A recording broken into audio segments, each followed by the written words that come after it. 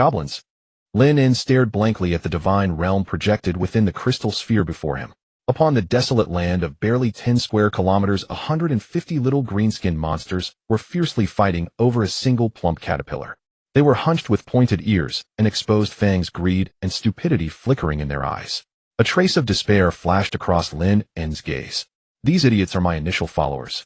Wait, where are the promised dragons? At least an angel would have, at worst, even elves would have been acceptable. Goblins, what kind of sick joke is this? Could these little things even withstand a single punch from me?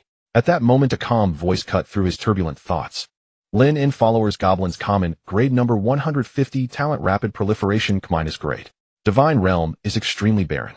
Overall rating E+ grade. Next Zhang Hao. Beside him Minter Chun recorded the information on his tablet, then gestured for Lynn to step aside. There was no encouragement, no consolation, not even a second glance for Lynn. As a veteran teacher of many years, he had already witnessed too many students whose Tao hearts were shattered. At such a moment, any comforting words would seem especially hollow. In the hall a few whispers rose, but they quickly died down. There was no ridicule, no gasp of astonishment. Nor did any rich second-generation or divine scion jump out to roar that he should kneel and beg for mercy, or else they would crush his divine realm. There was only a plain matter-of-fact sense of, just as expected. After all, he was merely an ordinary child from a civilian family. Awakening a common-grade follower race was perfectly reasonable. No matter how outstanding his academic scores were, it made no difference. This kind of thing depends on fate. Lynn stepped down from the awakening platform, his expression unusually dazed. Angry? Not quite. Humiliated? Not exactly either. What he felt was only an immense sense of loss and disappointment. 2 years of anticipation, effort, and wild fantasies had yielded nothing but the most ordinary goblins. Yes, he was a transmigrator, and it had already been 2 years since he came to this world. He remembered that rainy night the original 16-year-old body's consciousness faded into feverish darkness as his mother carried him on her back hurrying toward the hospital. When he next awoke, the soul within that body had been replaced by the current Lynn. After the initial terror and unease, what followed was overwhelming excitement. This was a world where everyone had the chance to become a god. Technology and the supernatural intertwined, deities walked side by side with mortals. Here anything was possible. So long as there was a trace of divine bloodline flowing through your veins at the age of 18, you could undergo the unified awakening ritual and become a preparatory deity with a small inner world. You would awaken your own exclusive inner divine realm followers and innate talents. Then, you would develop your realm, nurture your followers, establish faith, ignite divine fire, condense your godhead, and ascend as a true deity. Of course, war was inevitable. Through special methods, inner divine realms could be connected to myriad worlds, allowing their masters to invade alien races and plunder resources. Titans, dragons, angels, demons, elves, beast men. It was an opportunity, but also a dire crisis. In the main world, countless god lords had their divine realm cores shattered by alien invaders and fell back into mortality. The strength of a god lord was closely bound to their own core follower race. A powerful initial follower race could make the road to godhood far smoother. Yet Lynn had awakened nothing but frail goblins. These things were only slightly stronger than locusts, ants, or chickens and ducks. Undeniably a sewer-dwelling race. Their only real advantage might be that these little greenskins were humanoids, so they could at least be more efficient when going to other people's divine realms to work. Over the past 2 years, he had studied day and night divine realm ecology, follower cultivation, faith-based economics, fundamentals of god-demon battlefields, and so on. In every theoretical exam, he ranked among the top 3 in the grade. After school, he washed dishes in a restaurant, and on weekends he passed out flyers, all to lessen his mother's burden. As for his father, he had long since died in some mine shaft. Over these 2 years, Lynn had imagined countless times what powerful race he might one day awaken. And in the end, this was it. Was he transmigrated here just for a joke? No matter how unwilling he felt inside, Lynn could only silently return to the line and watch his classmates awaken one after another. Shinkai followers, human guards, standard grade number 100, talent intelligence enhancement D grade. Rating D grade. Zhang Hao followers, forest wolves, standard grade number 100, talent pack tactics C grade. Rating Li Weiwei followers, flower spirits, excellent, grade number 40, talent song of life A grade. Rating plus grade. Wang Mingyu followers, orc warriors, elite, grade number 70, talent strength enhancement C grade. Bloodline ranks, inferior grade, common grade, standard grade, elite grade, excellent grade, transcendent grade, epic grade. Li Weiwei's plus rating caused a small commotion. Excellent grade flower spirits paired with a powerful A grade talent meant her future achievements would undoubtedly be extraordinary. As one classmate after another completed their awakening, the scene grew livelier, and people took turns boasting about their powerful followers. Lynn remained silently withdrawn. The surrounding bustle had nothing to do with him. He closed his eyes and sank his consciousness into his own divine realm, the clamor around him gradually receding. Darkness enveloped him, and then a single point of light emerged. A strange expanse slowly unfolded before his eyes. His divine realm was 10 square kilometers in size, about the equivalent of 2 large parks. The environment of the realm was far from ideal. The soil was extremely barren, mostly wasteland and scattered rocks, with only a sparse patch of woodland and a single muddy stream. 150 goblins were scouring that lone patch of woodland for anything remotely edible. Lynn's perspective could be controlled as if in a game. He pulled the view closer, and his brow furrowed slightly. These goblins were particularly hideous, on average only 1 meter 20 tall, with dark green skin, large noses, and pointed ears. Some were missing teeth, others limped with crippled legs. Some lay on the ground, gnawing on grass, some sprawled out sunbathing, and others were brawling fiercely over a single tiny insect. As Lynn's consciousness swept across them, basic information surfaced before him. Followers: goblins, common grade. Number 150 males, 140 females, 10. Average tier 0, ordinary creatures. Lifespan 3,040 years, natural conditions. Reproduction rate: female goblins bear 35 offspring per pregnancy, gestation 4 months, maturity 6 months. Traits: greedy, cowardly, bullying the few, with the many, strong reproductive drive, no reproductive isolation, males. Classic cannon fodder race. Other people's followers boasted traits like swiftness, might, or tremendous strength, whereas these fellows were greedy and timid, with nothing but excessive lust to recommend them. Only the trait of bullying the few with the many was barely acceptable, boosting morale and attack power when they outnumbered the enemy. As for lack of reproductive isolation, that was a hallmark of male goblins, and one of the chief reasons their race was notorious. Another race that possessed this trait was the mighty dragon clan. But to give such a trait to goblins, what were these weak goblins supposed to conquer other races with that proverbial matchstick of theirs? At the slightest bit of force from the other side, they would probably snap in two. Lynn sighed and opened his own attribute panel, wanting to see what exactly this rapid proliferation talent could do. If he happened to draw a truly powerful talent, he might yet defy the heavens and change his fate. With a single thought, a translucent status screen appeared before his eyes. Personal panel. Name: Lynn. Level: divine being. Divine fire not ignited. Godhead none. Divinity 1 point. Divine power 0 points. Divine realm area 10 square kilometers. Followers: goblins 150. Faith value 150 day from 150 devout goblin believers. Talents. 1. Rapid proliferation. Your followers' breeding cycle is shortened, gestation time reduced by 50, and juvenile maturation time reduced by 50. 2. Many children, much fortune. Unique talent. Bound followers: goblins. When your goblin followers and their descendants reproduce, you will receive random rewards. The higher the tier of the foreign race they breed with, the more generous the rewards. Lynn's heart lurched violently. Multiple offspring, greater blessings. A unique innate talent. He read the words 3 times over before finally confirming it was no hallucination. Most people possessed only a single talent, yet he had 2. The divine domain resonance crystal used in the awakening ceremony could also detect talents. It must have only picked up quick proliferation back, then otherwise the instructor would never have failed to mention this unique gift. This multiple offspring, greater blessings, had clearly exceeded the crystal's detection range. Was this the golden cheat granted by his transmigration? As expected, Mother Earth still favored him. A dramatic curve tugged at the corner of Lynn's lips. Quick proliferation together with multiple offspring, greater blessings. Rewards for breeding then. Now that was interesting. Having figured out his golden cheat, Lynn could hardly wait to test its effects. The introduction only stated that reproduction would be rewarded, yet said nothing about what the specific rewards would be. However, wasn't the gender ratio of his followers a bit too skewed toward males? 150 goblins, and only 10 of them were female. He had learned from the Encyclopedia of Myriad Races that goblins had a severe gender imbalance, but this ratio was still far too extreme. For his multiple offspring, greater blessings, what he really needed were females to bear offspring. The males merely needed to sow their seed. There was simply no use for so many of them. If the gender ratio were reversed, Lynn would have been overjoyed. As things stood, relying on just 10 females would hardly suffice. Between the main world and the divine domain, there was a basic 10-fold time difference. 1 day in the main world equaled 10 days in the divine domain. This disparity could be altered by loading domain acceleration cards. A goblin's pregnancy lasted 4 months, with his talent having that 2 months remained, equivalent to 6 days in the real world. TSK. It seemed he still had to introduce some foreign species. Otherwise, depending solely on these 10 goblins, when would he ever become a god king? Later, he could load a follower card with a high female ratio into his domain. After all, goblins had no reproductive isolation. They could breed with practically anything. The problem was that ordinary follower cards were far from cheap, and he was currently penniless. Even if he dismantled himself and sold off every part, he likely still could not afford one. Clicking his tongue, Lynn decided to first test how effective this golden sheet actually was. If the breeding rewards proved generous, he might be able to earn a fortune through them, then purchase heterogeneous follower cards to continue proliferating, forming a virtuous cycle. It was daytime at the moment, and the goblins were busy filling their stomachs, not engaging in mating behavior. Lynn currently had no faith points, and thus could not issue an oracle commanding them to mate. He could only wait for the faith to arrive, or for them to copulate on their own.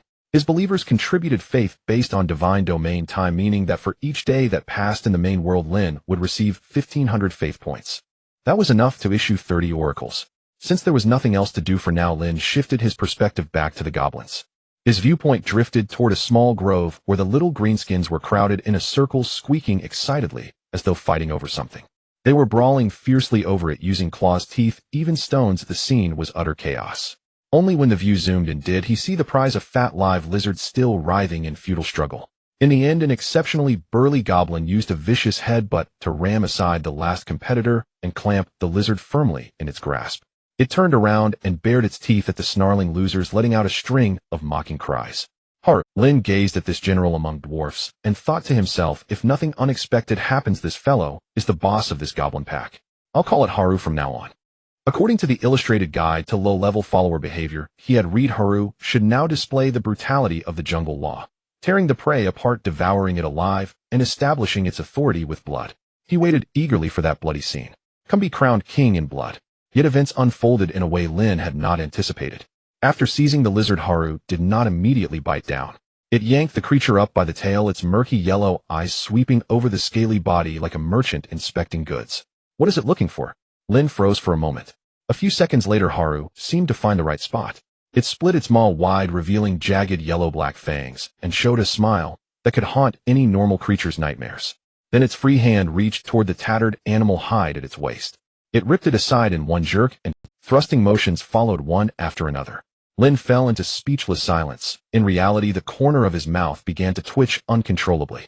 Seriously, are you that desperate? Where are the female goblins in your tribe?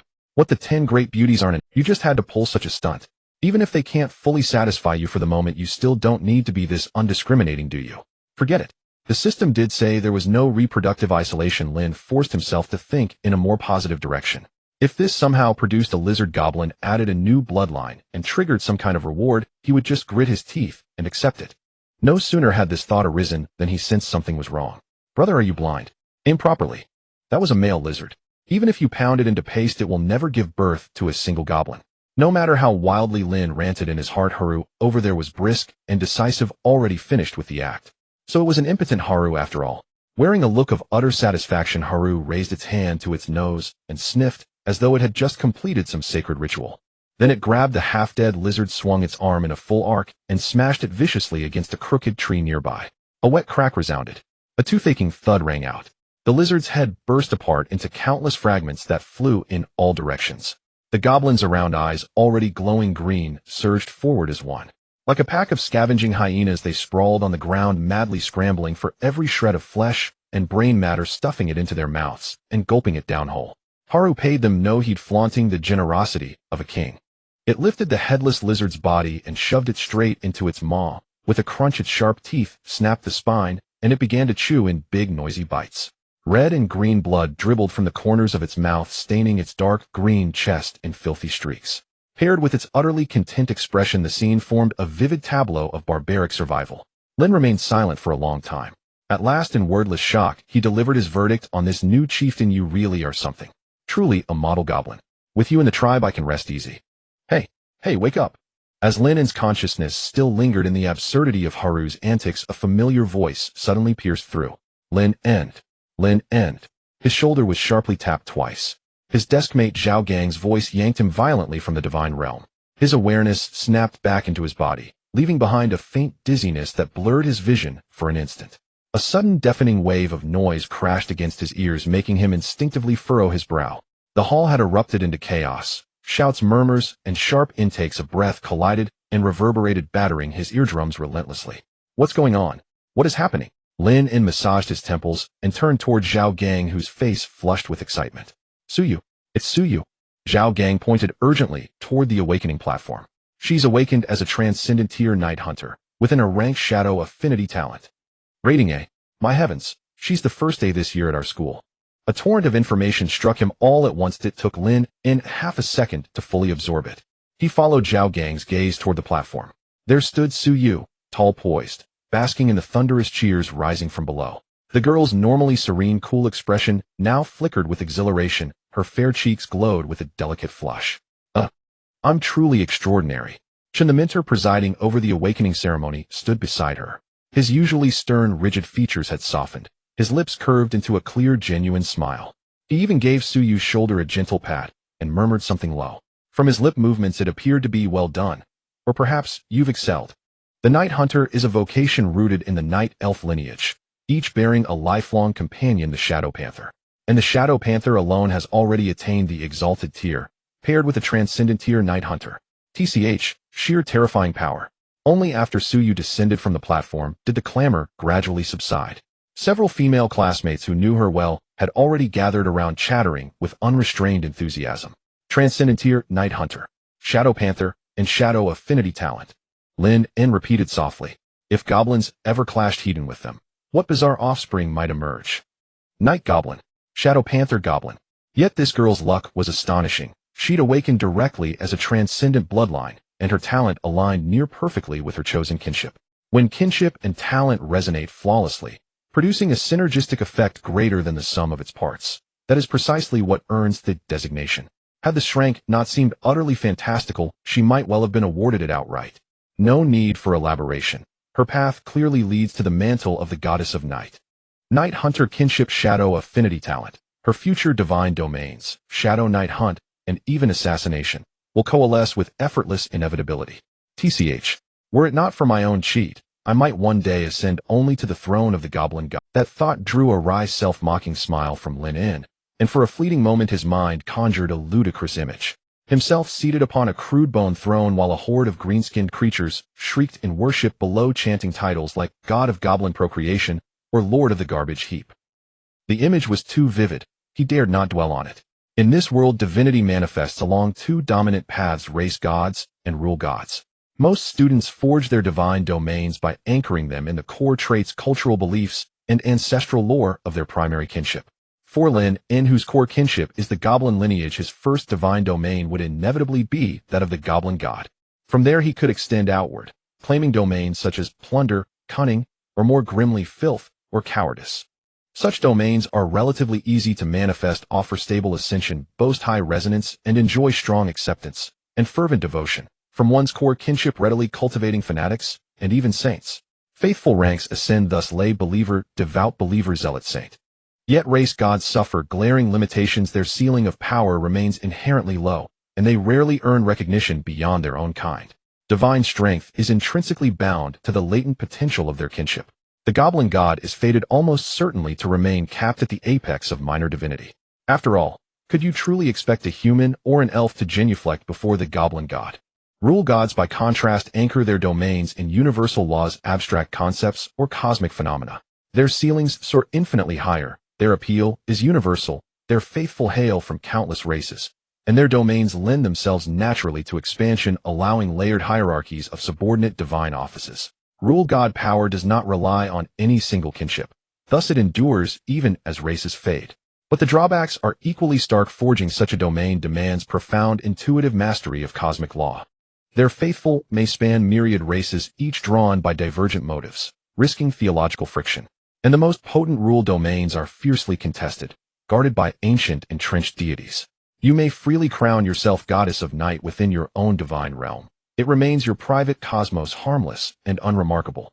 But should you dare covet the primordial seat of the goddess of night across the 10,000 realms, you must first measure your strength against those ageless gods. Without overwhelming might you risk not ascension, but dissolution into their essence.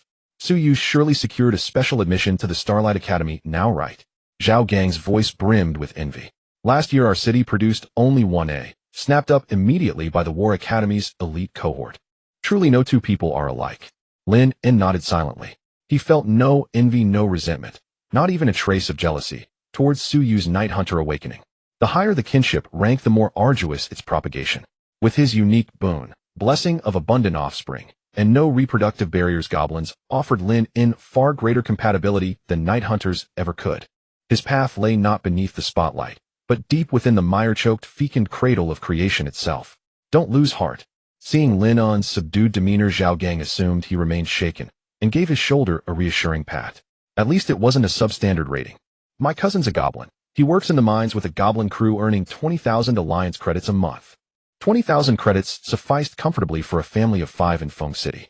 His mother earned 3,000 per month at the textile mill. He earned 1,500 washing dishes, totaling 4,500. Their life was tight, frugal, strained. By that measure, 20,000 credits indeed qualified as a good job. Yet, for a sovereign deity, that sum was laughably meager. Even a single commoner white card commanded far more. What he sought was transcendence, breaking the chains of class, rewriting fate itself. What he craved was transcendent power, so immense, so awe-inspiring it would shake the foundations of the world.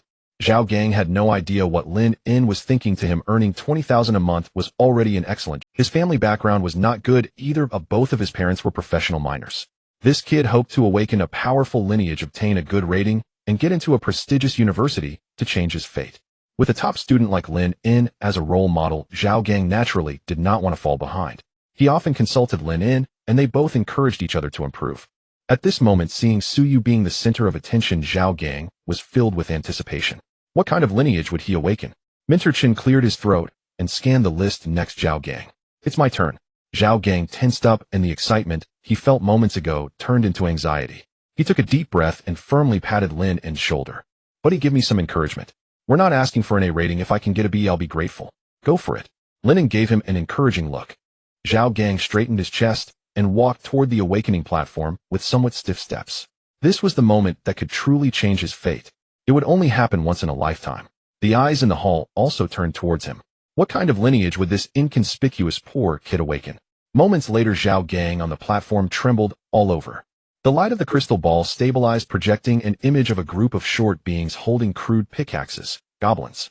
Minter Chen's calm voice sounded. Zhao Gang lineage, goblin, common type, quantity 150, talent, earth digging, instinct D, grade, rating E grade. Zhao Gang's face turned pale instantly, his straight back hunched over, and he walked down the platform with unsteady steps. Hey! A sudden mocking laugh came from the right side of the crowd. It was a follower of Wang Mingyu, a boy who had awakened as a prairie wolf. He deliberately raised his voice, unmasking his ridicule. What did I say? Hey, a miner's family produces a little miner. How reasonable, so fucking reasonable. This statement triggered a wave of laughter, and many began to whisper. Isn't it true? His dad is a miner from Blackstone Mining. This is indeed a match for his profession. Goblins are born miners. Combined with his earth-digging instinct talent, he might become quite the mining expert, and right, he can serve as my subordinate god in the future. When I become the main god, I'll make him the god of geology and mining. The mocking and whispering made Zhao Gang bury his head even lower. He was powerless to refute. From today onward, they were two different classes of people. Lin In watched Zhao Gang's hunched figure approach him, his body marked with the words resignation. He frowned, his gaze sweeping over the laughing crowd, especially the unabashed superiority on the face. Although an ordinary rating is not impressive, there are still quite a few people who awaken at this level, which is common in the academy. When Lin In awakened, no one mocked him for it. However, Zhao Gang's parents were also miners, and everyone knew this, which made him a target for ridicule. In this world where class began to solidify, one awakening was enough to define the future trajectory. The core lineage awakened initially has full loyalty, high purity of faith, more stable belief, and fact. Thus, unless the core lineage awakened is too poor and lacks cultivation value, most people would choose to prioritize cultivating the core lineage.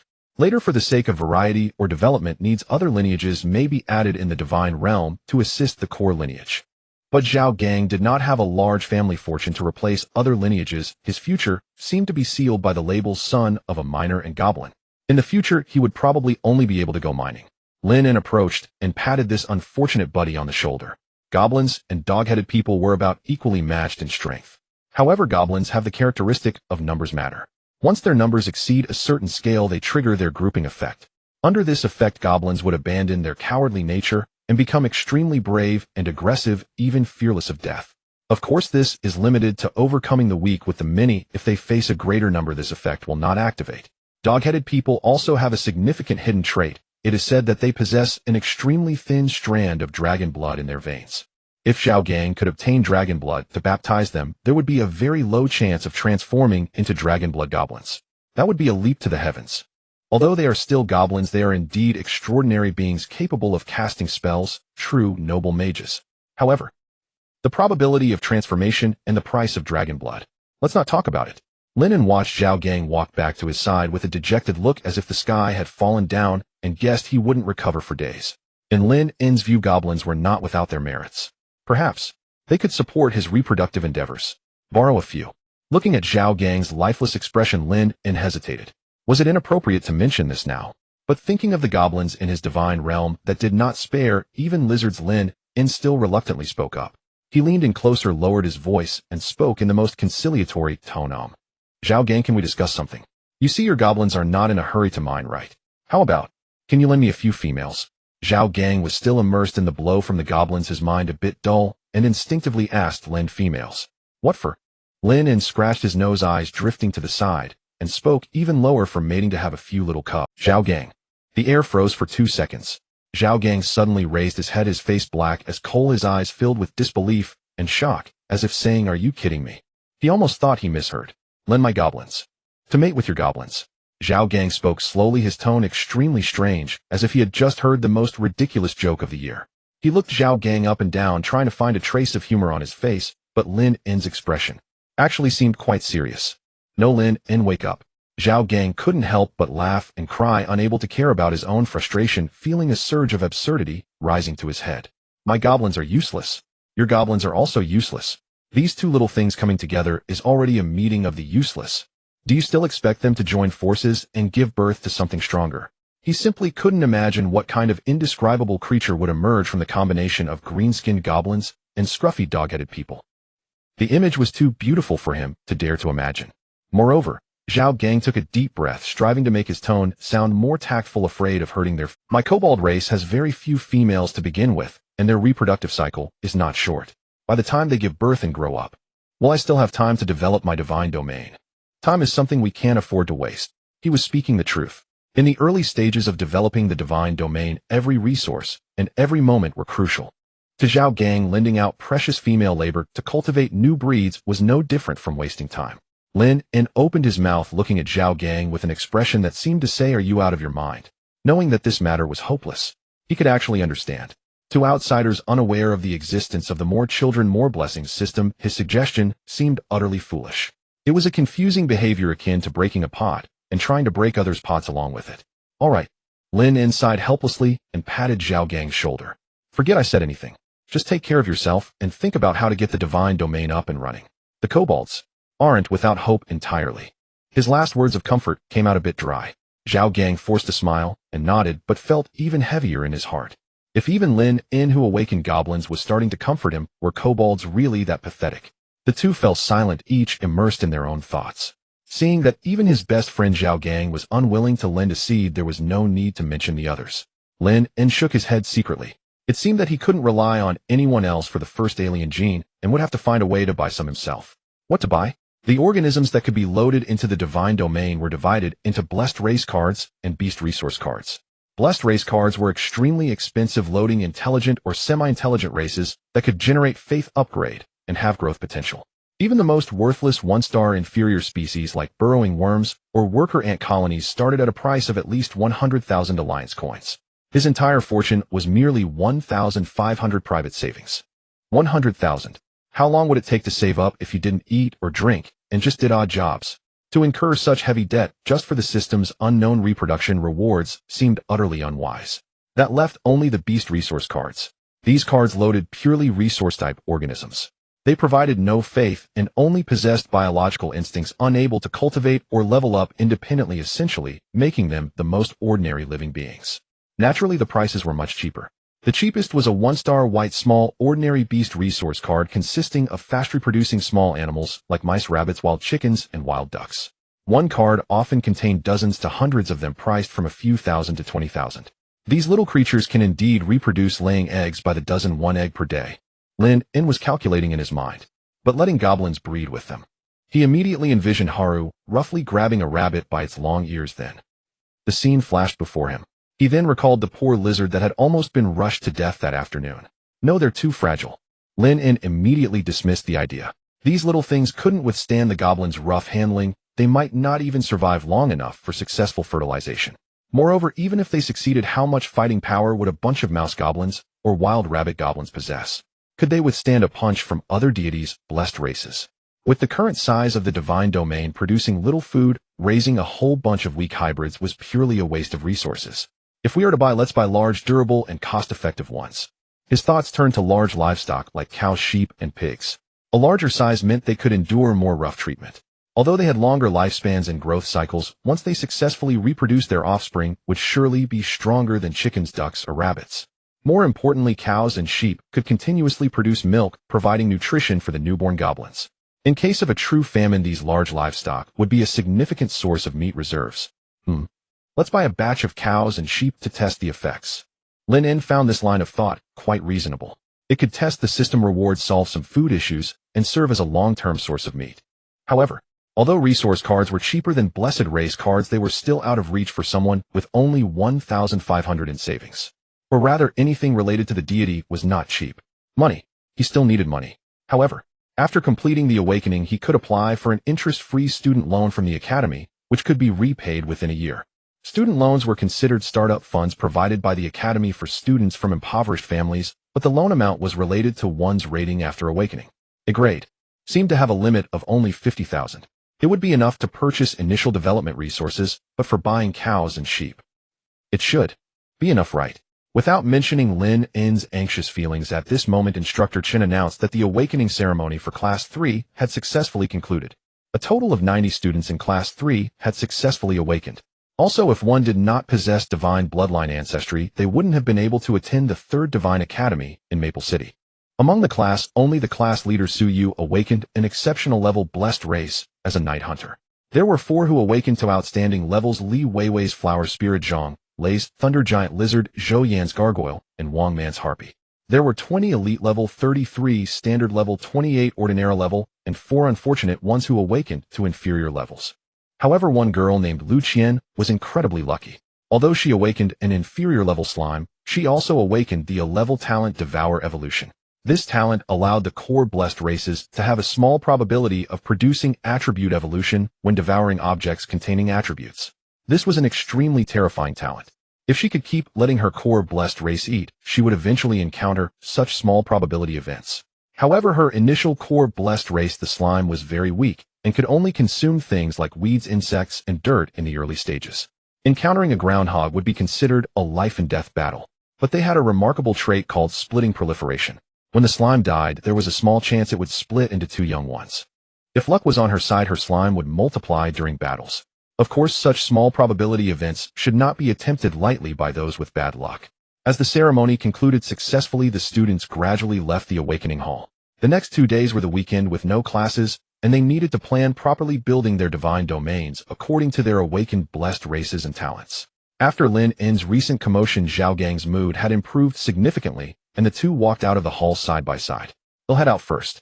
They'll check the card market in the afternoon. There should be discounted basic white cards available then. As they exited the academy gate, Zhao Gang said goodbye and turned to leave. Lynn hopped on his second-hand bicycle and pedaled off in another direction. In this era, bicycles were considered rare. Other students had either floating cars or hovering skateboards or motorcycles, and at the very least they had electric bikes. Only he was riding that old bicycle which often had chain problems, pedaling along towards home. Across from the school gate, a luxurious floating car was parked, and Wang Mingyu was getting on with several classmates, likely heading out to celebrate. Before the car door closed, Wang Mingyu seemed to glance at him, his gaze indifferent, as if looking at a small Indeed, how could he, an ordinary student, without family background, talent, or favor from the campus beauty, attract the attention of these rich second-generation students? Although Wang Mingyu only awakened as an elite-level half-orc warrior with such a massive family fortune backing him, he would likely grow faster than those with outstanding levels. Family background can sometimes smooth over some of the gaps in talent. Lynn turned around, heading in the direction of home. Fortunately, he had an external advantage, otherwise he would be looking for a mine to work at right now.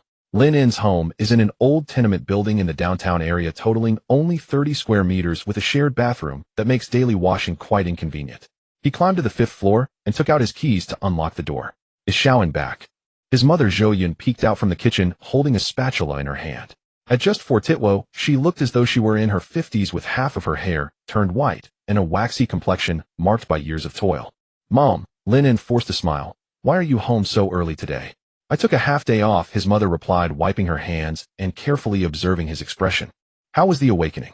There was both anticipation and tension in her eyes. She hoped her son would achieve something, yet feared his disappointment, and even more so that she wouldn't know how to comfort him. Lynn spoke lightly. Just an ordinary goblin of rank. The kitchen fell silent for a moment. A flicker of heartache crossed his mother's eyes, but it was quickly masked.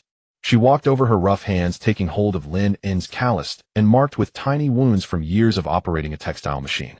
Ordinary is still good safe, his mother said softly. Your father awakened as a half-beast when he was young, and what happened? The divine realm was breached, and his life was ruined.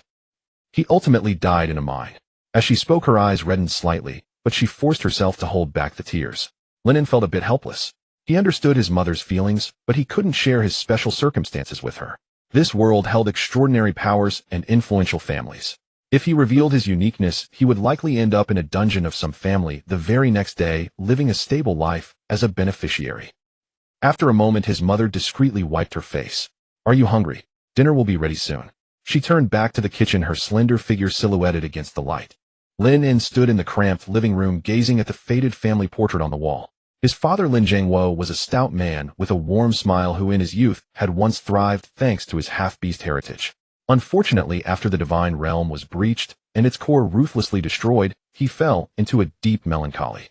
Only with his mother's comfort did he eventually regain his spirits, and together they forged a life resulting in Lynn's birth. The divine bloodline within Lynn was inherited from his father, while his mother was merely an ordinary person. Later, in order to support the family, his father had to venture to other planets to work in the mines.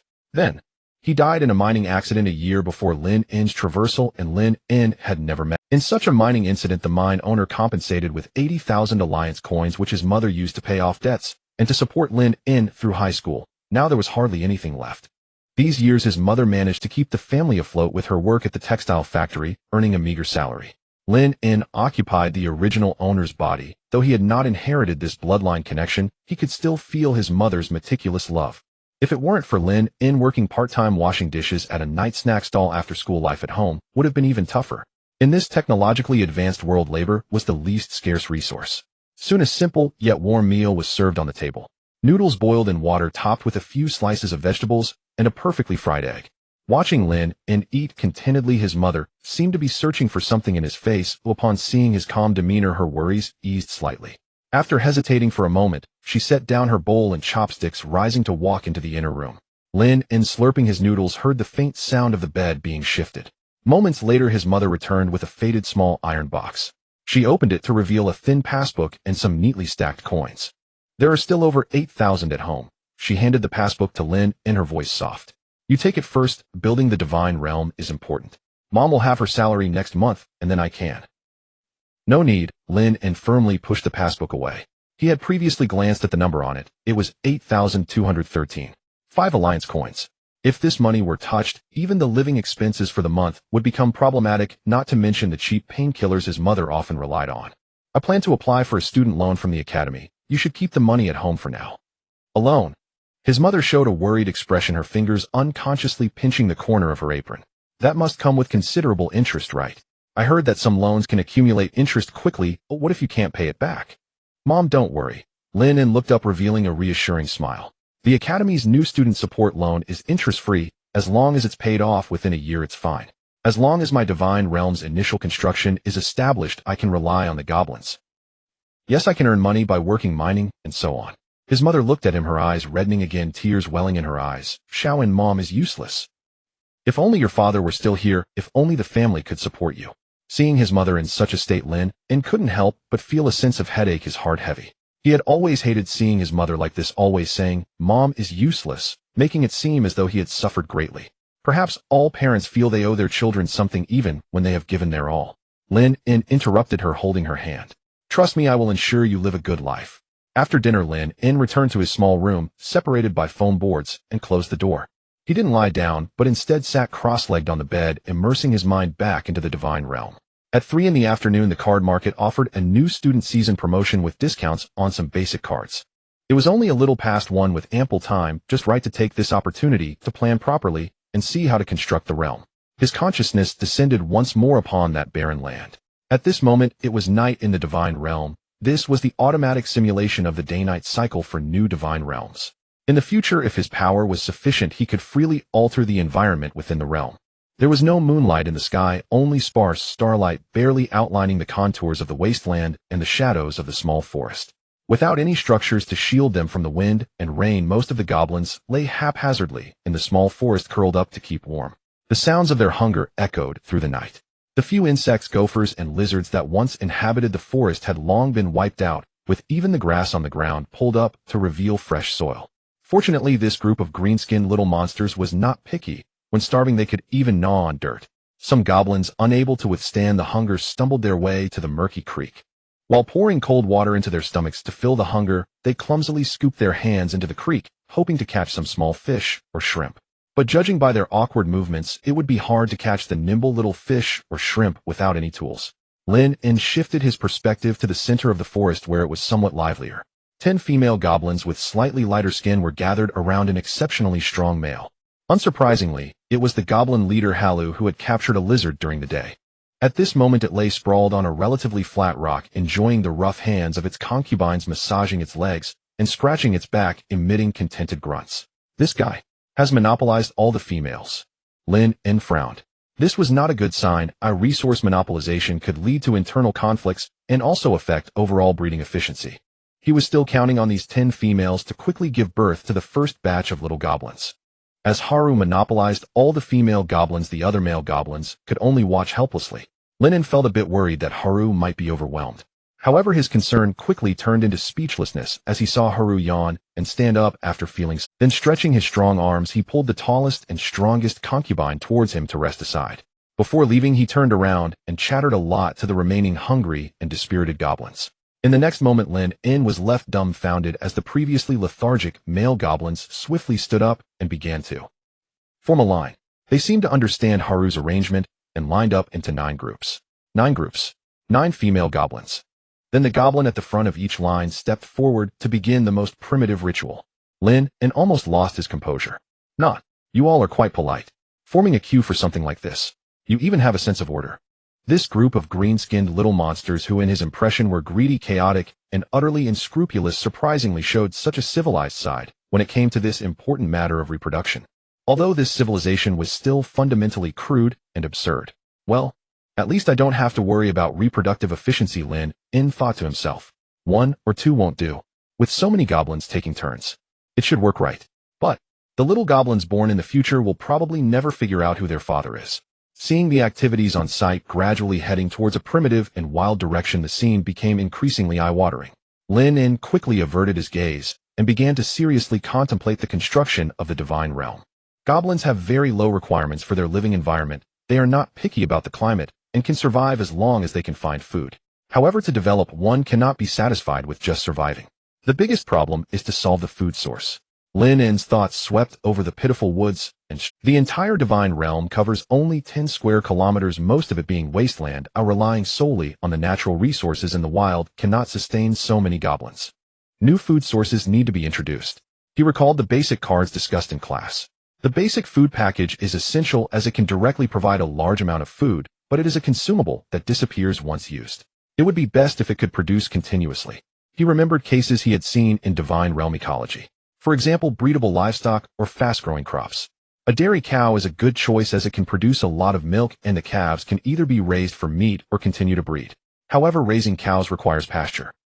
Is there enough grass in the divine realm? Lynn looked around this divine realm. Although the grass was not very lush, there was still a considerable amount of weeds and shrubs. However, once enough faith is accumulated, he could use faith to cast divine arts to summon spiritual rain to improve the environment of the divine realm. I can't let the goblins ruin the grassland. I should have them scatter grass seeds over the wasteland, improving it, while raising more dairy cows. Then purchase a basic crop seed package to plant on relatively fertile land to meet the daily survival needs of the goblins. Next is the most basic shelter. Although goblins are durable, long-term exposure will increase the incidence of disease and mortality, affecting morale and reproduction. The blueprint for a simple shack must be bought, allowing them to gather wood to build houses. This type of architectural blueprint is not just an ordinary shelter. It has some attribute bonuses that can enhance the survival capabilities of the goblins, so it cannot be skimped on. Tools. Weapons are not urgent for now, but at least there should be some stone axes and stone hoes to improve gathering and building efficiency. Then I need to purchase a simple tool kit. Thinking about it this way, the 500 Alliance coins from the loan may not be enough. We'll see when I get there. I hope the discounts this afternoon are substantial, otherwise I'll have to think of other solutions. After finishing his thoughts, Lynn exited the divine realm, opened his eyes, and checked the time. It was 2:20 p.m., it was time to set off. The small room had no windows and felt a bit stuffy.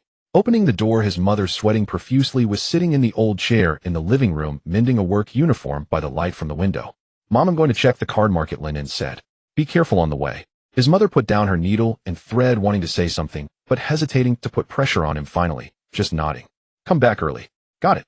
Lynn picked up the school uniform jacket from Fengsheng No. 3 High School at the door, adjusted the collar, and walked out of the apartment building. The afternoon sun was still somewhat scorching. To save $2 on bus fare, Lynn climbed onto that antique bicycle again and rode towards the new district card trading center. Fortunately, the distance wasn't far. Half an hour later, he finally arrived. Wiping the fine sweat from his forehead, he carefully locked his beloved bike to a nearby advertising pole and let out a sigh of relief. Looking up at the trading center, various holographic billboards flickered with enticing lights. New student special. 20 off 13-star basic cards. Free white resource card with card purchases over 30000. Limited time offer.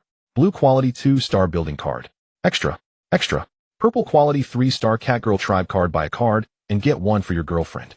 The trading center was very crowded, with shops lining both sides and stalls filling the center. Lynn walked through the noisy crowd, his gaze sweeping over the stalls and card projections displayed in shop. Each card emitted different colors of soft light representing its rarity, while the number of stars in the corner of the card clearly indicated its star level. 1-star white basic food package, original price $5,000, discounted to $4,000. 1-star green small tool set, iron axe 20, iron hoe 20, original price $12,000, discounted to $9,600. 2-star blue quickgrass seeds, main material for refining quick potion planting, reduces maturation time by 20, original price $50,000, discounted to still unaffordable. 1-star purple active soil, small piece, continuously improves land fertility, original price $80,000, exorbitant. Lynn looked at those cards, glowing blue-purple and occasionally flashing with hints of gold, feeling a dryness in his throat. He knew that those high-quality cards would certainly far exceed the effects of white basic cards. Perhaps one card could solve many initial problems. But the long string of zeros on the price tags doused any unrealistic fantasies. He had like a bucket of cold water. Those were toys for the wealthy. A poor kid like him could only look. Forget it, let's stick to the plan. Lynn took a deep breath and began to search for the targets on his list in the promotion area. Lynn's gaze swiftly swept across the market, calculating in his mind as he compared the prices of each vendor. With limited funds, he had to accomplish the most with the least amount of money. The promotion area was bustling with people. Many new students were selecting their favorite cards. Lynn also noticed several classmates from modest backgrounds squeezing into the crowd merely to purchase an inexpensive card. As for those from affluent families, they had long prepared a full set of high-quality cards and looked down upon these discounted ones. Lynn squeezed into the promotional area, his eyes falling on the target cards as he began to select.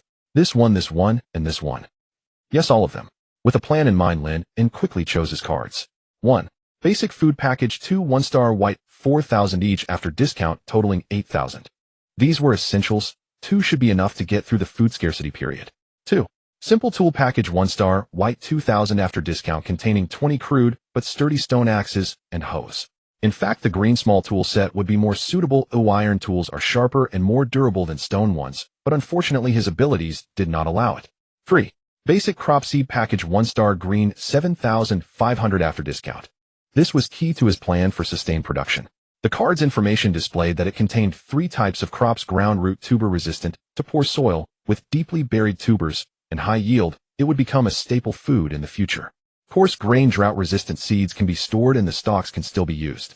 Vine vegetable, short growth cycle, climbing growth, occupying little land, can quickly provide green leaves. This green card was significantly more expensive than the white seed package, but it offered 2 additional types of crops along with a slight boost in yield and survival rate, making it more cost-effective in the long run. 4. Pregnant cow herd, 21-star white, 20 pregnant cows, $24,000 after discount, a major expense, but a necessary one. Cows would be the source of milk, meat, and labor in the future, and it wouldn't take long before they would double to 40, it was an incredibly worthwhile investment. 5. Rudimentary Shelter Blueprint 1 star, white 2,400 after discount. It would shield from wind and rain, reduce the probability of illness, and improve breeding probability and resting efficiency. The blueprint's inherent simple stability attribute would also make the structure more durable, reducing maintenance costs. 6. Multiplying Fruit Tree Seedlings, 5 1 star, green 9,000 after discount. The fruits can satiate hunger and slightly enhance reproductive desire and pregnancy chances, as well as slightly accelerate the growth of offspring. This matched perfectly with his talent, making it worth the extra cost. Let's calculate the total price, Lynn said to the busy vendor. The vendor was a chubby, middle-aged man, quickly pressing buttons on the calculator, and soon provided the total. 52900 Alliance coins. Young man, let's make it an even 52,500. 52,500. This number tightened Lynn's heart. His loan limit was 50,000, and with his personal savings of 1,500, he only had 51,500, leaving him short by a full 1,000. Can it be a bit cheaper? How about 51,500? That's all I have. Lynn's voice was somewhat awkward. Oh dear, young man, that's already the promotional price. The vendor rubbed his hands together. How about you look at something else? Lynn hesitated slightly, preparing to remove one basic food package. Let the goblins eat a bit more dirt for a few days. He reached into his school uniform pocket, preparing to take out his student ID to apply for the loan. His hand reached deep into the pocket, his fingertips first brushing against the hard cover of the student ID, then touching a thick stack of bills. Lynn was stunned for a moment and instinctively pulled out the stack of money. Aside from the dozen or so bills he had saved, there was also a thick wad. 10 5,100. There were both small denominations and larger bills, even a few 1 yuan notes neatly smoothed out and tucked in the middle. Lynn's fingers suddenly stiffened. Standing in the noisy market surrounded by a cacophony of voices, he felt as if the world had suddenly fallen silent. He slowly counted the stack: 100, 200, 500. 1,000, 2,000. In the end, he 8,672. Lynn stared blankly at the money in his hand, then suddenly looked up towards his home. 8,672. The 8,213. 5 Alliance coins from that passbook, plus all the change his mother could possibly have on hand, even including the cash she originally intended to use for buying rice and vegetables. No wonder his mother was sweating profusely when she left, as she must have snuck out to withdraw money while he was engrossed in the divine realm. And then stuffed it all into his school uniform pocket. But it could have been 8,000 or 8,500, yet it was precisely 8,672. His mother could have left some behind, even a few hundred for living expenses. But now it was 8,672. This precise amount down to the last digit pierced deeply into Lynn's softest spot in his heart. It represented the family's savings. That iron box had been completely emptied. This month his mother would probably have to weigh every penny, even for the cheapest vegetables. Hey, young man, do you still want these cards? The chubby vendor noticed Lynn standing at the stall in a daze, holding a stack of bills, and couldn't help. Lynn was silent for a few seconds, then counted out exactly enough from the stack along with his student ID and handed them to the vendor. A loan of 50,000 plus this cash, and also add 1 pack of basic healing herb seeds. Survival can't rely solely on food. Injuries and illnesses are the biggest non-combat losses. This pack of seeds cost 4,000 after discount, bringing the total to 56,500. After the vendor took the bills and student ID, he pulled out a device to scan the ID and then turned to Lynn. Now blink and open your mouth. Yes, and shake your head. With a beep, the loan was successfully processed, and Lynn had taken on a massive debt. The vendor efficiently completed the paperwork, sealing several physical card crystals into a small bag and handing it to Lynn. All set, keep the cards safe. Lynn tightly grasped the small bag and the remaining 3,672 coins in his pocket, feeling the weight of it all. He did not linger and quickly left the bustling market. Though he had enough to buy a basic card, he was not planning to spend any more. The essentials were already taken care of, and he should save some for living expenses. Goblins need to eat, and so do we. When he returned home, his mother was still mending that seemingly never-ending work uniform. Back already? That was quick. His mother looked up, her face showing a weary yet gentle smile. Yes, all bought. Lynn tried to keep his voice light. Seizing the moment when his mother looked down to thread the needle, he swiftly walked into the inner room, carefully took out the remaining money from his pocket, and gently tucked it back into the small iron box under the bed, pushing it back into place. Mom, I'm going to tidy up in the room. He called out to her from outside. All right, dinner will be ready soon. Lynn closed the little room's door and leaned his back against it, drawing several deep breaths. He sat on the bed, sank his consciousness into the divine domain, and activated the loading permissions for all the cards. He left 1 basic food pack unloaded. There is no refrigerator in the divine domain, too much food will rot. He can load it when it is needed. Other items from the real world could not be sent into the divine domain. Only these cards imbued with strange power could be loaded there. In the barren divine domain, shafts of light descended in succession. Heaps of food appeared at the edge of the clearing, causing a small commotion among the goblins until Haru barely managed to hush them. Tools spilled across the ground. Curious goblins picked up stone axes and hoes and brandished them. A packet of seeds radiating vitality fell on a damp patch by the stream. 20 black and white dairy cattle materialized bewildered upon the largest scrubland, eliciting a chorus of moos and greedy stares from the goblins. The knowledge of building crude shelters poured into each goblin's mind. 5 saplings haloed with a faint green glow were planted along the edge of the small grove. A packet of medicinal herb seeds was sown beside a shaded rock. Loading complete. Lynn felt the load on the divine domain increase noticeably. With his current strength, he could load only about 10 one-star white cards at most at a time. This time, he loaded 5 white cards and 2 green cards at once, essentially reaching the divine domain's limit. He would have to let them digest slowly before he could continue loading. Once loading finished, Lynn did not delay, fearing those foolish little green skins would gobble everything up. He concentrated his awareness and spent 50 accumulated faith points to issue a divine edict. A solemn, unchallengeable decree detonated in the minds of all the goblins. Lowly green-skinned vermin, lift your heads, and behold your one sovereign. Because of the heaven-sent gifts, the frenzied goblins fell silent and looked up in reverent awe. High above, a pitch-black demon sat upon a throne carved from obsidian. The demon was towering as a mountain, exuding a fearsome aura. Its enormous frame was exaggeratedly muscular, skin the color of blackened crimson, as if darkness and blood had coagulated into flesh. This was the image Lynn had meticulously prepared to manifest divinity before the crowd. How to describe it?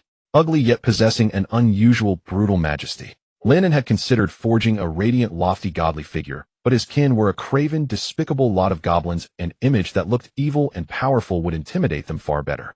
If he had appeared as a sweet goddess, these goblins would not bow in fear. They would hatch lascivious schemes. This god is so vigorous he'll trap it and bear its offspring.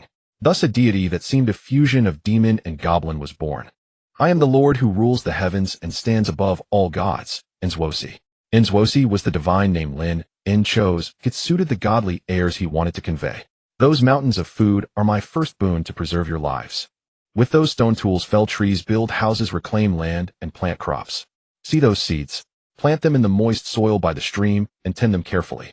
They are your hope to avoid hunger in the days to come. Whoever tramples them shall never eat again. Those great beasts, dairy cattle, are sacred livestock of milk. Their milk will nourish the young. Anyone who dares harm or steal shall feel my thunder and be charred to cinders. When they bear offspring, you may seek to befriend them and breed a stronger mixed lineage folk.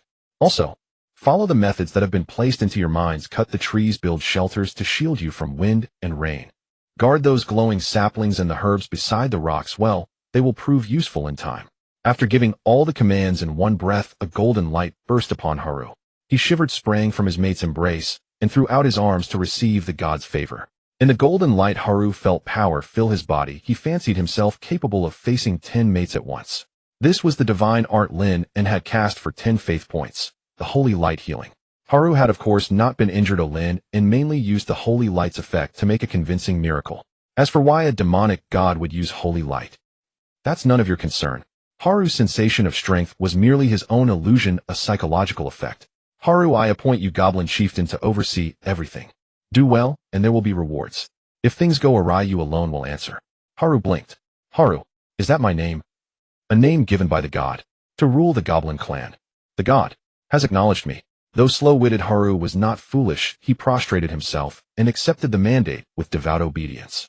Lynn had also gained his first fanatic believer. Haru's daily faith contribution leaped from 1 point to 10, a tenfold increase. Frankly, assigning menial tasks while masquerading as the god of gods was a blow to dignity. But when traveling identity is what you claim for yourself, if you cannot boast, how will you cow these despicable little green skins? Moreover, god of gods sounded loftier than goblin god. When the kin diversified, it would be easier to command believers. With all instructions given, Lynn's figure gradually faded and the sky calmed. Haru lay on the ground for a long while. As seeing no further sign from the deity, he tilted his head and peered upward. Seeing the god was gone, he breathed a heavy sigh and clambered to his feet. Thinking of the tasks just given, his eyes rolled, and he tore open his rasping throat to shout, preparing to assign duties. Yet with Haru's modest intelligence, arranging each goblin's work in detail was beyond him. If he could not do it himself, he would hand it to someone else. Haru's gaze swept across the tribe, and soon settled on one who appeared sharper than the others. You? Yes, you, Gaptooth. Haru pointed at the goblin, missing 2 front teeth. Gaptooth was slightly smaller than the average goblin, but those pea-like green eyes always glittered with a cunning at odds with this foolish race. Hearing Haru call him Gaptooth froze, then hurried over wearing a sycophantic grin. Hiss. Because he lacked the 2 central front teeth, Gaptooth always hissed when he spoke, producing a comical leaking sound. Exactly. I appoint you my second in command. Assign them tasks and keep them under watch. For farming, tree cutting, house building, and looking after those great beasts, dairy cattle. If anyone slacks off, you beat them. Do well, and I will reward you richly. The goblins do not grasp technical terms like farming and construction, but that was the meaning. At this, Gaptooth's yellowish eyes flashed with eagerness. Second in command. Then I must perform well. Perhaps I can rise even higher. After receiving the order, Yazi immediately puffed out his small chest and turned to shout at the other goblins, quickly immersing himself in the role. He divided the goblins into several teams, appointed a few temporary leaders, distributed tools, and designated planting and construction areas. He even sent 2 timid fellows to keep a distant watch over the cattle, forbidding the other goblins from approaching. Under this organizational model, the efficiency was much higher than if Haru were to do everything himself. Seeing this, Haru yawned contentedly, wrapped his arms around his beloved, and lay back on a relatively flat rock, continuing to enjoy the privileges of his leadership. With the divine decree weighing down and Yazi running errands, he felt that life had become much more comfortable. Indeed, he was an excellent leader. Lynn quietly observed all of this. Fortunately, his awakened kin were humanoid, capable of building constructions based on blueprints, otherwise he would have to purchase relatively expensive buildings directly. He could also purchase craftsman cards specifically for construction, which would be more cost-effective. Currently, there was not much Lynn could do, as he lacked sufficient resources and could only prioritize basic survival. Now he was just waiting for the first batch of goblins to be born to see what rewards the golden finger would bring, hoping it would allow him to defy fate. Before his consciousness withdrew, he took one last look at the green-skinned figures that had begun to work, as well as the 20 cows that were adapting to their new environment, calmly chewing on the sparse grass in the wasteland. Hopefully everything would go smoothly. Over the next 2 days, Lynn distributed flyers during the day and washed dishes at a night stall in the evening, while focusing all his thoughts on the divine realm, observing the changes within. In the reality of 2 days accelerated by 10 times in the divine realm, 20 days and nights quietly passed. During these 20 days, Lynn continuously spent the accumulated faith value, transforming it into a series of silent spiritual rains to improve the environment within the divine realm. The rain carried a faint life energy, seeping into the soil and nurturing the resilient roots of the potato sprouts, coarse grain seedlings, and climbing vines. In some rocky wastelands, tender green grass began to sprout. These spiritual rains, catalyzed by the power of faith, showed significant effects, with the growth rate of crops visibly surpassing their natural state, and patches of new green began to the wasteland. The only murky creek gradually became clearer under the nourishment of the spiritual rain, and the little fish and shrimp within became livelier. Meanwhile, the 20 pregnant cows completed their deliveries one after another. On the 18th day of divine realm time, the last calf's cry echoed, and the statistics brought Lynn a slight sense of relief. The 20 cows gave birth to a total of 21 calves, 6 males and 15 females, one set of twins.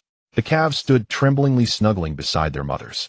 Looking at the 6 lively male calves, Lynn began to formulate a plan. For me right now, the bulls have little value besides providing beef in the future. I don't expect them to breed with the cows and continue producing calves. The time cost is too high. I'll castrate them later, wait for them to grow up, and then slaughter them in batches, which can supplement meat while alleviating the pressure on the pasture, concentrating resources on the cows that can continuously produce milk and breed. This is a pragmatic decision that a resource-poor lord of a divine realm must make. Meanwhile, changes within the tribe continued. Around the 10th day in the divine realm, the 10 female goblins began to show signs of pregnancy. This should have been a joyous occasion, but the ensuing actions left Lynn somewhat speechless. These green-skinned little creatures seemed completely oblivious to the concept of letting pregnant women rest. Knowing they were pregnant, they still eagerly began the next round of revelry. Fortunately, these pregnant women were sturdy enough. It was just the little goblins in their bellies that suffered, enduring various attacks every day. This almost instinctive practice of maximizing reproductive resources gave Lynn a more intuitive understanding of the survival philosophy of the goblin race. Only the strong can survive until the end. And the leader Haru had made quite a humorous blunder. He perhaps recalled the divine decree from that day and set his sights on the strongest cow, which had just given birth. On an evening when the sunset painted the sky, Haru rubbed his hands and sneaked into the herd. After selecting his target, he stood on a stone to elevate himself. Then, he attempted to climb onto the broad back of the cow. The outcome was predictable. The cow was startled, kicking back with its hind legs, sending the ambitious goblin leader flying several meters and landing in a comical heap, losing face in front of his little brothers. Enraged and humiliated, Haru jumped up shouting and directing several goblins nearby to rush forward. A few goblins managed to subdue the panicking cow. Only then did Haru, with the assistance of his little brothers, complete his rather symbolic conquest. Lynn, in whose consciousness hovered above, silently watched this absurd scene, tinged with a primitive conquest, beads of sweat forming on his forehead. If they can barely handle a cow, what will happen when they encounter high-level materials like dragons or demons? Won't these fools be unable to even approach? Will I have to step in personally to subdue them then? He shook his head, temporarily suppressing this headache-inducing issue. There will surely be a way when the time comes. If not, it'll just lower the divine punishment to knock them out. In the future, it might be necessary to train a deadly poison master to starve the captives for a couple of days, then feed them some enhanced food, leaving them no choice but to submit. Lynn had already devised 108 ways to handle captives in his mind. Over these 20 days, the gathered faith power had nearly been exhausted. Every time he gathered 100 points of faith power, Lynn would summon spiritual rain to improve the environment of the divine realm, and this miracle also brought a slight increase in faith. Whenever he performed the divine technique to summon spiritual rain, the goblins witnessing the miracle would provide additional faith value. It wasn't much, usually adding a dozen or 20 points. Under Huiyazi's supervision, the goblins occasionally slacked off, but the basic framework had already been set up. A simple yet sufficient shelter area began to take shape, and although the crop fields by the creek were crooked, they were filled to the brim. After giving birth, the cows were already able to produce milk normally. The clever Huiyazi found naturally hollow stones from the creek, and had his little brothers use harder stones to grind them, creating containers similar to stone bowls to hold the milk. The herd of cows was enclosed in a relatively lush area watched over by dedicated goblins who were also learning to milk them. Although their techniques were somewhat crude and clumsy, the amount of milk produced was still very limited. The entire divine realm, once a dead wasteland, finally began to show signs of becoming a bustling settlement. All life was growing and thriving according to its own rhythm. Lynn looked at the gradually swelling bellies of the cows and female goblins, his eyes filled with anticipation. "Come forth, my children. It's almost time. I can almost hear the system's gospel." As the two-day holiday came to an end, the morning of Monday saw Fengcheng's Third Divine Academy return to its usual bustle. Although the third-year students studied and attended classes as usual, their spirits were strikingly different from before. Within each person lies a world that is evolving. By the time Lynn got up to wash, his mother had already left. Breakfast remained simple, with steamed buns and rice porridge ready to be heated and consumed. With little time left before class, Lynn didn't bother heating his food. Instead, he quickly gulped down a large bowl of cold rice porridge and grabbed 2 buns as he rushed out the door. Pedaling furiously towards school, he only slowed down slightly at red lights to take a few bites of the buns. He worked part-time washing dishes every night, which made him sleep late. Thus, he always pressed the limits to get up and leave on time. He usually entered the classroom just as the class bell rang, and if he happened to encounter a slip-up, he would face a scolding from the instructor. There was no choice, but it was all for survival. In Class 3 of Year 3A, the air felt a bit more oppressive than usual. Even before the class bell rang, excited discussions had already begun to rise and fall. "My forest wolf hunted a demonic wild boar yesterday. The alpha wolf is about to break through to level 1. Zhang Hao's voice was particularly loud. Evidently, he had been putting in work over the past few days. However, his divine domain had unexpectedly given rise to a demonic creature, indicating that the natural environment within was quite favorable. "What does that count for?" Another boy who had awakened a rare-grade swamp crocodile chimed in. "I directly loaded a small blood pool environment card. Though it's only a 1-star blue card, my crocodiles soaked in it for a day, and their scales have thickened considerably." In the front row, Li Weiwei was surrounded by several girls, her voice soft, yet unmistakably filled with joy. "My flower spirits have been working hard, and have already nurtured a small garden producing the first drop of nectar. Although the quality isn't high, it feels fantastic." Sitting by the window, Suyu did not take part in the discussion and simply gazed quietly out the window. But no one could ignore her. As the owner of an A-grade extraordinary species, the Shadow Hunter, her very presence was a silent display of superiority. Occasionally, odd glances swept past her before quickly averting. Lin and Zhao Gang sat in the back of the classroom like 2 quiet lone wolves. Listening to his classmates boast, Lin felt a twinge of envy. The initial environments of these students' divine domains were far superior to his own, essentially ensuring their survival needs. Unlike himself, if he delayed loading food cards, by just a few days a considerable number of goblins would starve. At that moment Zhao Gang nudged Lin in and whispered, "I took out a loan to buy the simple underground cave blueprint and glimmering mushroom spores, allowing my goblins to slightly expand their living space. With this the housing and food issues are resolved, and I can practice mining ahead of time. If I can save up some money for a small iron mine later, I can produce raw materials myself. Although my divine domain is still chaotic, it at least resembles a nest now. What about your goblins?" "About the same," Lin replied tersely. "I bought some basic supplies, just finished setting up a shelter, raised a few cows, and planted some crops. My divine domain environment is too poor. I can only prioritize survival before pursuing anything else." Zhao Gang nodded in agreement. "Right, that's what I think too. Even if I do end up mining. I mean engaging in mineral extraction, I need to make my own nest comfortable first before I can go out to work." He tried to lighten the gravity of the future with a joke, but the smile was somewhat forced. The class bell rang, and the homeroom teacher Instructor Chen walked in with a tablet, instantly silencing the classroom. "In the past 2 days, I trust all of you divine lords have made significant renovations to your worlds." Instructor Chen adjusted his glasses, his tone flat, yet it made many students unconsciously sit up straighter. 2 years of accumulated authority had made the students well aware of his character. "Now connect with your divine domain. I will observe each one and provide basic guidance. Remember, my awareness is merely a projection and cannot interfere with your divine domains in any way, so don't expect me to offer you any benefits." He walked to the first student in the front row, lightly touched the student's forehead, and closed his eyes. After a moment, he opened his eyes. "The location of your habitat is unreasonable, too far from resource points, and the transportation costs exceed the benefits of gathering. Adjust it within today." The student's face flushed, and he hurriedly nodded. The checks proceeded quickly. Instructor Chen's comments were often incisive. "The wolf pack is overhunting, posing a risk of ecological chain collapse. Introduce some herbivore resource cards. The daytime resting area of the gargoyle has too much light, affecting its petrification recovery efficiency. Move it to a shaded area. The number of flower spirits is too few. Over-nurturing plants will deplete their essence. Pay attention to the rhythm. The mermen are amphibious, and the water area in the divine domain is too small, affecting future reproduction. Expand the water area." When it was Su Ye's turn, Instructor Chun lingered a little longer, a hint of barely detectable approval flashing in his eyes. "The cooperative training of the shadow hunter and the shadow leopard has already begun. You have a preliminary grasp of the shadow cloaking technique, and the creation of the shadow environment is well executed. Continue to solidify. Your development path is clear. Maintaining it will lead to commendable achievements." A chorus of low, envious sighs filled the classroom. While we are still struggling in the wilderness, they have already begun training advanced skills. When Instructor Chen reached Lin, his expression showed no change. Lin focused and opened the observation rights of his divine domain. A few seconds later, Instructor Chen withdrew his hand. "Basic survival facilities are complete with short-term and long-term food sources planned. Your approach is correct. However, the growth cycle of the cows is too long, and their milk production efficiency is not high. Treating them as meat is too extravagant. It would be better to plant more crops.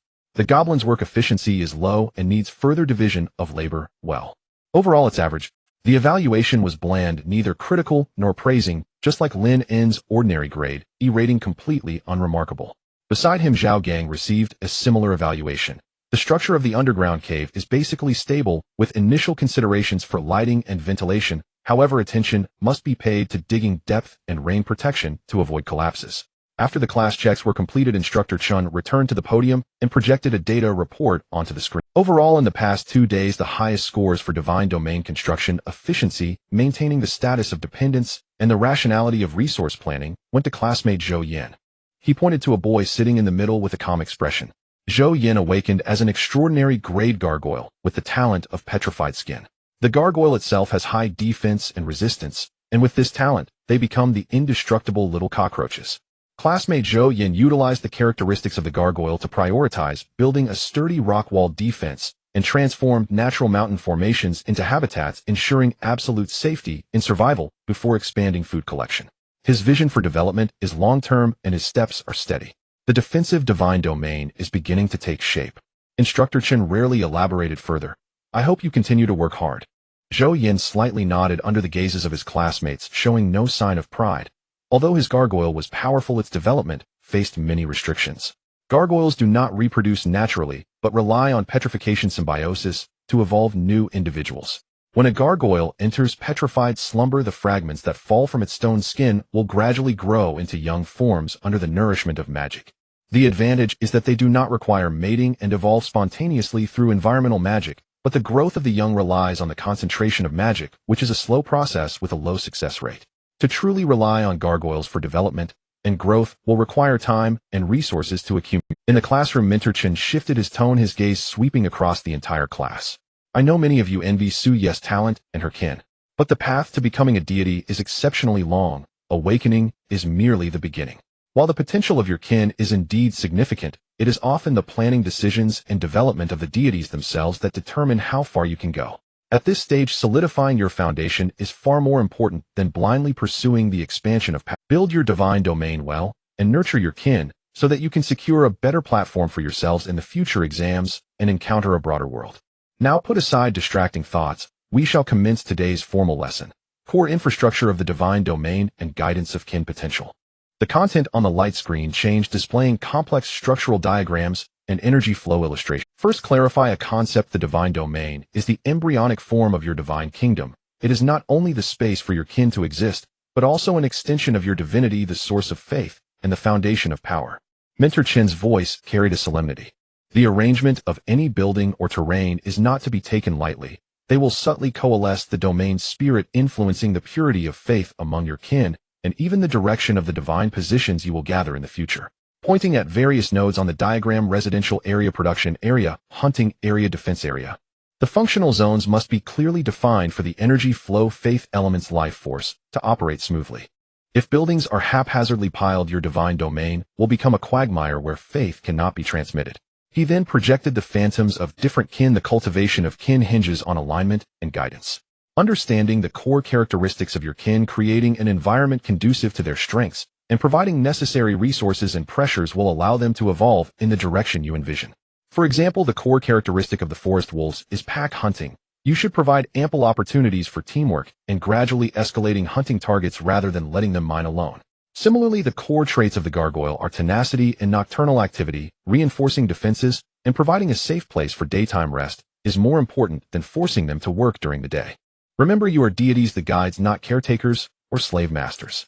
The most skillful guidance is making your kin believe that all their efforts and evolution stem from their own choices and faith in you. As the lesson deepened, Minterchin began explaining the fundamentals of the faith circuit layout principles. How to arrange building layouts and special items to gather the generated faith power more efficiently to the core of the divine domain and reduce dissipation. Lynn listened particularly attentively. This foundational development knowledge was precisely what he needed at the moment. While he listened, he quietly compared it to his own divine domain. The shack area was close to the creek and farmland, convenient for water and labor, but it seemed too far from the future faith buildings. The pasture where the dairy cows were located could be considered a production area. Later, it could be planned to establish a beast pen in the area with the richest grass. The characteristics of goblins are greed, reproduction, and overwhelming the few with the many. How to guide them? Creating situations where collective cooperation is necessary to obtain abundant resources. His divine domain was too barren. There were no external enemies inside, and these goblins had no sense of crisis at all, which was not good. Once resources were available, he would bring some wild beasts in. Lynn's thoughts gradually expanded, and he also thought of his golden finger, wondering how substantial the rewards could be. At that moment, bang! A sound like a bell striking directly at the soul rang out, seemingly without warning, resonating deep within the consciousness of all the students. The bell was not heard by the ears, but sensed by the soul. The murmurs in the classroom abruptly ceased. All the students, regardless of what they were doing moments ago, changed their expressions and halted their actions at that instant. Even Minterchin at the podium paused his speech and looked out towards a distant direction through the window. The bell sound was ancient and desolate, carrying an indescribable majesty and severity. "This is," a student murmured. Minterchin fell silent for a moment before slowly speaking. "This is the summoning sequence bell of the Pantheon, which only a god lord can receive. Since the sequence bell has sounded according to tradition, you have the right to know what this means." He turned, tracing a gesture in the air, and a phantom of a towering, ancient, dark golden hall, the Hall of Souls, appeared on the condensed light screen. The Hall of Souls is not a temple of a specific pantheon or power. It is a concept, a transdimensional supreme arbitration and summoning institution maintained by the residual divinity, faith, and war contracts of countless ancient fallen deities. Minterchin's tone carried a solemn weight. Its existence transcends the vast majority of pantheons, maintaining the basic order of divine wars across the myriad realms and enforcing some of the oldest laws. On the light screen, the focus shifted to a blurry giant bell atop the temple. The summoning sequence bell is one of the manifestations of the will of the Hall of Souls. Its ringing signifies only one thing. Mentor Chen's gaze swept over the young and anxious faces below. A certain large or super-large dimensional battlefield where the war is tight requires reinforcements of troops. The temple will issue a mandatory summoning order to eligible deities based on the ancient contractual laws. Mandatory? A student asked in disbelief. Yes, mandatory. Mentor Chen nodded. Once locked by the sequence, unless your divine fire extinguishes or your divine status shatters, you cannot refuse. Refusing the summoning will be seen as betraying the covenant of the gods, leading to marking and punishment by the Hall of Souls, meaning you will find it difficult to move in all order-based pantheons. A deathly silence fell over the classroom. Forced onto the battlefield. For this group of freshly awakened youths who were still figuring out how to better construct their divine domains, the impact was overwhelming. Even Lynn looked completely bewildered. I mean, his group of useless goblins. They wouldn't even be considered cannon fodder on the dimensional battlefield, right? Teacher. Suyu raised her hand. We are merely beings of divinity, not even demigods, and our kin are just starting out. How could such a dimensional battlefield summon us? This was the question in everyone's mind. Mentor Chen revealed a hint of a smile. Don't worry this time, and for a long time to come the summoning sequence will not fall on you newcomers. The summoning sequence has a strict screening mechanism. Usually the minimum threshold is weak divine power, successfully igniting divine fire, stabilizing the divine domain, and forming an effective combat force with your kin. Occasionally, in extreme cases, it may be relaxed to top demigods, but only those who have managed their kin for decades and formed a formidable legion. Many students visibly sighed in relief. They wanted to develop steadily, not to be thrust onto the battlefield so early. Then, teacher, what significance does this bell hold for us? A boy in the front row of Lynn's class couldn't help but ask. Significance? Mentor Chen adjusted his glasses. The significance is the first warning bell for you preparatory deities. His voice rose, carrying a tone of admonishment. It tells you that the path you have chosen will not be smooth. You are destined to be thrown into the meat grinder of the dimensional battlefield in the future. So put away your restless mentality, seize every moment, and use every means to grow stronger. Become powerful enough to protect yourself on the battlefield, and gain glory rather than becoming mere cannon fodder. This is the sole purpose of the summoning sequence bell of the Hall of Souls for you newcomers. It urges you to grow stronger as soon as possible. In the following days, Lynn's life became highly structured. During the day, he attended classes at the academy, studying knowledge related to divine realm construction, clan cultivation, and the art of war. At noon, he ate the simplest meal of one meat dish and one vegetable dish with half a pound of rice in the academy cafeteria. Well, the free soup was available in abundance, but the taste was not much different from the water used for scrubbing pots. In the evening, after finishing his part-time job of washing dishes, he returned home to rest and worked on building his own divine realm. This fulfilling and intense lifestyle made Lynn exclaim in delight. Once he had made significant progress in the construction of the divine realm, he would definitely switch to a more profitable job. This exhausting work didn't pay much, and those who wanted to do it were free to do so. In the divine realm, under the increasingly skilled management of Huayazi, the primitive division of labor in the Goblin society began to take shape. It divided the goblins into several small teams, each assigned a different number of goblins based on the tasks. Each goblin group was assigned a team leader who arranged the work tasks for the group.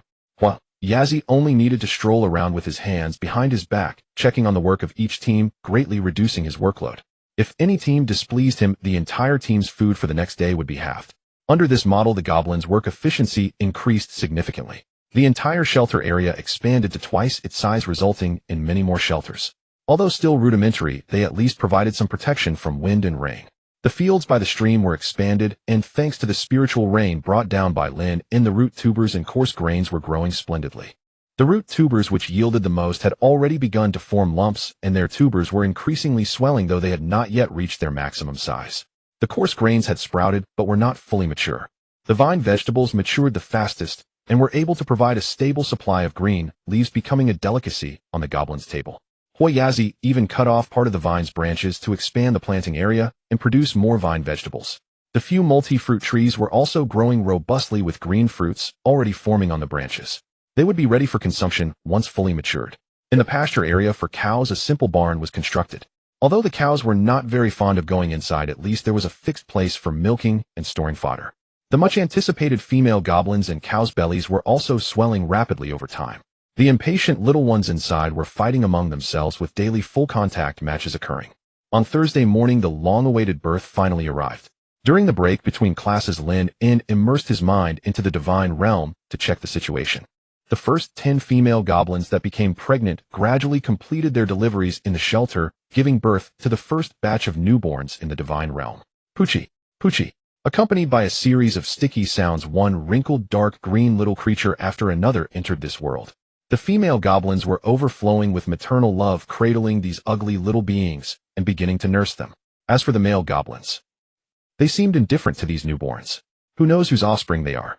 These little ones might compete for food with them in the future. Not slaughtering them in advance was already a display of paternal love.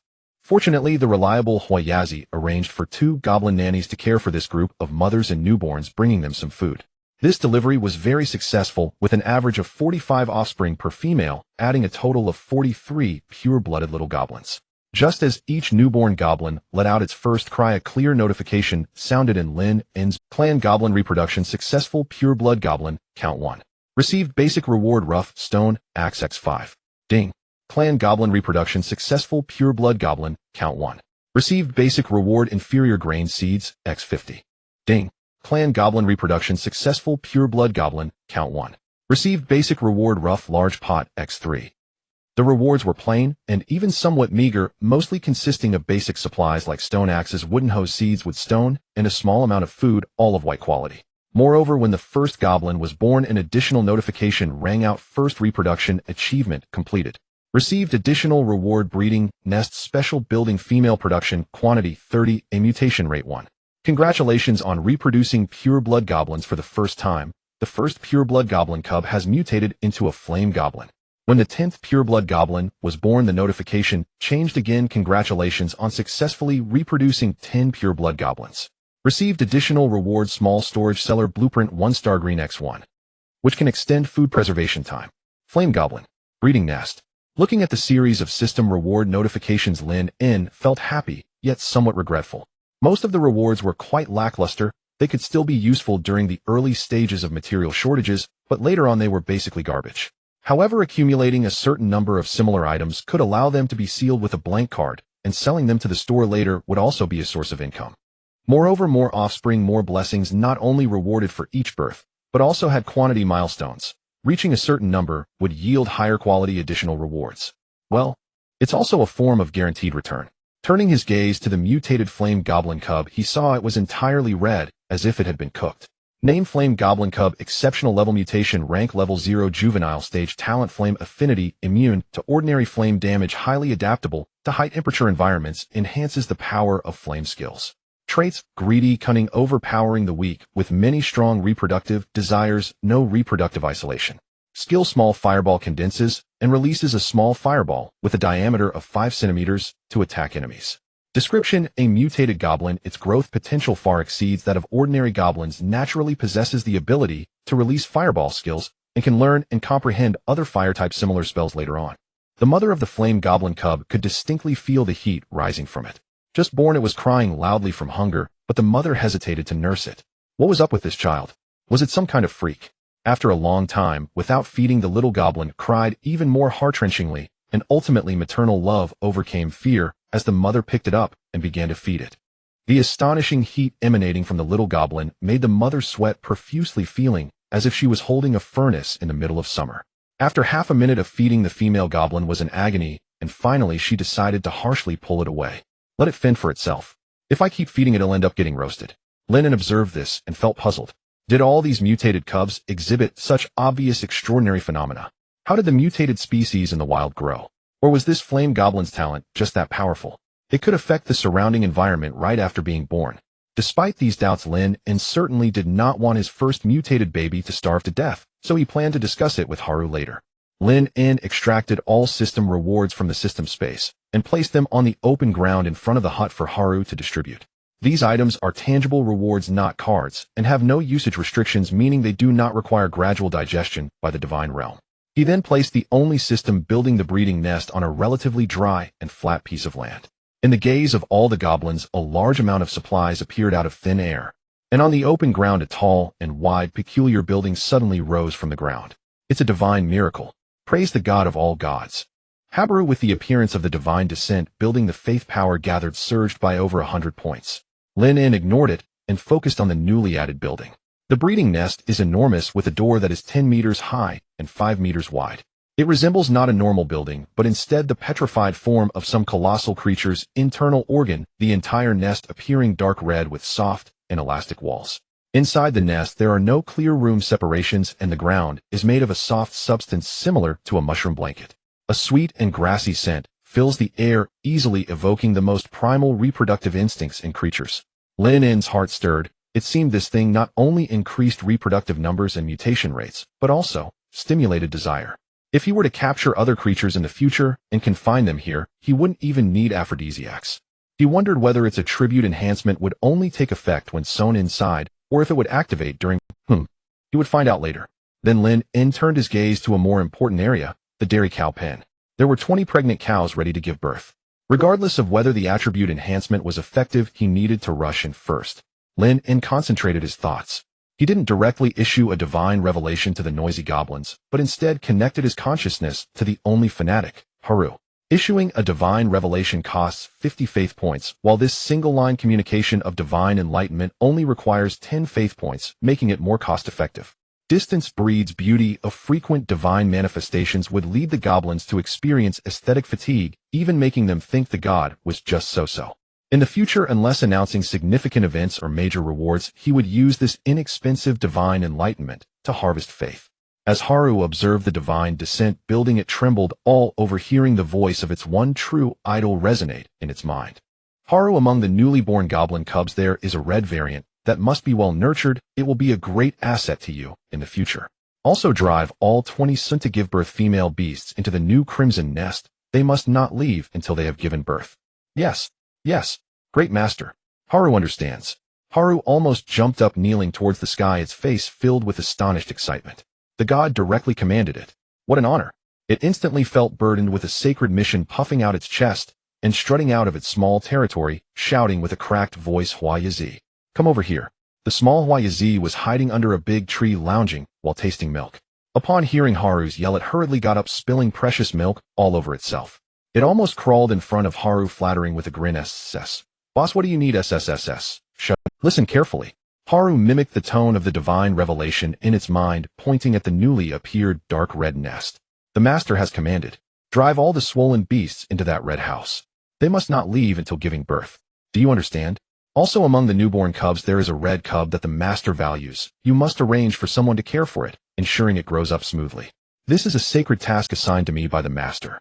Now I entrust it to you.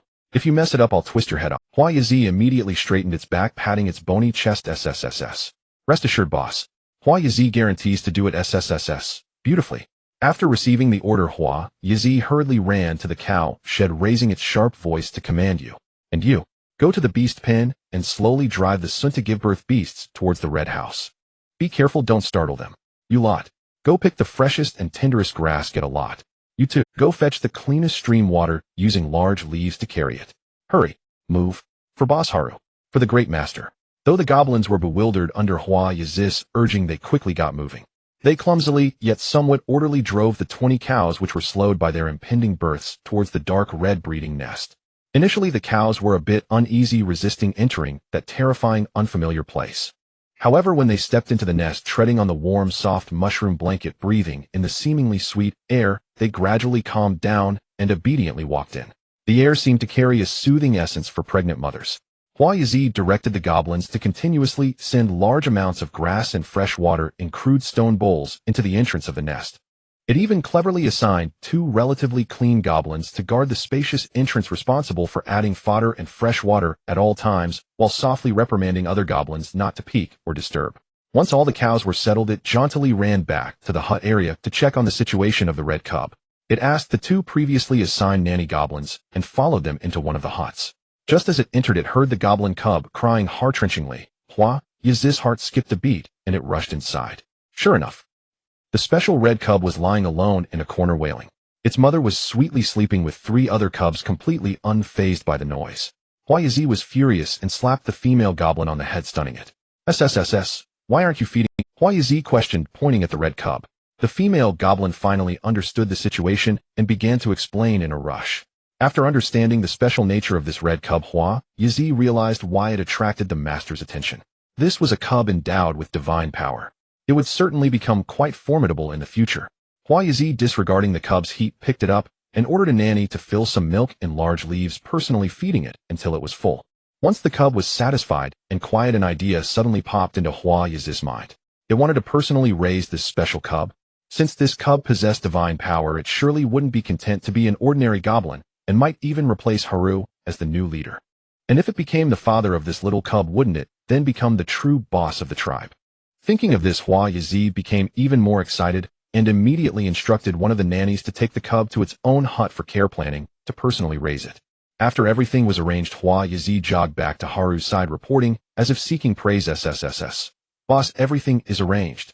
The red cub has been assigned a dedicated caretaker, ensuring it grows up smoothly. As for the large beasts, there's plenty of fodder and water with someone watching over them to ensure they are comfortable." While Haru patted Hua Yazi's bony shoulder in satisfaction, nearly knocking it over. "Well done.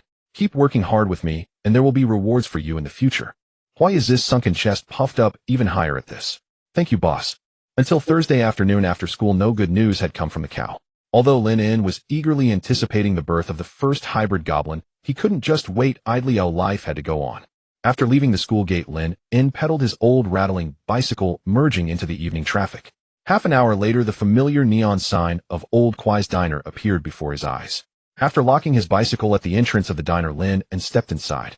In fact, no one would steal his broken bike, even if he didn't lock it, but Lynn worried that someone might take it as scrap.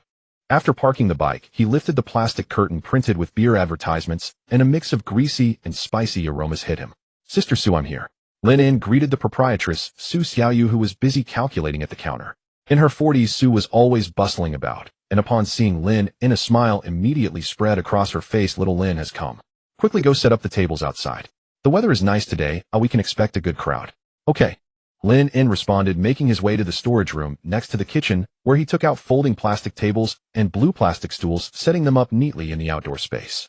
20 tables surrounded a small-scale night market dining area. By the time he finished setting everything up, beads of sweat had already formed on his forehead.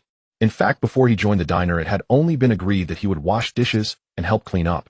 However, Lynn came early every day, and since Sister Sue was nice and had treated him to 2 meals, he felt embarrassed to just stand there doing nothing, so he ended up helping out with odd jobs.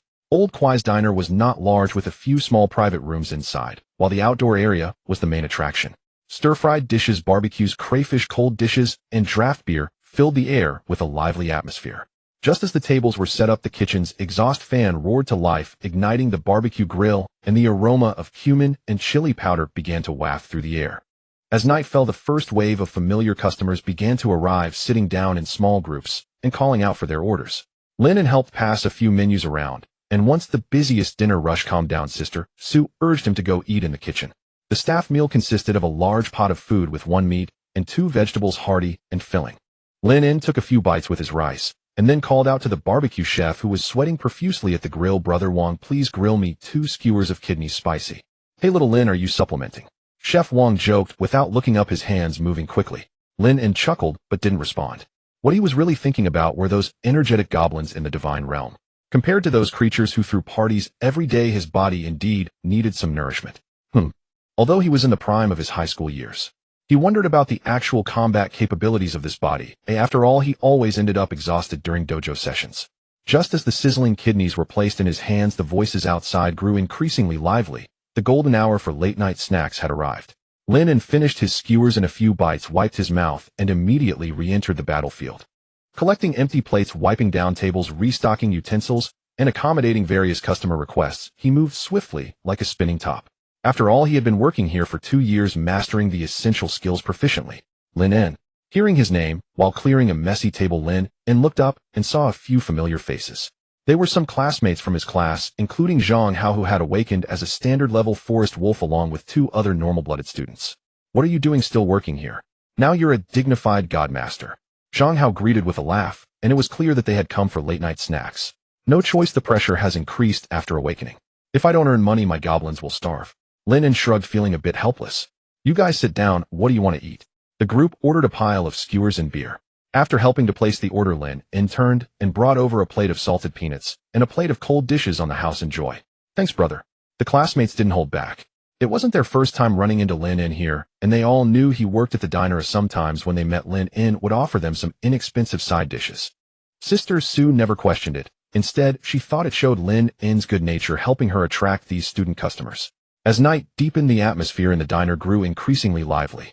Lynn moved through the crowd with an endless pile of greasy plates stacked by the sink in the kitchen.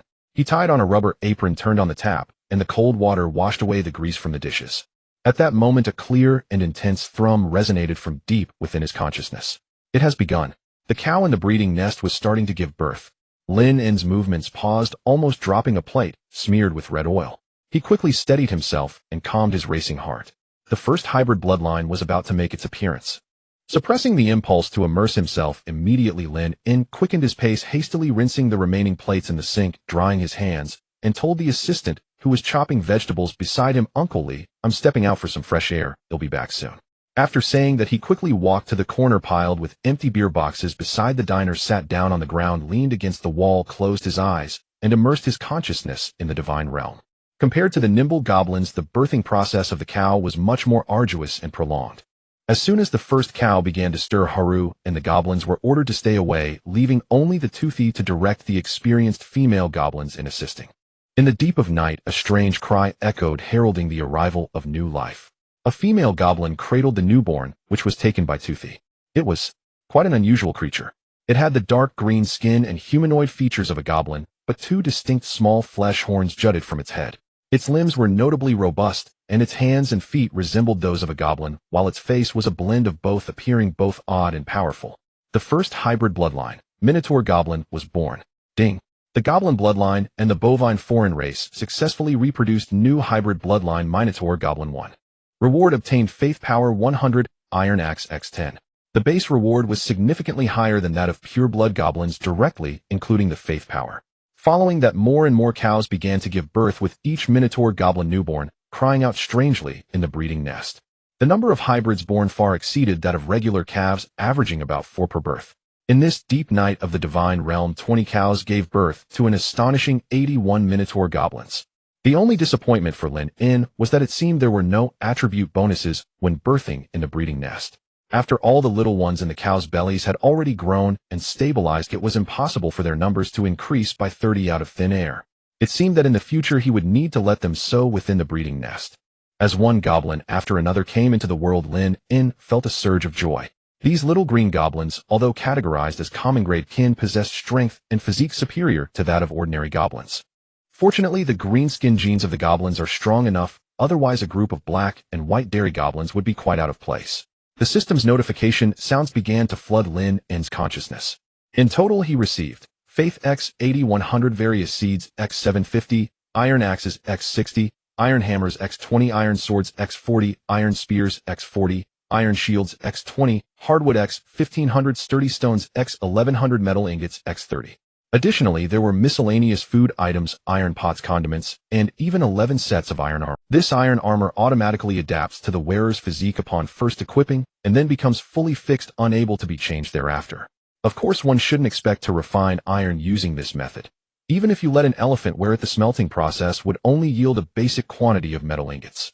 Amidst the numerous basic rewards, the only blueprint obtained was a 1-star white simple wooden fence blueprint. Congratulations on successfully breeding a hybrid goblin for the first time, earning the reward Core of the Fountain of Vitality 1-star blue X1.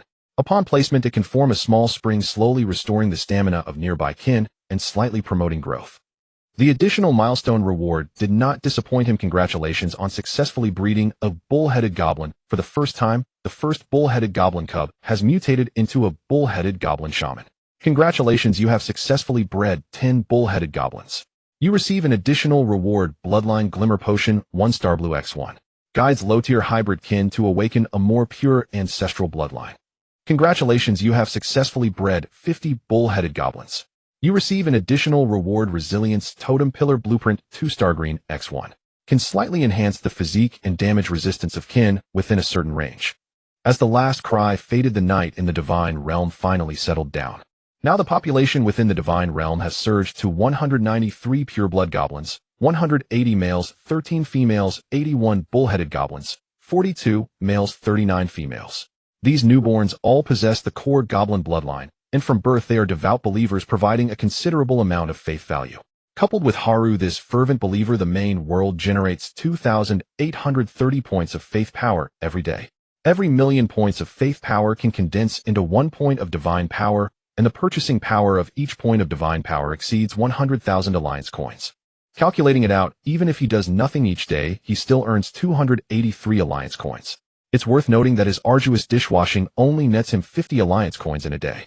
This is far better than working. Of course, without condensing the faith power into divine power, he cannot cash out. It remains just a string of numbers. At the current rate of faith collection, if he doesn't spend it, he could earn 100,000 alliance coins in just a year. That's a whole 100,000. It would take him 3 years of hard work to earn that much. Lynn grew more excited as he thought about it. Truly being a deity means money comes fast. Having such a considerable income right from the start once he fully develops, wouldn't he be raking in millions in no time? Lynn didn't hesitate, and riding this wave of enthusiasm immediately began the consolidation and construction after the mass breeding. First, he took a glance at the attributes of the newborns: bull-headed goblin cub, common grade hybrid, level 0 juvenile, phase, talent, brute force, resilience. Traits: outnumbering the few, strong, reproductive, desire, no reproductive, isolation, endurance. Description: a product of the fusion between goblins and ordinary cattle bloodlines, with physical and strength potential superior to pure-blood goblins, making them excellent initial laborers and infantry. As for the soul mutated individual, its attributes were far more dazzling: bull-headed goblin shaman cub, exemplary grademuted, hybrid, level 0 juvenile, phase, talent 1. Elemental affinity, naturally good at sensing basic elements of earth, fire, water, and wind. 2. Enlightenment of wisdom, intelligence, and spiritual growth far exceed that of its kin, with potential for inherited knowledge or autonomous learning. Traits: outnumbering the few, strong, reproductive, desire, no reproductive, isolation, endurance, calm demeanor. Skills: tranquil aura, soothes the emotions of nearby units. Description: a rare mutated individual, the goblin bloodline and cattle bloodline underwent a beneficial transformation under special conditions, awakening a faint ancestral shaman heritage, making it a potential spellcaster, healer, and spiritual leader of the tribe, with immense value. Goodness: no doubt the bull-headed shaman has elemental affinity for earth, water, fire, and wind. Later it might even shout, "Thunder God assist me." Moreover, its intelligence is exceptionally high. The value of this shaman likely surpasses that of dozens of ordinary bull-headed goblins. No need to say more, let's give it the bloodline glimmer potion. As for those ordinary bull-headed goblins, they are not bad either. Although they are still common grade, they have added the talents of brute strength and resilience, making their power significantly higher than ordinary goblins. Additionally, they lack the 2 negative traits of greed and cowardice, gaining endurance and mildness instead, improving their temperament considerably. Of course, this is only in comparison to the undesirable goblins. Compared to other kin, bull-headed goblins are just so-so. Well, ordinary dairy cattle are still too low tier. Both the rewards and hybrid offspring are rather average. He still needs to find a way to obtain some higher grade goods. Alright, let's focus on developing the divine realm. Only by improving can he seize those opportunities. Lynn no longer hesitated. It was time to once again manifest divine presence and consolidate the rewards and newly acquired power. In the high sky of the divine realm, the sky suddenly darkened, and the imposing dark red demon figure began to coalesce once more, bringing a palpable pressure. All the adult goblins felt a sudden heaviness in their hearts and respectfully prostrated themselves on the ground. Foolish little green-skinned ones, raise your heads and gaze upon your deity. As the grand voice fell, the goblins trembled as they raised their heads to gaze at the demon high above. New lives have been born, and their bodies likewise flow with the blood of the goblin clan. Thus, accept them, allowing them to truly integrate into the tribe and strengthen the tribe's power. The goblins exchanged glances, and a few gluttons who wanted to try bull calf soup couldn't help but abandon that thought. Then Lynn in through the core of the fountain of vitality into the center of the dwelling. A gentle water blue light sphere landed on the ground, and immediately a clear spring gushed forth, forming a small clear pond that exuded a refreshing aura. The grass and trees by the pond visibly grew verdant. This is the fountain of life. Drink from it often to nourish your bodies. Next, several beams of light shot towards Haru, enveloping the virtual images of the resilience totem pillar blueprint, simple wooden fence blueprint, and small storage cellar blueprint. Immediately after, a large quantity of supplies fell before Haru, which were the equipment and resources rewarded by the system. Haru plant those seeds in fertile land and arrange for people to carefully tend to them. Moreover, war is imminent. I need a fighting force to expand my territory. Following the divine guidance, establish a training ground in the open space and build a totem pillar, selecting a portion of the strongest individuals for training. Distribute all those iron tools to them and have them practice diligently to form combat capabilities as soon as possible. Yes, Master. Haru guarantees to get it done. Haru exclaimed excitedly, slapping his chest loudly. Though goblins are timid under the protection of their great deity, they will surely be unstoppable. After addressing the development matters of the divine realm, Lynn's gaze turned toward the little fellow being cradled by Hoyazi, a bullhead goblin shaman. A beam of holy light enveloped the little shaman, while the effects of the bloodline radiance potion were guided into its tiny body. To outsiders it appeared as if a great deity was bestowing blessings upon the newborn. This sparked envy among the goblins. Though unaware of the effects of divine blessings, it did not stop some goblins from brainstorming. Would the blessings from a deity make this little fellow taste even better? The little shaman cub emitted a comforting hum, and its dark green skin swiftly transformed into a rich, earthy yellow. Its facial features lost some of the goblin's ferocity, gaining a bit of the bullhead's robustness and a hint of kindness. Faintly colored orbs of earth yellow, crimson azure, and pale cyan began to spontaneously orbit its body, showcasing its exceptional elemental affinity. This was the manifestation of the affinities of the four primary elements: earth, water, fire, and wind. Bullhead Goblin Shaman Cub, Extraordinary Level Bloodline Awakening. Rank Level 0, Juvenile Stage. Status: Bloodline Awakening. Effect of Radiance Potion, Ongoing. Affinity: 1. Elemental Control, Initial Awakening. Earth can faintly sense and guide soil rocks, slightly enhancing defense. Fire can condense and maintain a small, everlasting campfire, enhancing fire resistance. Water can slightly condense a small amount of pure water flow, having a natural affinity for streams. Wind can sense air currents, possibly linking to prophecy or acceleration spells in the future. 2. Ancestor Knowledge. The awakened Bullhead Shaman bloodline brings fragmented ancestral memories, including basic totem drawing, herb identification, and battle song chanting, significantly enhancing learning and comprehension speed. Traits: strong reproductive desire, no reproductive isolation. Nature's spirit can communicate with all sentient beings in nature. Earth resilience, deeper connection with the earth, slightly enhancing defense and recovery when standing, more stable emotions. Ancestral stamina, increased recovery speed, allowing for longer periods of mana guidance or rituals. Skills: 1. Tranquil aura, enhanced stronger soothing effect, can slightly alleviate minor pain and slightly enhance focus among allies within the aura. 2. Faint elemental guidance, can expend its own energy to temporarily grant a basic elemental resistance to up to 3 designated allies. Introduction: under the combined effects of divine grace and ancient potions, the thin Bullhead Shaman bloodline within it was awakened and purified. It was no longer an ignorant mutant, but had embarked on the path of an orthodox shaman apprentice. It was the future spiritual link and healer of the tribe, and might become the tactical core for communicating with natural elements. Wow. An extraordinary little cub, and it's a highly capable shaman. It will undoubtedly become the backbone of our tribe in the future. Lynn was very pleased with the awakening of the little shaman. Just a few days had passed, and we already had an extraordinary level kin. Rounded up, it's comparable to the A-rated Suyu. He didn't expect that an ordinary cow bloodline combined with the bloodline radiance potion could awaken such a pure bullhead shaman. No, there was still the system's mutation enhancement. After bestowing blessings upon the little shaman, Lynn instructed this child, "Blessed by me shall be your shaman, leading the path of wisdom and elements. You all must raise it well without failure." Haru and Hoyazi quickly agreed. As for what a shaman was, who knows? It sounds similar to a sweet snack. Finally, Lynn instructed Haru and Hoyazi. Haru: reproduction and nurturing are the foundation of tribal growth. It shall be your foremost task from now on. You shall engage in reproduction within the breeding den and may receive the blessings of the gods. If you dedicate yourself to making the tribe prosperous, I shall grant you the chance to touch the extraordinary. Haru's eyes burst with an insatiable desire as he prostrated again. Haru understands. Haru will make sure all females conceive the strongest offspring. Hoyazi. Lynn's voice betrayed no emotion. I have seen your cleverness and coordination during this time. Continue to assist Haru diligently, overseeing construction and production, and there will be a place for you in the future. Hoyazi first felt joy thinking that the god had indeed acknowledged his contributions. Then he became serious, cold sweat nearly forming. The god has seen everything. Could it be that my occasional skimming of a bit of milk or slacking off has also been discovered? It seems I need to be more cautious from now on. However, the god seems to have not pursued these matters. He buried his head, lower voice filled with utmost reverence. Hiss. Hoyazi is devoted to the god and will lay down his life for the tribe. At this moment, Lynn gained another fanatic follower. With the divine decree delivered, the majestic figure in the sky gradually faded.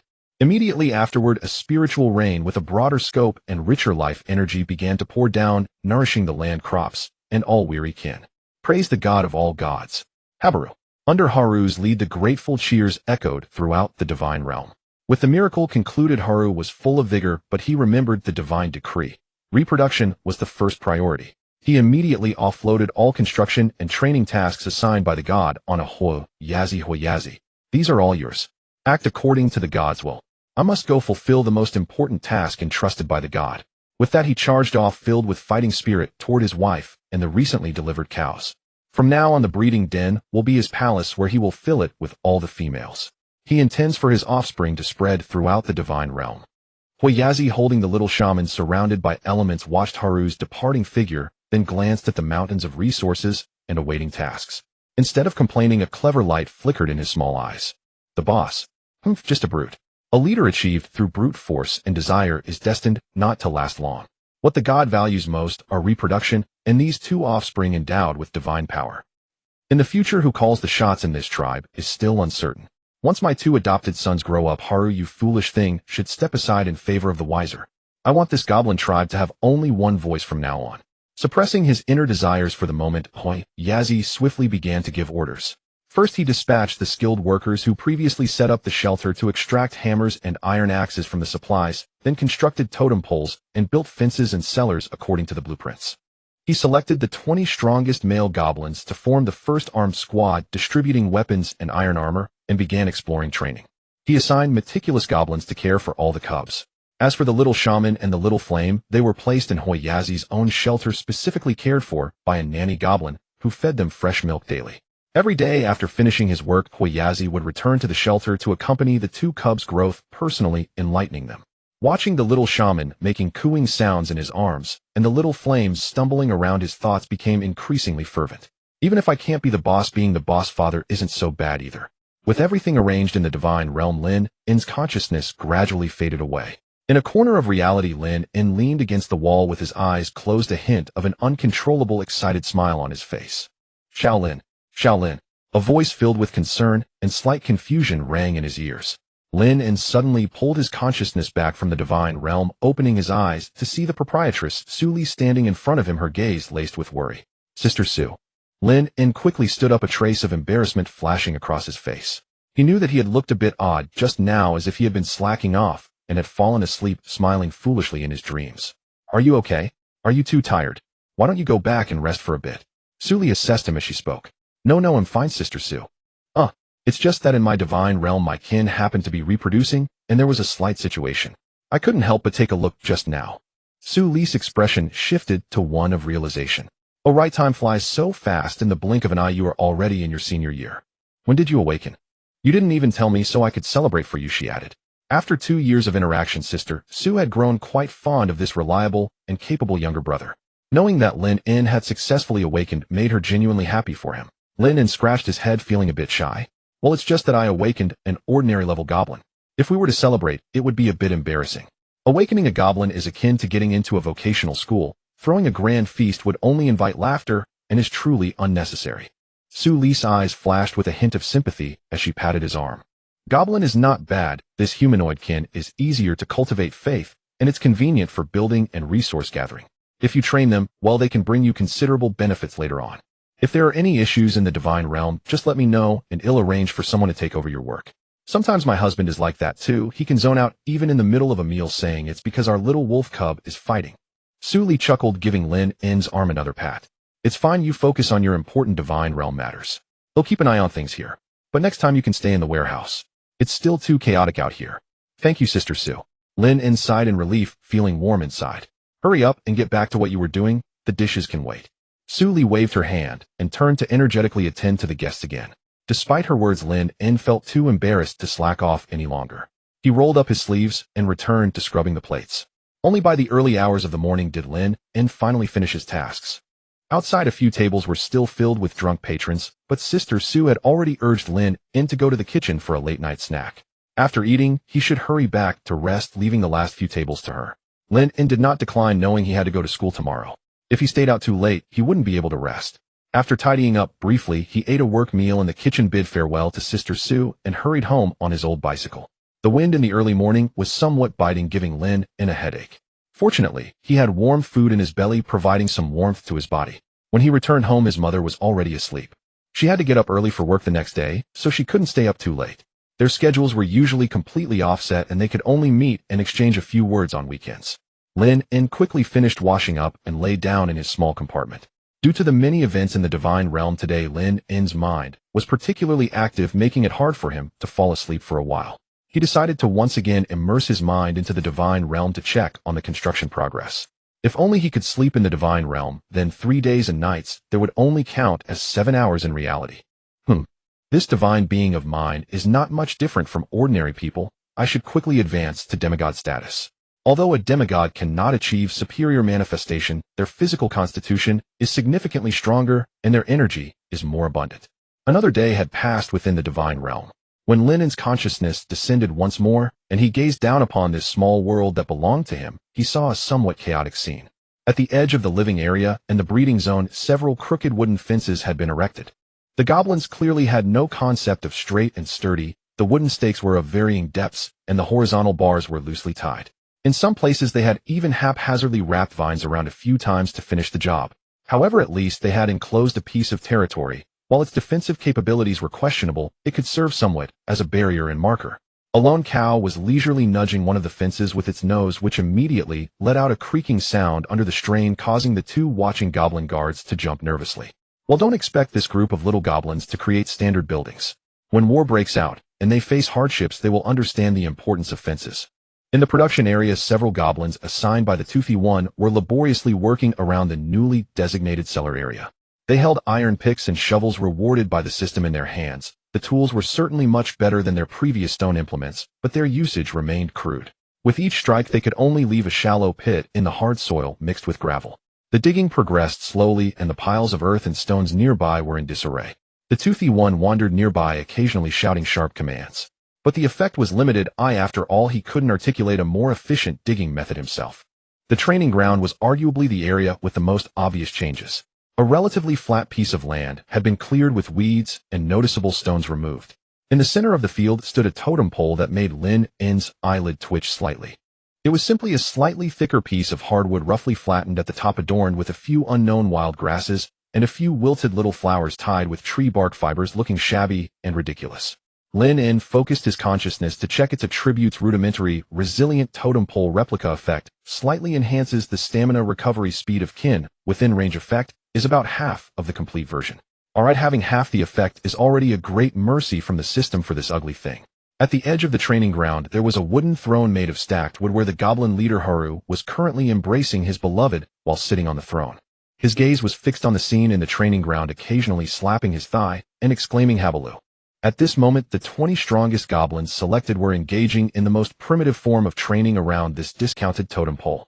There were no formations, no techniques. Their so-called training consisted of wrestling, brawling, or rushing in a group to fight.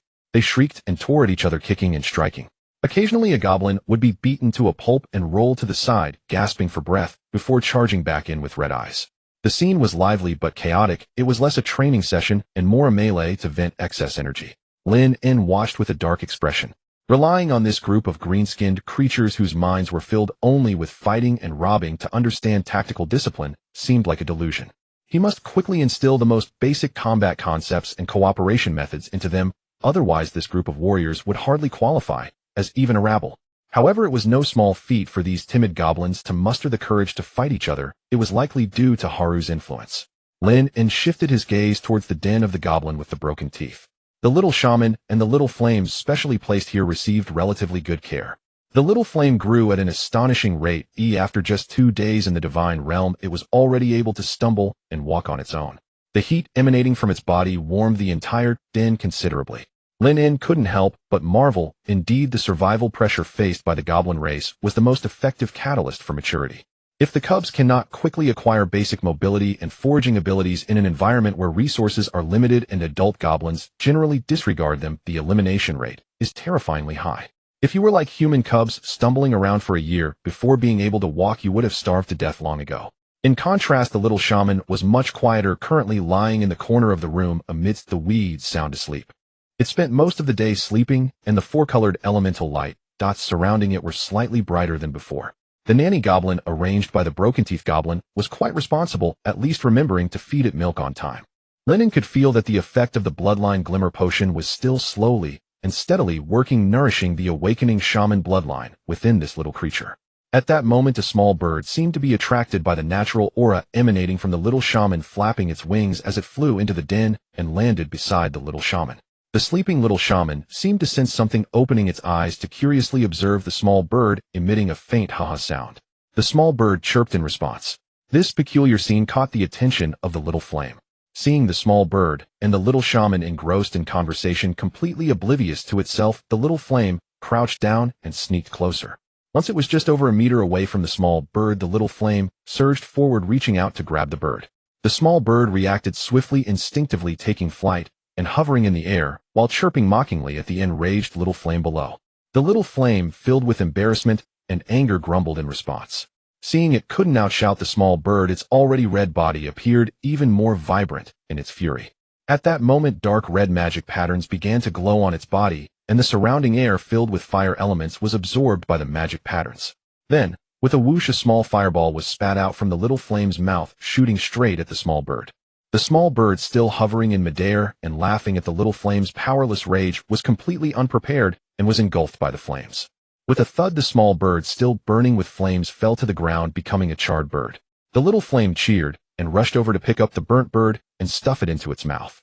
The outer skin of the burnt bird had turned to charcoal, but the flesh inside was still half raw. However, having tasted flesh for the first time, the little flame found it incredibly delicious, even swallowing the bones whole. In the corner, the little shaman quietly watched all of this, a flicker of anger flashing in its eyes. Its newly befriended companion had been cruelly killed and devoured. Unfortunately, it was just a baby and could do nothing. Lynn, in watching all this from a god's perspective, found it. He hadn't expected that the first extraordinary manifestation in the divine realm would involve dealing with a small bird. The little flame had mastered the small fireball technique, and it was inevitable that fires would frequently occur in the divine realm in the future. Hopefully, the little shaman would grow quickly as well, at least gaining the ability to act as a little firefighter through its elemental control. Although everything in the divine realm was rough and chaotic, it was at least slowly advancing in the general direction he had planned, and for now, there were no major mistakes, which gave Lynn some relief. Continuous mental focus also drained his spirit, and he felt a wave of fatigue wash over him. Lynn's consciousness slowly withdrew from the divine realm, returning to the darkness of the small room. In reality, he lay on the bed staring at the ceiling as drowsiness gradually enveloped him. Good night, Makabaka. The next morning, the alarm clock rang right on time. A large hand slammed down on the alarm clock, interrupting its noise. Lynn painfully opened his eyes, struggling to wake up from his slumber. Rushing to the blurry mirror by the door, he was greeted by two distinctly dark circles under his eyes, his gaze filled with weariness. "They'll circle you, cross." Lynn stared silently at his haggard reflection in the mirror for a few seconds before gritting his teeth and squeezing out a vow. Tomorrow. Tomorrow is the weekend, and no one better wake me up. I must sleep soundly until I reap 3 seasons of crops and double my herd in the divine realm. I have to make up for all the sleep I've missed these past few days. Clearly, the path of growth for the Lord of the divine realm not only consumes resources, but also drains spirit and sleep. Soon a day of suffering came to an end, marking the conclusion of the first week as a divine lord. This week served as a time for their initial development. Starting next week, they would have practical training courses. With the current strength of the goblins, they should strive not to come in last place. On the weekend, Lynn rarely indulged in a lazy sleep. If he didn't catch up on sleep properly, he would be useless. By the time Lynn woke up, it was already close to noon, and his stomach had long begun to protest. After dawdling in bed for another half hour, he finally shed his slumber, got up, and washed up. He heated up the breakfast his mother had prepared, combining 2 meals into one and saving a meal. Now that it was this late, he didn't plan to hand out flyers anymore today. In the afternoon, he planned to head to the market to see if he could buy a few blank cards to seal and sell the surplus stone axes, stone picks, hard stones, and hardwoods from the divine realm that were unnecessary. After all, with system rewards, these basic tool materials wouldn't run short in the future, so he might as well cash in on them now. Even though he wouldn't make much money, it would at least help Lynn, who was penniless, in an emergency. As for those iron hammers and iron axes, while they could be used as tools in normal times, they would serve as weapons during wartime, so they couldn't be sold. What? You ask? Why not let the goblins make more stone tools for sale? That stuff isn't something anyone can just make or sell whenever they want.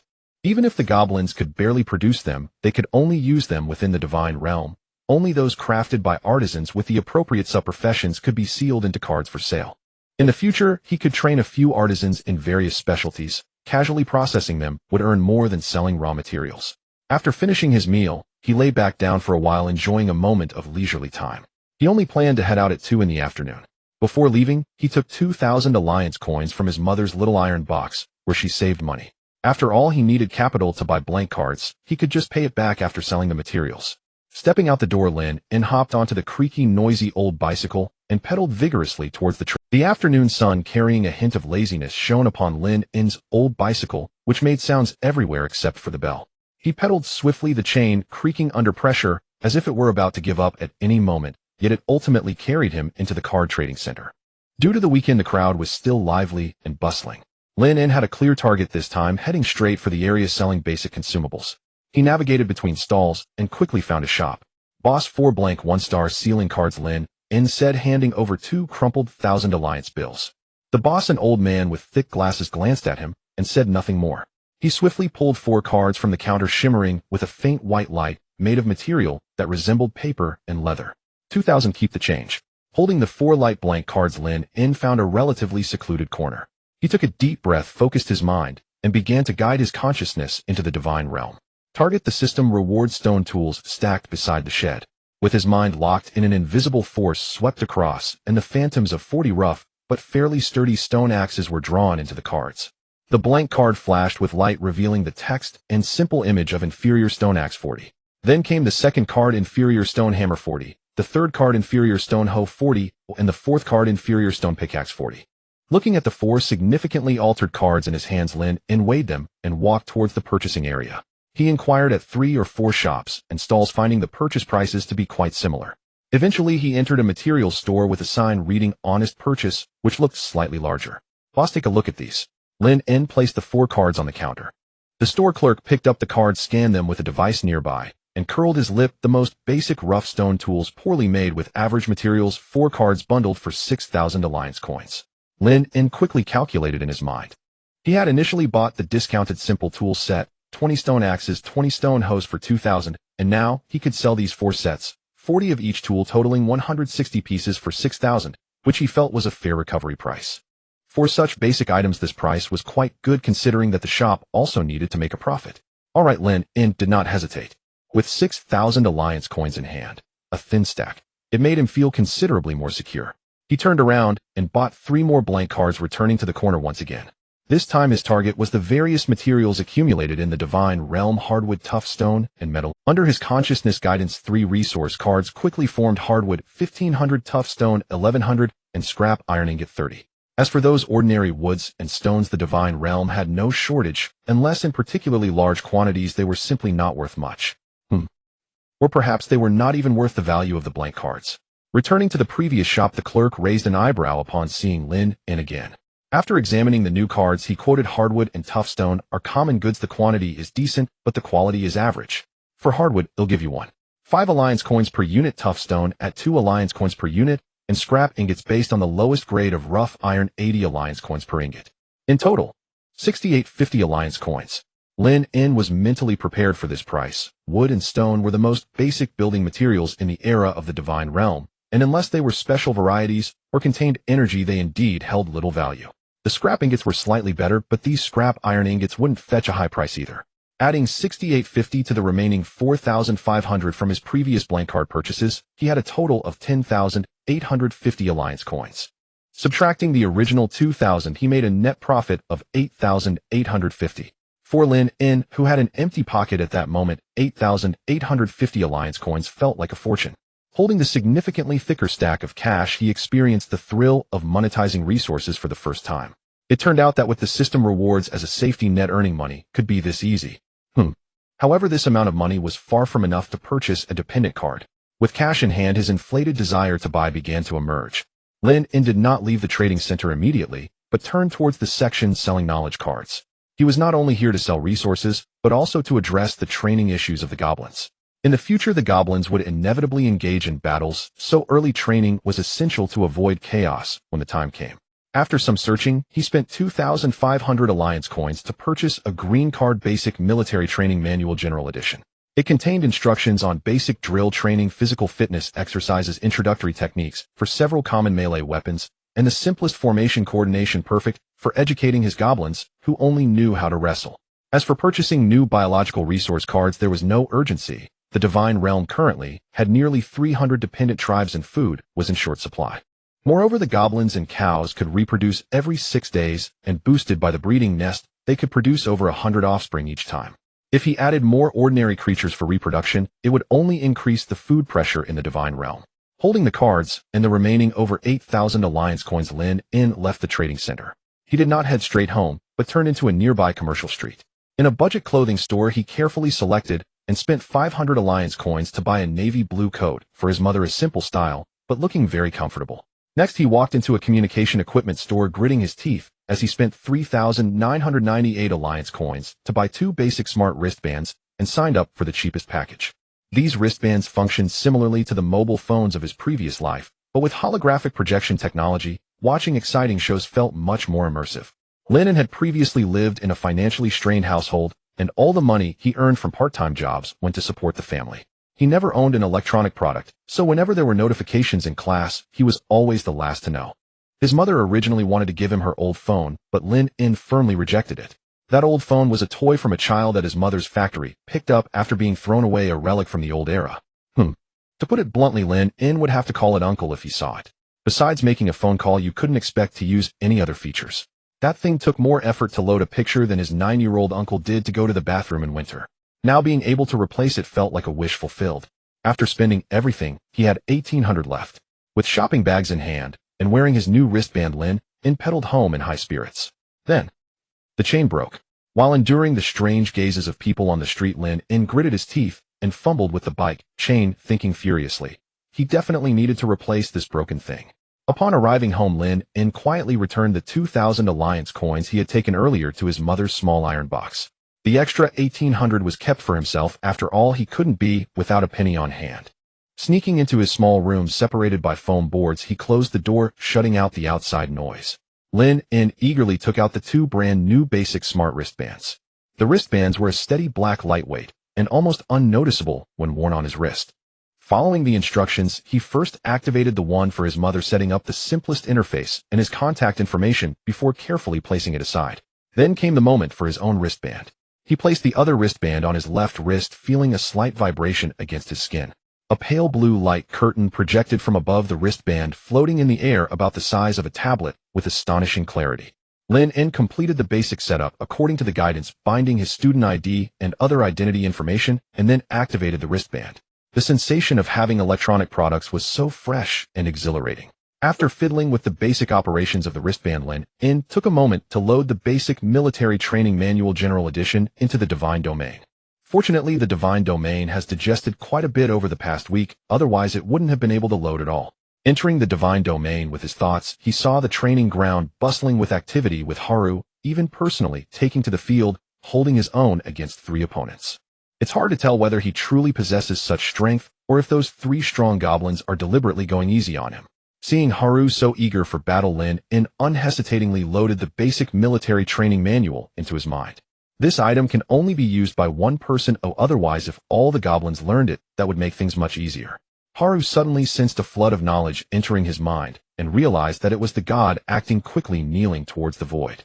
However, Lynn did not waste the manifestation of faith, but simply issued a divine revelation to train the goblin warriors using the knowledge bestowed by the divine. Haru naturally did not dare to be negligent, and quickly acknowledged the command. After seeing that Lynn had no further instructions, he got up to continue training his subordinates.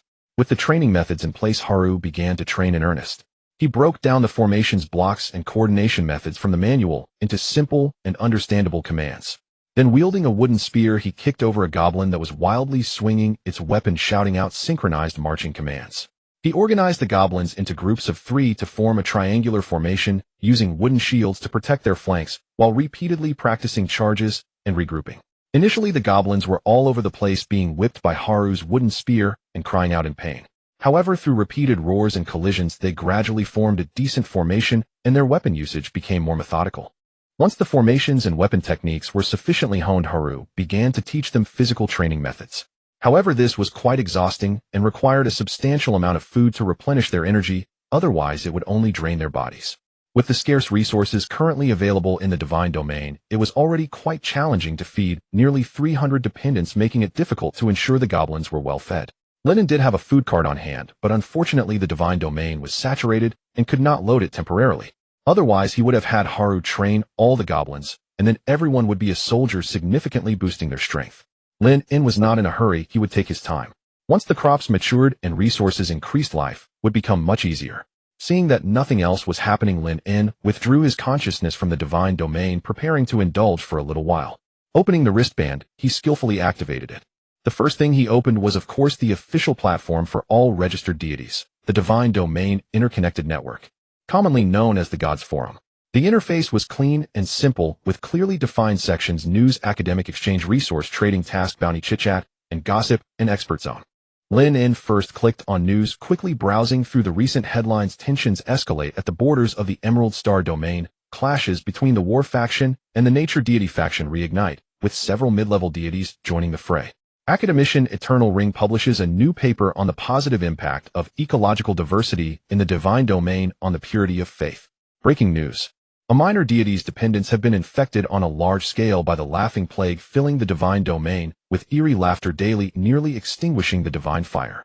Experts urge attention to hygiene in the divine domain and quarantine measures for foreign organisms. Ancient relic fluctuations discovered in the Abyssal Rift battlefield, suspected to be related to the fallen god of forging, with various forces stirring restlessly.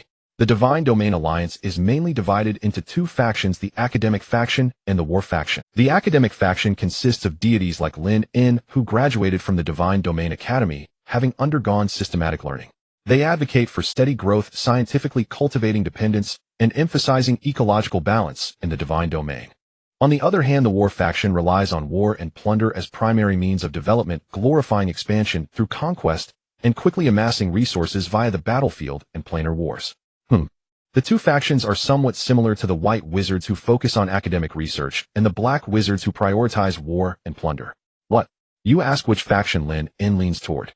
That depends on his strength, judging by the current state of his divine domain with those few meager resources. Well, the myriad realms are like a big family where everyone loves one another and develops peacefully. Of course, if he becomes stronger in the future, that would be a different story. Not of my kin, their hearts must be different. Abominations, I want you to assist me in my cultivation. So, he is of the Egg Yolk faction. Aside from these two mainstream sects, there are many smaller sects formed on different ideologies and attributes, as well as some secret sects. Some ambitious secret sects study forbidden knowledge, even attempting to break the rules of the divine domain to achieve true freedom. However, these matters are still a bit too distant for Lynn at the moment. He is just a budding little deity for now. Next, he clicked on the academic exchange section, which was filled with various posts seeking help, sharing, and debating. Urgent. My burrowing worm dependents have lost their appetite on a large scale. The land in the divine domain shows no abnormalities, seeking guidance from the experts. Sharing 3 low-cost tips to enhance the digging efficiency of goblins with simple tool modification diagrams. Rational discussion in the case of limited early resources: should we prioritize developing faith buildings or military buildings? Controversy: can captured intelligent races Elvishumans interbreed with goblins? While enhancing intelligence, will it attract the Divine Domain Alliance's sanctions? Searching for the keyword goblin immediately brought up a plethora of posts related to goblins. Proven effective. The flying goblin hybrid of goblins and harpies can form a catapult bombing system capable of diving and dropping bombs, securing low-cost air superiority. Obscure technique: the dwarf goblin hybrid of goblins and dwarves, though ugly, is born with blacksmithing skills, reducing laziness by 90. My hybrid: blood and tears, history from failure to success. The breeding essentials of the spider goblin, a hybrid of goblins and cave spiders, are invincible in climbing and ambush with diagrams. My goblin offspring: my goblin tribe unexpectedly bred a rare mutated type, the wandering goblin born with space warping abilities, now grown up and constantly clamoring to venture out. Every time he goes out and returns, he's in a near-death state, but always brings back some miscellaneous items. Lynn found these posts fascinating. They were genuine breeding experiences that provided him with valuable insights. He quietly noted down several seemingly useful posts. That wandering goblin is quite impressive. It can traverse various worlds and bring back local specialties, though it can be quite perilous. And that flying goblin, being a flying type, can also launch projectiles from a distance. It counts as a decent air force for beginners. However, the projectile skill is somewhat lacking. It seems that my classmate Wong Man's initial dependent is also a harpy. Oh, I wonder if she would be willing to give. In the end, Lynn couldn't resist clicking on the most popular section, the watering gossip area. The atmosphere here suddenly changed, filled with the human warmth of the divine lords and some bizarre ideas. Hot post, record attempting to teach my Naga kin to sing taunt. They successfully sang the messenger sent by the neighboring divine lord to death. Reply 1, the original poster is talented. Naga singing taunt is the next step, teaching mermaids to do square dancing. Reply 2, the neighboring divine lord is on the way with a 40-meter harpoon. Reply 3, this is hilarious. Does this count as a new form of psychological attack? I want to apply to join the war faction's tactical library. Hot post, complaining my group of dwarf blacksmiths has been clamoring to build a Gundam ever since I loaded the Steam Core Tech card. They don't even provide faith properly. Reply 1, dwarves building Gundams. It looks good but won't work. I suggest loading the Titan Remains card to stimulate them. Who knows, it might really work. Reply 2, tell them that if they can't build a Gundam, their beer quota will be cut. Reply 3, original poster, the throne of the god of machines and forging is calling for you. Hot post, are there any fellow travelers with insect kin? Let's discuss how to get the queen bee and the queen ant to coexist peacefully. They are currently commanding their subordinates to wage territorial wars in my divine realm. Reply 1, simple, load a spider queen card to give them a common external enemy. Reply 2, instill the idea of unite and conquer the stars and seas in them. Reply 3, give it up, the war instinct of insects is etched in their souls. I suggest you develop a swarm warfare divine position. As Lynn read, he couldn't help but smile. It seemed not all divine lords were very professional, though everyone was just exploring their way across the river. Before leaving the forum, he casually bookmarked several excellent posts about basic kin training, resource recycling, and common divine realm disease prevention. Then, Monkey God activate. It wasn't until 6 in the evening that Lynn reluctantly put down his wristband, preparing to go to Old Kwai's food stall to continue washing dishes. Before leaving, he placed the adjusted wristband and the new clothes on his mother's bed as a surprise for her. Arriving at the food stall today, since he came a little late, the tables and chairs outside were already set up and 2 tables had just started. Sister Sue was already accustomed to Lynn's lateness. After all, it was the weekend, so being late was understandable. After dinner, Lynn plunged back into battle, not returning home until the early morning. When he returned home, the house was pitch black. After opening the door, he prepared as usual to grab his clothes from the small room to take a shower in the public restroom. At that moment, he suddenly heard his mother's voice. Son, you're back. Lynn was slightly taken aback and turned to find his mother sitting vaguely on her usual sewing chair. Mom, why are you still awake? Zhou Yun turned on the switch at the door, the dim yellow light dispelling the darkness of the small room and illuminating the fatigue on her face. She tightly clutched the 2 brand new packaging bags in her hands, her gaze fixed firmly on Lynn. Mom, why are you sitting here? You startled me. Lynn steadied himself and took off his coat. You should rest, you have to work tomorrow. Zhou Yun extended the packaging bags forward and said, I saw these 2 items on the bed. This clothing and this wristband are not cheap, right? You haven't even received your salary yet, or where did you get the money? Lynn looked at the untouched packaging bags in his mother's hands and finally understood what was going on. Don't worry, Mom, my divine realm has recently started to yield results. Today I went to the market and sold some useless stones, wood, and some crude tools I had accumulated in the divine realm, making a profit. This clothing and wristband were bought with the money from selling resources. Sell resources. Zhou Yun was taken aback. This concept seemed a bit distant for her, an ordinary person. She knew her son had become a divine lord with an inner world, but she was quite vague about what he could actually do. Hearing that he could make money now only deepened her worries instead of bringing joy. Can you really make money? Are those very valuable resources? Your divine realm is lacking materials for development. How can you casually sell them to buy things? Isn't this wasteful? Mom doesn't want these things. You should hurry and return them tomorrow. Get the money back and buy what your divine realm needs. As she spoke, she was about to shove the packaging bags into Lynn's arms, her attitude very determined.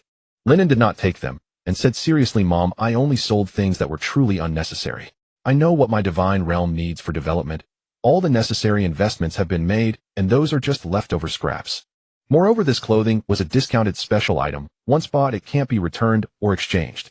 He picked up the dark blue coat, shook it out, and draped it over his mother without further discussion. Try it on, and does it fit? As it was getting colder, her old coat was no longer warm. Zhou Yun wanted to refuse, but her son had already helped her put on one sleeve. The soft touch of the fabric and the warmth from the clothing made her reluctance fade. Lynn helped her adjust the collar and stepped back to assess him just right. You look great in it, Mom. Zhou Yun looked down at the new clothing on her and touched the sleeve cuff. A hint of affection flashed in her eyes, but it was soon replaced by concern. Then, what about this wristband? My old phone still works as long as it can receive calls. It's fine. This new one looks expensive. You should return it. It can definitely be returned. Mom, this one really can't be returned. Lynn picked up the wristband belonging to his mother and pressed the side button. A small light screen popped up. Look, it's already activated and bound. They won't accept a return. And this isn't expensive, but it's a basic model. It'll be convenient for us to stay in touch. Sometimes I work late, and if you're worried, you can always reach me. This was true. Lynn had to wait until the early morning to return home every day. How could his mother not worry? She could only feel at ease when Lynn opened the door. Lynn carefully placed the wristband on his mother's slightly thin wrist, adjusting the tightness. See, it's very light and won't be a bother. They'll teach you how to use it. It's very simple. Just press here to receive my calls. Zhou Yun looked at her son's determined expression. Her lips moved a few times, but in the end she said nothing further. She was naturally familiar with the wristband and knew how to operate it. Before Lynn's father had an accident, the family situation was fairly good, especially when Lynn was young. She always wore the latest wristband. But later, due to life's pressures, she was forced to sell it on a second-hand platform. Advertisement space for rent. She raised her hand and gently touched Lynn's head. You child. You just have too many ideas. Mom knows you care about me, but you are at a critical time now, and you still have to take college entrance exams, so don't spend money recklessly. Mom, don't worry. Lynn held his mother's hand, his tone firm. This little expense is nothing. In the future, our lives will get better and better. Just wait and enjoy your blessings. Zhou Yun's eyes grew a bit moist. The hard days had finally come to an end. That night, Zhou Yun slept a spell. On Tuesday morning, the first practical training class of the third class of the senior year commenced in the battle hall. The air was filled with tension and excitement. While everyone had seen many classic battles in class and on television, it was their first time engaging in combat. In the center of the massive circular hall stood dozens of neatly arranged battle pods glimmering with a cold metallic light. Instructor Chen stood at the front, his voice clearly transmitted to every corner through the sound system. Students, today marks your first practical training after awakening your divine realms. The goal is not to determine winners or losers, but to allow you and your kin to initially experience the atmosphere of divine realm warfare. Familiarize yourselves with the battle processes and gauge each other's strengths. He paused, his gaze sweeping across the eager faces below. The rules for this session are very simple. Freely find your opponents, enter the battle pods, and engage in simulated combat. The virtual space will scan and map part of your divine realm powers and kin. Even if your kin dies in the simulated battle, it will have no impact on reality. Rather, you will accumulate valuable combat experience. Now begin to team up freely. As soon as he finished speaking, the hall erupted in noise. The students gathered in small groups looking for opponents with similar strength or interest. At that moment, Lynn immediately felt a scorching gaze firmly locked onto him. He turned to look and saw Zhao Gang staring at him intently from a distance, his eyes devoid of the usual frustration, instead filled with a blazing fighting spirit. Lynn chuckled inwardly, instantly understanding. He walked toward Zhao Gang, and the two stood facing. Zhao Gang crossed his arms, chin slightly raised, trying to create an air of aloofness and coldness, his eyes condescending. You've come. Lynn quickly got into the zone, standing tall and steady, his gaze resolute. I'm here. Zhao Gang let out a light scoff, his tone tinged with regret. You shouldn't have come. Lynn frowned, his voice powerful and assertive. If I don't come, who will stop your goblin horde from trampling this last pure land? Zhao Gang smirked with disdain, as if he had heard the biggest joke, with just your chattering green bugs. How you underestimate me. Lynn's face flushed with anger. Don't underestimate the bond between me and the goblins, you jerk. Zhao Gang shook his head as if making a difficult decision. Very well, my goblin digging legion, their pickaxes are already thirsty for action. Today let me grant you a dignified death. Lynn was undaunted, flames seeming to burn in his eyes. A joke. My goblin raider army has sharpened its claws, eager to drink dog blood. Zhao Gang's eyes gleamed with, let's battle. Lynn stepped forward, his momentum soaring. That's exactly my intention. Nearby, several students discussing their battles were drawn in by the sudden, over-the-top dialogue, glancing over in bewilderment. What are these two idiots doing getting all hyped up? Damn these lines. Where did they copy them from? An ancient goblins against dog-headed people. Can even a trivial fight create an epic feeling? I don't know, but it seems a bit interesting. Hey, this is actually quite engaging. Ignoring the gazes of others, Lynn and Zhao Gang stifled their laughter and strode toward an available battle pod. Entering the independent battle room, the two lay down in the silver-white battle pods. The cabin doors closed and gentle scanning lights enveloped their bodies. The holographic helmets automatically donned. Lynn and felt his consciousness slightly sink, as if being gently drawn away. Scanning the divine realm. Kin data reading. Virtual mapping construction. A cold electronic voice echoed in his mind. Once the scanning was complete, Lynn indirectly chose the initial 150 pureblood goblins as his combat units. The rest were all younglings, sending them in would just be giving away heads. On the other side, Zhao Gang clearly had the same thought, choosing 150 basic dog-headed people. Generating battle scene, small plain battlefield, both sides kin deployed. Consciousness sank into a virtual space. Lynn's vision elevated, overlooking below like a deity. This was an open plain with a simple terrain devoid of complex obstacles or obvious high points, clearly designed for first-time combat novices to engage in direct confrontations. On either side of the plain, flashes of light appeared as two groups suddenly manifested on the battlefield. To the left were Lynn's 150 goblins, who also entered the virtual bodies as conscious entities to engage in battle. At that moment, they had just appeared in an unfamiliar environment, looking somewhat flustered, scratching their heads and glancing around, weapons held awkwardly. These weapons were replicas of those existing within the divine realm. To the right were Zhao Gang's 150 dog-headed people. They were equally flustered, squeaking as they huddled together, the weapons in their hands varied widely. Pick, shovels, stone axes. And even a few pregnant female dog-headed people trembling as they clutched sharpened wooden spears. Until the god they worshipped descended. Above the goblin legion, a dark red demon figure coalesced with Lynn, seated upon an obsidian throne, exuding a familiar oppressive aura. Lynn's voice thundered like muffled thunder. My servants, behold, before you stands the wicked dog-headed people, shrouded in darkness and cowardice. They covet our homeland, attempting to seize our food and glory. Only by thoroughly defeating them and crushing their delusions can we safely return to the divine land bestowed upon us. For me, for the tribe, fight. On the other side, above the dog-headed legion, an extraordinarily exaggerated dragon blood dog-headed god figure appeared. He was tall, with a pair of gigantic dragon wings unfurling behind him, almost covering a large part of the sky, shimmering with light. Wearing a crown adorned with brilliant jewels, holding a magnificent scepter topped with a glowing crystal and draped in a flowing crimson cape. The cape tied behind the dragon wings. He really thought that through. Zhao Gang's divine figure shouted with an inciting voice, my loyal diggers. It is time to showcase the pride of the dragon that flows within you. Look, those weak green insects across from us dare to block our path to conquest. Smash their heads with your picks.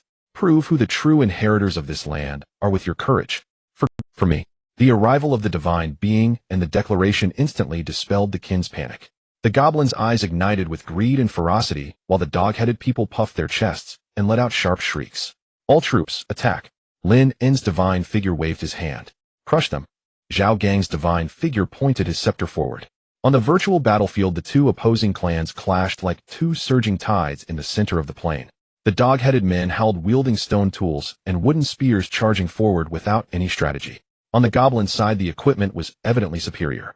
At the forefront, Haru, seeing the ragtag army before him, was filled with confidence, standing in iron armor at the very front.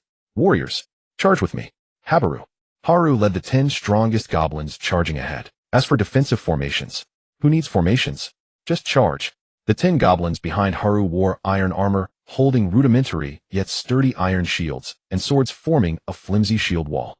Behind them were another 10 goblins wielding iron spears for piercing attacks. Further back were ordinary goblins carrying various iron weapons. Clang, clang, uft. In the first wave of contact, the advantage of the equipment became immediately evident. The stone picks of the dog-headed men struck the iron armor and shields of the foremost goblins, leaving only shallow marks. However, the goblins' iron swords could easily slice through the thin skin of the dog-headed men. The iron spears from behind jabbed with precision, taking down one small foe after another. Several dog-headed men who charged too aggressively were skewered by goblins behind the shield wall, transformed into a skewered treat. The goblins gained a preliminary advantage. Meanwhile, while the clans below fought fiercely with blood and flesh flying, 2 great deities were also engaged in battle above the battlefield. Lynn's massive demon form rose from the obsidian, throwing a flash of black light in his hand, coalescing into a menacing, smoke-emitting black spear. Then, like a dragon, he thrust it fiercely toward Zhao Gang. Take this, foolish dog. As Lynn attacked, Zhao Gang's exaggerated dragon-winged, dog-headed form dodged the spear, thrust deftly floating beside Lynn's dark red demon body. His staff rapidly shot forth a barrage of crimson fireballs, hurling them at Lynn. First, taste my great fireball. Lynn swept his black spear across, extinguishing the fireballs, lighting up the sky. The clans below, witnessing this, were filled with trepidation, fearing that a falling meteor might obliterate them. Of course, while the two appeared to be engaged in a fierce battle with various attack effects flying around, in reality, they inflicted no harm at all. It was purely a performance for the clans below, showcasing their divine might. Well, there was also a sense of enjoyment in it. At this moment, Zhao Gang's voice came through telepathy laced with barely contained laughter. "Hey Lynn, what kind of divine form have you conjured?" "A burnt goblin giant. And sitting atop a pile of coal." Lynn replied, somewhat annoyed. "You truly have a limited view. This is an obsidian throne. Are you really in a position to critique me? Look at your own appearance. Is that even appropriate? Your wings are larger than an adult red dragon's, aren't they, eh? And this staff crown cloak. Are you hosting a masquerade? Does the god of dog-headed men need to be so ostentatious?" Zhao Gang chuckled, somewhat pleased. "What can I say? My little pups eat this stuff up. The more majestic and magnificent it looks, the more they worship and zealously believe in it. If it weren't for the fear of deviating too far from the dog-headed image, I would have conjured a dragon god form directly. How cool would that be?" The two of them floated in midair, exchanging barbs while watching the chaotic clash below, the atmosphere harmonious, as if they were having a tea party. Neither of them cared about the outcome of the battle below. It wasn't a competition. A winning brought no rewards. After chatting for about 10 minutes, the situation below had gradually clarified. The goblins, relying on their superior equipment and concentrated initial strikes, had already killed over a third of the dog-headed men.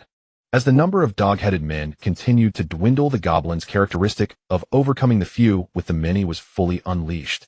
The fear in their eyes was quickly replaced by a frenzied ferocity, making them more reckless and their attacks increasingly insane. On the other hand, the dog-headed men, having lost their numerical advantage and faced with the well-equipped and fearless goblins, saw their already ordinary morale collapse, their formation completely disbanded and surrounded. Some dog-headed men, realizing the tide had turned, attempted to flee the battlefield, but alas, the goblins ran faster. In the end, amidst the piercing cries of the dog-headed men and the excited squeaks of the goblins, the last dog-headed man was simultaneously pierced by several iron swords dissipating into light. The dog-headed men were annihilated. The goblins raised their blood-stained weapons, howling victory towards Lynn in the sky. This was their first gift to the great god of all gods. Well, congratulations to the great deity for having a powerful army. Seeing his dog-headed men swiftly defeated, Zhao Gang felt a bit embarrassed. Both of their clans were useless. Why were yours better than mine? His tone carried a hint of frustration. "Wait, Lynn, where did you get this equipment? This is too unfair.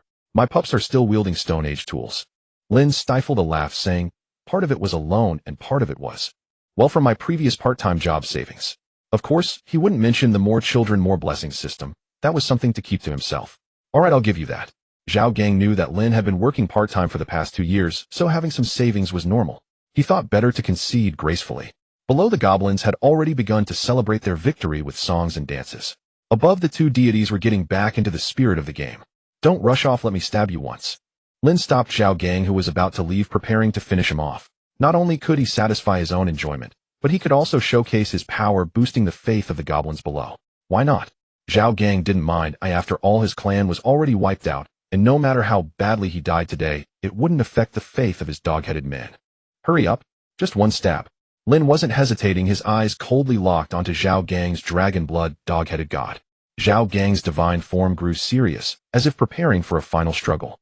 "It's over," Lynn hissed, and the black spear transformed into a streak of light, instantly piercing through Zhao Gang's divine chest. Of course, this was merely a virtual effect. Zhao Gang's divine form trembled, the light beginning to flicker. Lynn's divine form floated before him, his tone serious, yet with a hint of acknowledgement. "The god of dog-headed men, huh? I admit you and your clan do possess some strength. But this time, I won." Zhao Gang's divine form struggled to raise its head, his voice weak, yet filled with unyielding cough. I will return.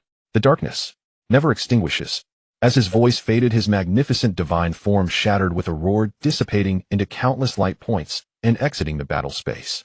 Only then did Lynn's demon form turn to the cheering goblins below, his voice echoing across the battlefield. "Well done, my warriors. You have defended the glory. Now return with victory."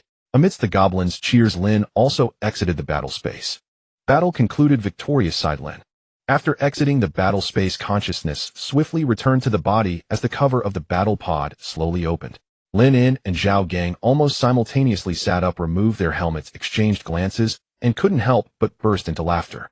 A classmate who had finished their battle approached curiously and asked, "How did you two fare? Who won?"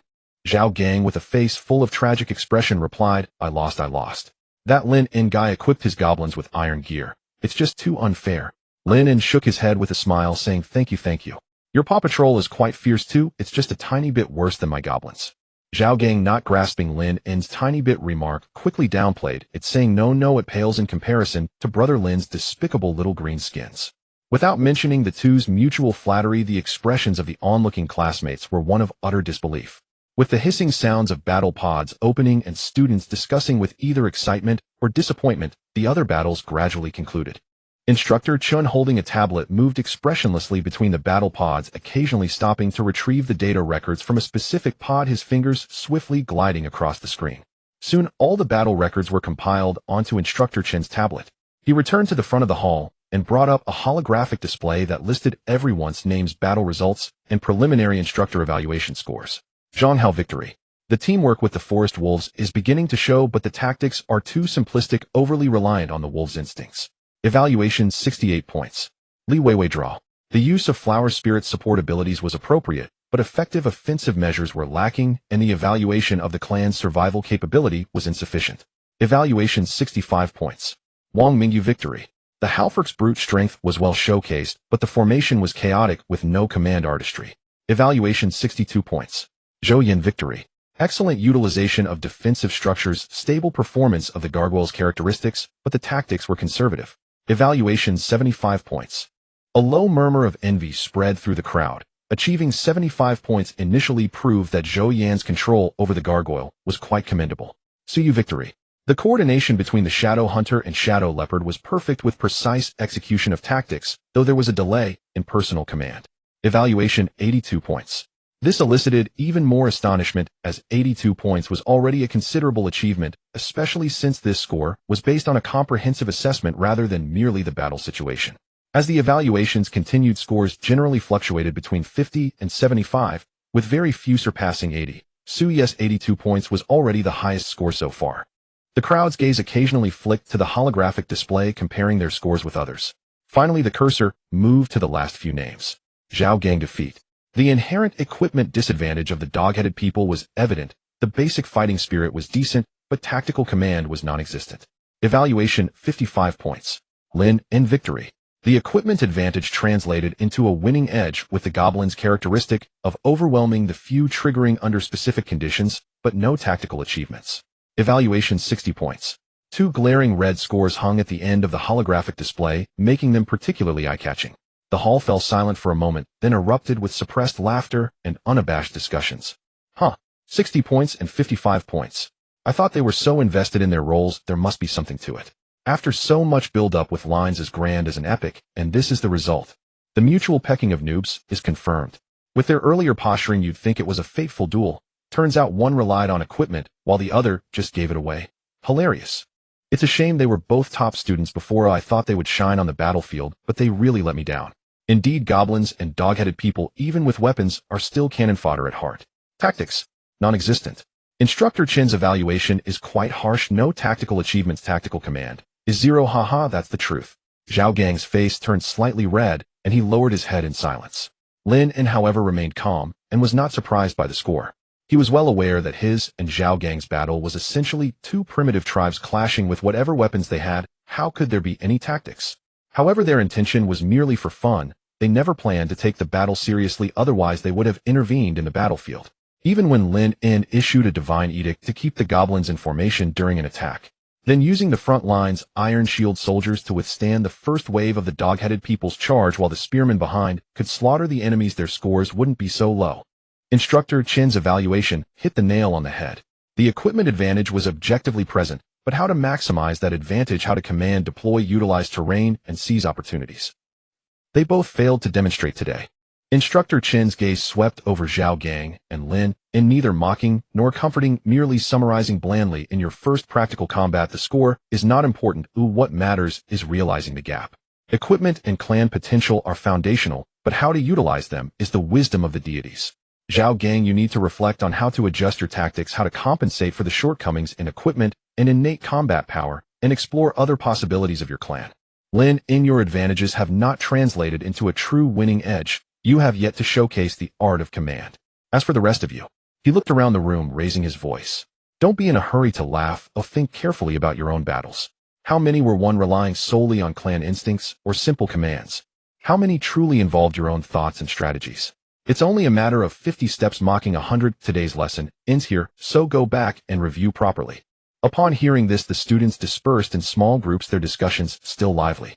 Meanwhile, Lynn and Zhao Gang's performance match became a light-hearted topic for everyone to unwind, sprinkled with a hint of superiority in their teasing. The once top students had now devolved into today's underachievers. How could that not bring joy? Seeing Zhao Gang's mood slightly low, Lynn patted his shoulder and whispered, "Did you not enjoy acting just now? Why the long face now? Next time I'll let you in once." Zhao Gang forced a smile. "Forget it, who knows who I'll battle next time. Just losing this once is enough. Next time I have to take it seriously." As they chatted, the two walked side by side out of the battle hall, still faintly hearing mock titles like Goblin Deity and Dog-Headed Emperor behind them. The first practical combat class concluded in this atmosphere of half seriousness and half playfulness. Lin and Zhao Gang, this pair of unlikely brothers, managed to teach each other and their clans their first vivid war lesson in their own way. But next time, Lin's opponent might not be a dog-headed person wielding stone tools. The lunch bell rang like a battle horn, and Lin and Zhao Gang sprang up from their seats, simultaneously rushing out of the classroom at full speed, joining the stream of students heading to the cafeteria. "Lin, wait for me," Zhao Gang called out breathlessly from behind. Lin turned back with a grin, his speed increasing as he darted forward. Riding that old bicycle to and from school every day, although he hadn't developed much else, his speed and endurance had indeed improved significantly. Zhao Gang was soon left behind. Lin overtook one rival after another, charging into the cafeteria with an invincible aura. Today, Lady Luck seemed to be on Lin's side as he managed to squeeze into a relatively forward position in the queue. He was already well acquainted with the menu and prices displayed above the counter. Any 1 serving of stir-fried bean sprouts, 1 serving of braised pork with potatoes. Make sure the meat is a good mix of fat and lean, and half a gene of rice with some vegetable soup on top. Thank you. Lin quickly handed over his tray and spoke rapidly. This was his most common 1 meat and 1 vegetable combination. Cheap yet sufficient to guarantee basic energy and a bit of grease. The aunt seemed to have a good impression of this refined student who only ordered the cheap set meal every day, knowing full well that he must be from a financially struggling family. Whenever she served him, her hand was steady, and she always filled his plate generously, even adding several extra pieces of meat to the braised pork. Even the vegetable soup poured over the rice contained a few chunks of meat. Lin took the tray with his hand, politely thanked her again, and thought to himself how kind this aunt was. Seeing the large portion of braised pork today, the classmates behind him quickly crossed off their planned dish of minced meat eggplant and also ordered braised pork. The aunt shot him a sidelong glance, dipped the spoon into the braised pork, and then began to lift it slowly while shaking it violently. The classmate watched in despair as several succulent pieces of meat slipped off the edge of the spoon, feeling an unbearable pain in his heart. "What's wrong? Is it my fault for being ugly? Why treat me like this?"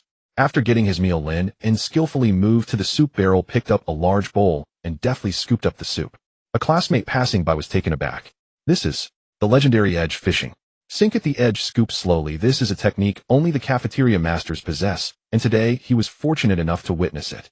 Sure enough, the bowl was filled to the brim with seaweed and egg drop soup, with thick layers of seaweed and egg visible at the bottom, far surpassing the watered-down version of other students. After finishing his meal, Lin finally let out a sigh of relief. He found a corner by the window to sit down, shoving rice into his mouth while eagerly raising his left hand. Yuan Shin activate. Forget it during meals. The smart bracelet activated, and a faint blue holographic screen unfolded above it. Lin skillfully logged into the Divine Lord forum, directly entering the live broadcast section in search of appetizing dishes. He had been following several streamers tagged with Goblin Divine Realm clan development and mixed blood experiments over the past few days.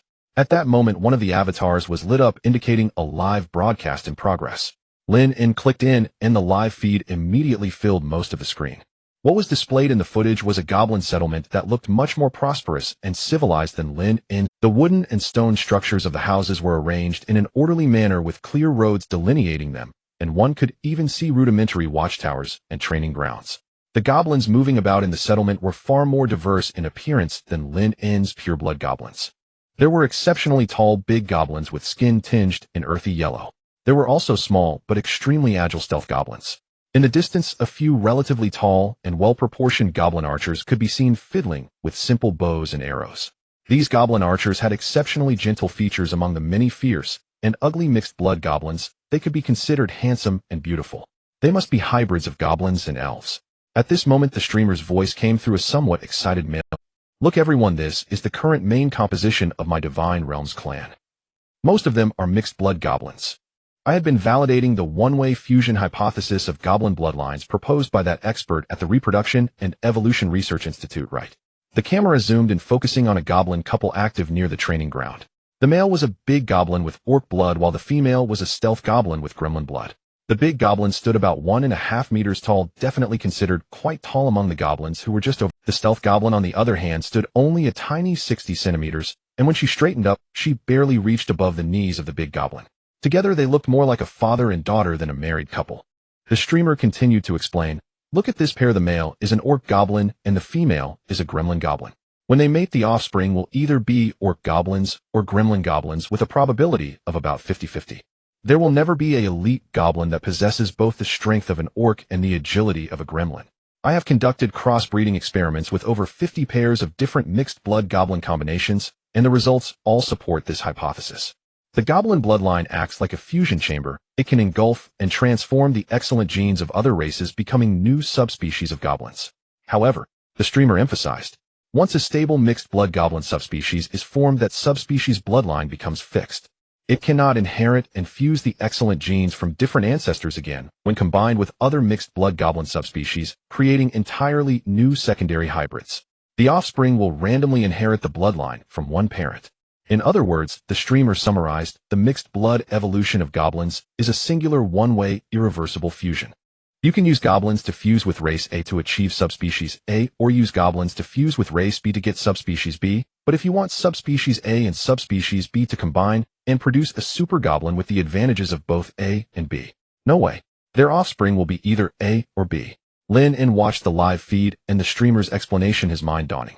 So that's how it is. It seems that the goblins' lack of reproductive isolation and powerful bloodline fusion ability also have their limits. I feel that the goblins' genetic pollution is somewhat similar to that of dragons. Both have no reproductive isolation and can produce hybrids with different species. However, the dragon beasts can undergo secondary hybridization, producing other creatures. But their secondary hybridization weakens as the dragon blood within them becomes more diluted, while goblins start from a lower baseline and are strengthened regardless of who they mix with. The streamer's experiment undoubtedly provided him with crucial information for planning his future mixed blood route. Lynn silently noted this conclusion and gave the streamer a thumbs up, intending to follow his experimental progress more closely. Lynn had just clicked on another video when a familiar voice came from beside him. "What are you so engrossed in?" "A forum." Zhao Gang's voice rang out as he finally squeezed over with a tray, sitting down opposite Lynn. His tray contained tomato braised beef, red braised lion's head, and garlic greens, looking more sumptuous than Lynn. Zhao Gang glanced at Lynn's dish, and then at the glowing screen on his wrist, scoffing, "Come on, Lynn, you're a deity now. Though your starting point is a bit low, you can't keep eating the same old thing. Not to mention a daily feast, at least improve your diet a bit. Eat something good to nourish your brain, otherwise how can you compete with those geniuses?" Lynn withdrew his gaze from the screen and took a large bite of rice mixed with potato and meat, mumbling, "I just love this taste. Eating other things irritates my throat." "Oh, come on." Zhao Gang chuckled, picking up a red braised lion's head with his chopsticks and unceremoniously placing it on the edge of Lynn's tray. "Here, try this. Let's see how it irritates your throat." Lynn looked at the glistening, fragrant lion's head and without hesitation picked it up and took a big bite, the meat juice bursting forth with a solid texture. "It's all right, but it doesn't compare to my potato and meat dish," he remarked, continuing to shovel a few more bites of rice along with the lion's head. Zhao Gang rolled his eyes, too lazy to argue about taste, and focused on eating, occasionally looking up to share a few insights from the recent practical class and funny stories he had seen on the forum. After finishing their meal, the two returned to the classroom. With some time left before the afternoon class, there weren't many people in the room, most of whom were resting with their heads down. Lynn sat down at his place, closed his eyes, and his consciousness sank back into the divine realm. Some time had passed again within the divine realm. The most obvious change was that most of the crops in the fields by the stream had completed their growth cycle, with some already harvested several times. The root vegetables were dug out of the soil, piled into several small mounds. The ears of coarse millet were harvested and were drying and threshing in the open. The vine vegetables had climbed all over the erected racks, lush and ready for harvesting at any moment. The abundance of food had relaxed the atmosphere of the entire settlement. The goblins had rarely eaten to their fill, and their energy seemed to be more vigorous. They'll have Haru get them training later. The only stream in the divine realm nourished by the continuous spiritual rain had clearer water, and the flow was more abundant. The most direct benefit was that the fish and shrimp inside had noticeably grown, and occasionally one could see fish shadows the size of a palm passing by. This caught the attention of the second-in-command Hoyazi. He directed several skilled goblins to weave a simple yet practical fishing net from flexible vines. After a few attempts, they indeed managed to haul up several lively fish from the stream. Hoyazi felt secretly pleased, quickly shouldering the fishing net, and personally brought it to Haru, who was sunbathing at the entrance of the breeding den and enjoying milk. "Hiss, boss. Look, this is the fresh fish that Hoyazi just fished out from the water. A gift for you to nourish your body." Hoyazi beamed as he held up the still flopping fish in front of Haru. Haru, feeling bored, saw the novel food, especially the splashes of water from the fishtail flapping, and his eyes lit up with delight. "Good. Well done. Hoyazi, you truly are my most capable subordinate." He took the fish, weighed it in his hand, and waved his hand. "Reward.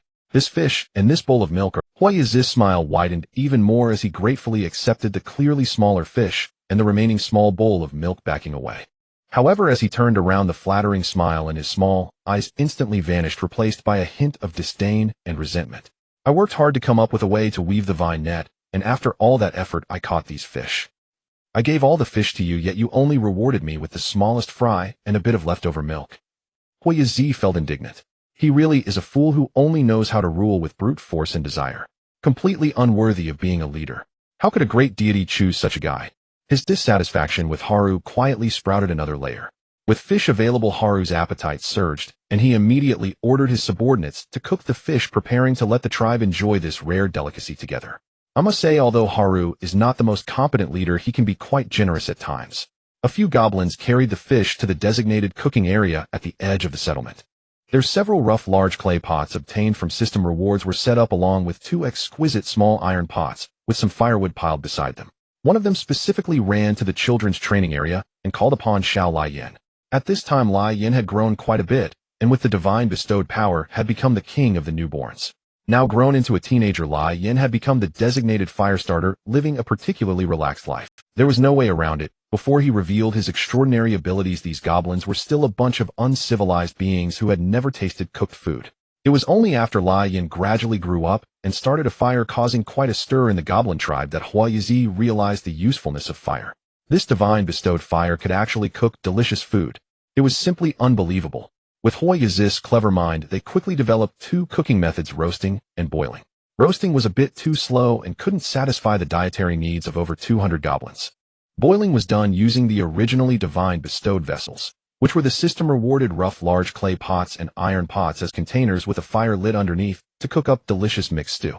The rough large clay pot was enormous, easily serving as a bath for the goblins, thus becoming the tribe's main. The iron pot, however, was the exclusive cooking tool for Haru and Hoyazi. Just then Lyin proudly walked up, extending his finger and concentrating, and with a puff, a small stable orange flame ignited at his fingertip. He triumphantly tossed the flame into the pile of wood, which quickly ignited due to the dry kindling roaring to life. Oh, Haru! The surrounding goblins erupted in envious and adoring cheers. No matter how many times they had seen it, they would always marvel at this mysterious power. Lyin puffed out his chest, his expression of pride unabashed, reveling in this unique glory that belonged only to him. The goblins placed the live fish into several clay pots filled with spring water of vitality. Then they commenced their signature mixed stew: tender grass stems, muddy root vegetables, bristly coarse millet, plucked vine leaves, a few ripe multi-fruit fruits, and even several plump caterpillars, moles, earthworms, and unknown wild vegetables, and moss, all tossed into the pot. The clear water quickly turned into a murky broth emanating a peculiar odor. As the cooking began, the surrounding goblins swarmed in like bees, eagerly waiting with drooling mouths. When the stew was nearly ready, they impatiently used rudimentary wooden spoons and stone bowls, even ignoring the scalding heat, to scoop food directly from the pot with their hands. As a result, they cried out in pain from the burns, stuffing the remnants of food stuck to their hands into their mouths, finally settling down, savoring every bite with expressions of satisfaction. When everything was boiled down to an unrecognizable mush, a few cooks picked up the stirring wooden spoon from the pot and began distributing the food. Some goblins attempted to assault the cooks, only to be struck on the head by the large wooden spoons, leaving them with swollen bumps. Soon the goblins were tasting the delicious mush, each exclaiming "Habaloo." A few lucky ones got fish bones mixed in the mush stuck in their throats, writhing in pain on the ground. However, outside the lively feast corner, the young minotaur-goblin shaman sat quietly on a flat. It looked at the bubbling pot of unclear fish soup stew with a clear expression of distaste, even feeling a slight instinctive aversion. "Fish are so cute, why eat fish?" The young shaman did not join in the sharing. Instead, it quietly picked up a clean roasted tuber and began to nibble on it. The four-colored elemental light points around its body gently flowed, as if even the act of eating set it apart from the noisy green-skinned kin. Lynn observed all of this with his divine sense, discovering that the goblin's horrendous cooking methods could turn various ingredients into a pot of mush truly resembling the style of Sangu. Fortunately, everything was developing normally. He thought about how to purchase some divine domain expansion cards to enlarge his divine domain area. The stream also seemed a bit small. He would later think of ways to increase the water area to cultivate some aquatic life. As his consciousness returned, the preparatory bell for the afternoon class rang out. Lynn opened his eyes, rubbed his brow, feeling a bit mentally fatigued, but the path of development for his divine domain became increasingly clear in his mind. In the afternoon, there seemed to be a theoretical class on basic energy circulation of the divine domain, which he needed to pay close attention to. Only by establishing a solid foundation in the divine domain could he smoothly ascend to the divine rank in the future. As Lynn's divine sense departed, the divine domain continued to develop quietly. Under the intentional or unintentional guidance and resource tilt of the elder, the two special children, Lynn and the shaman, not only grew physically at a rapid pace, but also exceeded the intelligence of ordinary goblins. Lynn's personality was as fiery and flamboyant as his innate flame talent, full of a desire to express himself.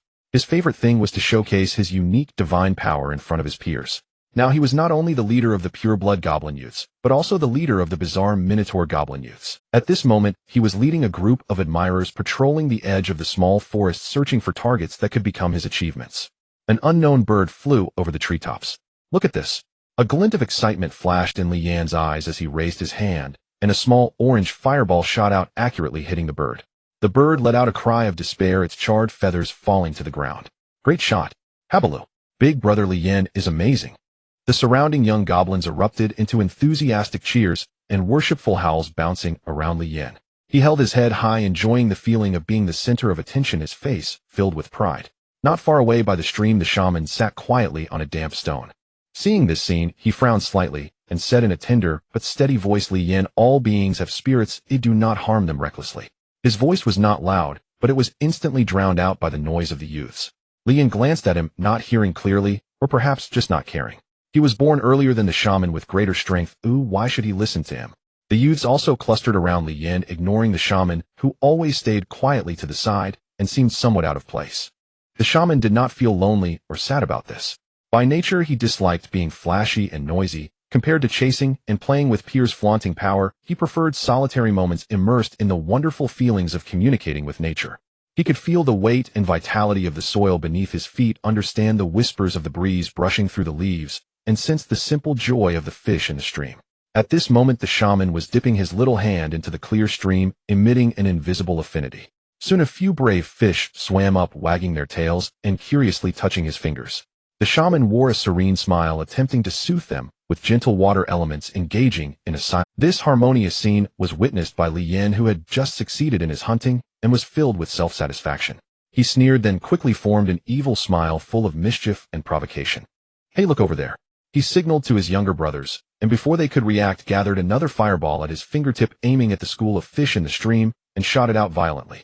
Puff, boom. The fireball exploded on the water's surface, sending splashes everywhere and steam rising. The fish were terrified and scattered in all directions, but a few, moving slower, were instantly killed by the blast and the heat, floating belly up on the surface. "You." The shaman suddenly stood up, his usually calm face displaying clear anger for the first time. He looked at the dead fish in the water and the fleeing school, unable to hold back any longer, and shouted, "Lynn, you have gone too far. They did not provoke you. Why must you harm them? Control your power, do not use it to create chaos and death." Lynn was taken aback by the shaman's sudden outburst of anger, but quickly regained his composure, showing he maliciously smiled, a competitive light flashing in his eyes. "This is the power granted to me by the great deity. I can use it however I want. Who are you to control me? Pretentious. If you have the ability, come at me." Before his words could finish, he raised his hand again, sending a fireball not toward the water surface, but directly at the position where the shaman stood. The shaman did not expect Lynn to suddenly target him. In a panic, his survival instinct prompted him to instinctively mobilize the water elements within him. A pale blue water shield formed instantly in front of him. Hiss! The fireball hit the water shield, bursting into a cloud of white mist. The shield rippled a few times, but held firm, leaving the shaman unharmed. "What?" Lynn was shocked, his eyes wide. He had always thought that only he possessed the flame power granted by the great deity, that he was unique. He never expected that this fool, who always kept quiet, and only spoke to plants and stones, also possessed divine power and could block his fireball. As the shaman blocked the fiery fireball, everyone was astonished. The young goblins surrounding the flames, Habalo. Oh my, even the fool possesses divine power. What is that? Water flow. It can actually block the boss fireball. So strong. I wonder if the boss can take it down. In the midst of shock, the flames also heard the discussions of the younger brothers. A fierce competitive spirit surged within. It felt restless, desperately yearning to establish superiority, to prove that its flames were the strongest and the most favored by the gods. You also have divine power. Come again. The flames no longer held back, firing one fireball after another at the shaman like a barrage. It no longer cared about precision. Some fireballs even landed on the grass and bushes nearby, igniting dry leaves and sparking small flames. It's on fire. Run! The surrounding young goblins screamed in panic, fleeing from the suddenly dangerous area. The shaman nimbly dodged most of the fireballs, using a water shield to block the unavoidable ones. Watching the small flames spreading around and the chaos, it sighed helplessly. It had no desire to confront the flames, but seeing them go out of control, risking a greater fire disaster for the tribe, it could no longer stand by. Flames! Stop! The shaman called out softly, pressing its hands toward the creek. More water was summoned, quickly intertwining and swirling in the air, forming a cage of flowing water that unexpectedly enveloped the flames, which were in the midst of gathering another fireball. Water prison technique. The flames were trapped in the cool, flowing water, and their fire was instantly suppressed and extinguished. It struggled, but found that its proud flames were utterly useless in this flowing water prison, floundering helplessly and choking on a few mouthfuls of water. With the flames subdued, the shaman immediately turned to extinguish the fire. It guided the water of the creek, transforming it into several streams that precisely doused the burning spots. Soon all the flames were extinguished, leaving only wisps of smoke and charred traces. After finishing this task, the shaman looked at the drenched, angry, and embarrassed flames in the water prison. It did not attack the flames, but maintained the water prison calmly and seriously, warning, "Flames, I will confine you for half an hour. This is a lesson for you. Remember, divine power is not for flaunting or harming the weak. Flames are dangerous. Do not release them carelessly, and do not kill living beings indiscriminately.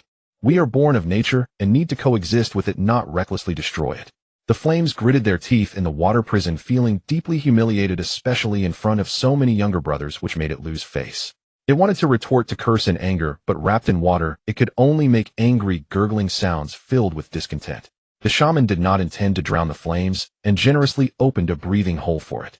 The flames took deep breaths of fresh air, no longer daring to make threats, fearing that the shaman would completely see. The shaman ignored the flames and quietly walked to the creek to retrieve the few small fish that had been blown up, then buried them beneath a large tree. Seeing this, the flames felt disdainful.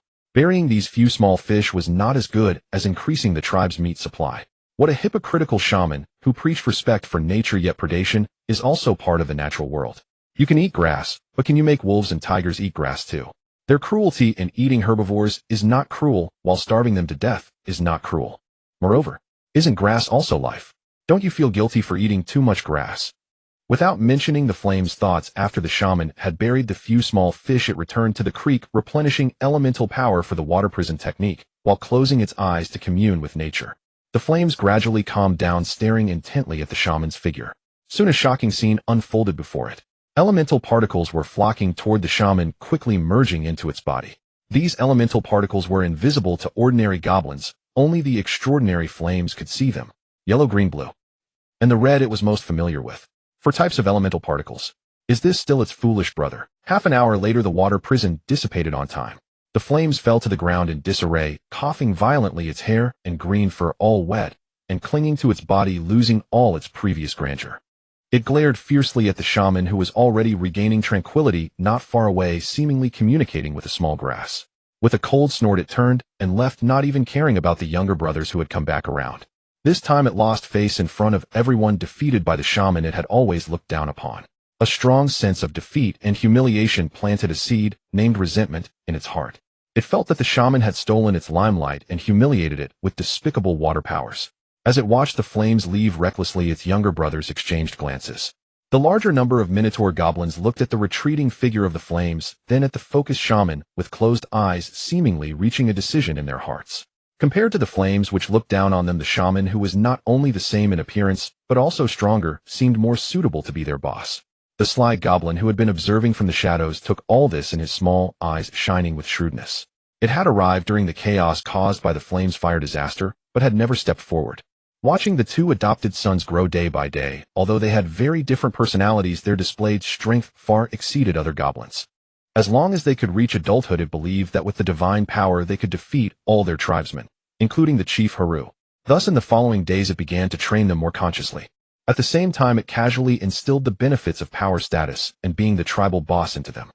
Why does he get to eat the best and live in the most comfortable place commanding all goblins? Just because he is the boss, the chief. Having power is to stand at a higher position and enjoy more. Being the boss not only allows you to live well, but also to decide the fates of others, allocate resources, and earn the respect of all goblins. The shaman often let these words pass through one ear and out the other. It was immersed in its own way of nature and elemental knowledge, showing little interest in power struggles. Its goal was to understand the world, to communicate with nature rather than to rule the tribe. But the Flames were different. Being the boss. Does becoming the boss prove that I am stronger than the shaman?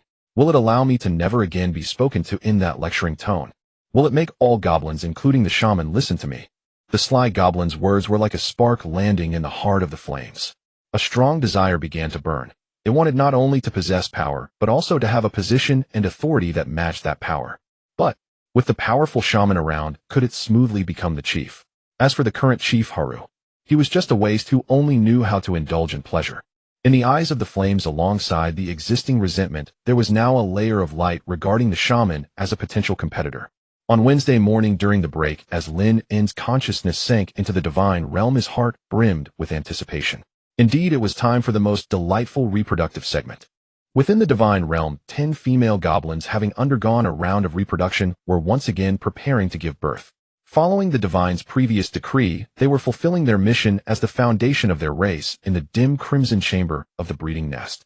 As one of the few female goblins, their duty was to ensure a sufficient number of pureblood goblins. Although it held little practical significance, its symbolic value was considerable. After all, the core family of our divine realm is goblins. Having a bunch of hybrids feels somewhat like cuckoo occupying a nest. This time with a 30% increase in production from the breeding nest, the results were exceptionally gratifying. Poochie, Poochie. With the sticky and vibrant cries of new life, fresh little beings were born one after another. On average, each female goblin delivered 5 to 6 offspring, far exceeding the usual 3 to 5. Ultimately, 65 wrinkled pureblood goblins, 60 males, 5 females, joined the tribe, exceeding the best expectations by a full 15. Among these newborns, one distinctive little goblin caught Lynn's attention. It was slightly quieter than its siblings, with irregular light brown patterns on its skin, and its eyes were exceptionally clear and lively, as if it was not merely observing, but understanding and communicating with the surroundings. Lynn felt a stir in his heart. It seemed a variant safeguard had been born in the breeding nest. System information then appeared: name Beast Tamer Goblin Cub, elite level, variant rank level 0, juvenile phase, talent animal communication, beginner, naturally possesses a faint affinity for ordinary animals and some low-level beasts, able to engage in preliminary emotional and intent exchanges, aiding in calming, guiding, and taming. Traits: greedy, overwhelming the weak with numbers, strong, reproductive, desire, no reproductive isolation, patient. Description: a rare variant whose soul wavelength is closer to that of the animal kingdom. It is a potential excellent beast tamer, herder, or animal companion guide. Beast Tamer Goblin.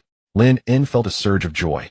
Although it was only elite level, far inferior to the exceptional flame and transcendent shaman, the ability to tame beasts was no ordinary feat. To have more hybrids, he must continuously assimilate various beasts and families.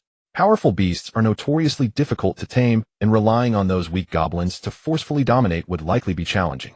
Having a beast tamer goblin to control and calm the emotions of the wild beasts would make things much smoother.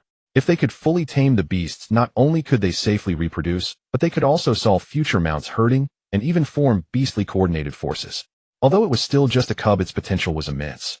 As goblins continued to be born almost simultaneously, the system's notification sounds rang out. Ding. Family Goblins reproduction successful. Pureblood Goblin, count 1. Obtain basic reward, Rough Stone Spear x5. Ding. Family Goblins reproduction successful. Pureblood Goblin, count 1. Obtain basic reward, Basic Herb Seeds x10. Still a heap of basic rewards of little value. Lynn felt no stir in his heart. Perhaps he could sell the unnecessary ones to improve his life.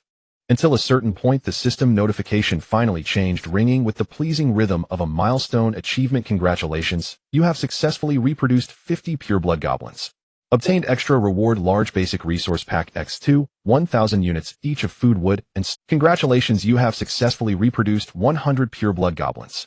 Obtained extra reward Divine Realm expansion card, 1 star blue X1. Divine Realm expansion card, 1 star blue. After use, it can expand the Divine Realm area by 10 square kilometers and slightly optimize the basic environment of the newly added area. The land becomes slightly fertile, possibly accompanied by small bushes or water sources along with animals. Expansion card. Lynn's eyes lit up. He had unexpectedly received the most scarce Divine Realm expansion card, and it was a blue card with attribute bonuses. Generally, a 1-star white expansion card can only expand 2 square kilometers, while a green one expands 5 square kilometers. A blue card is extraordinary, expanding a full 10 square kilometers, and the expanded area also comes with attributes. It is known that a Divine Realm expansion card is not cheap. For Lynn, and a blue card is a fortune. He had originally planned to reproduce 2 more rounds, and then sell more resources to buy a white expansion card, but the surprise came so suddenly. Without hesitation, he chose to load the card, but then an awkward incident happened. Current Divine Realm load 710 status reached load limit, unable to load at the moment. What a pity. The last card he loaded brought changes to the Divine Realm's laws that had yet to stabilize completely, requiring time to digest before he could load the new high load card. Although the blue card was enticing, it occupied a greater load, likely requiring 4 load points, so he could only wait to load it later. Having a treasure that he couldn't use temporarily made him feel somewhat irritated. Turning his gaze to the Divine Realm, it remained calm and peaceful. The goblin named Hoya was directing several maternity nurses, goblins busy attending to the mothers and the cubs. These female goblins had also encountered good timing. If not for the great deity's emphasis on reproduction, they would never have enjoyed such meticulous care. The training ground was extremely lively, with Halu observing his army. The 20 goblin warriors he personally trained were already taking shape, and now these warriors were guiding other idle goblins in basic physical training. Even if they couldn't achieve universal military service, improving overall physical fitness would still be beneficial, making future work more vigorous. The first batch of born goblins had now grown to adult size. In another month Divine Realm time, they would fully mature. By then, with more females, the production efficiency would significantly increase. Around Flame were pure blood goblin youths who were also doing physical training with the adults on the training ground. Meanwhile, in another corner of the herb garden, the shaman was tending to the herb garden with a group of minotaurs and a few pure blood goblin youths. After the last great war, nearly all the minotaurs abandoned Flame and turned to follow the shaman. Even a few pure blood goblins were drawn to the shaman's strength, willingly following him. The shaman had no particular likes or dislikes for these followers. They were all members of the same tribe, and since they were willing to follow, he would teach them the ways of nature.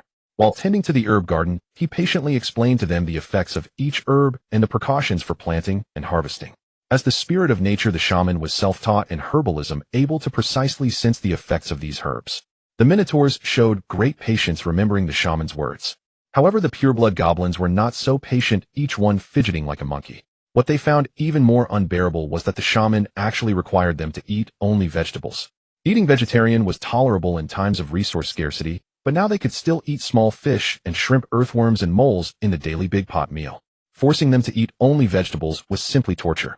On Wednesday night, another production gala arrived as scheduled. The 20 pregnant cows that had been confined in the breeding nest began their second round of birthing. The birthing process went quite smoothly, accompanied by a series of somewhat muffled moo sounds as new bullhead goblin calves were born one after another. The 20 cows produced a total of 102 bullhead goblin offspring, 52 males and 50 females. The total number of bullhead goblins surged to 183, almost catching up to the 193 pureblood goblins. After all, the number of female goblins was too low, and with each round of breeding the proportion of pureblood goblins would continue to decrease. As the calves cried out, the anticipated system notification sounded once more. Ding! The clan goblin successfully bred with the alien species cow, producing a new mixed blood clan bullhead goblin 1. Reward faith power 100 EU iron spear x10. Ding! The clan goblin successfully bred with the alien species cow, producing a new mixed blood clan bullhead goblin 1. Reward faith power 100 low-level herb seeds x10. Ding! Congratulations, you successfully bred 100 bullhead goblins. You received an additional reward low-level monster card, Earth Vein Crystal Beetle 2-star blue 1. With a flash of light, a card glimmering with deep blue light, depicting dozens of peculiar beetles with a rocky sheen, appeared in Lynn's system space. Lynn was slightly taken aback. A blue monster card. Did it turn gold? Filled with excitement, he hurried to check the card's attributes. Earth Vein Crystal Beetle 2-star Blue Monster Card Quantity 1 nest approximately 50 individuals, including 1 queen. Characteristics 1. Stonita soil feeds on tiny rock particles and inorganic impurities in barren soil, excreting a primary fertile soil rich in organic matter and weak elemental activity. 2. Weak earth vein perception. The swarm instinctively gravitates towards areas with slightly stronger earth vein energy or mineral concentrations within the divine domain, and prolonged stay can slightly enhance the energy activity of that area. 3. Crystallized shell. The old shells or corpses of adult beetles serve as excellent materials for soil elemental resistance or fertilizer additives. Description: an ecological engineer that improves the barren land of the divine domain, breeds slowly and relies on rocky mineral environments. Earth Vein Crystal Beetle. Lynn read the card information carefully, his initial excitement slightly cooled, tinged with a hint of regret. A purely functional monster, not a large one. Not useful for breeding to produce powerful hybrids. Even small monsters the size of a wild rabbit. Lynn would let the goblins try to plant and breed. After all, they are monsters, and surely more resilient than ordinary beasts. Unfortunately, they are just a swarm of miniature monsters, or rather insects with a bit of magic. One blow would instantly crush them. This group of little beetles had no combat power. Achieving the status of a 2-star blue card was entirely due to their practical functions. As long as they are raised in the divine domain, there's no need to manage them, and they will automatically improve the soil fertility within the divine domain. But soon Lynn adjusted his mindset. Looking at the vast areas of wasteland and rocky zones still dominating the divine domain, he realized that the value of this card might be greater than that of a monster card capable of breeding. It's not enough just to focus on breeding. The development and construction of the divine domain are equally crucial, affecting his future ascension to godhood. He couldn't just rely on loading food cards to cope with every famine, could he? What about the days to come? Will other cards no longer be loaded? Will the divine domain cease to develop? Thus, the most sustainable development model for the divine domain is to be self-sufficient without relying on external resources. Improve the land. As long as there is enough time for these little guys to eat and excrete slowly, this barren divine domain of mine will surely transform into true fertile soil. Once the land improves, the crop yield, pasture quality, and overall ecology will enhance. This is the foundation. Thinking about the possibility of the divine domain becoming a vibrant, fertile land in the future, the slight regret in Lynn's heart was quickly replaced by anticipation. However, it still relies on time to digest. Lynn looked somewhat helplessly at the 2 temporarily unusable blue cards. He never expected that his usually tough life would also bring him the troubles of the wealthy second generation and divine second generation. While others were distressed about which good cards to prioritize loading, he found himself in the same situation. However, those second generation usually have dedicated divine domain development planners at home. They would plan the development according to your core clan and divine domain characteristics, avoiding a lot of detours. Unlike us poor folks who are eager to load even a single white card as soon as we get it, spending most of the early stages in a state of having no cards to use. Only when the divine domain gradually starts to produce, and there are surplus resources, can things slowly improve. This is also why the gap between the poor and the rich continues to widen. Some people are born in Rome while others are born as mules. The digestion of cards brought about by the divine domain takes time and is also related to one's divine rank and control over the divine domain. It seems I need to quickly advance to demigod status, otherwise having high-level cards that cannot be used is too frustrating. Let's first load the divine domain expansion card to expand the area of the divine domain. 10 square kilometers of fertile land can grow plenty of crops. After all, the earth vein crystal beetles need time to slowly improve the current 10 square kilometers of wasteland, while the expansion card directly provides 10 square kilometers of fertile land. The benefits are quicker and more direct. Lynn glanced at the newly born bullhead goblins. Among the 102 newborn calves, one particularly strong individual caught all his attention. It was a whole size larger than its siblings, with dark green skin covered in rough bronze-like patterns. On either side of its small head there were 2 slightly raised bronze-colored lumps, making the whole bull resemble a piece of bronze ware. Needless to say, it was another guaranteed mutant baby from the breeding nest. The system notification appeared promptly.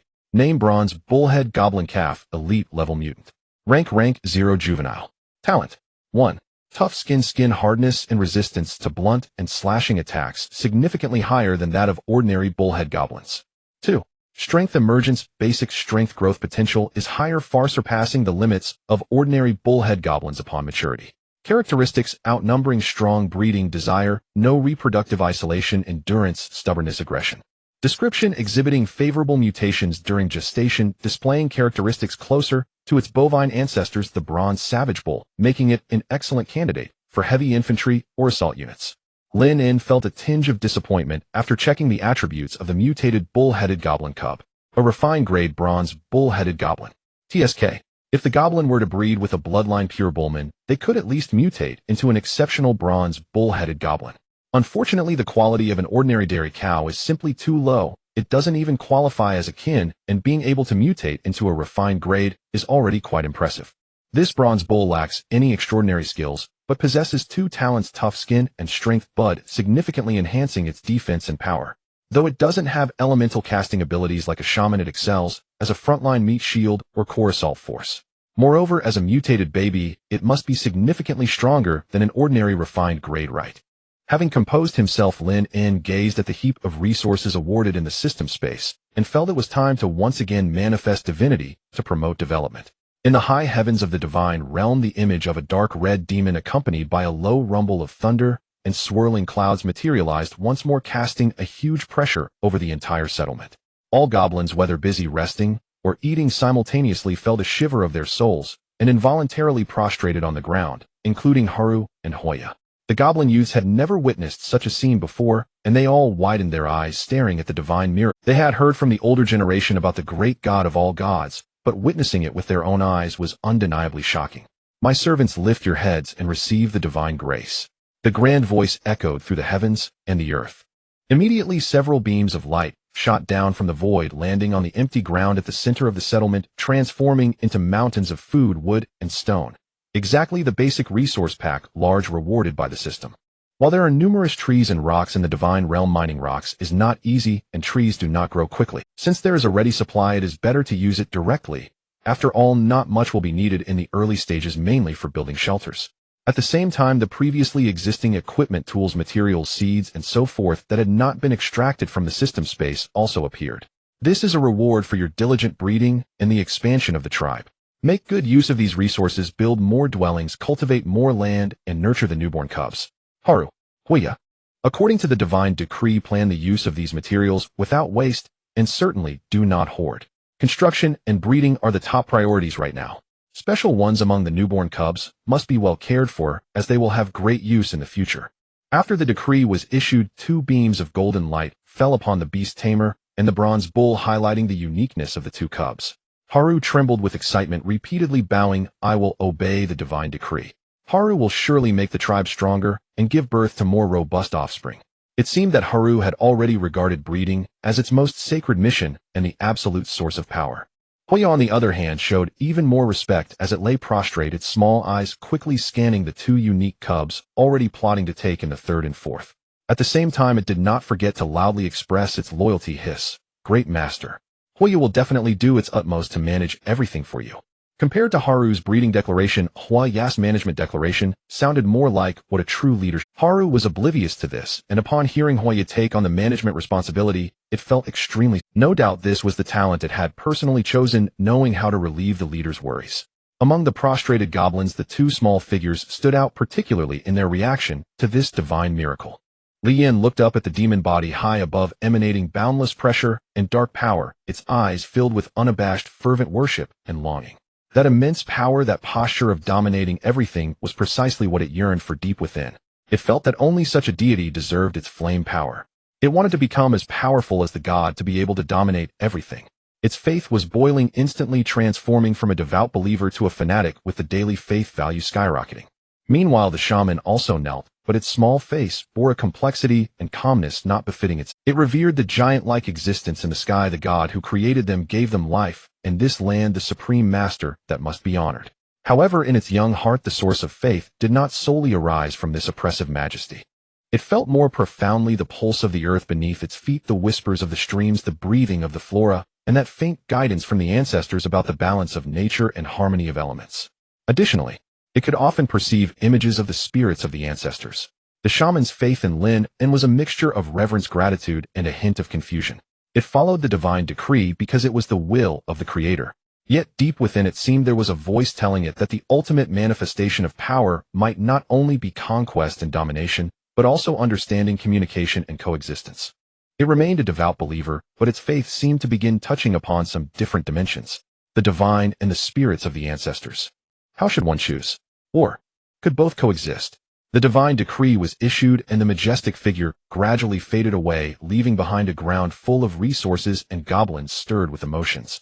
Lynn did not summon the divine rain again. The power of faith needed to be accumulated for potential ascension. During this time, Lynn had gathered a total of 1700 units of faith power and 2 points of divinity. Divinity is a byproduct of continuously receiving and condensing faith power, starting at 1 point and increasing as faith power rises. Ultimately, this divinity will converge at the core of the soul, forming a proto-divine form, which can be considered a miniature core of laws. Ascending to demigod status requires meeting several conditions. First, a stable faith cycle must be established with daily faith production reaching over 100 points and capable of sustained growth. One day in the main world. Second, the area of the divine realm must stabilize at around 30 to 50 square kilometers with a self-sustaining basic ecological cycle food chain water source vegetation.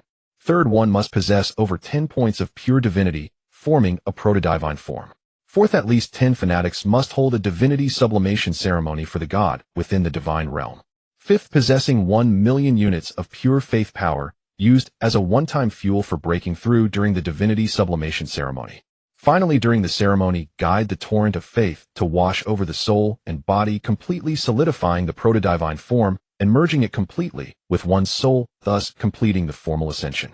Of course, when ascending to demigod status, the god soul must be strong enough to withstand the infusion of divinity and the condensation of the proto-divine form without collapsing. This usually requires the nurturing of the divine realm and a certain amount of time for sedimentation. These 5 conditions may seem difficult, but compared to future ascensions, they are relatively simple. When the demigod ascends to weak divine power, they will need to condense a true divine form, ignite the divine fire, raise the divine throne, and consolidate divine duties.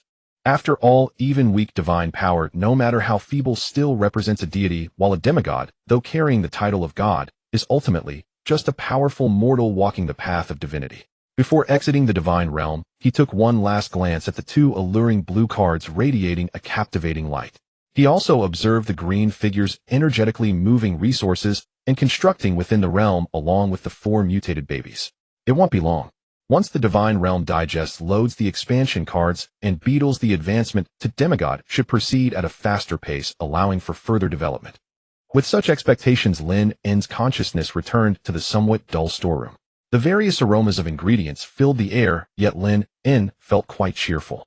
Once the weekend came, he could sell off some resources for a small profit, and life would continue to improve. Exiting the storeroom, Lynn awkwardly thanked Sister Sue, who filled in for him, and dived back into the battle of washing plates. Should I quit my part-time job after this month? Continuing like this isn't ideal, as Sister Sue has been good to me, and I can't just turn my back on the work. Primarily, every time I close my eyes and reopen them, it's 403 Alliance coins, Faith Power Devotee, 3730, Fanatic 30, and this sensation of earning money is just too delightful. Moreover, selling resources weekly will increase income as the number of females in the divine realm rise. The part-time job consumed a lot of his time and energy, 1,500 a month, which breaks down to merely 75 Alliance coins a day, something Lynn no longer found appealing. Having made a decision, he casually mentioned it to Sister Sue before finishing work. Sister Sue had already sensed it, though a bit regretful. She understood that a dignified deity could not spend every day washing plates in this small shop. Thus, she readily agreed and promised to find a suitable successor in the coming days. Only then did Lynn bid farewell to Sister Sue and hopped onto his old bicycle, riding out into the cold wind. The bike creaked and squeaked, and as it went uphill, it dropped the chain again, nearly causing Lynn to have a close encounter with a power pole down the slope. There was no choice but to bend over and fix it. Fortunately, it wasn't raining, otherwise even a god of all gods would risk catching a cold. On Thursday morning, the bell for the practical training class rang again, and the students of Class 3 filed into the battle hall. Having gone through the previous combat experience, everyone seemed much more composed this time. Instructor Chin still stood at the front, his gaze sweeping over the crowd as he directly summoned the light screen. Based on the results of the first assessment, this battle will be allocated more specifically according to your previous performances and the characteristics of your clans. The goal is to expose you to different types of enemies in order to accumulate experience in coping with them. The name scrolled across the light screen. Soon Lynn saw his name and opponent. Lynn Goblin versus Zhu Lin Merman. Lynn recalled Zhu Lin's awakening scene. Her talent seemed to be swift enhancement.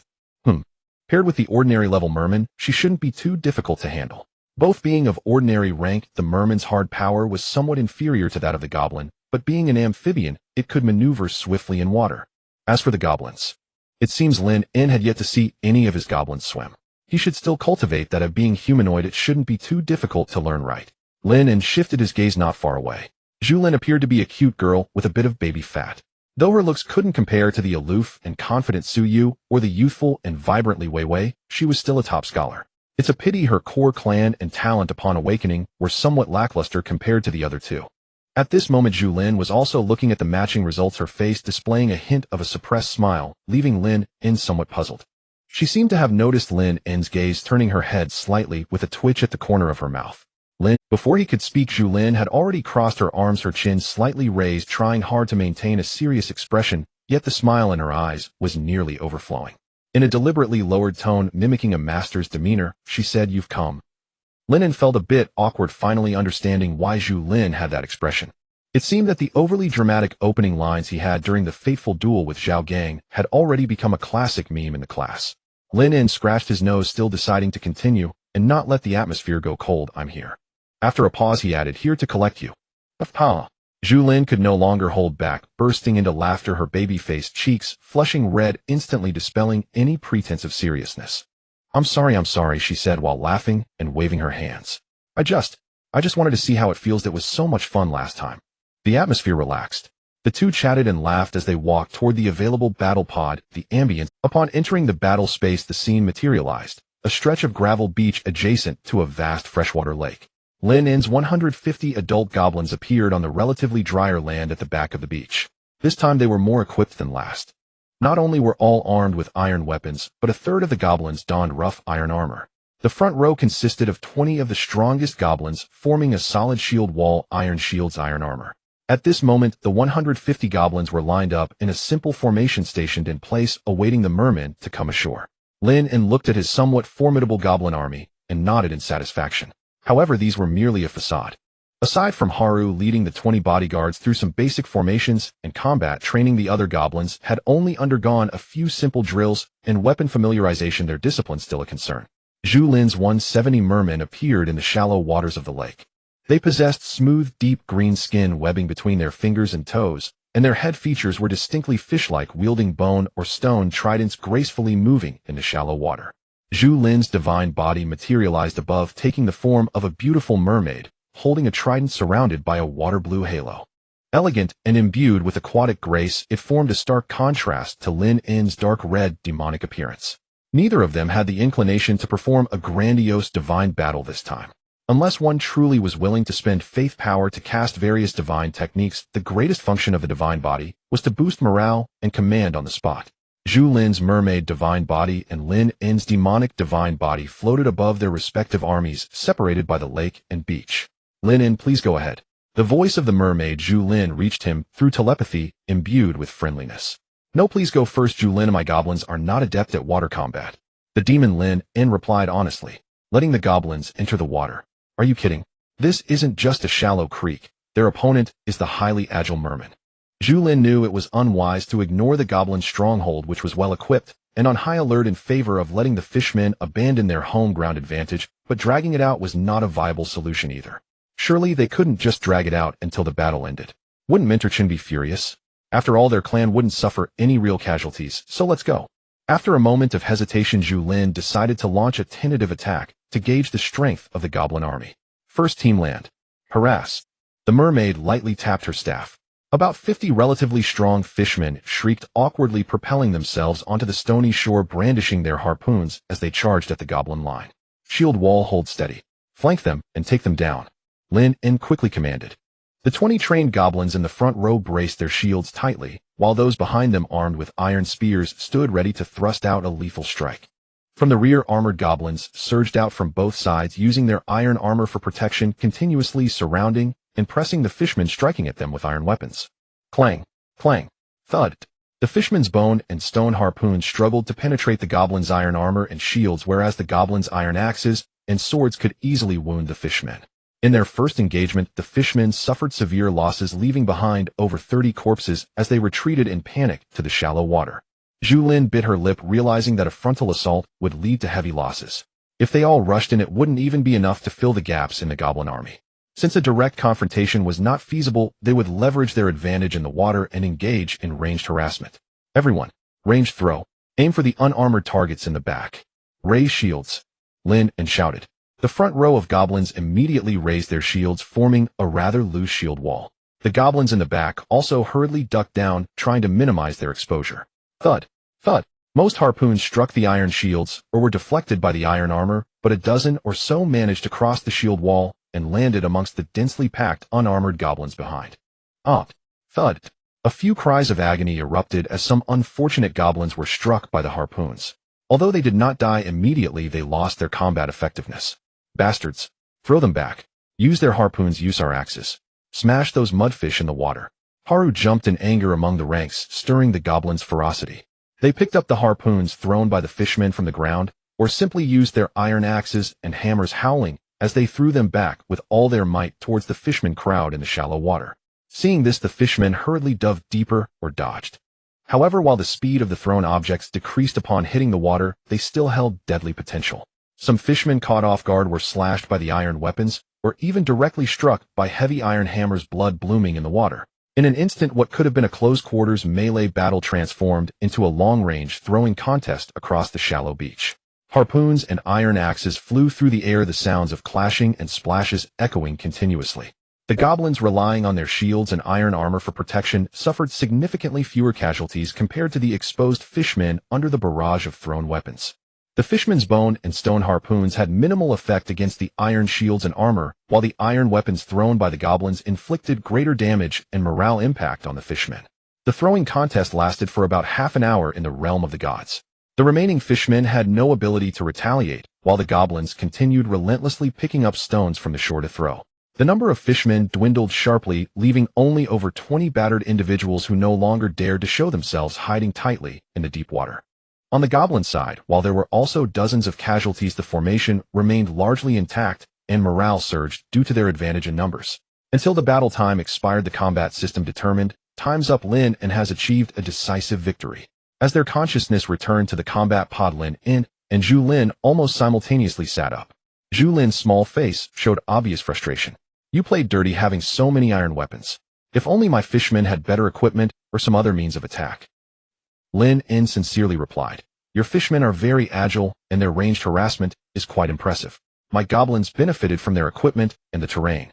Minter Chin approached, retrieving the combat data of both participants for a brief commentary. "Lynn, you effectively utilized equipment advantages and terrain defense. Your tactical thinking has improved somewhat. However, your formation was too crude, and the efficiency of your ranged exchanges was low. It was purely attrition, scoring 70 points. Lynn, your fishmen's tactics were too singular, overly reliant on the home turf and water, lacking effective means to penetrate a solid formation, scoring 60 points. Both of you need to work on tactical diversity and specialized training for your clans." Lynn nodded earnestly, and Lynn humbly accepted. This time he did not receive a failing score, but it could not be considered a high score either. It was a rather average victory. After all, his goblins had only undergone basic training, and they were all part of the kitchen knife squad, lacking any ranged attack capabilities. It was naturally no issue dealing with another kitchen knife squad, like the dog-headed men, but when facing the Navy and Air Force, it would become troublesome. Fortunately, the small fishmen on the other side were even weaker and also lacked ranged attack capabilities. Their only advantage was that their harpoons were more suitable for long-distance throwing than iron hammers, axes, or swords. However, the goblin's act of throwing stones this time did inspire him a bit. The goblins seemed to have a talent for stone throwing, and he recalled seeing other streamers practicing some stone-throwing goblins as ranged units. In the future, he could select a batch of stronger goblins to train in stone throwing, reclassifying them as stone-throwing goblins. This thing could only be useful in the early stages, or later on with various extraordinary powers flying everywhere, relying on stone throwing for damage would be a joke. Unless you could turn stone throwing into some causality weapon, adding a concept to it, in that case it might still have some use. If this exercise could bring the shaman over with its water manipulation abilities, there would be a chance to completely annihilate the fishmen. However, it wasn't necessary. After all, it was just an ordinary combat drill without any rewards, and it wouldn't count towards the final exam score. He'll save it for the official final exam to showcase it and blind them with brilliance. After considering the gains and losses, Lynn no longer dwelled on it and turned to look at the other classmates. Since the two had delayed the battle until the time expired, the other students had mostly finished their battles ahead of them. This time the students' scores were generally higher than the first time, and even Zhao Gang achieved a good score of 65 points.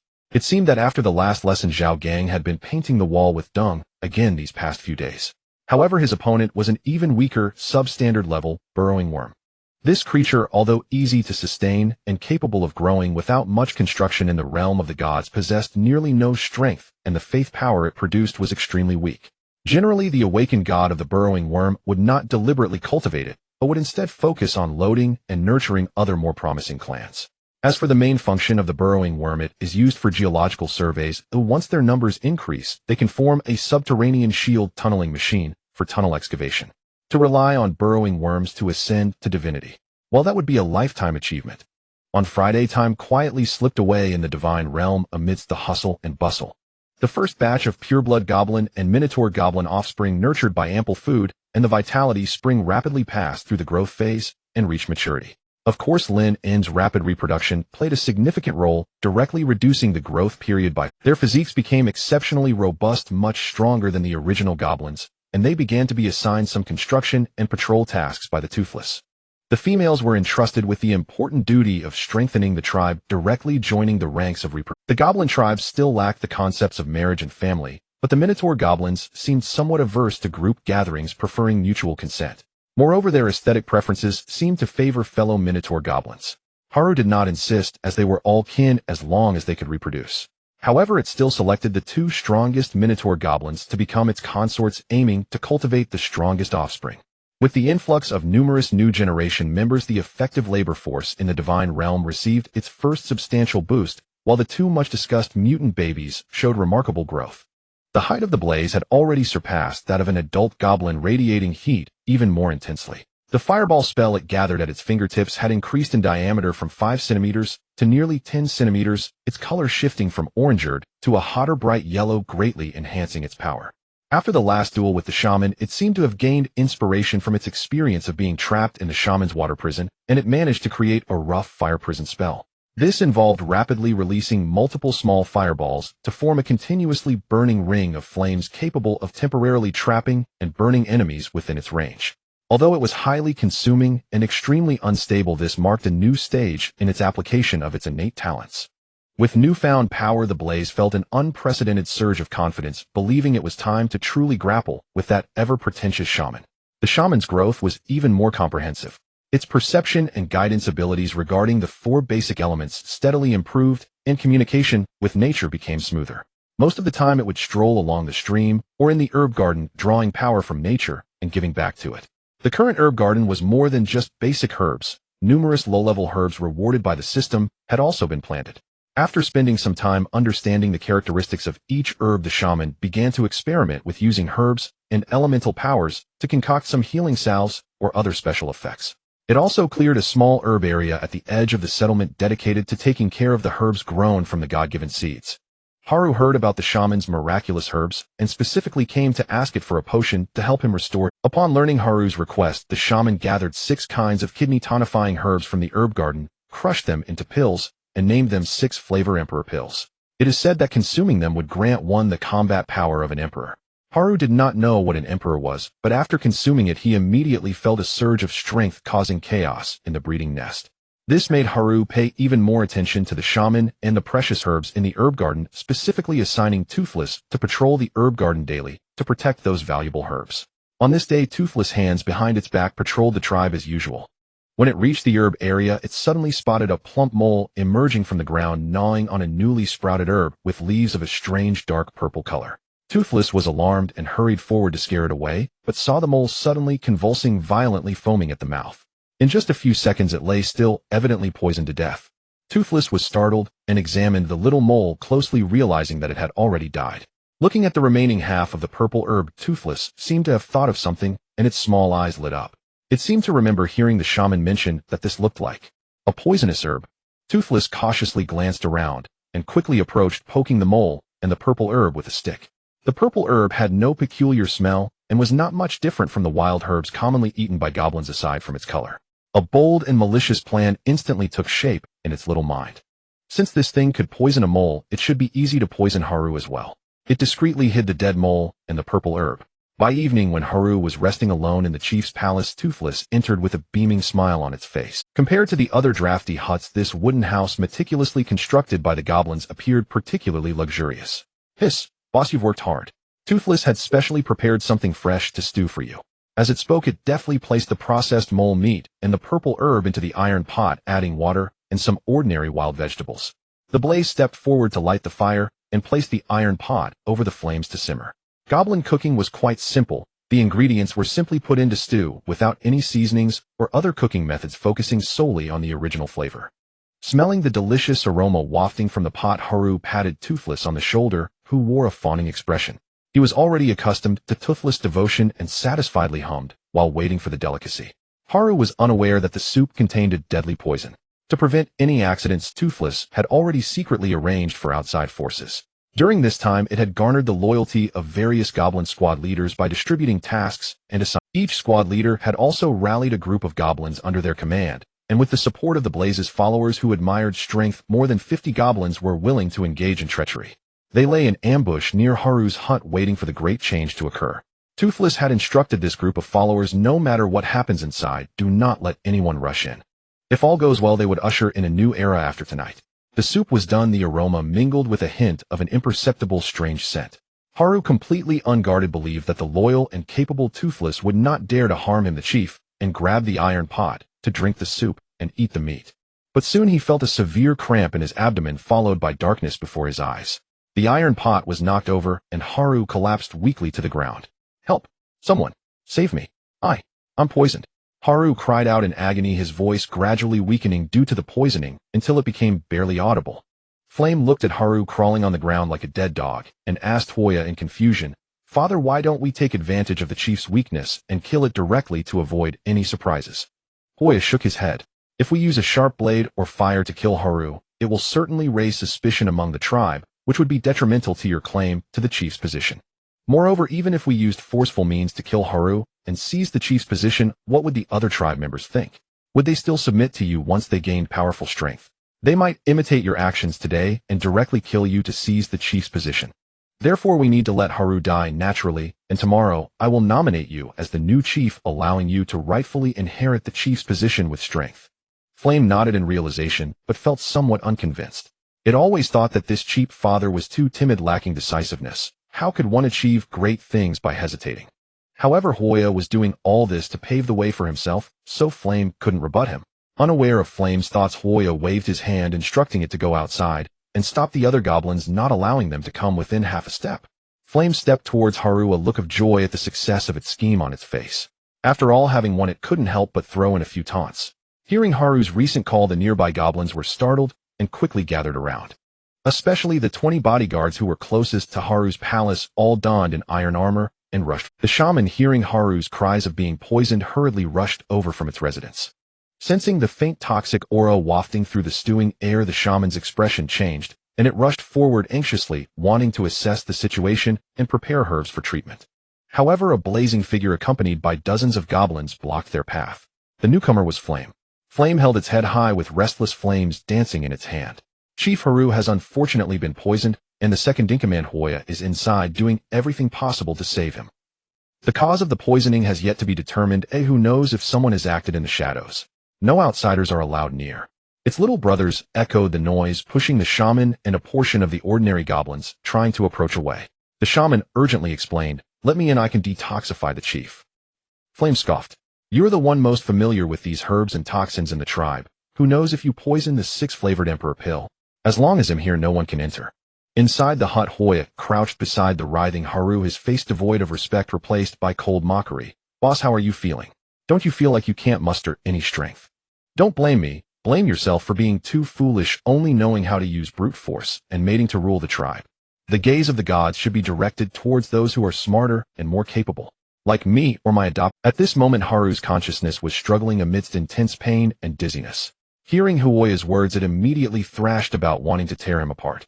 Unfortunately, the toxin had deeply permeated its body. Now it didn't even have the strength to speak, let alone deal with Hoya. Could it be that it would die so pitifully? No. No way. I haven't let my descendants spread throughout the entire divine realm. I haven't gained true extraordinary power. I am unwilling. In despair, Haru's last instinct cast all hope towards that supreme existence, letting out a pure and urgent cry from the depths of a fanatic's soul. Great master. Save me. In the real world, while attentively listening in class, Lynn's heart suddenly skipped a beat. A wave of faith mixed with loyalty, pain, and despair clearly transmitted to his consciousness. Something has happened to Haru. Without hesitation, Lynn had his deskmate Zhao Gang cover for him, then closed his eyes, instantly diving into the divine realm. In the divine realm outside Haru's hut, the shaman and Flame were in a tense standoff. Inside the hut, Haru was frothing at the mouth, and its breath was growing weaker. In the divine realm outside Haru's hut, the shaman and Flame were in a tense standoff. Inside the hut, Haru was frothing at the mouth, and its breath was growing weaker. The dark red demonic figure had not fully manifested, but a giant hand made entirely of black and red energy tore through the clouds, directly reaching into Haru's hut and grabbing the limp Haru. At the same time, a vibrant golden holy light descended from the sky, accurately enveloping Haru. Purify. Heal. Lynn directly consumed 500 faith power, instantly dispelling the toxins within Haru and repairing the damaged organs. After completing all this, Lynn finally placed him on the ground. Haru suddenly coughed a few times, spitting out some black blood, and then felt the strength within its body rapidly recovering. The joy of surviving and boundless gratitude to the divine made it cry profusely, prostrating on the ground. Master. Thank you, Master, for saving my life. Lynn frowned slightly. How could Haru be so careless? How did it get poisoned in its own divine realm? If it truly died from poisoning, not only would he lose a fanatic, but also the 250 Union coins spent on the card for the basic military training manual would go to waste. At this moment, Haru jumped up, eyes red, pointing at the pale and trembling Hoya, and shouted at the 20 goblins that it had personally trained, "Capture this traitor." And Flame. They want to kill me. The 20 fully armored bodyguards immediately roared and charged forward. However, Hoya and the group of tribesmen he brought were equally unyielding. Both sides stood off in the center of the settlement, weapons drawn and angry shouts echoing a bloody civil war about to erupt. All ordinary goblins watched the sudden division in fear. They couldn't understand why during the day everyone was still on friendly terms, but at night they turned against each other. Enough! A roar that seemed to come from the ninth heaven exploded. Following that, several blinding silver lightning bolts fell unexpectedly into the space between the two groups about to collide, creating deep charred craters. Boom! A huge thunderclap resonated, and arcs of electricity danced where it struck, the terrifying power causing all goblins to collapse in fear, even Haru and Hoya trembling. Lynn's demonic shadow finally fully manifested in the sky, surrounded by thunder filled with boundless. He was indeed very angry. It had taken a lot of effort to gather this small group, and now they were not wiped out by external enemies, but nearly suffered heavy losses due to internal strife. If not handled properly, such incidents would occur every few days, which would be quite taxing for him. As Lynn began to stabilize the situation, he started to check the historical records within the divine domain, seeking the cause of the events. One incident after another flashed quickly before Lynn's eyes, perfectly restoring the course of events. It turned out it was the crafty Hoya Z who orchestrated this. He wanted his adopted son Lynn to become the new leader. There were only 3 fanatics in total, yet this time 2 of them had rebelled, joining forces against the remaining fanatic. Well, it wouldn't count as a betrayal of self. At most, it could be seen as a betrayal of Haru. So, how should this be handled? In that moment, numerous thoughts flashed through Lynn's mind. Should it be the law of the jungle, allowing the goblins to naturally compete, weeding out the weak and elevating the strong? The benefit of this approach is that it follows natural development, where the capable rise and the weak fall, and positions are granted based on merit, earning everyone's respect.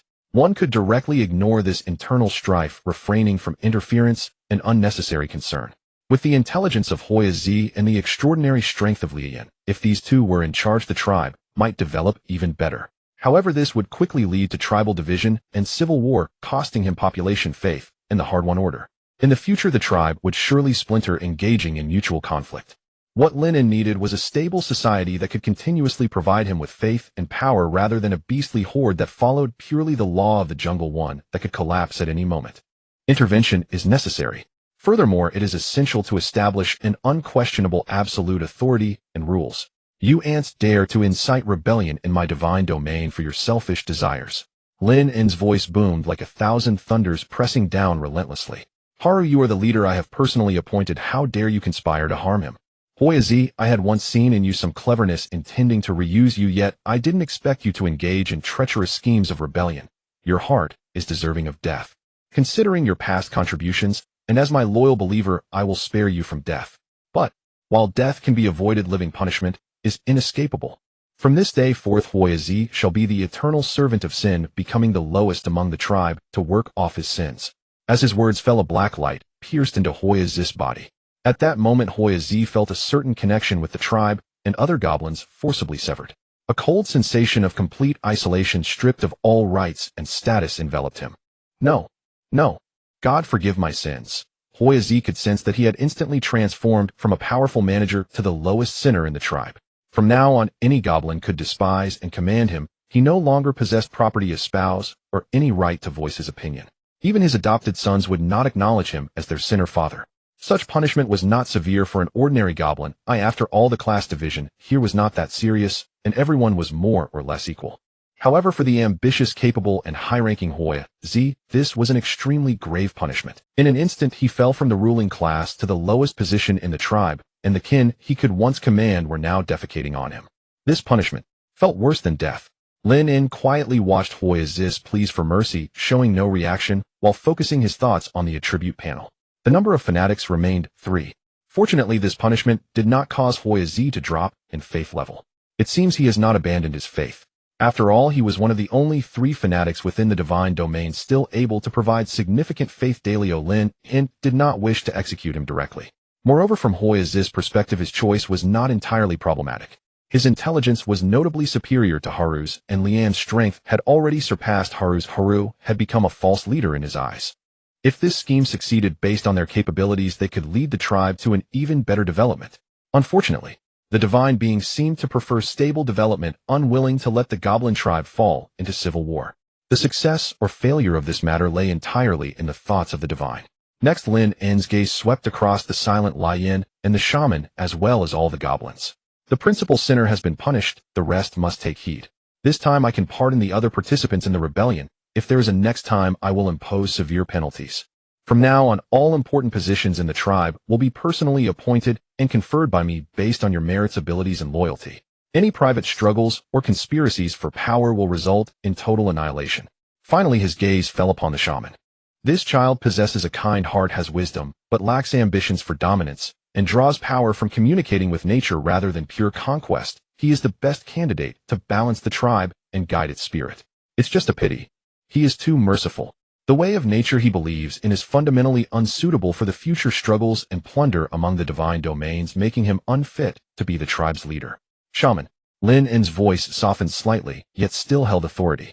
You possess a pure heart, able to communicate with nature and the spirits of ancestors, and have the favor of the elements. I appoint you as the first grand shaman of the goblin tribe. Your name shall be Prophet Magulu. From now on you shall lead the spirit of your kin, harmonize the tribe with nature, heal the injured, and forewarn of disasters. A beam of light infused with natural blessings and a hint of divinity enveloped the shaman. The shaman, now Grand Shaman Magulu, felt an extraordinary joy within. Originally, he thought that believing in the divine, while also honoring nature and the spirits of ancestors, was a great disrespect to the divine. However, he never expected that the great divine being would formally recognize his faith in nature and the ancestors in such an official setting. Magulu felt that his path as a shaman had received the divine's blessing, and he respectfully bowed, saying, I will faithfully fulfill my mission as per the divine command. Lynn then turned his attention to Lynn, who looked somewhat envious of the shaman's conferred name, and Haru, who knelt on the ground. Haru, continue to fulfill your duties as leader, focusing on reproduction and order. Should there be any further negligence, you will face severe punishment. Lynn, hone your flames well. In future battles, there will be a place for you to wield your power. A potential internal war that nearly erupted was forcefully suppressed and restructured by Lynn. He established the absolute principle of divinely appointed positions, stifling the seeds of internal disorderly competition while dividing labor according to the characteristics of his subjects. Hoya Z fell from a contender for power to the lowest sinner, forced to work to redeem his sins. The shaman was formally integrated into the ruling and spiritual system. Haru's position was preserved but chastised, and Lynn's ambitions were temporarily redirected toward external conquests. Suppressing the internal chaos with a thunderous hand, Lynn felt his faith swell once more. The agitation and disorder arising from the power struggles within the divine realm had calmed somewhat, and the control over the divine realm seemed to have become a bit smoother. With a thought, he sensed that the divine realm had digested a portion, allowing for the loading of the blue card. Not waiting any longer, Lynn's consciousness sank into the system space, locking onto the card shimmering with deep blue light. The Divine Realm Expansion, card 1-star blue. Loading. In silence, a grand and gentle wave of law emanated from Lynn's Divine Realm core, quietly spreading out. The kin within the Divine Realm, still haunted by the recent divine punishment, suddenly felt a slight tremor in the ground beneath them and a subtle movement in the air at that very moment. They circled around in confusion, searching for the source of the anomaly. Some goblins looked up at the sky, hoping that the god of all gods above would provide some indication.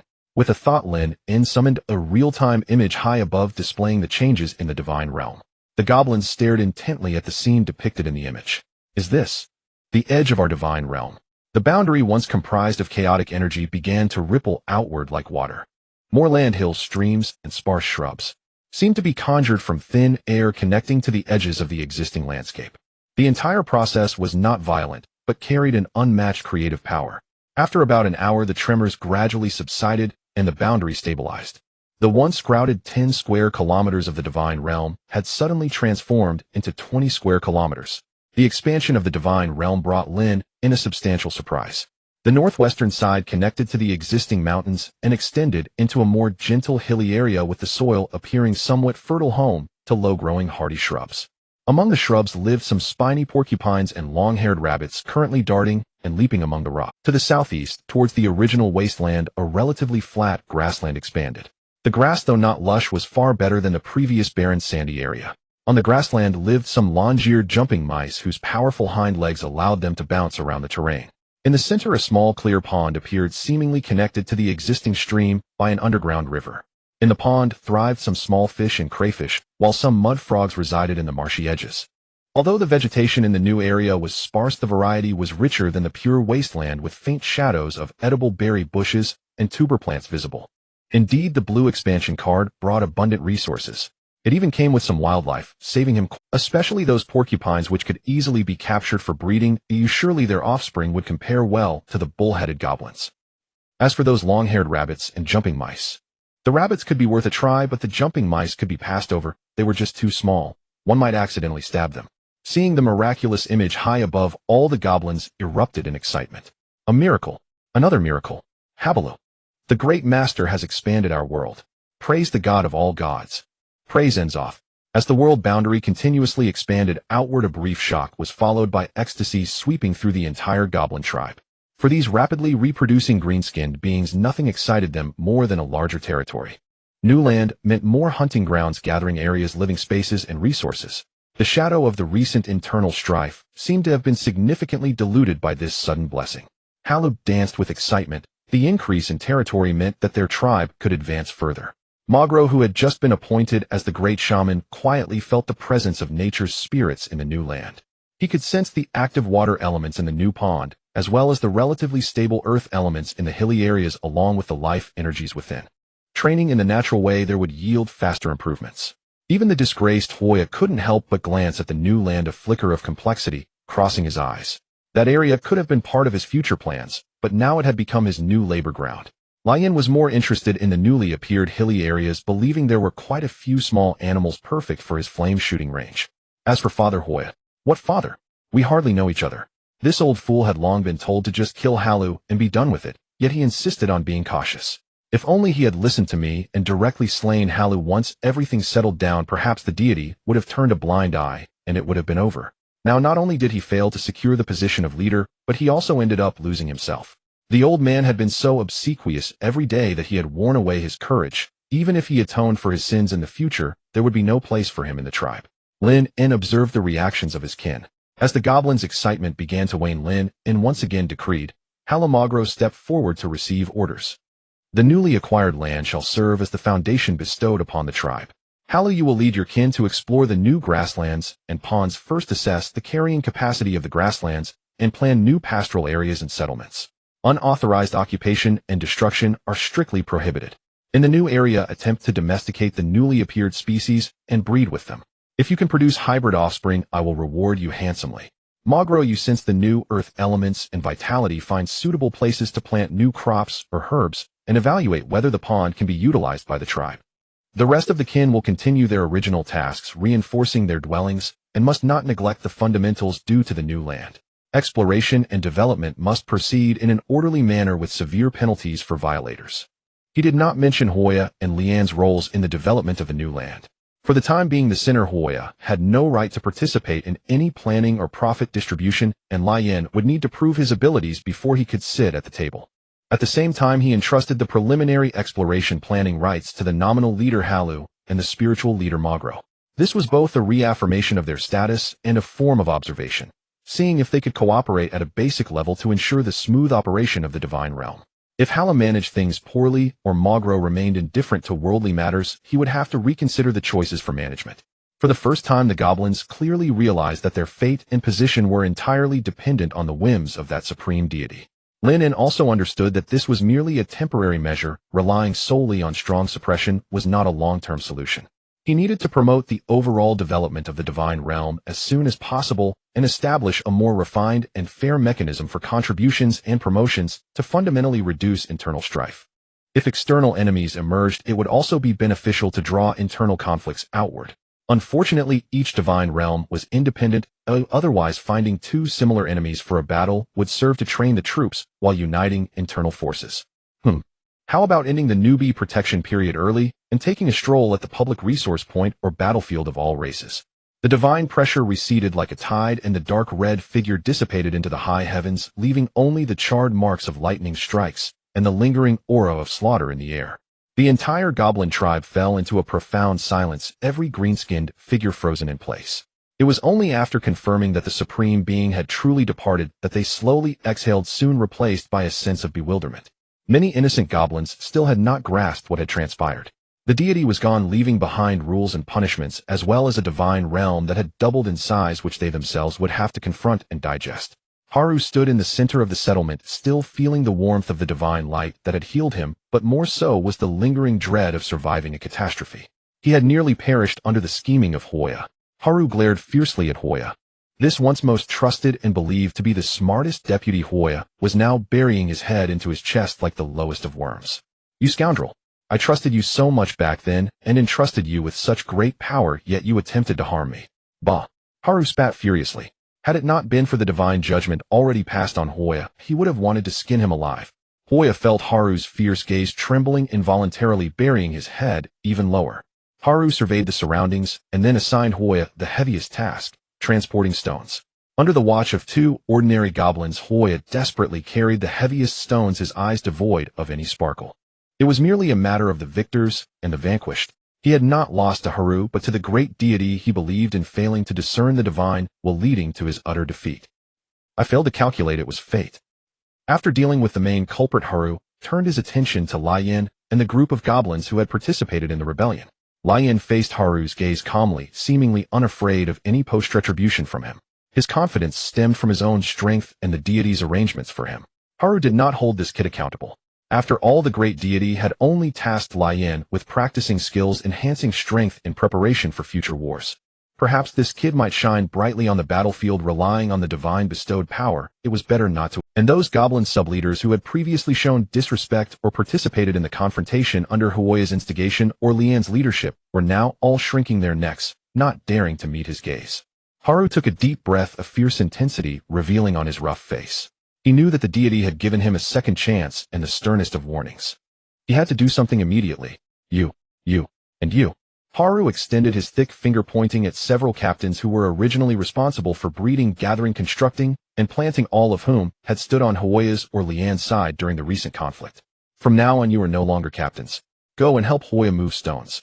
The named goblins turned pale, looking at the group of vigilant bodyguards, not daring to resist in the slightest. They had already lost their greatest support, and the means to resist, being a thorn in the side now, would simply be seeking death. Then Haru's gaze swept over other trembling goblins, picking out a few who had not participated in the rebellion earlier and had been relatively diligent in their work. You will manage the gathering team from now on. You will manage the construction team. You take people to investigate the situation of the new territory and report back to me. Haru completed the first cleansing and restructuring of power in the most straightforward and brutal manner. The newly appointed captains were both anxious and excited, quickly responding, ready to perform well and secure their positions. After distributing the basic management framework, Haru immediately shifted focus to the new land granted by the deity. As the newly formed land surrounded the original divine realm, Haru planned to divide the actions. He personally selected 30 relatively clever goblins led by a newly promoted captain to venture into the unknown grasslands and hills for initial exploration. Remember, observe what can be eaten, what can be used, whether there are dangers, and then report back. He shouted, issuing orders. Mogluo quietly approached, indicating a willingness to join. He needed to sense the elemental distribution and vitality nodes of the new land to provide suggestions for future planting and planning. Haru glanced at him, nodded, and tacitly allowed the inclusion of this newly appointed shaman. The shaman, designated and named by the deity, although he was unsure of his rights and functions, did not dare to oppose. However, he subtly felt that this quiet little guy might indeed have some merit. After arranging the exploration team, Haru led 20 fully armored bodyguards fiercely heading towards the hilly area with bushes. His goal was clear new sources of food and a new maternal body. Soon they discovered their target. Several long-haired rabbits were gnawing on the roots of the bushes, along with a spiny hedgehog with young ones, its back covered in short, stiff bristles. The long-haired rabbits scattered in fright, but the prepared goblin bodyguards surrounded and trapped them, capturing a few with their vine nets. The spiny hedgehog let out a threatening low growl, its back bristles standing on end. Surrounded. Be careful, Haru commanded. The spiny hedgehog suddenly turned, its bristles shooting out like crossbows. A few quills struck the goblin bodyguards' iron shields and breastplates, producing a crisp sound and being easily deflected. Only one quill grazed an unprotected goblin's lower leg, leaving a blood mark, but it was not serious. Clearly this hedgehog, which had yet to transcend the ordinary beast stage, had very limited attack power. After a round of volleys, the bristles on the hedgehog's back were considerably sparse, revealing relatively soft flesh beneath, and a hint of panic appeared in its eyes. The goblins seized the opportunity to throw several resilient fishing nets, ensnaring the agitated beast. Good. The male will be slaughtered for meat. The female and the young ones, along with those rabbits, will all be sent to the breeding nest, Haru said excitedly, rubbing his hands. The deity placed such importance on reproduction and new hybrid offspring, thus this task must be accomplished well, as it was the most direct way to consolidate his position. As the first batch of new maternal bodies was sent into the breeding nest, Haru unhesitatingly took on the role of pioneer, attempting to mate with them. Naturally, the first target was the robust and durable hedgehog. The poor creature, not yet out of its confinement period, was forcefully claimed by Haru amidst the terrified squeaks of the little hedgehogs. I hope these little hedgehogs won't have psychological trauma in the future.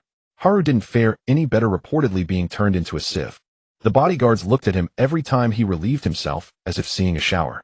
The few long-haired rabbits were even more pitiful, except for two slightly larger ones that barely survived Haru's meat assault the others.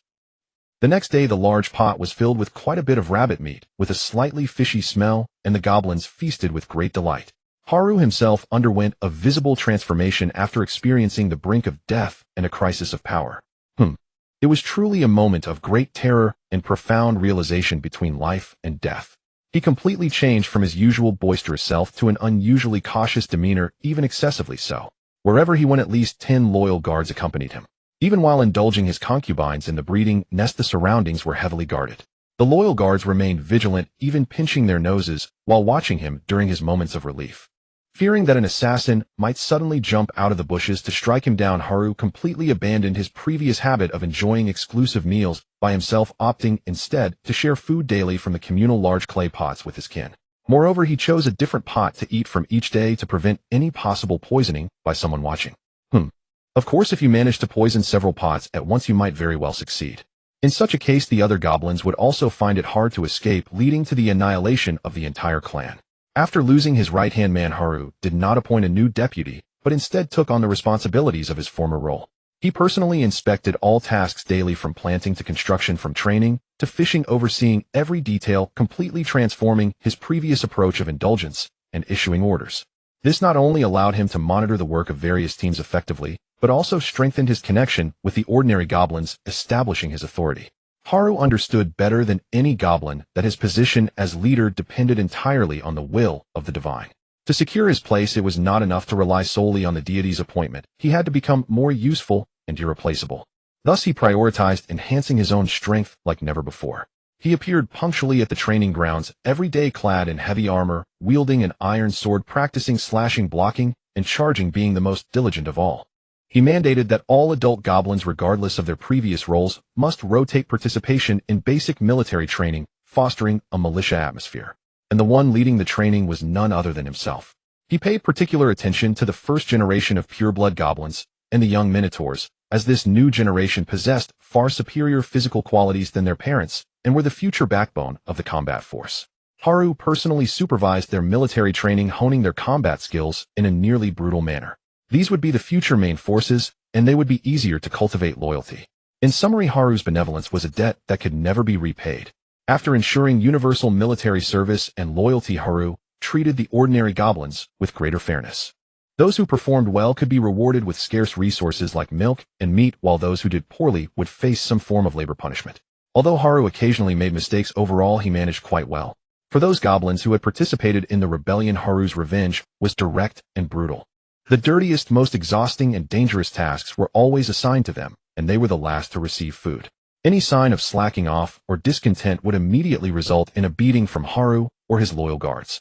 These goblins were filled with resentment, but dared not rebel. They could only quietly gather back around Lynn, seeking a future way out. Lynn observed these anxious kin flames flickering in her eyes. She did not take any extreme actions, nor openly oppose Haru, but calmly told them, follow Haru's orders for now, and do not entertain any other thoughts. If you want to survive in the tribe and change your circumstances, turn your resentment into strength, work hard to improve yourself in the training grounds, and when the time comes, follow me into battle to earn military merits, and you will naturally gain status. Her words eased the goblins slightly and temporarily suppressed any potential seeds of rebellion. Lynn knew clearly that it was not Haru who truly ruled the tribe, but the great deity. As long as the deity in the high heavens still existed, she had to act according to his will. The deity had granted her a path to advancement, as long as she could stand on the battlefield and achieve military merits, she would have position and power. Thus Lynn became even more engrossed in honing her fire magic, waiting for her opportunity to come. She had the ability, as she just lacked a chance to prove herself. At night, when a day's labor and training concluded and the campfire was lit, bubbling sounds from the stew in the large clay pot marked a relatively peaceful moment for the tribe. At this time, the great shaman Magro would sit on a flat stone by the spring of vitality, beginning his lessons. With a clear and calm voice, he conveyed knowledge derived from ancestral heritage and natural insights. He taught when and where to plant different crops, how to distinguish edible plants from poisonous ones, how to observe changes in weather, and how to interact safely with animals. He also attempted to engrave some simple ideas and things onto stones or wooden boards using specifics. This was his initial attempt to create written language for the goblins. This teaching gradually helped the goblins who only knew eating and sleeping and engaging in parties learn to think.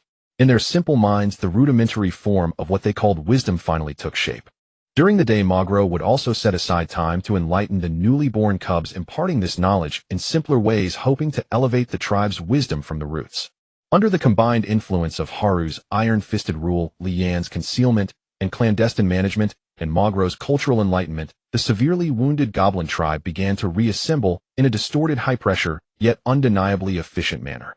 They digested the newly acquired land and resources at an unprecedented speed, evolving towards a more disciplined and functional direction. Everyone could feel that the tribe was changing, and the direction of this change ultimately pointed towards the deity, who occasionally cast a glance upon them. Under Haru's almost obsessive supervision and the call for universal military service, the entire goblin tribe entered a state of rapid operation.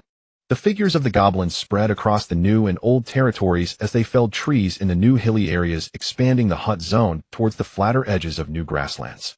They wielded stone hoes and bone shovels, cultivating the fertile lands newly added during the domain expansion, sowing seeds from the recent harvest. They meticulously crafted finer nets, imitating fishing methods, attempting to catch freshwater crayfish from the ponds, adding new ingredients to the tribe's culinary repertoire. They handled the meat of the porcupines with care, learning how to remove the tough quills. With the absence of Huoya's management, the development within the domain remained stable, allowing Lynn to finally relax. That's more like it. The domain can operate without anyone. But not without the great god of all. As time passed in the divine realm, the great shaman Magro began to awaken more and more fragments of memories. After observing the goblins laboriously throwing stones and spears, the dormant memories of its inheritance were stirred. Magro spent several days selecting young wood with suitable resilience, shaping it by roasting over a small fire and using processed animal tendons as bowstrings, making adjustments repeatedly. Finally, the first simple wooden bow took shape in its hands. Next, it guided the goblins to bind the sharpened quills of the porcupine to fine bones, creating rough arrows. The first test shot was personally demonstrated by Magro. It strung the bow and shot in the manner of its memories, the bone arrow whistling through the air, deeply embedding itself in a tree trunk 30 paces away. All the goblins present, including Haru, were stunned. Then a thunderous cheer erupted. Well done. The emergence of the bow and arrow meant they finally had a stable and effective means of long-range attack. Haru immediately recalled the last battle against the Lynn mermen, where their side was helpless against enemies hiding underwater. If only there had been a squad of archers back then, they could have easily annihilated the small mermen. It seemed he understood the significance of the great shaman position established by the great deity. He was the leader, a symbol of strength, while the great shaman Magro was a symbol of wisdom. Together they would surely lead the tribe to glory. Understanding the importance of archery, Haru's eyes shone with intensity as he nearly shouted orders. Archery must practice. All goblins must learn to throw stones and spears. From today on, among the purebloods and the minotaurs, choose the strongest in arms and let them practice archery, throwing stones and javelins every day. Soon a long-range strike team composed of 30 strong pureblood goblins and 40 naturally stronger minotaurs was selected. They were the first batch of offspring born, now grown, and their physiques were significantly stronger than the initial goblins. Under Haru's direct supervision and Magro's guidance, they began their monotonous training day after day.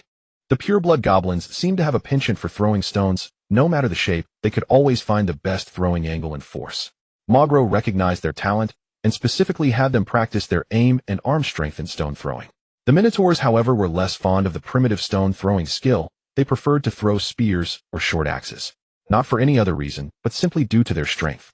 Nevertheless, Magro still allocated half of the time to practice archery. He needed a more refined ranged unit to compensate for the goblin army's shortcomings. Stone throwing is a medium-range attack. Spear throwing is medium to long-range, while bows and arrows are truly the long-range firepower suppression. Although the crude wooden bow did not have the range or lethality of iron spears, once they possessed standardized bows and arrows, in the future the situation could be completely reversed. The minotaurs clearly had more patience than the pure-blood goblins, training more seriously. Drawing the bow, aiming, releasing the arrow. With the follow-throw, aiming, throwing. A designated firing range was marked at the edge of the tribe, filled with the buzzing sound of bowstrings and the whoosh of arrows cutting through the air. Other goblins, in their busy intervals, also practiced long-range attacks under Haru's orders. They didn't need to be highly skilled, just enough to provide fire suppression during battles. Training, labor, exploration, and reproduction comprised the entirety of goblin life. Under high pressure, the efficiency of production and training was astonishing, and the tribe's military strength and productivity rose in tandem. The improvement of the leader Haru was the most significant. Every day, he conducted practical drills with his personal guards, from barely handling 3 opponents at first to 4, and then 5. It must be said that Haru indeed possessed remarkable combat talent, and his guards were all impressed by his strength. Haru no longer relied solely on brute force and leadership authority, but truly focused on honing his combat skills. The heavy iron armor seemed to merge with his body, and his strikes with the iron sword grew increasingly precise and powerful, while his timing and blocking with the shield became ever more skillful. Finally, after one training session, when Haru cut through a guard's iron spear with all his might, he felt a certain sound emanating from within. It was as if some kind of shackle had shattered with a crack. A surge of power far more abundant than before coursed through his body, making his muscles firmer and his reflexes quicker. He had broken through. Clan panel updated: name Haru, race Goblin, pureblood leader, rank level 1, Goblin warrior status, healthy, slight fatigue, talent heart of a warrior, traits greedy, overcome the weak, with numbers, strong, reproductive desire, no reproductive isolation, resilient, new combat, instinct, new skills, basic, weapon mastery, axe, sword, shield, basic, formation, command, dread, roar. Feeling the tangible power surging within, Haru trembled with excitement. He looked at his powerful hands, truly seeing the hope of becoming stronger for the first time. It turned out that without relying on the deity's extra gifts, he could also break through limits. This realization made him train even more frantically and set higher standards for the warriors under his command. Before the war arrives, he needs stronger subordinates to achieve military merits and cannot let the flame cubs steal the spotlight. Just as Lynn had thrown himself onto the bed, he suddenly felt the fervent excitement and joy emanating from the fanatic Haru, stirring his heart. Could it be that something good had happened in the divine realm again? He immediately sank his mind into the divine realm, focusing on Haru, who was in the training ground. Haru's previously somewhat bulky figure had become more proportionate, and one could faintly see the outline. At that moment, as Haru swung an iron sword with vigor, it was evident he had a clearer technique, and the surrounding guards all looked on with envy. After checking Haru's attribute panel, Lynn finally understood what had happened. It turned out that our goblin's first bachelor had leveled up. This level up brought several good talents, traits, and skills to Haru. Among them, the heart of a warrior trait allows Haru to absorb experience more efficiently in combat, and training, converting it into tangible improvements in combat power. His tolerance thresholds for pain, fatigue, and fear significantly increased, and injuries would ignite a more resilient fighting spirit.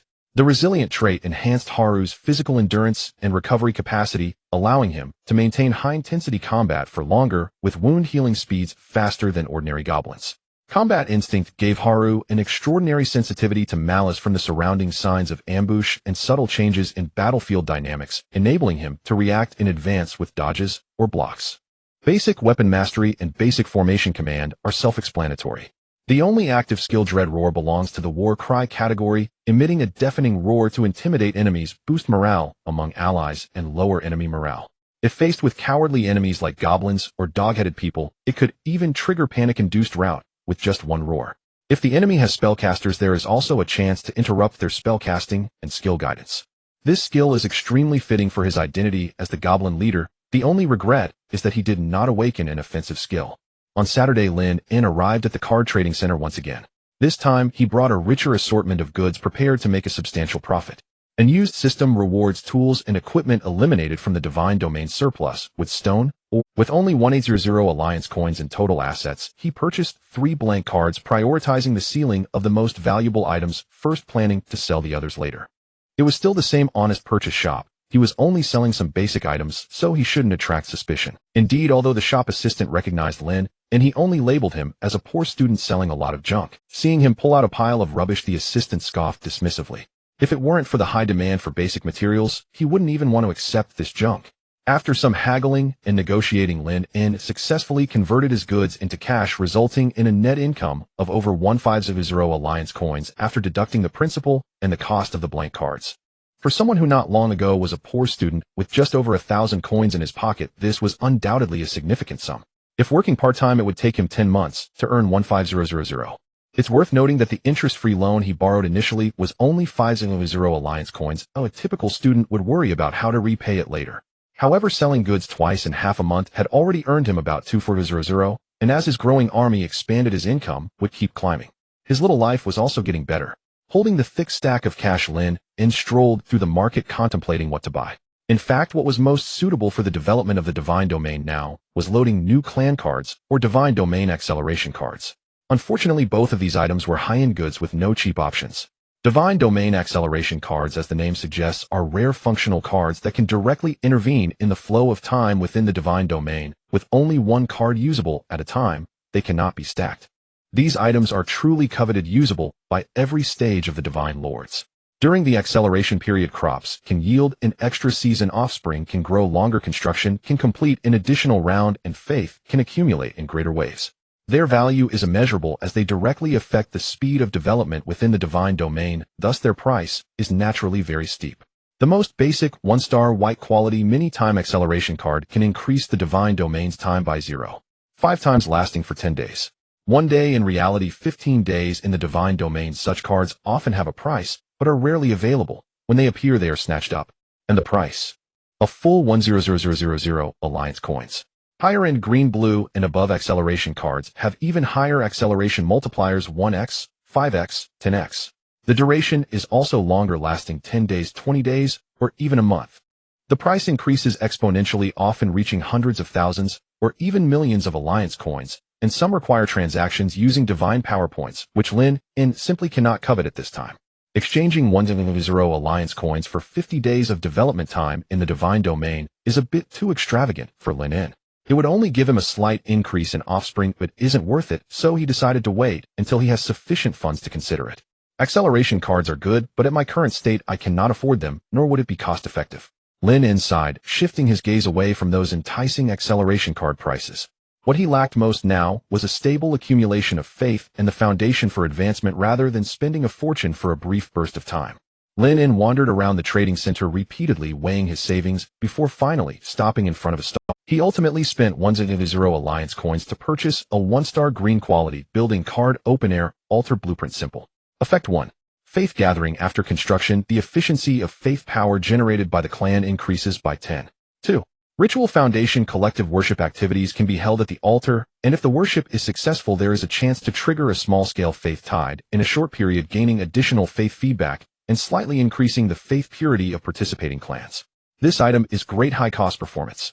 Although it won't show an immediate time leap like an acceleration card, it excels in providing a steady increase in the base of faith, which is the foundation for stable development.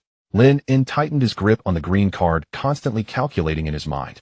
I'll have Haru and Mogro choose a location when I get back. We need to build it quickly. Regular worship might allow Mogro to preside over it. He is now the great shaman, making him perfect for this task.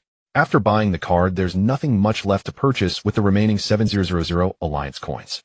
The fertility rewards mean I don't lack basic materials, and anything slightly higher end is too expensive for me. Alright, I'll save some money first. Stepping out of the trading center, the afternoon sun carried a hint of laziness. Lynn skillfully mounted his antique bicycle, which made noise everywhere except the bell. He pushed off forcefully. Crack, clatter. A sharp sound accompanied by metal clattering made Lynn feel a sudden emptiness beneath his feet, causing him to stumble and nearly fall. He looked down to see the left pedal connected to a half-rusted rod lying on the ground nearby, while only a rusty remnant remained at the bicycle's crank. Surrounding pedestrians cast curious glances before nonchalantly moving on. Lynn felt a slight flush on his face, quickly dismounted, and jogged over to retrieve the traitorous pedal. He attempted to fit it back into place, but no matter how much he forced it, the metal corroded to the point of almost being just a skin wouldn't hold. With a slight pressure, it creaked, as if emitting its final groan. Well, it seems this old companion has truly reached its end, fulfilling its final historical mission and ready for honorable retirement. TSK. Just when he got some money, he had to spend it. Lynn sighed, helplessly pushing the bicycle, which now had only one pedal and a shaky frame, slowly along the street. He remembered passing a shop with a sign that read used vehicles recycling and sale. Before long, he casually leaned the broken bicycle against an inconspicuous corner of the shop entrance where some clutter had already been piled up, making his bike fit right in. Lynn patted the rust off his hands, adjusted his clothes, and walked into the store with his back straight. The shop was small, with a few secondhand hover cars and various hover bikes and skateboards that looked well-maintained, hardly distinguishable from new. A middle-aged man in overalls was fiddling with a part, holding a wrench. "Boss." Lynn cleared his throat, deliberately raising his voice a bit, projecting an aura of "I'm here to help your business." "Got a big job here." The boss looked up at the sound, seeing a young student in a school uniform, his expression slightly skeptical. "This appearance doesn't seem like a rich second generation. Besides, which rich second generation would patronize his second-hand vehicle shop? Unless they were a prodigal wanting to cash out." Although skeptical about the big job mentioned by Lynn, the instinct of a businessman made the boss put on a polite smile and approach, putting down the wrench. "Oh, welcome, young man. What would you like to see? Although my shop isn't large, we have genuine items. Look at this second-hand floating vehicle, floating motorcycle and skateboard. The energy core is authentic and the price is fair. It's definitely a better deal than a new vehicle." Lynn's gaze swept over the sleek vehicles in the store, his heart racing unexpectedly. "So cool. If I drive this out, won't it charm a lot of younger girls?" Though he was excited inside, Lynn maintained his composure on the outside. "Boss, how much is this floating vehicle? What price range are we talking about?" The boss' eyes brightened as he pointed to a silver one. "This classic model, the Windchaser 3, is stable in performance and is only 18800 now. We can do installments." Lynn's mouth twitched slightly. 18800. Even if he sold all his savings and the belief income from the divine realm for the next few months, he couldn't make it. He pointed to an older floating motorcycle. "What about that one?" "That's cheaper, the Thunder Scorpion old model. You can take it for 75000. Lynn silently shifted his gaze to the corner where the simplest floating skateboard was. "What about the skateboard? Basic model with a basic anti-gravity module, 3200. Student price." After quoting the price, the boss noticed Lynn's silence, and the smile on his face faded a bit as he tentatively asked, "Young man, what's your budget? What type are you looking to buy? I can make recommendations for you." Lynn touched his nose, feeling a bit awkward. "Boss, do you have any second-hand electric vehicles?" Electric vehicles. The boss was taken aback, sizing up Lynn seemingly trying to confirm he wasn't joking. "Come on. If you want to buy an electric vehicle, just say it directly. No need to put on airs. Goodness, I thought it was a big job, just this." However, the boss quickly adjusted his mood and did not show any unusual reaction. After all, it's business and the customer is king. Besides, even mosquito legs count as meat. Yes. This way, please." He led Lynn through the shop to a more cluttered yard in the back, where a dozen electric vehicles of various styles were parked, some polished bright and others covered in dust. Lynn quickly spotted a black, nearly new small electric vehicle with a battery box that looked fairly new. He pointed at the vehicle. "Boss, how much for this one?" The boss looked at the vehicle and then at Lynn.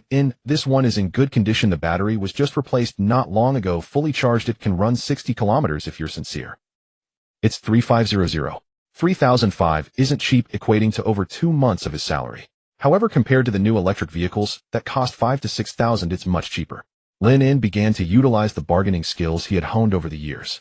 Boss, that's too expensive. Look here. Here. There are scratches, and you say the battery was just replaced, but who knows how long it was actually used. Tweet 00. Young man, that's a harsh cut. This is a good battery. 3300, that's the lowest. 3000. They'll give you my old vehicle in exchange. Lynn threw out his chip. The boss pondered for a moment. Exchanges are common. Even if the old vehicle can't be ridden, it can still be dismantled for parts. Alright, since you're a student, 3000 it is. But I need to see if the old vehicle is worth anything. No problem. Lynn readily agreed, though he felt a bit anxious. He thought to himself, should that pile of junk even count as a vehicle? The two settled on a price, and Lynn led the boss to the shop's entrance. The boss looked around. Where's your old vehicle?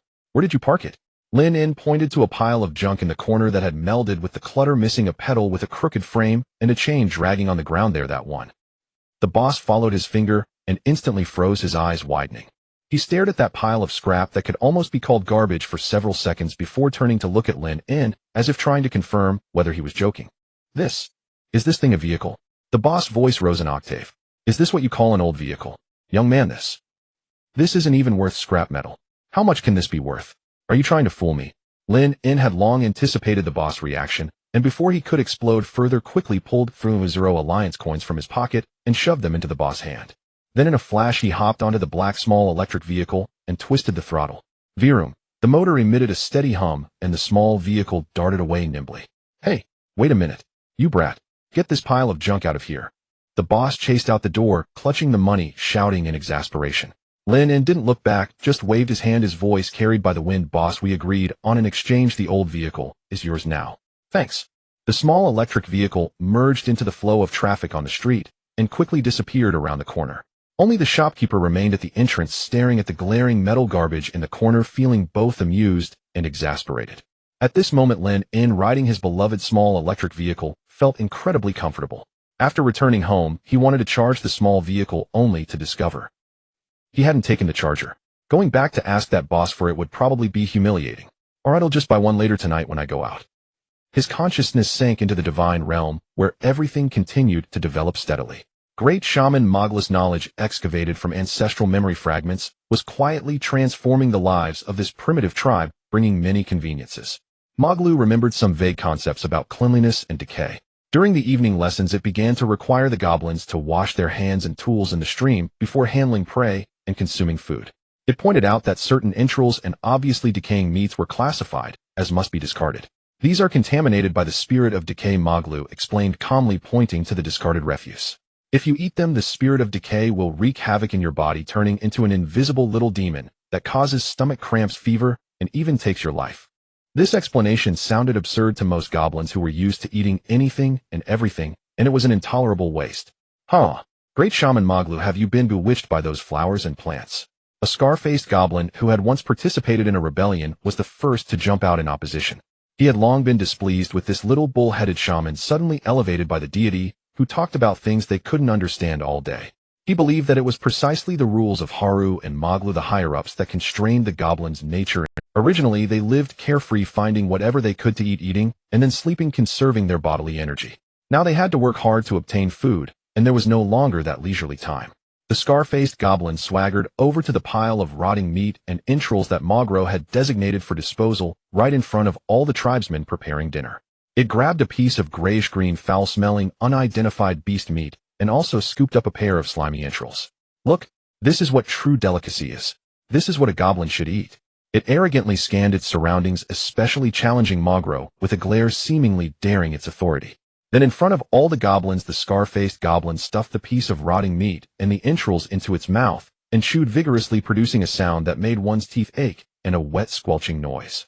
It even exaggeratedly expressed enjoyment, letting out satisfied gurgles from its throat as if tasting some exquisite delicacy. This is absolutely splendid. After finishing, it wiped its mouth, patted its swollen belly, and belched towards Mogru, the smell of rot filling the air, full of provocation. Look, I ate it all. What nonsense about spirit of corruption or little demon. Imperfectly fine. Mogru, your rules are worthless. The surrounding goblins whispered among themselves, casting doubtful glances at Mogru. High above, Lynn silently observed this farce and couldn't help but shake his head, commenting, "This child is truly deranged." Magro quietly watched the performance of the scar-faced goblin, not reprimanding it. After all, they were just a group of uncivilized little green-skinned beings. It simply said softly, "Rules stem from reverence for nature and lessons learned through blood. Take care of yourself." With that, it turned and continued to organize its herbs. Let the bullet fly a bit longer. Soon retribution arrived. That night, before the campfire had completely extinguished the enjoyment of the scar-faced goblin, turned into a painful torment. First, it felt a series of intense cramps in its abdomen, as if something was tearing inside. Next came a wave of nausea, causing it to collapse on the ground and vomit everything it had eaten earlier in the evening, the vomit reeking badly. Then came uncontrollable diarrhea, causing it to lose shape in a short time. Its body burned with fever, muscles spasming, lying in its own filth while moaning in agony. The previously arrogant demeanor completely vanished. "Look, the spirit of corruption. The little demon has truly come." The goblins witnessing this scene were terrified, backing away, their eyes filled with fear as they looked at the scar-faced one, then turned to Magro with unprecedented reverence. Haru rushed over upon hearing the news, glanced at the writhing and wailing scar-faced goblin, and snorted coldly, "Serves you right. I told you to listen to the great shaman, what a fool." Just then Magro approached, holding several plants still fragrant with the scent of earth. They were the few plants it had discovered earlier, known for their effects of stopping diarrhea, clearing heat, and detoxifying. "You several, hold it down," Magro instructed a few nearby goblins. Then, disregarding the filth on and around the scar-faced goblin, it squatted down to carefully examine its symptoms. After confirming the diagnosis, it crushed the herbs, mixed them with spring of vitality, and pried open the scar-faced goblin's tightly clenched jaws, slowly administering the remedy. After the herbs were administered, the scar-faced one's severe abdominal pain and diarrhea gradually eased. Though still weak and feverish, it was no longer in that state of near-death struggle. Its bloodshot eyes looked at Magro, who patiently prepared the herbs for it, filled with complex emotions. For the next 2 days, Magro regularly administered medicine to the scar-faced goblin, feeding it rice soup made from coarse grains until its fever subsided and it could barely sit up. "Why are you saving me?" The scar-faced goblin's voice was hoarse. "Before I treated you like that." Magro, while preparing herbs, replied calmly without looking up, "I am the great shaman appointed by the gods. Guiding, healing, and protecting the tribe is my duty. It has nothing to do with whether you provoke me or not." This statement deeply moved the simple yet extreme heart of the scar-faced goblin. In the goblin world, strength meant one could bully the weak at will, and making mistakes meant facing even harsher retribution. But Magro's actions completely overturned its understanding. This sense of justice and compassion, transcending personal grievances based on duty, was something it had never experienced before. When the scar-faced goblin finally managed to stand on its own, it unsteadily approached Magro, deeply bowing its head and saying in a hoarse voice, Thank you, great shaman. I, the scar-faced.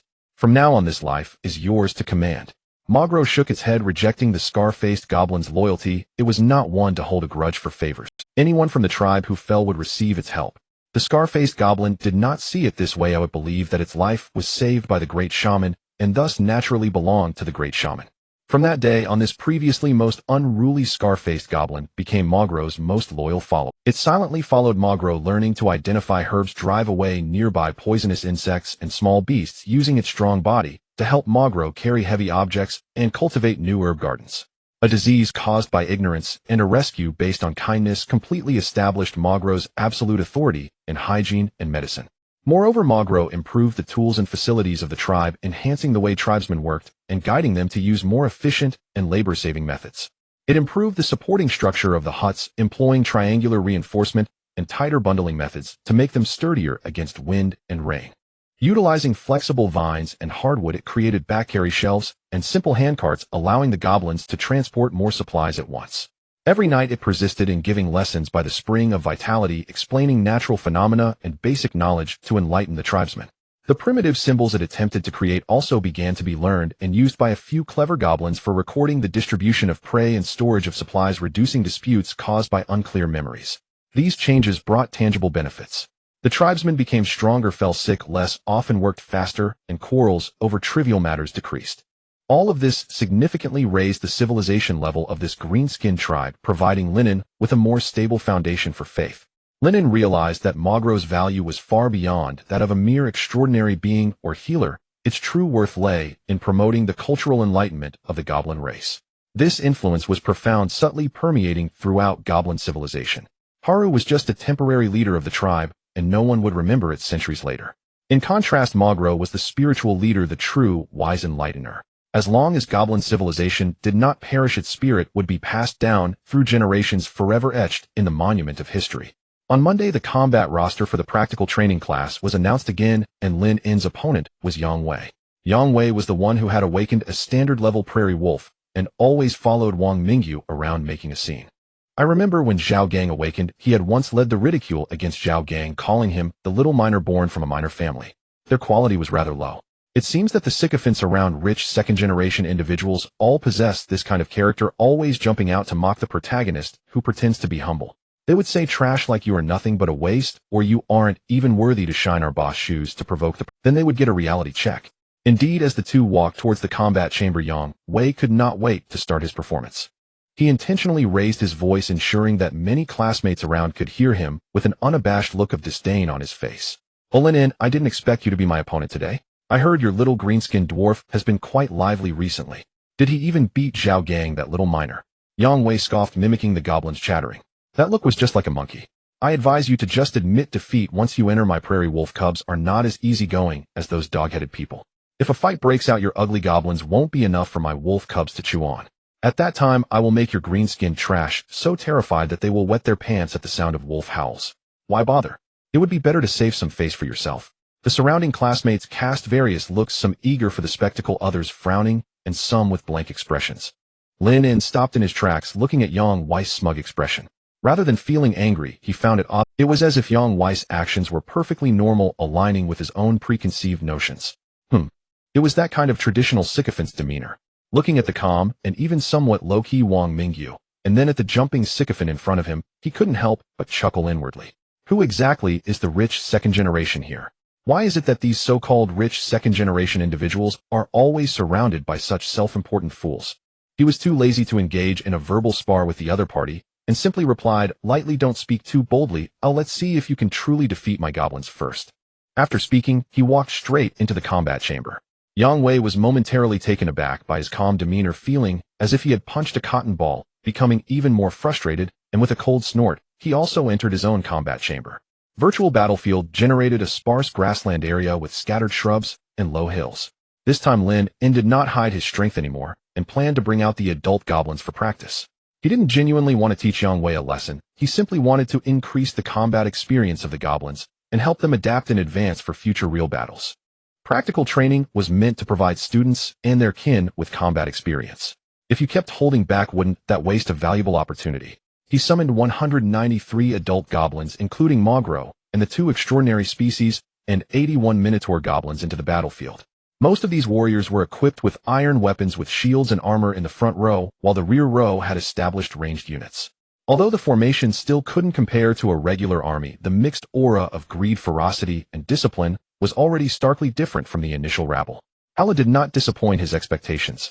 On the other side, Yang Wei's 98 adult prairie wolves and 126 juvenile wolves appeared on the opposite slope. During this period, due to injuries and illnesses from hunting, the wolf pack had lost 2 members, but fortunately the new generation had a decent birth rate, resulting in over 200 wolves altogether. The wolf pack bared their teeth, letting out low growls, their green eyes glinting coldly in the sunlight. Yang Wei's divine form materialized in the air, resembling a giant werewolf with a massive frame and exposed fangs, exuding a wild sense of oppression. "Cub, do you see that disgusting group of greenskins? Now tear them apart with your most brutal forms." The giant werewolf howled to the sky, and the wolves below received the command, instantly transforming into a torrent as they charged toward the goblin line. The howls of the wolves were deafening, overwhelming. The goblins had never encountered such ferocious and brutal beasts, causing some to instinctively take a few steps back. "Stay steady." Halus' roar was like thunder. He stepped forward forcefully, took a deep breath, and unleashed the intimidating roar. Roar!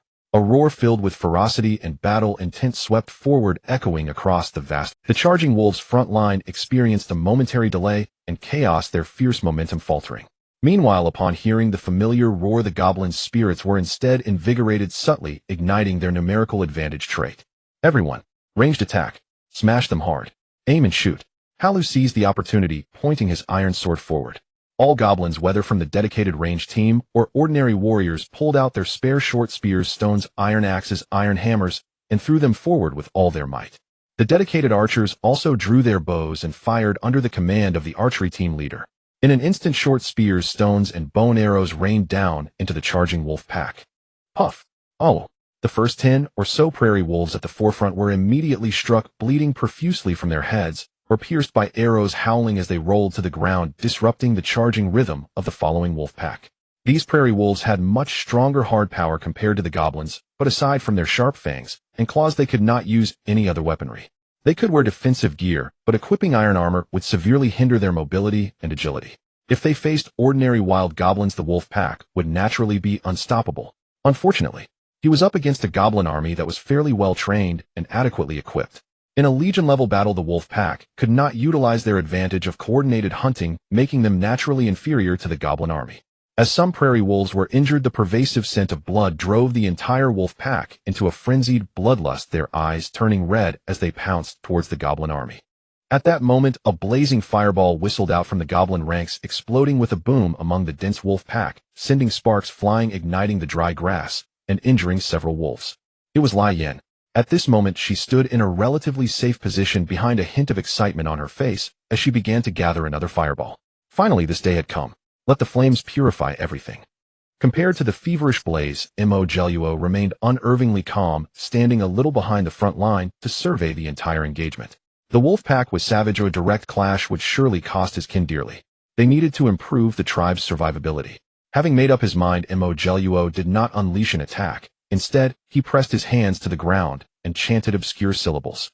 Pale ochre and soft green halos radiated outward from him, enveloping the goblin shield formation. Tenacity blessing a slight increase to defense and endurance, and natural resistance, a slight bolstering against beastly claws and bites, quietly took hold. The frontline goblins felt their hides tighten, and a portion of the dread at the wolves' pounces ebb away. What a... The colossal werewolf in the sky bellowed, a sound of equal parts shock and fury. Transcendent units. You actually have 2 transcendent units.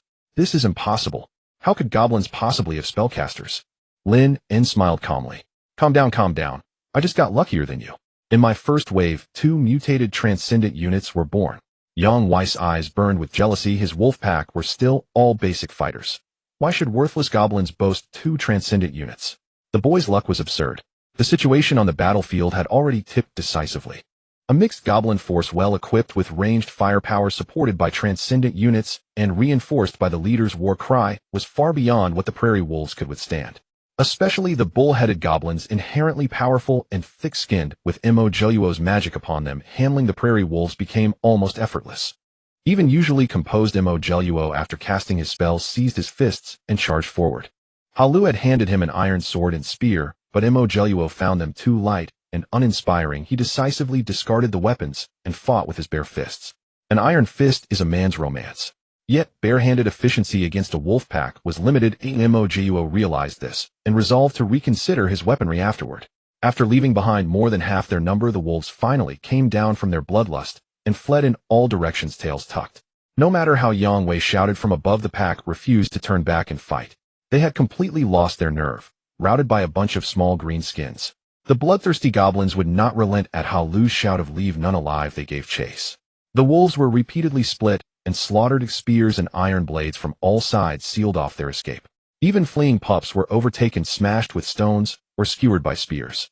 A moment later, the battle ended. The goblins had annihilated the entire prairie wolf force, suffering only scant losses.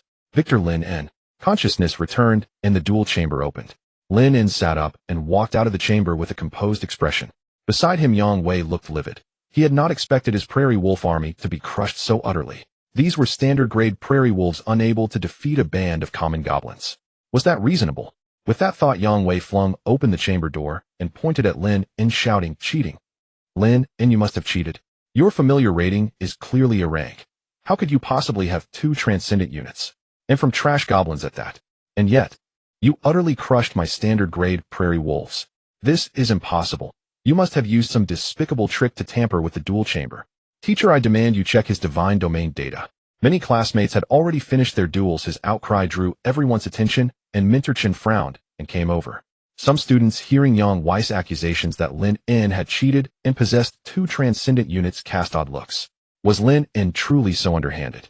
Had he uploaded false data to stage a sham match? Lin rose unhurriedly and explained to Minter Chen and the gathered students. "Minter Chen, I employed no forbidden means. Those two transcendent units truly emerged naturally within my goblin familiars. It was simply luck. He spoke with an easy tone, attributing it to luck, the most palatable explanation. Minterchin nodded slightly, then inspected the system battle logs and the divine domain skin backups, confirming no illicit loading or anomalous data fluctuations. A weight lifted from Minterchin's chest. It seemed Lynn had not resorted to tricks and had won by his own merit. To satisfy the onlookers, Minterchin played the dual recording on the hall's display. The two sides had plunged straight into heated combat. The iron gear of Lynn's whole force drew attention, especially those sturdy horned goblins, clearly a mixed breed. On the screen, the prairie wolves charged savagely while the goblins held formation. As they neared contact, the transcendent powers manifested. Blazing fireballs and the luminous sorcery of Mo Geluo stood out. My goodness, Lynn's goblins really have transcendent units. Two of them, one a fire mage, the other a support type.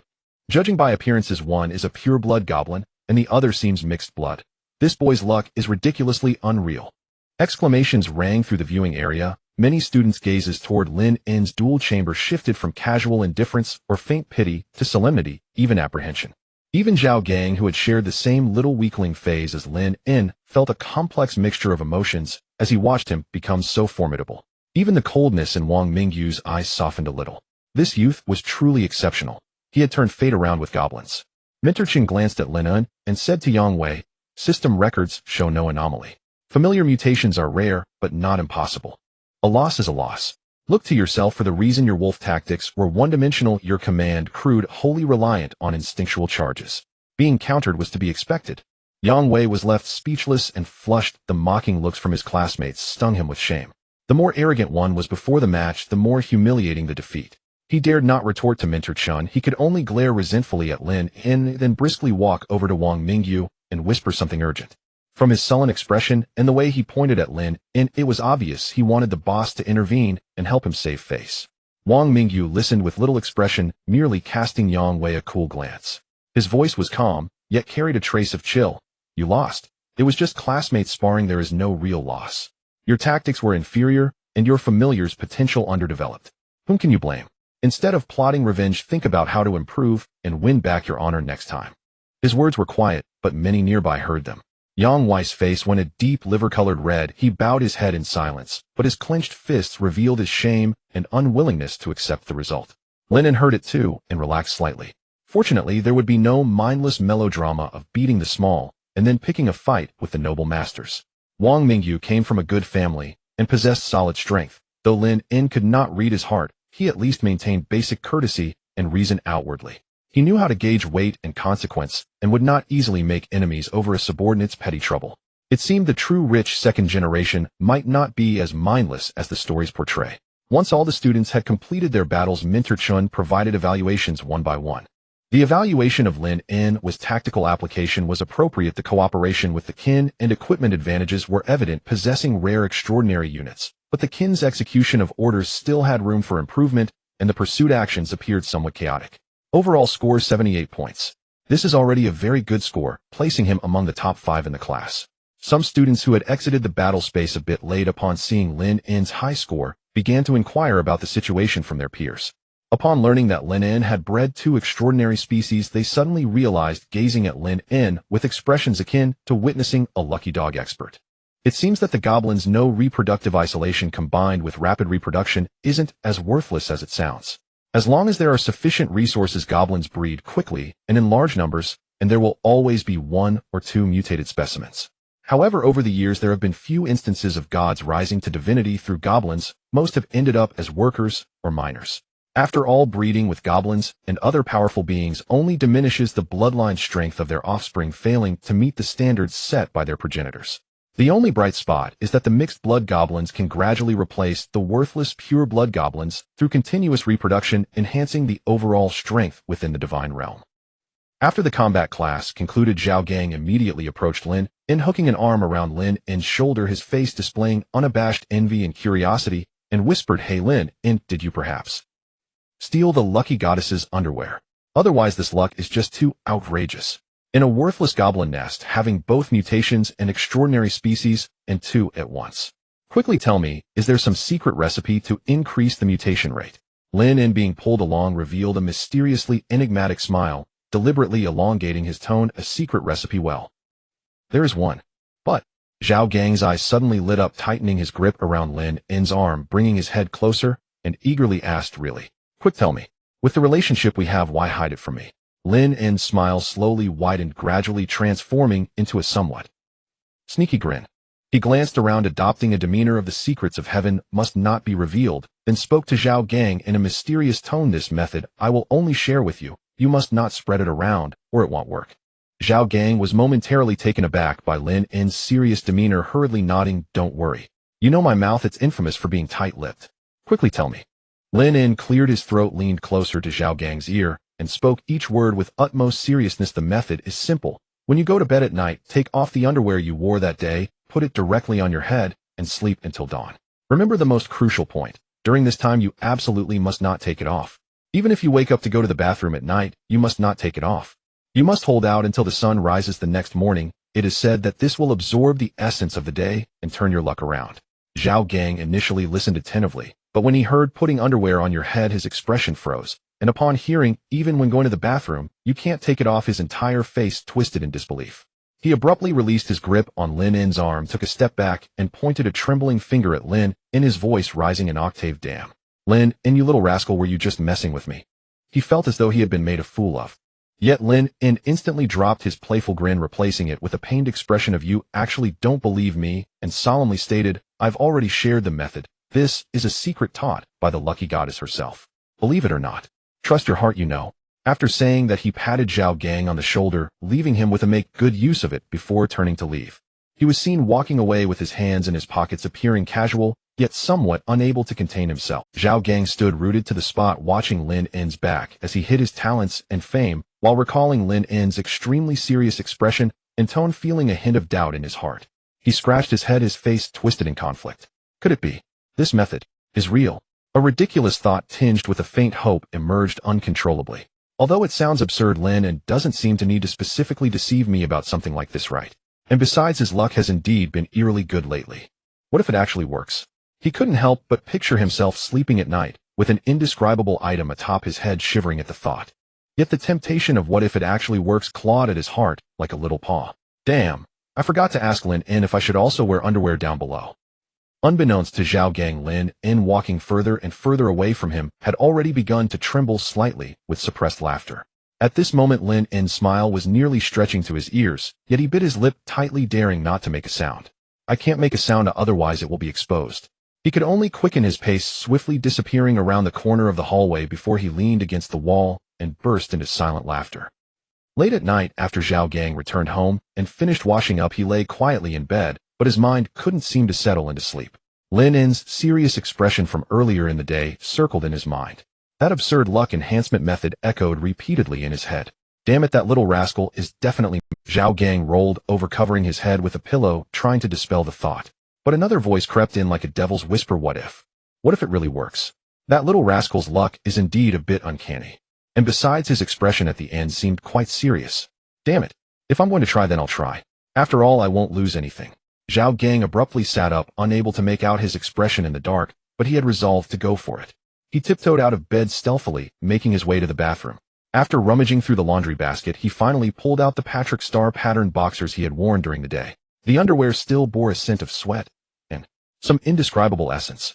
Just as he was about to return to his room, Zhao Gang recalled Lin's reminder about not taking it off even when going to the bathroom. To be safe, he decided to take care of his personal matters first, then clutching the sacred object, he sneakily returned to his room. Taking a deep breath, Zhao Gang solemnly placed the still slightly foul-smelling fabric atop his head. In an instant, an indescribable odor nearly made him gag, especially considering what he had atop his head, which intensified the feeling of nausea. His vision obscured and breathing somewhat labored, he gritted his teeth, muttering through clenched jaws, Lin, you better pray this method works. If it doesn't work, tomorrow I'm going to make sure you know why flowers are so red. With such tragic thoughts in mind, Zhao Gang struggled to adjust his position to try and sleep. The odor and discomfort made him toss and turn, and after an indeterminate amount of time, he finally slipped into a shallow sleep. In the dead of night, a sudden urge to urinate ruthlessly roused Zhao Gang. He instinctively tried to hold it, but the harder he resisted, the more alert he became, and his bladder's protests grew ever more insistent. Damn, he wailed inwardly, instinctively reaching to pull off his underwear to go to the bathroom. But remembering the rule forbidding removal, he forced himself to endure. He wrestled agonizingly for several minutes between bursting from holding it and the fear that breaking the rule might nullify his powers. In the end, his physiological need prevailed. Could he really not remove it? Was he in his own home and still afraid? He couldn't find the bathroom. He groped himself upright. Darkness met his eyes, the underwear pulled snugly over them. He could only grope forward like a true blind man, stretching out his hands and feeling his way inch by inch. A muffled bang. His calf slammed hard against the wooden stool at the bedside, making him suck in a breath of pain as the stool grated unpleasantly. Ouch! Xiao Gang cried out. From the neighboring room came rustling and his mother's drowsy question. Xiao Gang, what's the matter? Did something fall? Xiao Gang was terrified and replied to placate her mom, I'm fine. Then he clenched the pain and hunched his body, groping toward the door. After much fumbling, he found the doorknob, turned it, and then slid by feel toward the bathroom. At that, his mother, worried, wrapped a robe around herself and came out to check. By the dim light of the living room night lamp, she saw a blurry figure with a pink smiling devil perched on his head, slowly scooting toward the bathroom in an extremely peculiar posture. Zhao's mother rubbed her sleepy eyes. Her son, sleepwalking. She had heard it was unwise to startle a sleepwalker, so she dared not call out, only watched in worried silence as the figure felt its way into the bathroom. Water flowed in the bathroom. After a moment, the figure returned in the same odd posture, feeling its way back to his room and gently closing the door. This child, overwhelmed by study stress, even sleepwalking. They'll have to give him a proper talk tomorrow, Zhao's mother muttered, shaking her head, then went back to bed, resolved to take action the next day. In his room, Xiao Gang flung himself back onto the bed, heart pounding, the ache in his calf and the weird sensation in his head kept him from sleeping soundly for the rest of the night. At dawn, the alarm rang on schedule. Xiao Gang, unable to wait, ripped the odor-saturated underwear from. He drew several deep breaths of fresh air, foregoing even washing, and immediately sank his consciousness into his divine domain. He couldn't wait to see whether the goddess of luck had truly favored him. Yet as soon as his awareness linked with the domain, what reached him was not a tranquil unfolding, but a scene of panic and chaos. On the clearing outside his dog-headed folks' underground burrow, dozens of dog-headed humanoids were tumbling and scrambling out of the entrance in terror. Those at the rear bore wounds and clinging viscous webs. From the pitch-black depths of the entrance behind them came sibilant hisses and the rustle of crawling. Faintly discernible were multiple pairs of luminescent compound eyes and furry, rapidly moving, articulated limbs. Through his divine sense, Xiao Gang made out the creatures' true forms. Cave spiders, and in great numbers. His divine sense probed deeper into the caverns and saw that within the labyrinthine tunnels the dog-headed folk had dug, a vast hollow had opened. The hollow stone walls were plastered with sticky webbing. Hundreds of cave spiders marked with dark red stripes swarmed forth from within.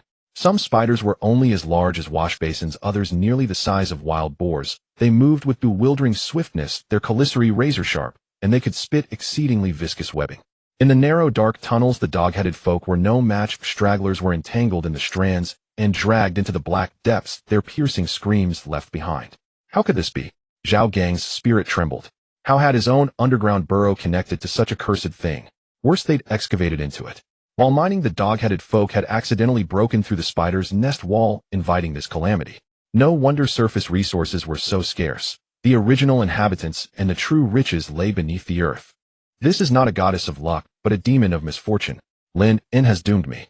Seeing the cave spiders already ensnaring some of his people, Xiao Gang dared not delay and quickly condensed his divine power to cast a spell. Columns of earth and spikes suddenly shot up from all around the tunnel, slaying more than 10 of the foremost cave spiders. But the spiders were too many. The others soon surged forward and leapt at the dog-headed folk again. Helpless, Xiao Gang expended the last of his faith-wrought power to raise an earthen wall to block the spider's path. Retreat. All of you to the surface. Seal the entrance, he ordered. Faith-spent Zhao forced himself calm and issued the divine edict to the dog-headed leader. In the subterranean realm the cave spiders held the advantage. His people could not contend with such ferocity. Above ground, under the leader's direction, the dog-headed folk scrambled and rolled desperately, shoveling piled stones and earth into the entrance. Fortunately, they'd removed a significant amount of spoil when digging their tunnels earlier. Otherwise, it would have been impossible to plug such a large opening on short notice. After a frantic effort, they at last managed to roughly seal the main connecting mouth with rubble and mud, temporarily halting the spider's pursuit. But the subterranean hisses and digging did not cease. Clearly the spiders had not given up. Xiao Gang withdrew from his domain with an ashen face, a cold fury searing at his temples. The first person he thought of was Lynn. It was all that boy's rotten idea that had drawn the goddess of misfortune. In the morning, Lynn rode his little electric scooter leisurely to school, a cup of hot soy milk and 2 beef buns dangling from the handlebars. This contraption was much faster than the old 8-handed bicycle. He could now take his time coming to school. No sooner had he stepped into the classroom than he saw Zhao Gang with dark circles under his eyes storming toward him menacingly. Zhao Gang hauled Lin into a corner, frantic and furious. Lin, that lousy method of yours is useless. Not only useless, it summoned the goddess of misfortune. My dog-headed folk dug into an underground spider nest. We were nearly wiped out. Lin, sipping the soy milk head bought on the way, gaped, almost spitting the drink out. He stared at Zhao Gang in astonishment. You actually used it. He hadn't expected his offhand joke to be followed by this idiot's literal action, and that led to the unlucky digging up a monster lair. What a spectacularly unfortunate coincidence. Of course, otherwise where do you think all this bad luck would come from?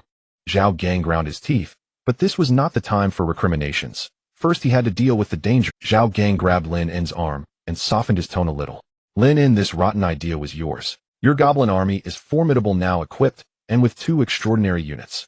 Help me purge those. If it drags on, what if they break through other exits or tunnel past the weak points of my divine domain and crawl out? My dog-headed folk will be finished. My divine domain would be ruined. Lin frowned. Why don't you ask someone else? Or seek help from the academy? Zhao Gang wore a doleful expression. Who do I even know that is powerful?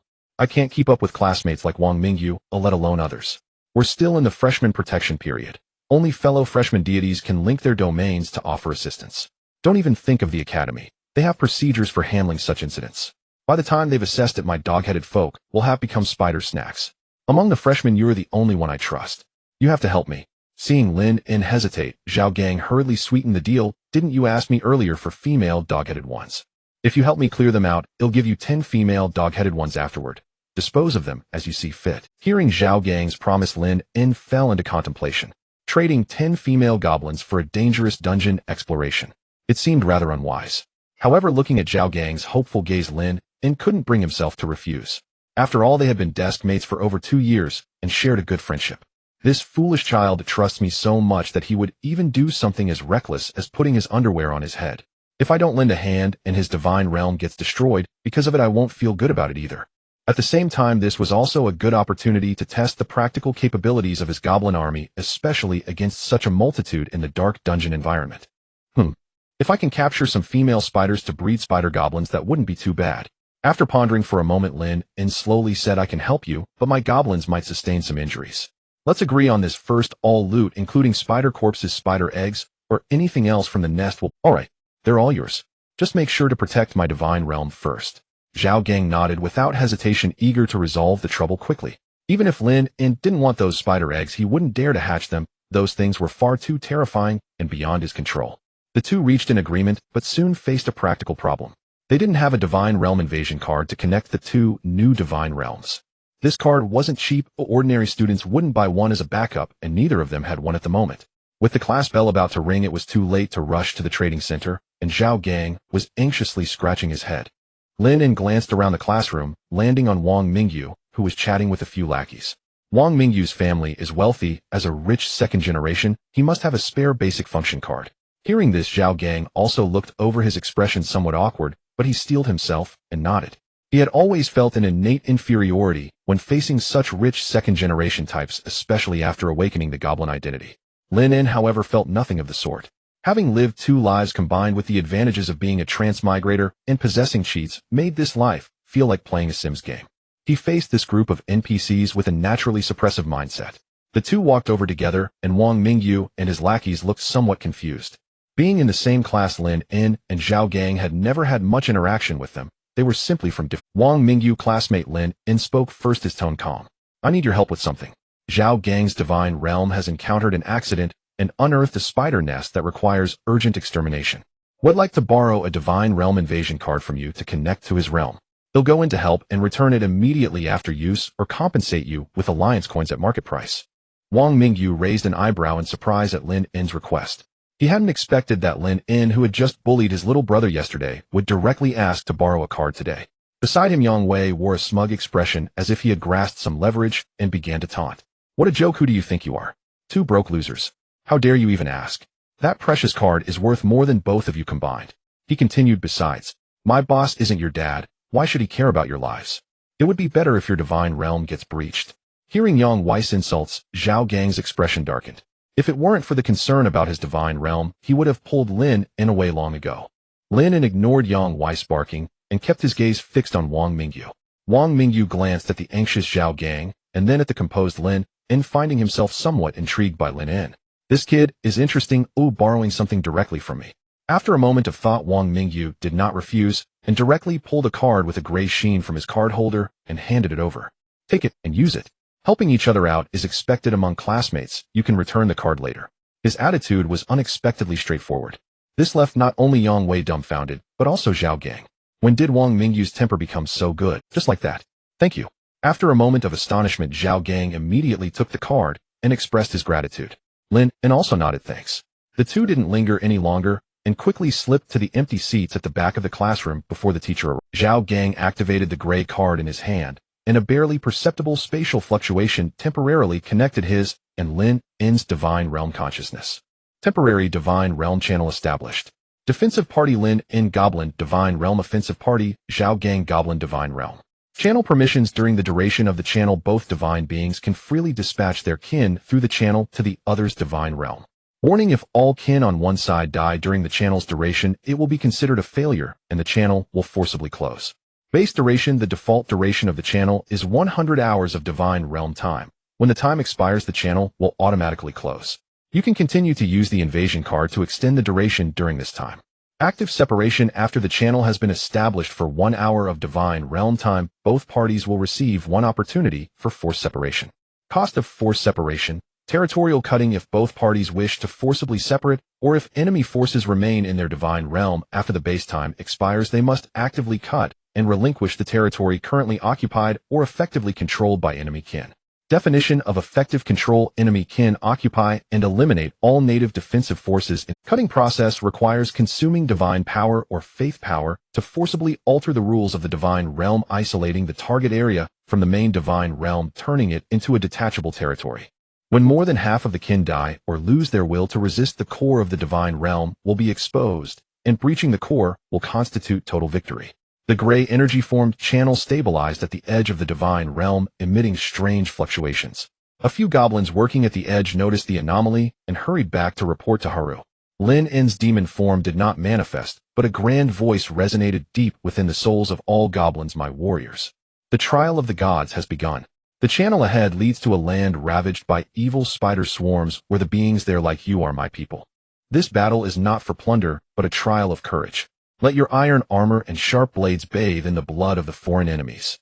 Let your valor resonate through the evil caves. Haru, lead all the adult goblins to form an army. Magro, protect the kin with all your might. Flame, incinerate the filth with your flames. All troops, charge. For me seize victory and glory. At the moment the words fell, Haru was filled with fervor, raising his iron sword and roaring for my god. Kill. After that he was the first to step into the gray channel. Behind him the goblin warriors followed in a somewhat chaotic but spirited array, the sound of clashing metal ringing out. The bull-headed goblins also followed with heavy steps. Flames danced excitedly at the tips of their fingers, while Magro walked calmly at the forefront, ready to cast spells for the vanguard. For the first time the entire army passed through the divine realm channel, arriving at another divine realm. The goblins were thrown into a new wave of panic due to the sudden appearance of green-skinned creatures at the edge of their homeland, huddling together and trembling with their stone picks in hand. They recognized this group of green-skinned monsters, the very ones that had wiped them out last time. Some even remembered the exact moment they perished at the hands of these little green fiends, vividly recalling their tragic deaths. At this moment, seeing the goblin army charging into the divine domain with high spirits, despair was evident on their faces. Was history about to repeat itself? Would the great goblin race face extermination? Just then the extravagant and grand phantom of the dragon blood goblin god suddenly solidified in the air, casting a massive shadow of dragon wings over them. My loyal diggers, do not fear. Zhao Gang's divine voice was purposefully raised, infused with an exaggerated tone that suggested everything is under control. This is not a calamity, but the outer heavenly demons summoned from the endless void. Though they may look different, they share the same admiration for the great goblin god, and have come to assist us in exterminating the underground evil spiders. All citizens of my divine domain, upon seeing these green-skinned reinforcements, must not attack or provoke them, instead guide the way and provide assistance. Once the evil spiders are cleared, they will depart on their own. This is a divine oracle. Those who defy it shall be severely punished. The goblins looked up at their flamboyant deity, listening to this absurd explanation, and although filled with doubts, their blind faith in their god temporarily overrode their fear. No matter what the other party's identity was, as long as they were not enemies, it was fine. The goblins whispered among themselves, calming down slightly, yet they still dared not approach the passage from which more green-skinned creatures continuously emerged, nor the fierce-eyed reinforcements. Lynn's goblin army completely passed through, forming a line at the entrance of the passage. As the mixed stench of blood and decay hit them, the goblins instinctively took a few steps back. So brutal. Zhao Gang's divine sense immediately reached the goblin leader's mind, tinged with urgency. Quick, take your people and open up the blocked spider den. The goblin leader jolted hurriedly, rallying a group of equally terrified kin. Armed with their crude stone picks and bone shovels, they cautiously circled around the edges of the goblin formation towards the collapsed den. As they dug, they couldn't help but steal glances back at the green-skinned creatures that were brazenly surveying their surroundings, their hearts racing. Could these outer heavenly demons really be trusted? They looked even scarier than the spiders. Soon a gap was pried open in the rubble, and several fist-sized cave spiders with compound eyes glinting ominously screeched and charged at the nearest goblin. Attack! Haru commanded. The front row of goblin guards immediately raised their shields to block the spiders' assault, while the regular goblins and minotaurs surged forward, raining down iron spears, axes, and swords. However, Lynn's intent simultaneously reached Haru and Maglu. Capture the females alive. Heavily injured ones should be taken back to the divine domain for breeding. Upon receiving the divine oracle, the goblins began to consciously strike with their shields, bludgeon legs with blunt objects, and ensnare heads with nets, striving to avoid lethal attacks.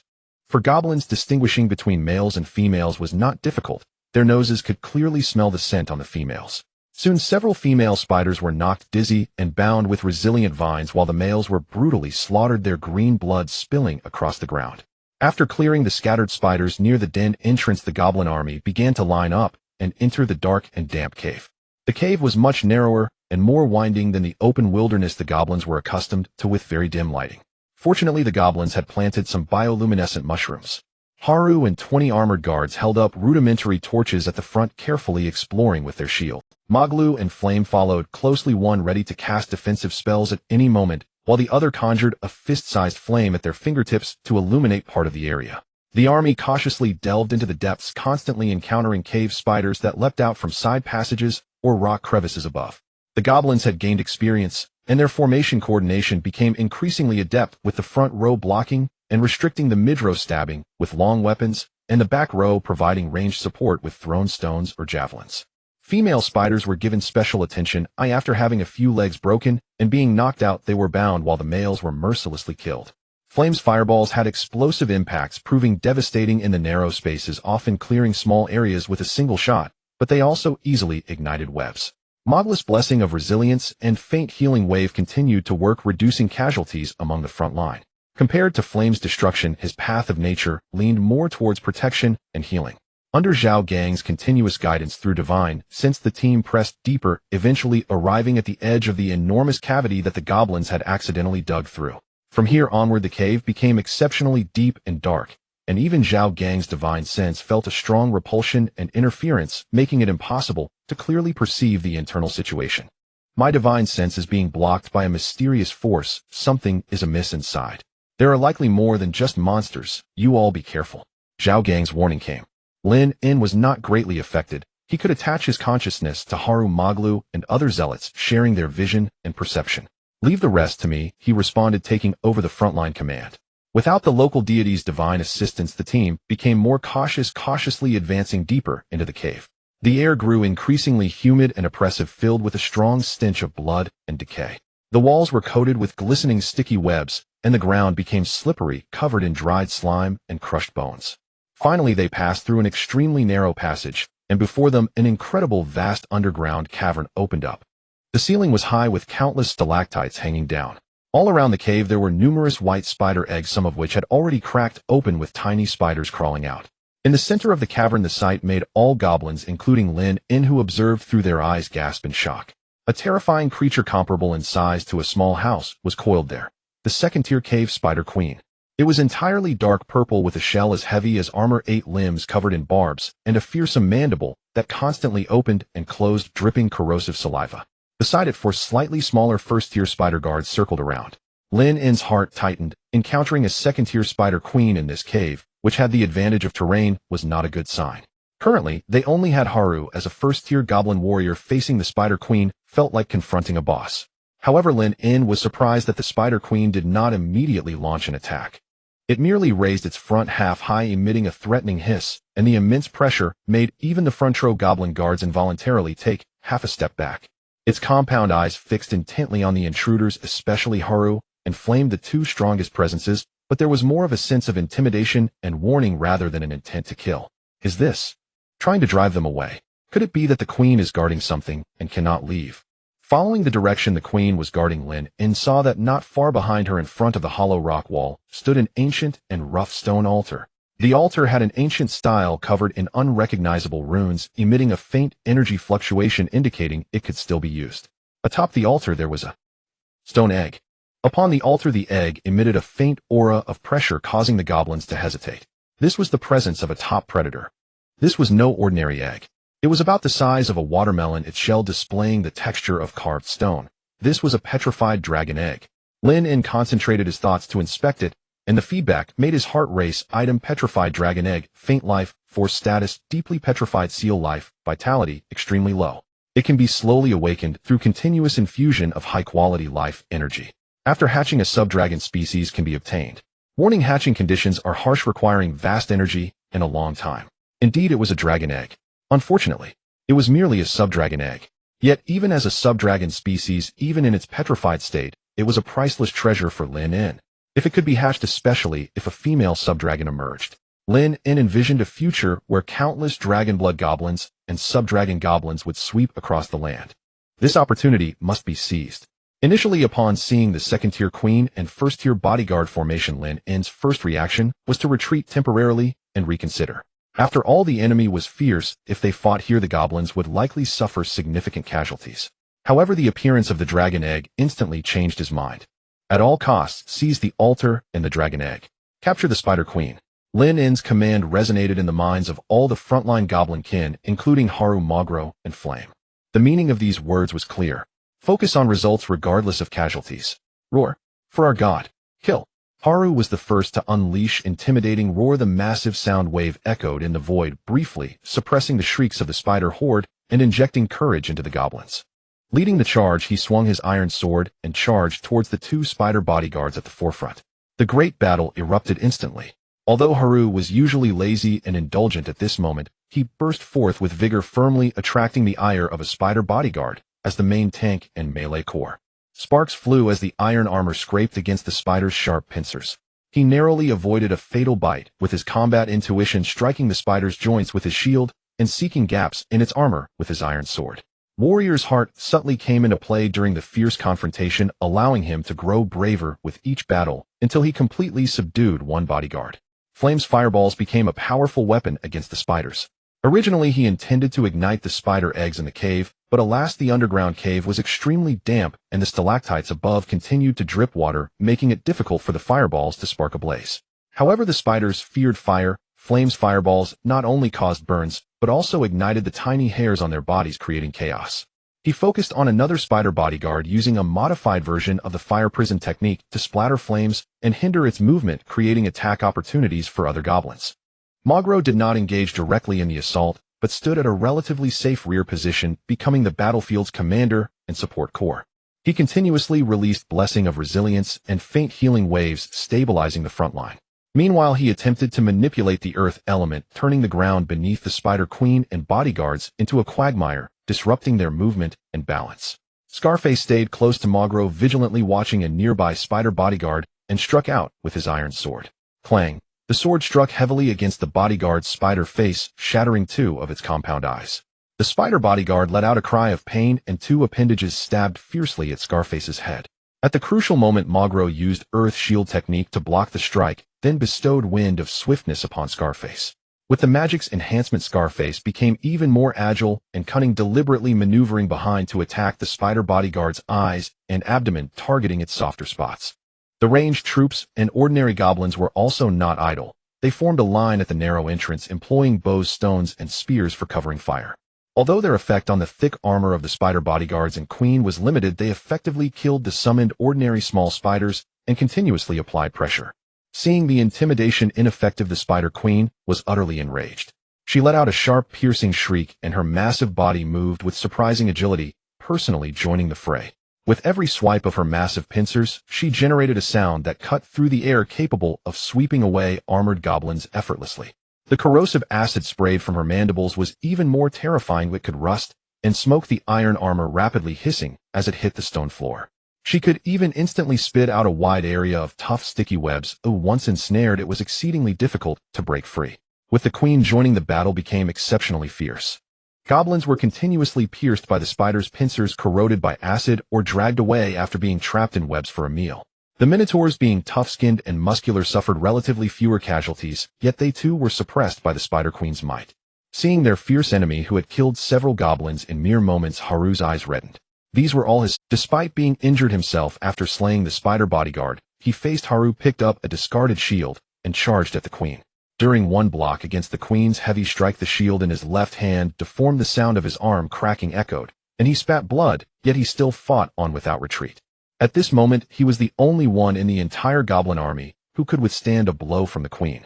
Mogro promptly cast Nature's Healing, continuously healing Haru's wounds, occasionally using Earth Shield technique to block deadly strikes, while directing all ranged units to focus fire on the queen. Unfortunately, the queen's skeleton was simply too tough. Stones and wooden bows had limited lethality and couldn't breach her defenses. Only some iron axes and iron spears thrown by minotaurs could penetrate the weak spots in her armor, causing some damage. Seeing the queen's ferocity, with 8 appendages acting like long spears attacking Haru while continuously killing nearby goblins. If this continued, the entire goblin army would suffer heavy losses. At a critical moment, Flame seized a fleeting opportunity after the Spider Queen's acid spray, compressing all his fiery power to unleash an unprecedented blazing white fireball, directly smashing into one of the queen's compound eyes. The queen let out a heart-wrenching scream, half of her head charred black, her movements suddenly disordered. Seeing this, Mogro immediately concentrated his spirit, no longer spreading his enhancements, but instead pouring a massive amount of natural energy into Haru. Guardian of the Earth, Endurance, Aura, Mighty Bulls, Strength, Wind of Swiftness, now is the time. Lynn urgently called out. Haru roared, disregarding his injuries, charging forward with a leap after dodging the queen's chaotic strikes, plunging his somewhat dulled iron sword deep into the queen's mouth, which was slightly open in pain until the hilt was buried. The Spider Queen let out a painful screech, her massive body convulsing violently, ultimately crashing to the ground. Just by observing her slightly rising abdomen, it was clear she had not completely perished.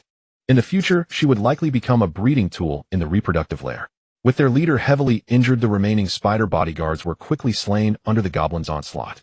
With the battle concluded, everyone breathed a sigh of relief. This fight had been far more challenging than dealing with any prairie wolves or fishmen. Had it not been for the 3 fervent believers unleashing their full power to subdue the Spider Queen, the outcome would have been uncertain.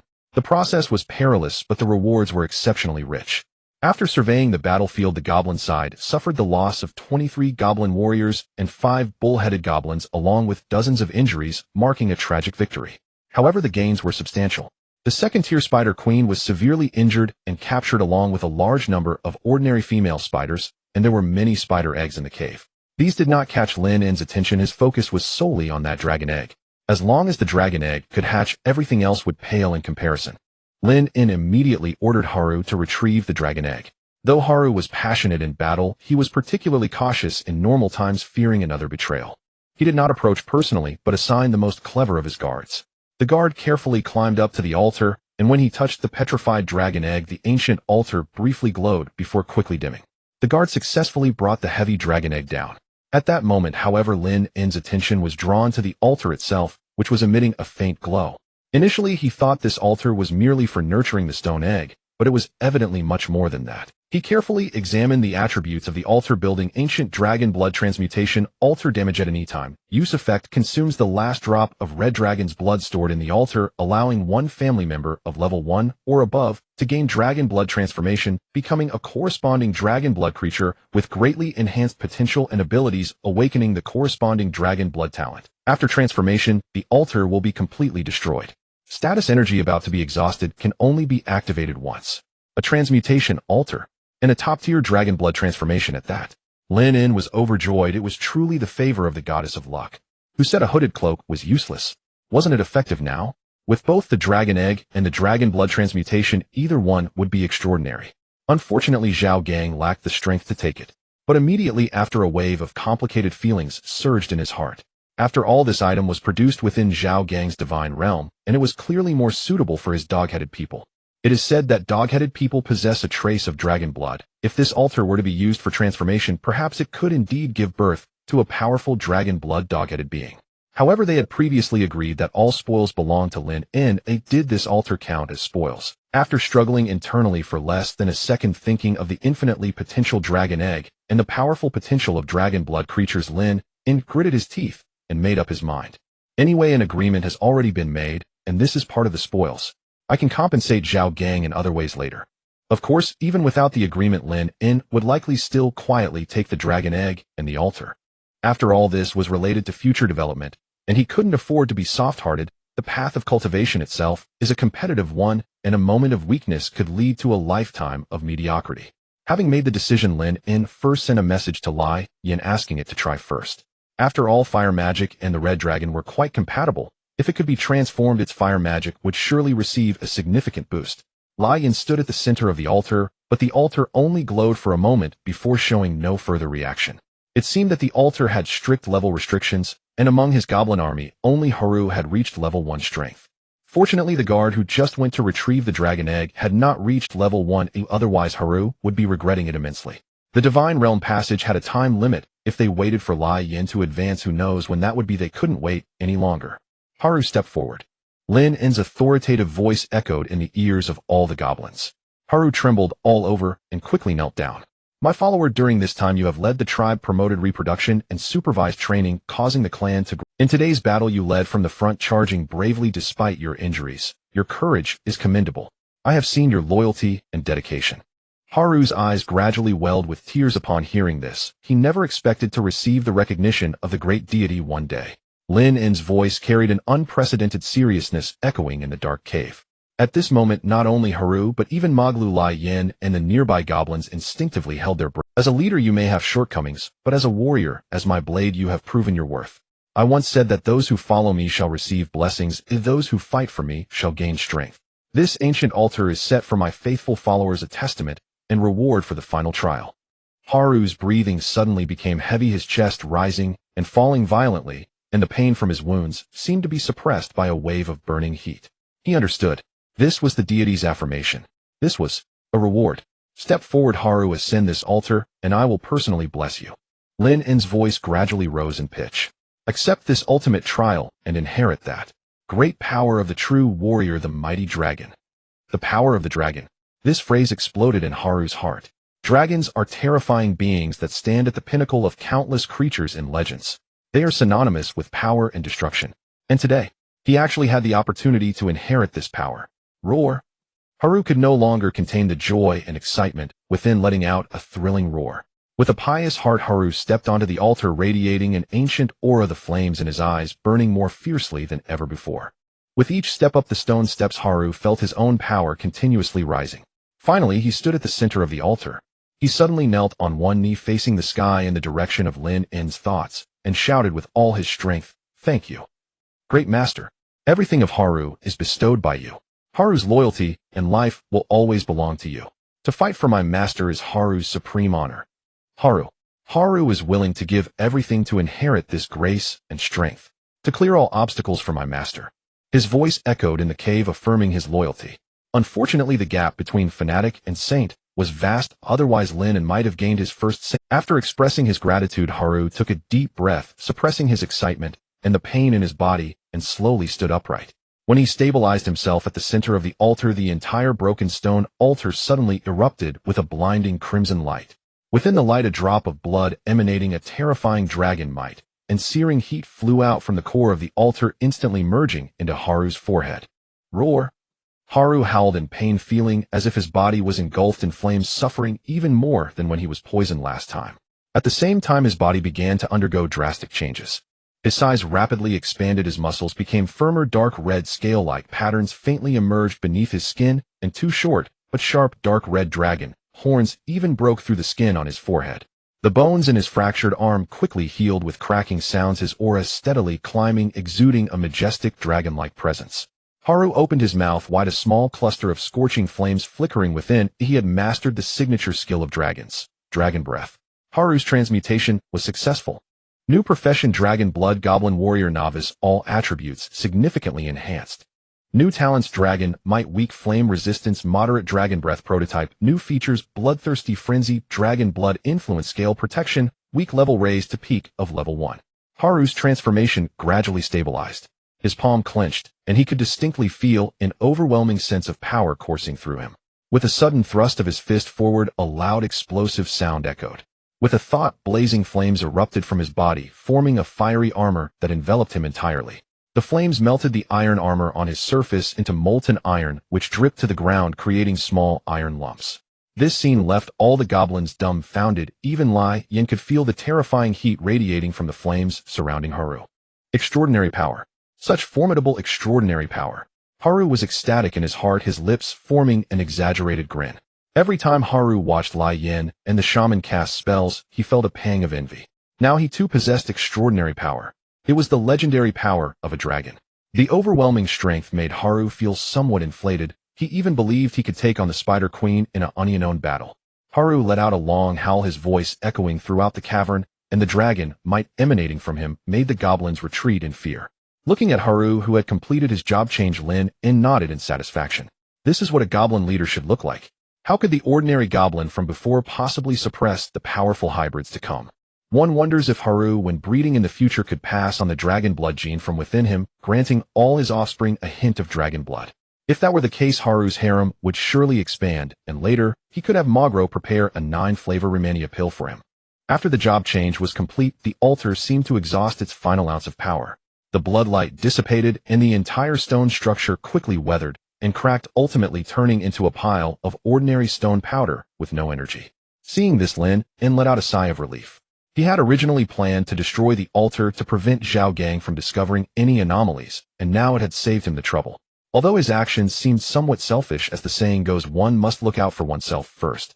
Having been given a second chance at life, he had to do everything possible to climb to the peak. He couldn't act recklessly for the sake of brotherly loyalty. To be on the safe side, Lynn still ordered, clean up the battlefield. Make sure to clear all the ashes here, it'll leave no trace behind. The goblins acted swiftly, cleaning up the lime left by the altar. Lynn also had the army thoroughly search the original site of the altar and the surrounding rock walls, confirming there were no hidden treasures before he felt at ease to leave. Before leaving, he instructed the goblins to stuff the precious petrified dragon egg into a relatively intact spider guardian shell, disguising it as an ordinary corpse to carry out. As the team emerged from the cave with captives' corpses and spider eggs, and anxious, Zhao Gang immediately approached them. Seeing the goblin corpses being carried out, Zhao Gang's heart sank. Was it that dangerous inside?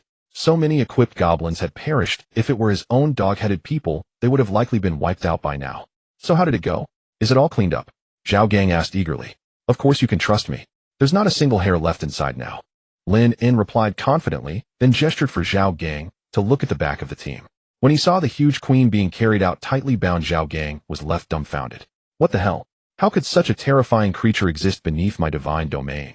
Lynn's thoughts echoed with a hint of fear in Zhao Gang's mind. Well, I was also shocked at the time. Who would have thought there would be a second-tier spider queen in the spider's nest? If I hadn't promised you to clear it out, I would have been long gone.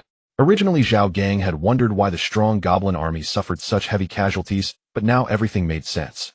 To kill such a creature underground and only lose a handful of goblins was already a stroke of luck.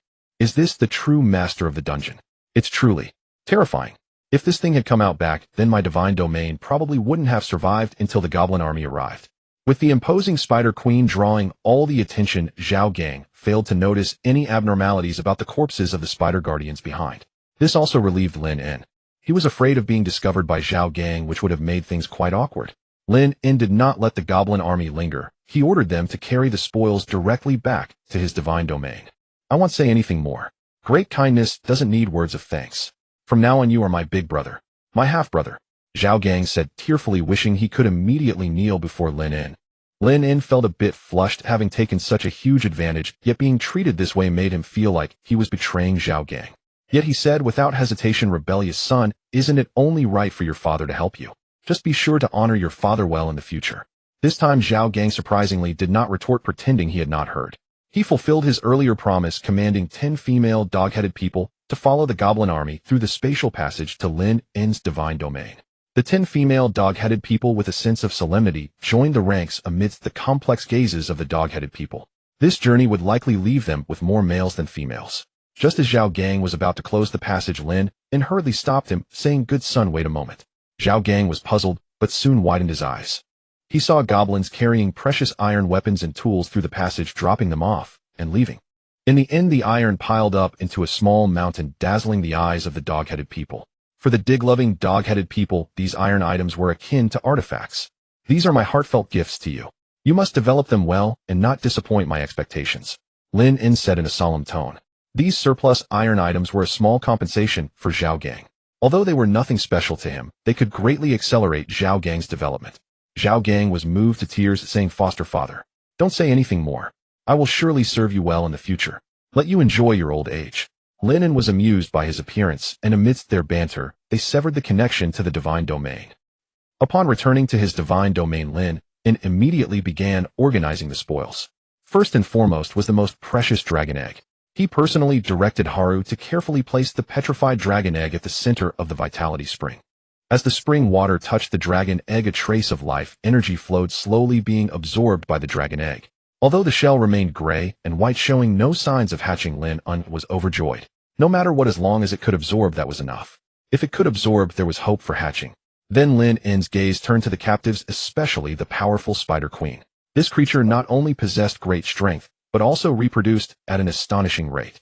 If she laid eggs at her original speed, she could enable the goblin tribe to rapidly spawn a large number of spider goblins. I remember seeing on the forum that hybrid offspring of dungeon spiders and goblins are quite adept at ambush and climbing, and are also skilled in digging. I wonder how different the hybrids produced by this Spider Queen will be. To be safe, Lynn ordered Haru to cut off all the Spider Queen's legs, using the flames from the sword to sear the stumps and stop the bleeding. Then he had Magro use healing spells to restore her vitality, preventing her from dying from her injuries. Anyway, he didn't plan to let the queen go out to battle again. She would just stay in the nest as a breeding tool. What? You think that's too cruel? What can I do about it? Release her back into nature. Or just kill her for meat.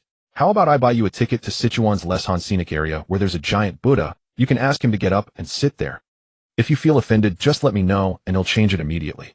Watching helplessly as Haru severed all 8 limbs of the Spider Queen, Lynn still felt uneasy and ordered the construction of several cages to imprison her. Magro waved his hand, indicating it wasn't necessary to go through such trouble. Recently, his Earth-type abilities had improved, and creating a cage was now a simple task. He instructed the goblins to bring a large pile of solid stones to the nest.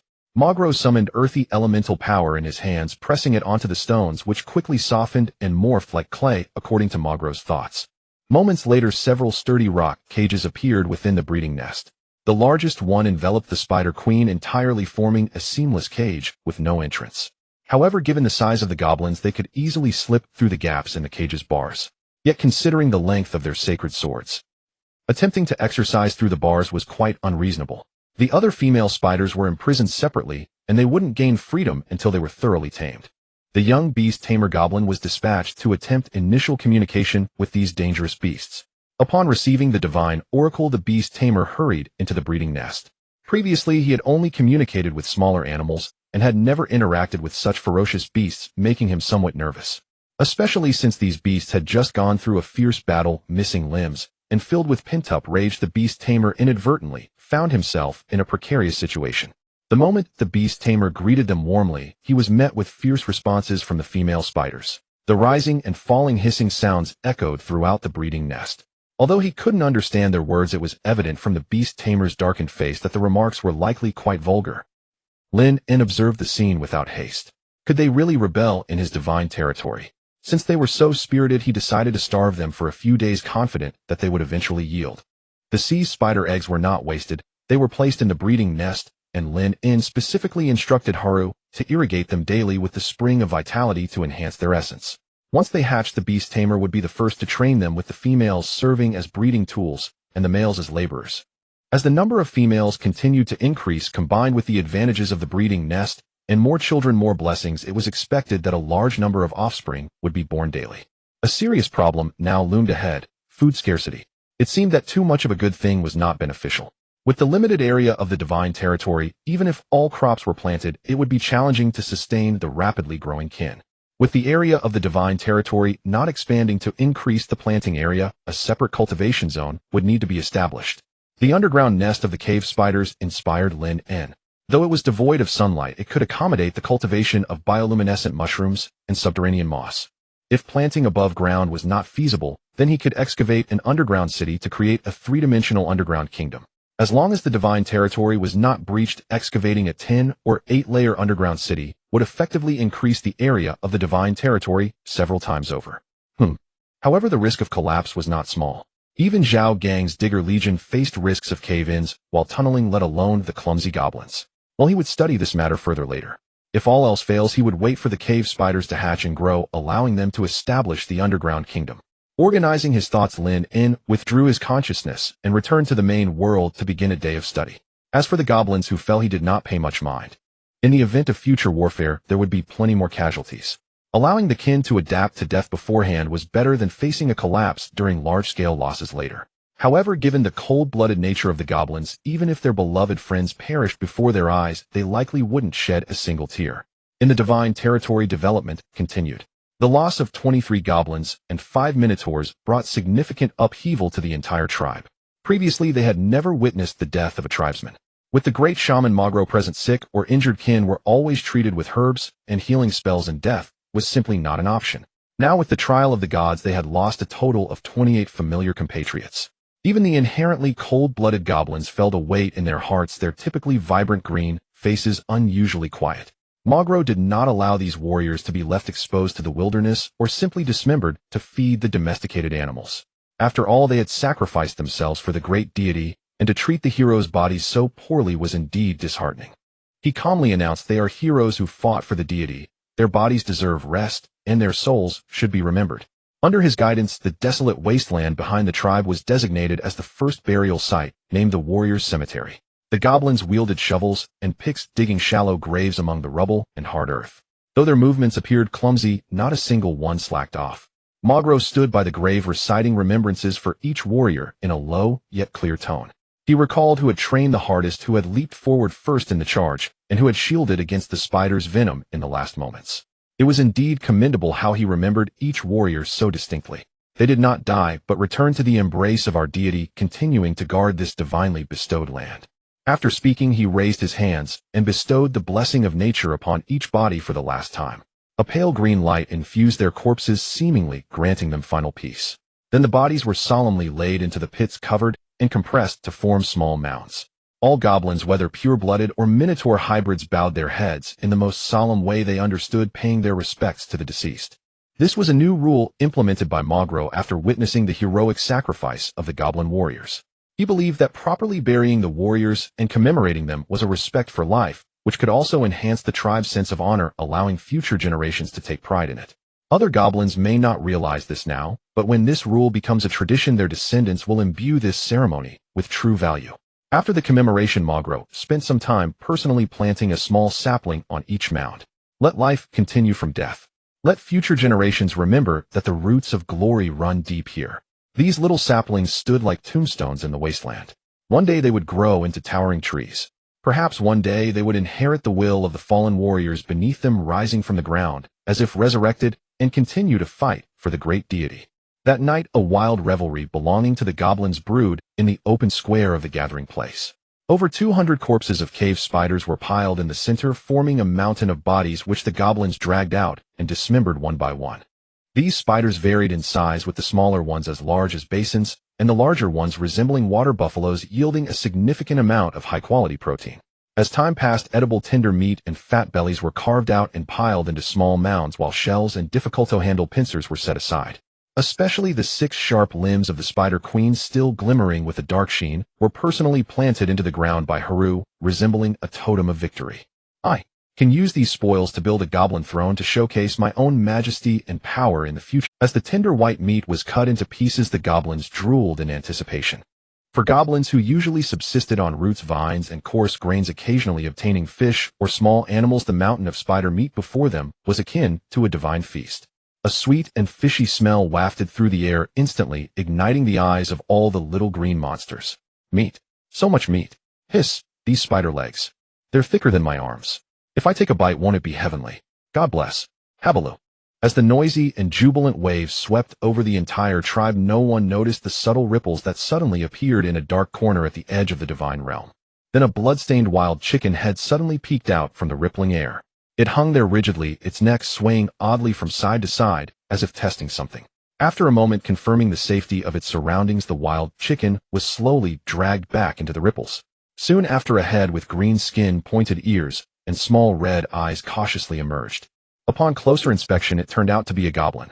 It wore a fitted leather armor, slightly dirty, but still showing signs of excellent craftsmanship. What was even more surprising was that it tightly held a dark, shiny tubular object, a wooden gunstock with a metal barrel, simple in structure, yet exuding a rugged lethality. It was a fine firearm. Clearly it was not a native of this place, but rather an invader. The unfamiliar goblin concealed its form while surveying everything around with its beady little eyes, seemingly looking for anything worth picking up. It was evident that this was not a complete world, but rather an initial divine realm. The divine realm was not large, and the terrain was entirely visible. In the distance, a campfire blazed in the central area, and the sound of raucous laughter was deafening. Closer in, a group of excited little green-skinned creatures shrieked with joy. The unfamiliar goblin's eyes lit up. Oh ho! How fortuitous the natives here are actually fellow. These kin seemed to be living in poor conditions. Aside from a few with tattered leather scraps around their waists, most were completely bare, running wildly towards the firelight.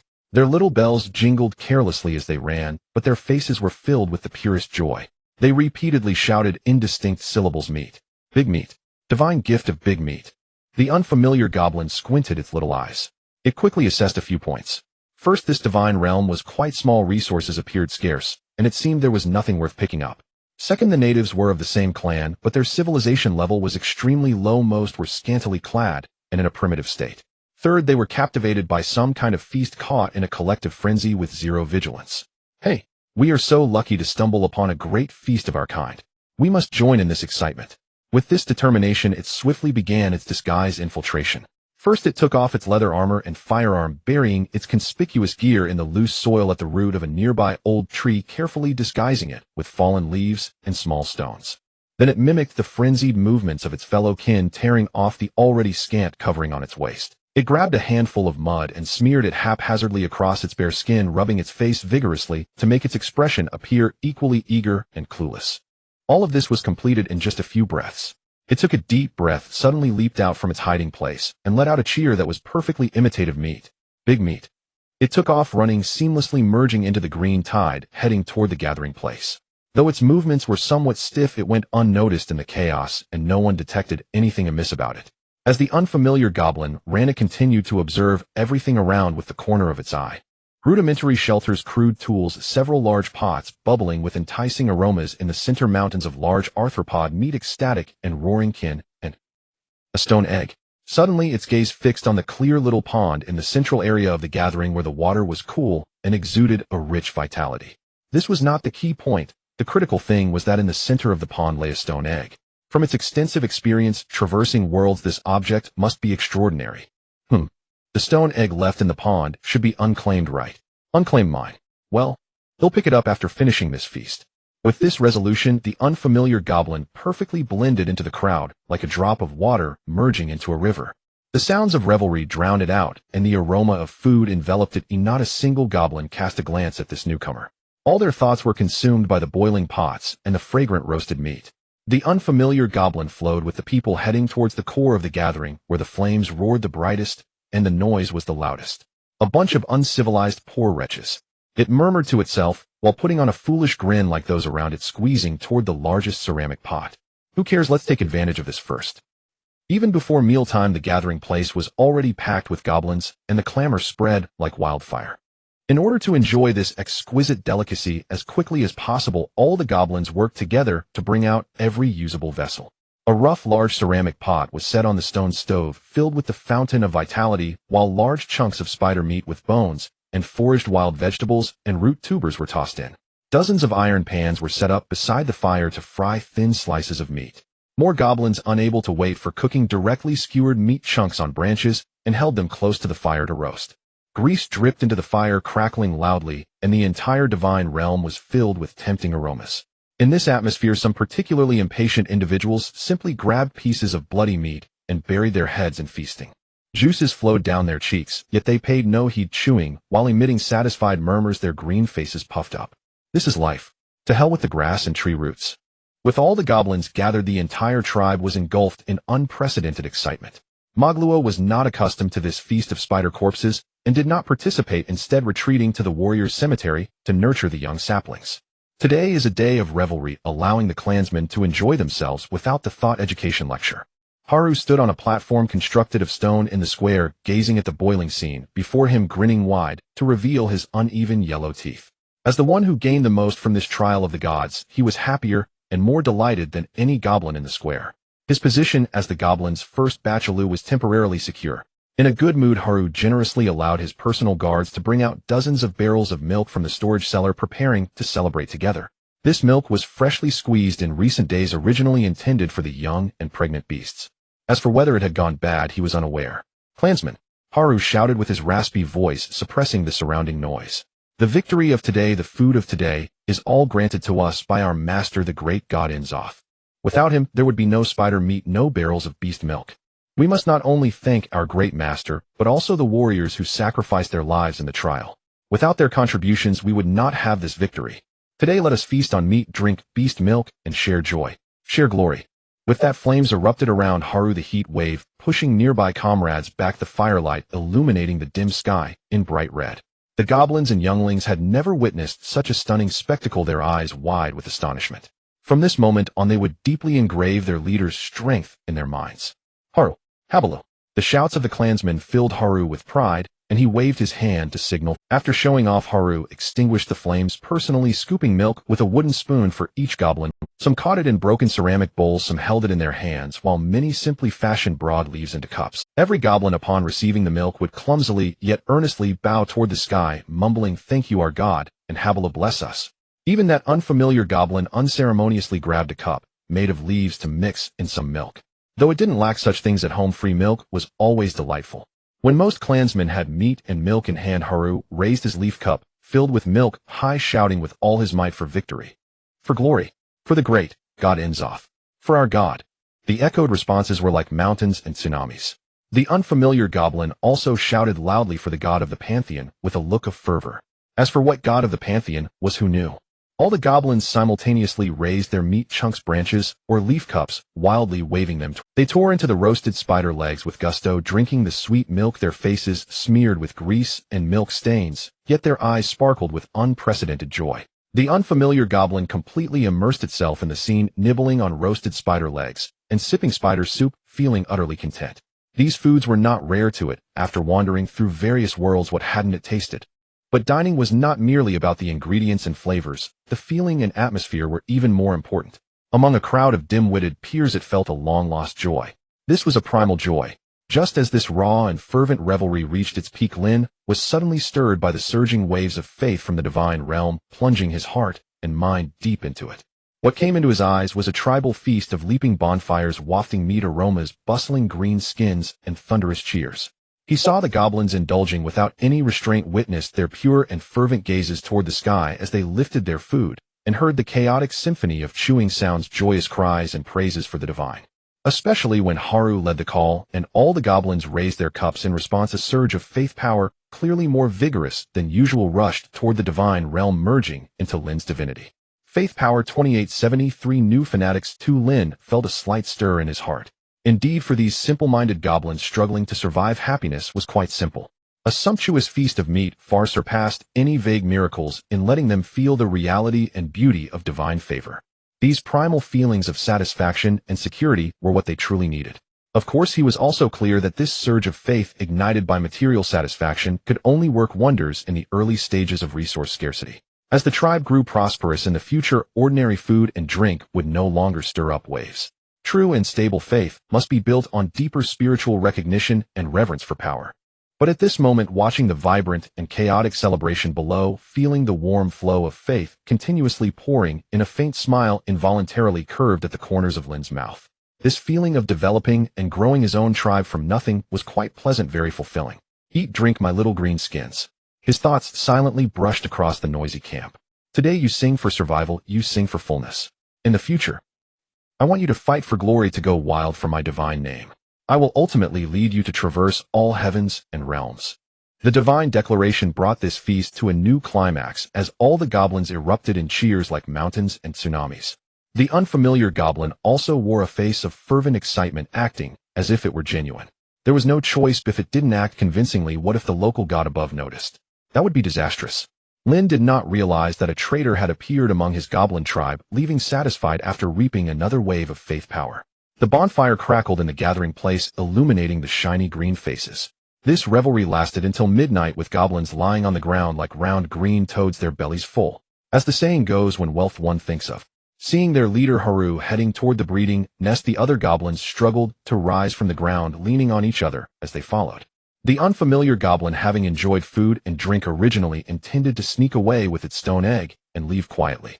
Seeing the group of dim-witted peers swarm toward a somewhat peculiar red house, it became a bit interested. Another project. Watching the swaying goblins run, the unfamiliar goblin suddenly realized, could it be some exhilarating performance? Then I must critique it properly. After completing the dragon blood transformation, Haru's energy appeared exceptionally vigorous, and his libido was significantly stronger than before. With more female varieties in the lair, he was faced with a dilemma of choice. He first glanced at the Spider Queen, who was still radiating a dangerous aura while imprisoned in a stone cell, swallowed hard, and did not dare to approach directly. Although her 8 limbs were broken, the Spider Queen's large mouth was formidable, capable not only of crushing iron, but also of spitting venom. If even a drop of venom splattered onto the holy sword, it would be a great trouble. Haru first checked on several ordinary female burrowing spiders, each one still exhibiting a fierce temperament, continuously practicing their pouncing skills within their cages. He then looked at the 10 newly arrived female goblins, who were remarkably docile, their tails wagging vigorously. Haru decided to start with the safe options first. Once the leader had chosen his concubine, the other goblins no longer hesitated and lined up before each female. Whichever they fancied, they would line up behind. With the goblins' efficiency, everyone would have their turn by the end of the night. The unfamiliar goblin was quite amazed, not expecting his kin to be so enthusiastic and open. Thinking of the strict hierarchical system and the tightly controlled reproductive numbers and hybrid types in his own divine realm, the unfamiliar goblin suddenly felt a sense of freedom. Although this place was backward and barren, there were no class distinctions among the goblins. Even the leaders shared a communal meal with them. More importantly, they could enjoy the joy of free reproduction here. The so-called god of all gods did not impose any limits on reproduction, rather he encouraged it. This red house was quite interesting, capable of stirring desires deep within him, allowing him to experience a long-lost libido. The unfamiliar goblin, feeling increasingly heated, scanned the surroundings before directly approaching a female burrowing spider. Let's taste this exotic flavor. These spiders, still fierce, were not chosen by the goblins, so there was no need to queue. He could simply open the small cell door and enter the cage. Inside the cage, a burrowing spider practicing its pouncing skills immediately reacted when it saw a pesky little green-skinned creature intrude. In a flash, with a gust of fetid wind, the spider lunged fiercely, its forelimbs glittering with cold light. Then, that little green-skinned creature vanished without a trace. Indeed, it completely disappeared right under the spider's eyes. The fierce expression on the spider's face instantly turned into one of astonishment as its clever little mind struggled to comprehend the situation. But as soon as it landed, it felt a heavy weight on its body, as if something had jumped onto it. Before it could react, an invisible power of confinement firmly enveloped it, rendering it completely immobile. It could only allow that detestable figure to unleash its will upon it. While the two were engaged in their battle, other passing little green-skinned goblins outside the cage noticed something unusual. Oh ho! Why is this spider so docile? The fierce spider has actually been subdued by its kin. It must be the goblin's doing. Without further ado, let's taste the flavor first. Soon a long line formed in front of the cage, with some little green-skinned goblins having some energy left after a round of battle also joining the queue. When the unfamiliar goblin emerged from the cage with a satisfied expression, what greeted him was a sea of eager faces.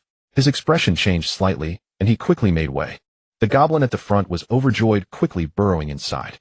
Just in time to take advantage of the warmth inside, draw the holy sword, and continue the battle. At that moment, the spider sensed that the invisible power of confinement had vanished. When the goblin lunged at it with a frantic expression, what awaited him was a fierce bite. With a crack, it broke. The goblin let out a piercing scream. The spider disdainfully spat out the rotten flesh from its mouth and lunged at the goblin once more. In this moment of crisis, the goblin glanced at the broken holy sword on the ground and ultimately did not turn and flee. If this thing were eaten, it would never regrow.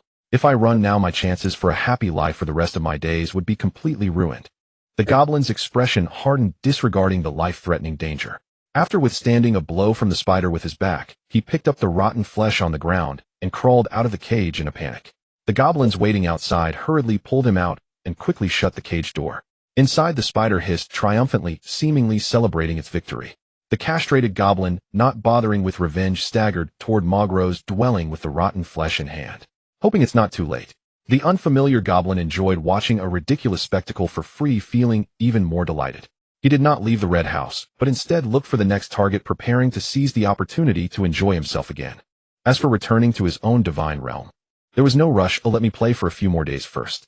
His spatial teleportation could only bind to one coordinate. At other times, he could only use random teleportation and rely on luck. The bound coordinate, needless to say, must be his own divine realm. If he returned this time, it would be difficult to come back again next time. When Haru learned about the eunuch goblin, he was taken aback, feeling a chill under him. What if something like this happened while he was in the midst of a fierce battle? He must teach them a lesson to let them know who the true master here is. Haru summoned the goblins in charge of feeding, instructing them to only give the spiders water and no food for the next few days. Let them be hungry for a few days to dampen their arrogance. In the following days, the female spiders completely ran out of food and could no longer act so arrogantly. Even the spider queen, this big shot, could only survive on very little water each day, leaving the once underground overlord weak and unable to move. Of course, it was also difficult for her to move with all her limbs lost. Seeing the spider queen in a half-dead state, Haru finally gathered the courage to sneak around behind her under the protection of several loyal guards. He cautiously began his actions. After the dust settled, Haru finally breathed a sigh of relief. As long as there is a first time, there will be a second. The spider queen's will to resist would diminish over time until it was completely worn down. Looking at the heavily swollen bellies of the long-haired rabbits and hedgehogs which were about to give birth, Haru was filled with great anticipation. As a pure-blood goblin leader, he would rely on reproduction to establish a large and well-equipped army. I suppose I am no longer a pure-blood goblin now, right? The great deity personally infused me with dragon blood. I should now belong to the highest level of mixed blood, the powerful dragon blood, mixed blood. In the following days, a rudimentary outdoor altar built from piled stones was erected in the center of the gathering place in the divine realm. This was constructed by the goblins based on the green card loaded by Lynn in the outdoor altar blueprint. At the center of the altar stood a peculiar structure haphazardly assembled by the goblins with immense piety but questionable craftsmanship, using various oddly shaped stones and sticky mud. Let's call it a statue for now. It was crooked and vaguely shaped, resembling a lump of clay mishandled by mischievous children or an ambiguous pile of stones. Aside from barely being able to discern a base and a protruding lump atop it, there was no connection to Lin N's formidable demonic figure. The altar's effect was as shabby as its appearance, merely increasing the faith acquisition speed by 5, hardly worthwhile. Beside the statue, a bronze bull-headed goblin with rough bronze-colored skin and 2 sharp bronze horns on its head clumsily followed Meguro like a small mountain. Since the fall of Toothless, its few adopted sons had scattered like monkeys when the tree falls. The smallest bronze bull and the beast tamer, who was skilled at communicating with animals, naturally gravitated toward the gentle, knowledgeable, and divinely appointed second brother Meguro. After learning the philosophy of being close to nature, everything has a spirit from Meguro, the beast tamer spent his days joyfully communicating with cows, spiny porcupines, long-haired rabbits, and even the crayfish and swamp frogs in the pond. Now, with a large number of spiders arriving, the beast tamer was busier than ever, needing to tame both the adult female spiders and the newly hatched spiderlings and eggs. The bronze bull, seeming much simpler, did not grasp such complexities. It only knew that following this kind second brother was always the right choice. Thus, alongside the equally loyal Scarface Goblin, they became Meguro's constant companions. At this moment, Meguro gazed up at the extremely abstract statue, his brows furrowing deeply. The statue is the manifestation of my God's majesty and grace upon this earth, a sacred object that condenses faith. He murmured softly, his voice carrying a unique solemnity characteristic of shamans. Such a childish creation, is it not blasphemy? The bronze bull scratched its head, not understanding what blasphemy meant. Scarface appeared indifferent. Meguro understood that relying on his green-skinned kin, whose minds only revolved around eating, reproducing, and fighting, and the more naive bull-headed brethren, to sculpt a proper statue was indeed asking too much. That they could stack stones without them collapsing was already quite thoughtful. It seems I must take matters into my own hands. Meguro resolved, a glint of earthy yellow light flashing in his eyes. He immediately instructed Scarface and the bronze bull to gather a group of strong goblins and bring a large amount of sturdy stones. the stones piled up beside the original site of the statue. Once everything was prepared, Meguro ordered all the goblins to retreat. He walked alone to the stone pile, placing his hands slowly on the foremost giant rock, closing his eyes, as a steady earthy yellow aura began to emanate from his body. He communicated with the earth beneath his feet, guiding the harmonious elemental power of earth within him. Virum.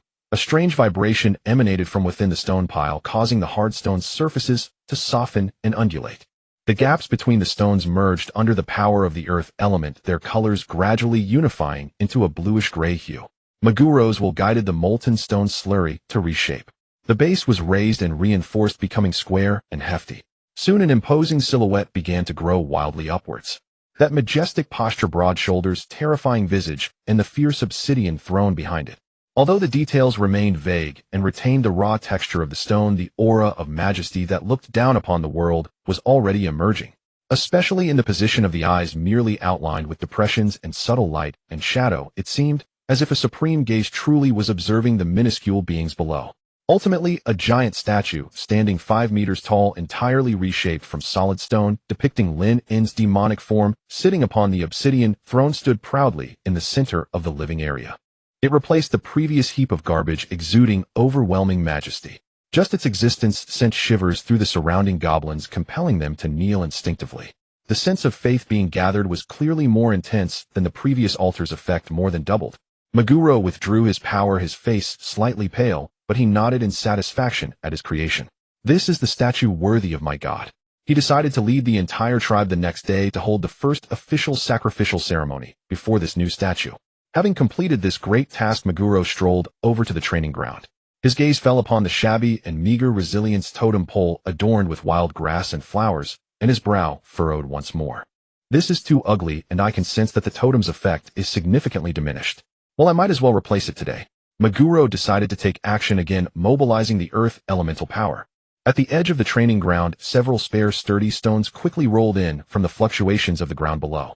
The stones melted in his hands into a stream of earthy yellow light, then crashed to the ground, solidifying into shape.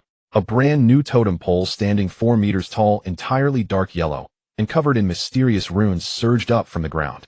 These runes were not mere decorations. They formed naturally after Meguro infused the protective power from his understanding of nature and shamanic heritage. He gently stroked the pole's body, and could feel a resilience and endurance enhancement far more powerful and stable than the previous wooden stick. As he touched it, Meguro suddenly had a whimsical thought. What if this totem pole shrunk a bit in size and the weight was suitable?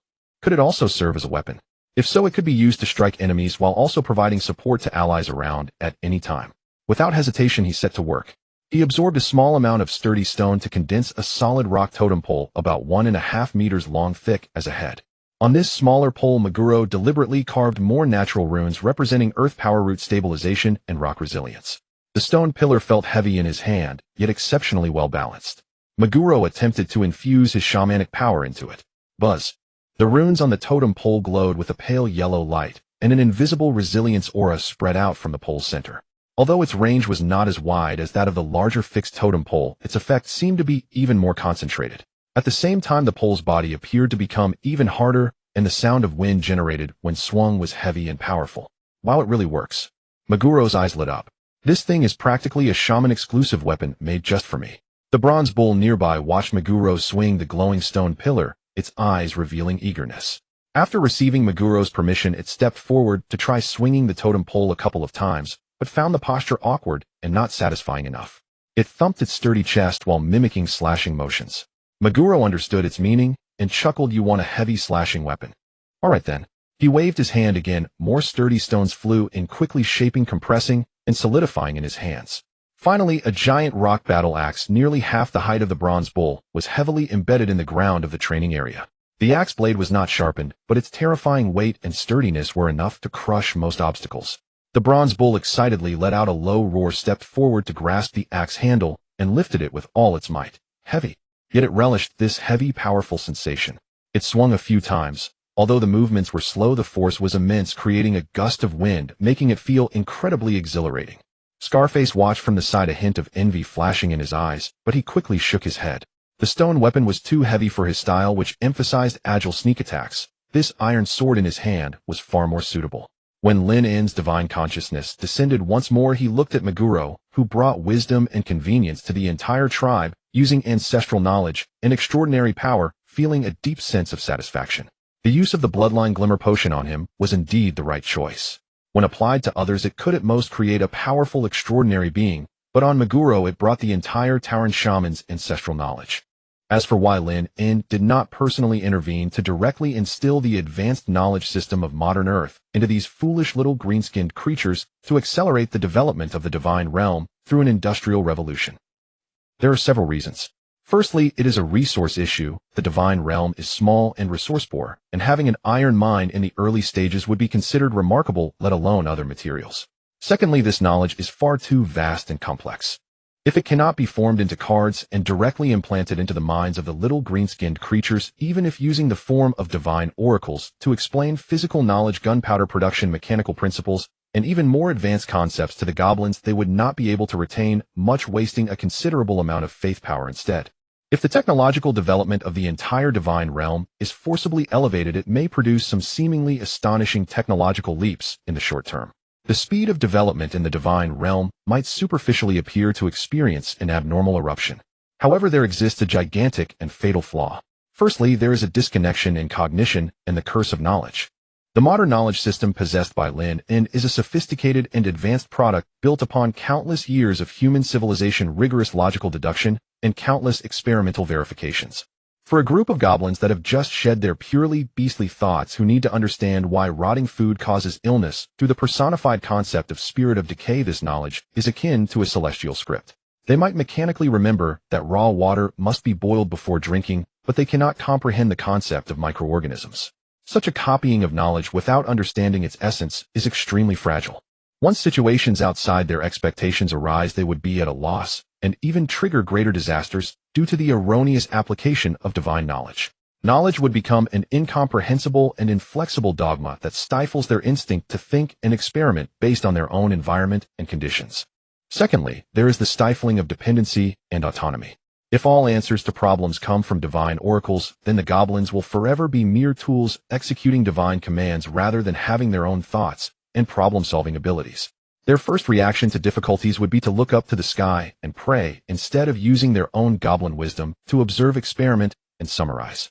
What Lin-N needs is not a group of giant babies that will always require his handholding and are lost without. What he needs is a group capable of exploring, colliding, and experimenting under appropriate guidance and pressure, integrating their own racial characteristics and environmental conditions in the divine realm, ultimately forging a unique path of development as seeds of civilization. Meguro digs for knowledge from the fragments of ancestral memories, though slow and fragmented, even mixed with superstitions and misunderstandings. But this process itself is the goblin race's journey of digesting, absorbing, and transforming knowledge, turning it into their own. The schemes of the Toothless, once the pursuit of power by the flames and the dissatisfaction of some goblins with the current situation. These internal conflicts, while bringing chaos, also contain the primitive driving force for self-adjustment and evolution of the social structure. As a deity, Lin-N's role is more like that of a rule maker rather than a nurse. He sets the rules of the game, allowing the goblins to develop healthily within those rules. His goal is to guide the goblin tribe to complete spontaneous civilizational leaps in the relatively safe and resource-controllable divine realm experimental field. Therefore, Lin-N is pleased to see Meguro's enlightenment progressing through twists and turns, pleased to see Haru breaking through during training, and to some extent tolerating healthy internal competition and conflicts. What he must do is control the overall direction, provide key support, while subtly deepening the faith of the goblins. Moreover, Lin-N's considerations go far beyond merely worrying about knowledge and digestion. This also touches upon the most core and dangerous taboo in the relationship between deities and their followers, the essence of faith and the foundation of divine authority. What would happen if a complete modern scientific system is forcibly instilled into this group of followers who are initially, perhaps there would be gratitude. The goblins would marvel at the deity's omniscience, rapidly improving their lives using this knowledge, creating tools, and perhaps even stumbling upon some crude technological products. The divine realm's development would usher in a false golden age. But soon hidden dangers would quietly arise when the wise among the goblins begin to truly understand and utilize this knowledge. When they discover that storms and thunder can be explained by atmospheric circulation and charge release rather than the deity's moods. When they discover that crop growth relies on sunlight, moisture, and soil nutrients rather than purely divine, when they discover the roots of diseases are bacteria and viruses rather than the elusive demons or curses, even their own powerful reproductive abilities and hybrid potential could be analyzed using genes, heredity, and breakthroughs in reproductive isolation. A terrifying question would naturally arise in their minds. If everything in the world can be explained and controlled using these rules called science, then what about the gods who reside above and claim to control everything? What are they? Could gods also merely be a more advanced yet to be understood natural phenomenon or life form? Could divine arts merely be a means of utilizing a higher order of energy? Could the divine realm simply be a semi-plane or spatial bubble controlled by deities? Once this notion takes root, accompanied by an increase in knowledge, and their own strength, doubts will grow and reverence will wane. Will they begin to attempt to use their understanding of science to analyze and probe, even reverse engineer the existence and source of power of the deities? Will they come to believe that the deities are merely pioneers who have mastered more advanced technologies rather than untouchable supreme rulers? Will they give rise to a thought that almost inevitably appears in technological civilizations? We must control our own destiny. Even do nobles and high officials not have their own kind? Using the weapons they create and the theories they construct to challenge the once absolute authority of the heavens. At that time, faith will no longer be a pure bond stemming from reverence and gratitude, but may evolve into a rebellious heart.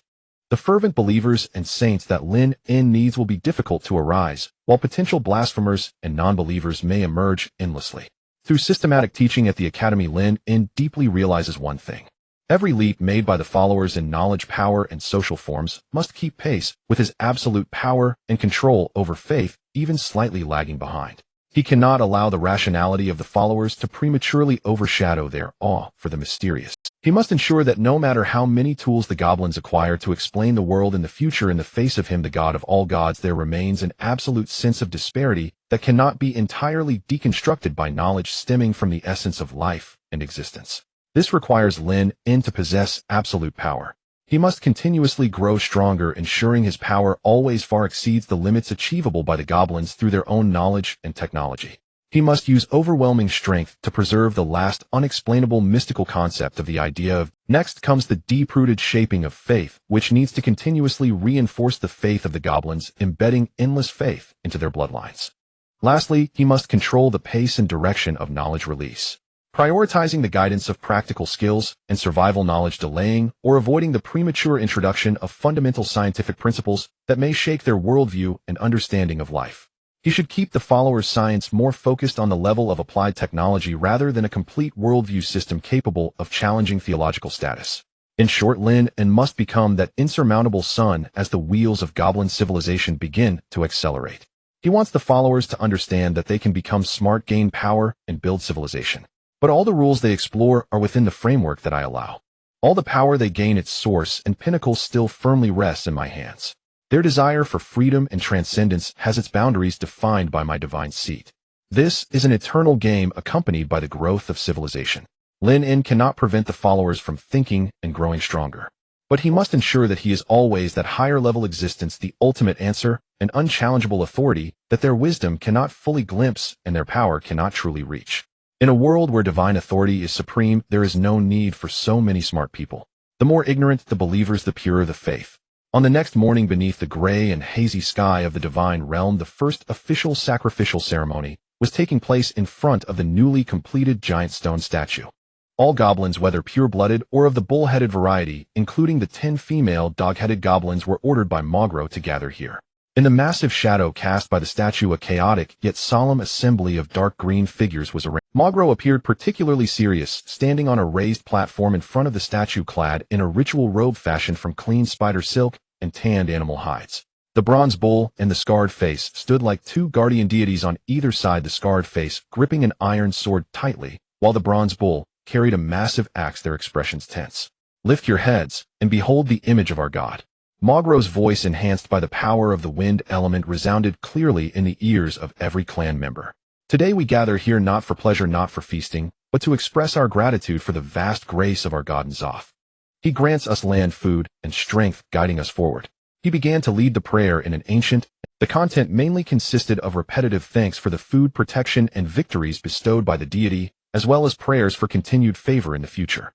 The goblins clumsily followed along with the recitation. Their voices were initially uneven, but under Magro's guidance and the statue's invisible pressure, they gradually merged into a deep and reverent chorus. May your gaze remain upon this place, may your strength protect our tribe. Praise our God, the God of all gods, N'Zoth. Praise our God, N'Zoth. Hundreds of throats roared in unison. At the moment when the prayer reached its peak, a surge of faith thicker and purer than usual erupted, like a blazing signal fire soaring into the sky. This power, gathering the most devout intentions of the entire tribe, immediately touched the consciousness of Lynn, which hovered above the rules of the divine realm. In the high sky of the divine realm, the weather changed dramatically. Heavy clouds swirled together, and a crimson light beam that pierced through the heavens and earth crashed down, precisely enveloping the giant stone statue. Within the beam of light, the towering, fierce, and imposing form of the demon god, Lynn's manifested body, slowly solidified. More real and terrifying than the statue, an overwhelming divine majesty pressed down like a tangible force. All the goblins, including Magro, were profoundly shaken by this true divine manifestation. They involuntarily knelt deeply, their foreheads pressed to the ground, their souls trembling in reverence. Our God has descended. The previously noisy prayer instantly fell into a dead silence, leaving only the sound of frantic heartbeats and suppressed breaths. At this moment, Lynn felt great comfort as he witnessed his little green-skinned kin formally worshipping him. He felt a sense of, my child has finally grown up and learned to appreciate. His divine sense swept over every kneeling green figure below, ready to remember this moment. He could clearly see wisps of milky white faith rising from the goblins, merging into the magnificent torrent, especially the core clan members like Haru, Magro, Flame, and Sharptooth, as well as the two newly initiated zealots whose faith glowed the brightest. However, amidst this devout sea of light, an incongruous void suddenly caught Lynn's attention. It was a figure kneeling at the edge of the pureblood goblin group, seemingly trembling with excitement. Yet there was not a shred of faith emanating from it. Like a perfect impostor, it stood out glaringly against the backdrop of collective devotion. Lynn was greatly surprised. Even the newly born hybrid offspring of his core clan would be devout believers. How could this one lack faith? Let me see what is going on. Lynn's divine sense instantly locked onto the goblin, checking its attribute panel. Name: Race Goblin. Rank Tier 3. Extraordinary Occupation: Wandering Goblin. Status: Disguise. Talent 1. Spatial Affinity: Advanced, naturally sensitive to spatial fluctuations. 2. Spatial Intuition: automatically alerts and suggests the best escape direction when danger approaches. 3. Spatial Perception: senses anomalies and weaknesses in the surrounding space. 4. Skillful Hands Mastery: highly proficient in lockpicking, stealing, and disguising techniques. Traits: Greedy. No reproductive. Isolation: opportunistic, cowardly, observant, counterdetective, cunning, and suspicious, kleptomaniac. Skills: 1. Spatial Teleportation: long distance. After a period of guidance, teleports to a designated fixed coordinate point. Cooldown 3 days. Fixed coordinate point 1 location. 2. Near-death escape. Passive: when under lethal threat, consumes all magic power to trigger instantaneous teleportation to a fixed coordinate point. 3. Instantaneous movement: short distance, quickly flashes within a very short distance, consuming little energy, and can be used frequently. 4. Advanced Concealment: distorts light and breath using spatial fluctuations. 5. Spatial Rift: cuts the target with a spatial blade, ignoring part of the physical defenses. 6. Spatial Barrier: forms a temporary shield using spatial distortion to block a powerful attack. 7. Spatial Restraint: locks a space, preventing internal targets from moving, teleporting, or casting spells, creating an absolute cage. 8. Cross-dimensional random teleportation: consumes all magic power to construct a one-way teleportation portal for a designated individual, breaking through spatial barriers to teleport from the current world to other random planes or worlds. Cooldown 7 days. Description: an extraordinary goblin wandering on the edge of the world of gods, living by stealing, who has survived multiple life and death situations thanks to a rare spatial talent and is cunning, only trusting himself. Wow, an extraordinary level wandering goblin with a rare spatial talent. Lynn's eyes instantly lit up. This fellow is indeed remarkable. Oh, every ability is quite good, capable of running, fighting, suppressing, and even visiting other worlds to reap the benefits. The only downside is that this goblin is not one of his own. That's right, this is a goblin from someone else's house that has wandered over from another world. Lynn's mind flashed back to a peculiar post, my goblin son. In it, the Godmaster seemed to worry that his goblin had to venture out every day, returning each time heavily injured. In reality, he was boasting about his goblin's spatial talent, as it could always bring back quite a haul. This is a green-skinned thief with dirty hands and feet, skilled in sneaky activities and slipping away. It seems this fellow is not just passing through, but has come to take advantage. Fortunately, I discovered it today, otherwise I wouldn't even know my home had been robbed. I cannot let it go. Thinking of the wandering goblin's intention to steal Lynn could not hold back. The killing intent, cold and pure like the will of the divine, descended from the heavens, precisely enveloping the wandering goblin. The wandering goblin trembled violently. It sensed it. Its spatial intuition allowed it to perceive danger more acutely than others. In the face of imminent danger, the spatial perception would automatically issue warnings and suggest the best escape routes. But there was nowhere to flee. The divine realm is the core world of the deity, possessing absolute control. As long as it remained in this divine realm, escape would be nearly impossible. The sense of being locked on was even more terrifying than facing the most dangerous celestial hunters. It instinctively wanted to activate spatial teleportation. However, spatial teleportation required the construction of a teleportation portal, while desperate escape could only be triggered in the face of a life-threatening crisis. Thus it found itself in an awkward situation, having to exert all its strength to construct the teleportation portal, praying that the demon above would be too late to catch it. But Lynn's actions were evidently faster. With a thought, an entire 10,000 points of faith power surged like burning gold, instantly pouring into the core rules of the divine realm. Seal. The sound of the silent law echoed. At that moment, the entire space of the divine realm seemed to be poured into transparent amber, becoming exceedingly solid and stagnant. The fluctuations required for spatial teleportation were forcibly smoothed out. The coordinate sensing was completely blocked, and even the minute spatial folds needed for instant movement were difficult to pry loose. The terror on the wandering goblin's face instantly transformed into despair. It realized that its abilities had become ineffective. The surrounding space felt as rigid as iron, or it had become a bug trapped in amber. No. Before its inner scream could escape, a gigantic hand entirely composed of dark red energy had appeared out of thin air above its head. The 5 fingers closed in, effortlessly lifting it, as if it were a tiny chick, bringing it before Lynn's enormous demonic form. All the goblins were stunned, staring blankly at this sudden turn of events. What had happened to that goblin? Why had it angered the deity? Morgro's heart stirred as she carefully looked at the captured green-skinned goblin struggling in vain within the giant's hand, and the more she looked, the more familiar it seemed. She had interacted with or observed nearly every member of the tribe, yet this face with its panic mixed with cunning left her with no recollection. Halu also reacted, loudly barking at the team leaders below. Who is that? Which team does it belong to? Step forward. The team leaders exchanged glances, shaking their heads, indicating they had never seen this companion before. The truth was revealed. This was an invader. Got you, bug. Lynn's voice thundered, echoing through the heights of the divine realm, causing all the goblins' eardrums to ache. The giant hand slowly tightened, and the terrifying power began to crush every inch of the wandering goblin's bones and organs. Ugh! Spare me! Great God! Have mercy! The wandering goblin let out a piercing scream. It could clearly hear the groans of its own bones, feeling the icy breath of death rapidly closing in. It had never been so close to death, especially such an inescapable one. All its cunning, all its contingency plans became a joke in the face of this absolute power and spatial confinement. The fear of death overwhelmed everything. Just as it felt that it would be crushed into a pulp in the next instant, the instinct to survive completely shattered its meager faith. I believe in you. Great Inzoth. The humble Shanjin is willing to believe in you. Please spare my life. It shouted with its last strength, a faint connection of faith deep within its soul severed. Another more urgent connection trembled as it tried to link to the terrifying deity before it. Ding. New faith connection detected. Faction Goblin Wanderer Shanjin, faith level neophyte. Lynn's giant hand paused slightly. He saw the system prompt and sensed the faint yet real power of faith pointing towards him, although it was pitifully thin and filled with fear. But the Goblin Wanderer Shanjin had indeed become his follower. Praise you, supreme and great God of all deities, Inzoth. Shanjin seized this fleeting opportunity to begin his praise incoherently. Your realm is so free. Your people are so just. Here I feel an unprecedented peace and warmth. I am willing to follow your light and cleanse my past sins. Please give me a chance. The giant hand's grip loosened slightly, allowing Shanjin to greedily breathe, but it was still firmly bound in the air. Lynn's divine sense operated at high speed. A Tier 3 extraordinary goblin, especially one possessing the rare ability of spatial teleportation, was of immense value.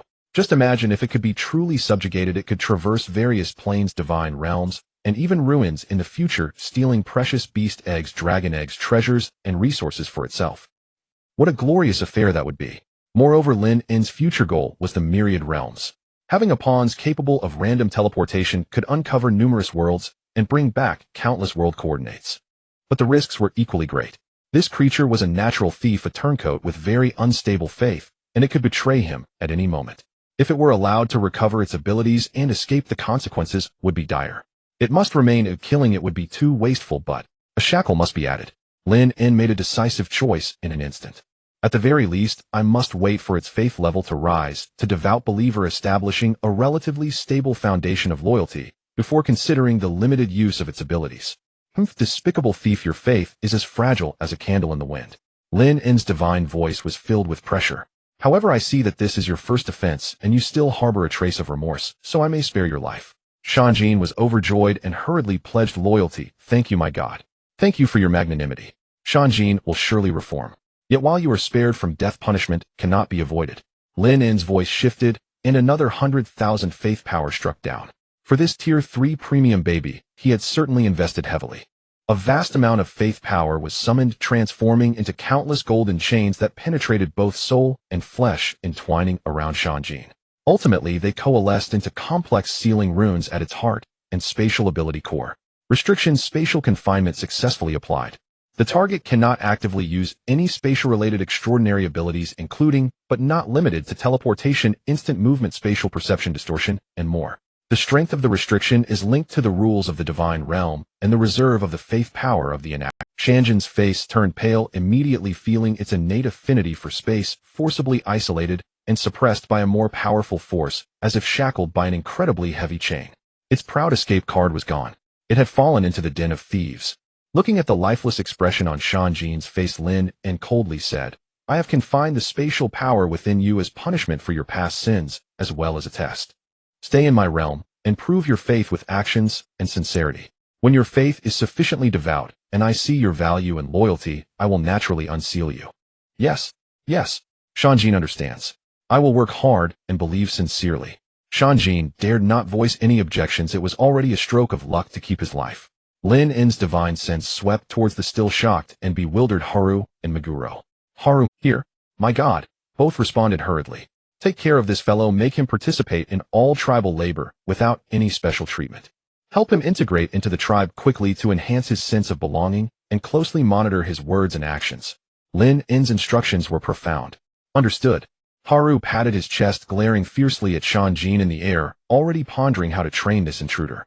Meguro nodded steadily, a glimmer of thought flashing in his eyes, having some ideas on how to guide this. As for doing ideological work, it was his specialty. Having finished giving orders, Lynn's massive demonic form slowly began to fade, eventually dissipating along with the dark red pillar of light in the high heavens of the divine realm. The terrifying pressure receded like a tide, leaving behind the colossal stone statue and the goblins still in shock. Oh no! As the colossal hand vanished, Shanjin fell to the ground with a thud, disoriented. He gasped for breath, touching his chest, which still seemed to ache, and looked at the surrounding green faces, some curious, some hostile, knowing that he was temporarily safe. But he had also lost his most precious ability, greatly diminishing his sense of security. In the days to come, this former space wanderer would have to honestly serve as a labor reform goblin for a while.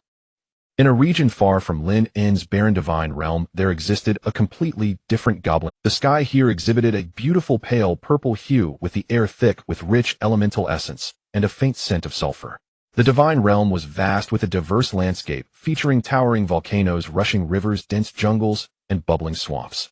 There were also massive cities filled with rugged stone buildings inhabited by countless goblins and various other races: humans, centaurs, trolls, orcs, elves, and barbarians.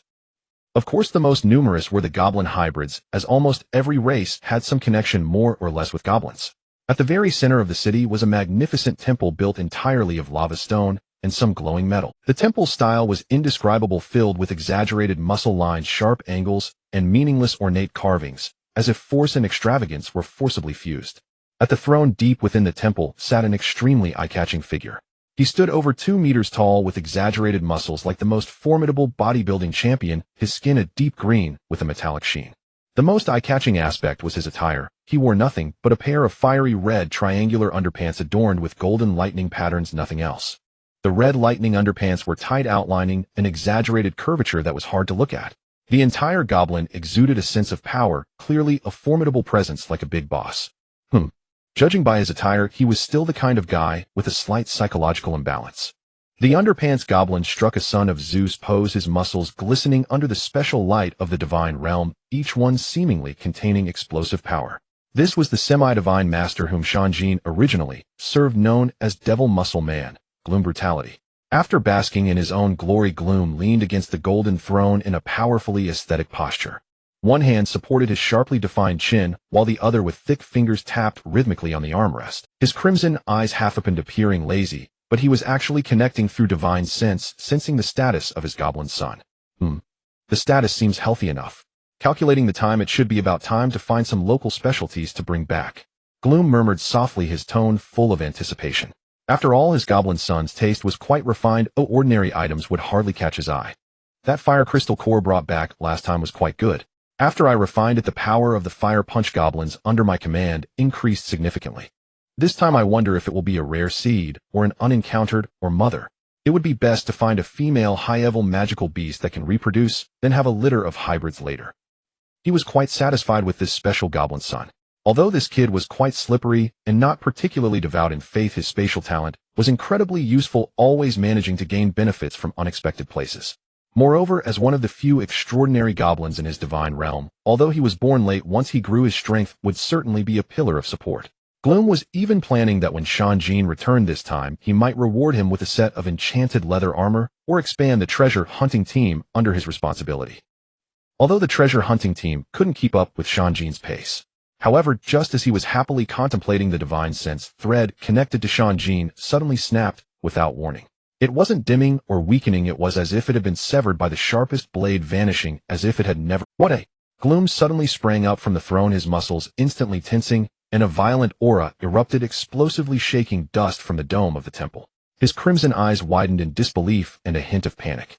On the believer panel, Shanjin's name and status had already changed to the dull gray of unknown. Unknown. Missing. How is this possible? Gloom growled. He tried to sense through the residual marks tracing back through the vague connections of his divine office, but all he received was an expanse of void. Shanjin seemed to have been completely erased from existence in this world, leaving no trace of spatial resonance behind. Did he encounter misfortune? Was he instantly erased by a powerful being? Or was he trapped in some completely isolated forbidden zone? Various terrifying conjectures surged into Gloom's mind.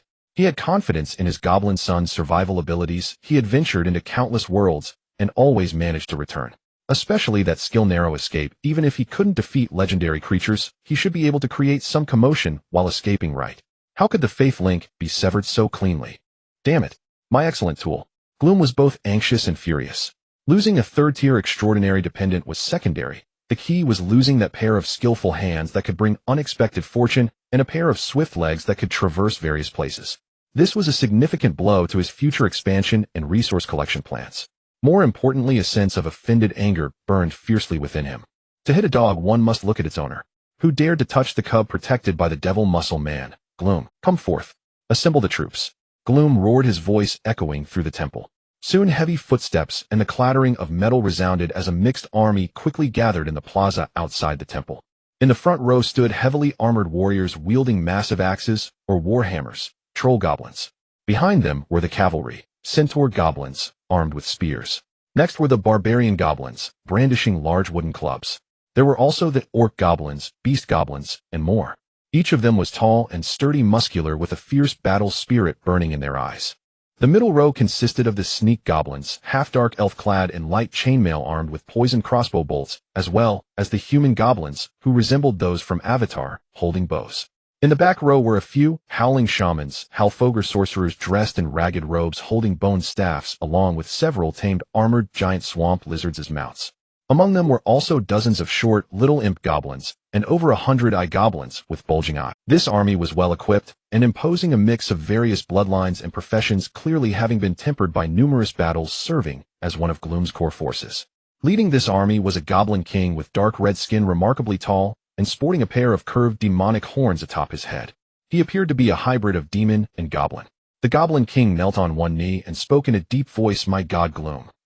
The violent muscle plundering legion has assembled. Please indicate the target. We shall trample everything to bring you victory and tributes."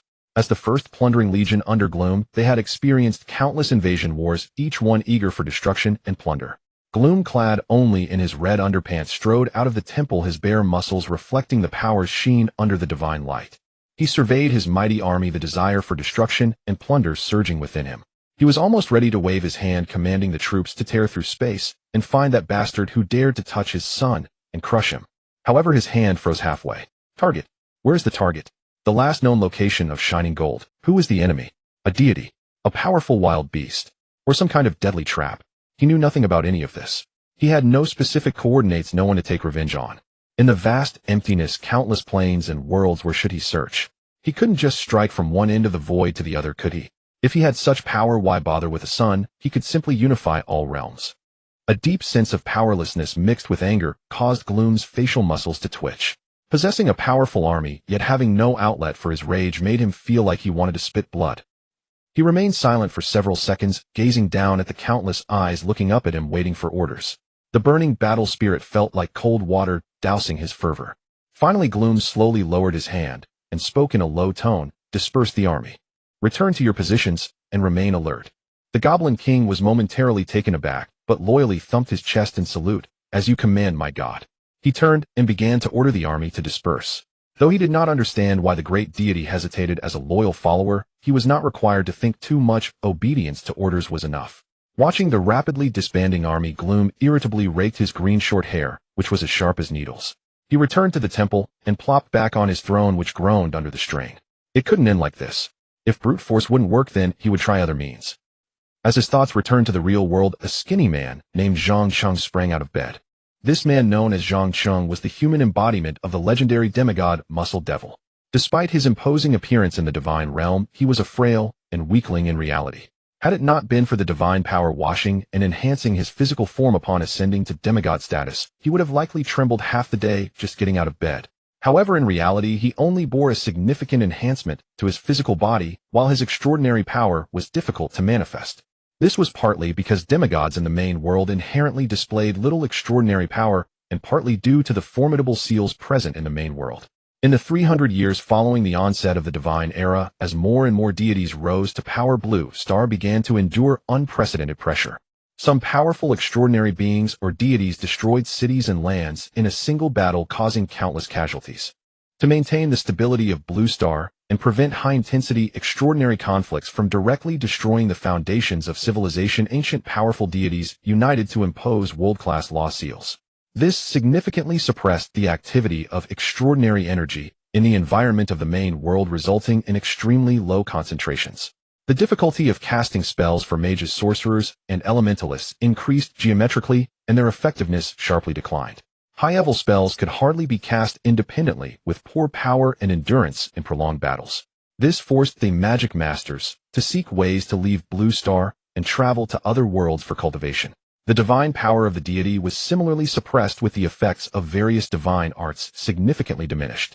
Summoning followers to the main world required considerable divine power to counteract the seal's suppression, with limited duration and diminished strength.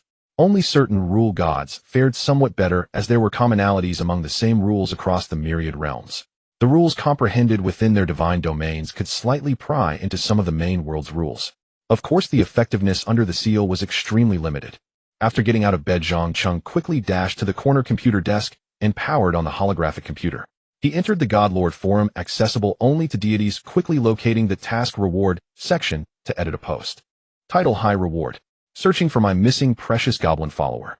With picture content: I, the mighty demigod, Gloom Violent Muscle, have today lost a valuable subordinate. This follower is a special mutated goblin 3-tier extraordinary level adept at spatial movement, long-distance teleportation, instant movement, etc. And skilled in stealth and reconnaissance with nimble hands and feet. Characteristics: green skin, taller than the average goblin, with lively eyes, self-identified as Shining Gold, possibly using a pseudonym. Attached image: a vividly rendered portrait of Shining Gold, highlighting its cunning demeanor and habitual crouching posture. This follower went missing during a recent task, severing the faith link entirely. If any divine friends have seen a goblin with similar characteristics in their divine realm public areas or trading zones, please contact me. Those providing valid clues will be generously rewarded. Payment negotiable, guaranteed to satisfy you. Contact Divine Realm ID GLM Violent Muscle 7749. After editing, Zhang Chung gritted his teeth, paid extra for urgent highlighting, and posted it. He could only hope for the strength of the forum's vast divine friends. Or perhaps, he hoped that crafty little guy could work a miracle again and suddenly slip. He could only hope for the strength of the forum's vast divine friends. Or perhaps, he hoped that crafty little guy could work a miracle again and suddenly slip back one day. What a pity his follower had produced countless offspring to give birth to such a being.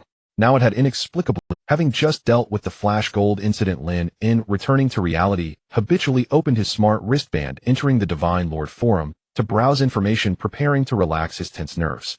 As he aimlessly scrolled, a highlighted bounty post caught his attention. Looking for the missing goblin kin. Spatial abilities. Calling themselves Flash Gold. Lynn's heart skipped a beat as he quickly clicked on the thread. His gaze sharpened when he saw the image depicting divine power. Indeed, it was the little green thief who had almost been crushed by him and was now imprisoned for hard labor. Looking at the self-proclaimed name of the poster and their big muscle boss-style forum avatar along with that divine domain number.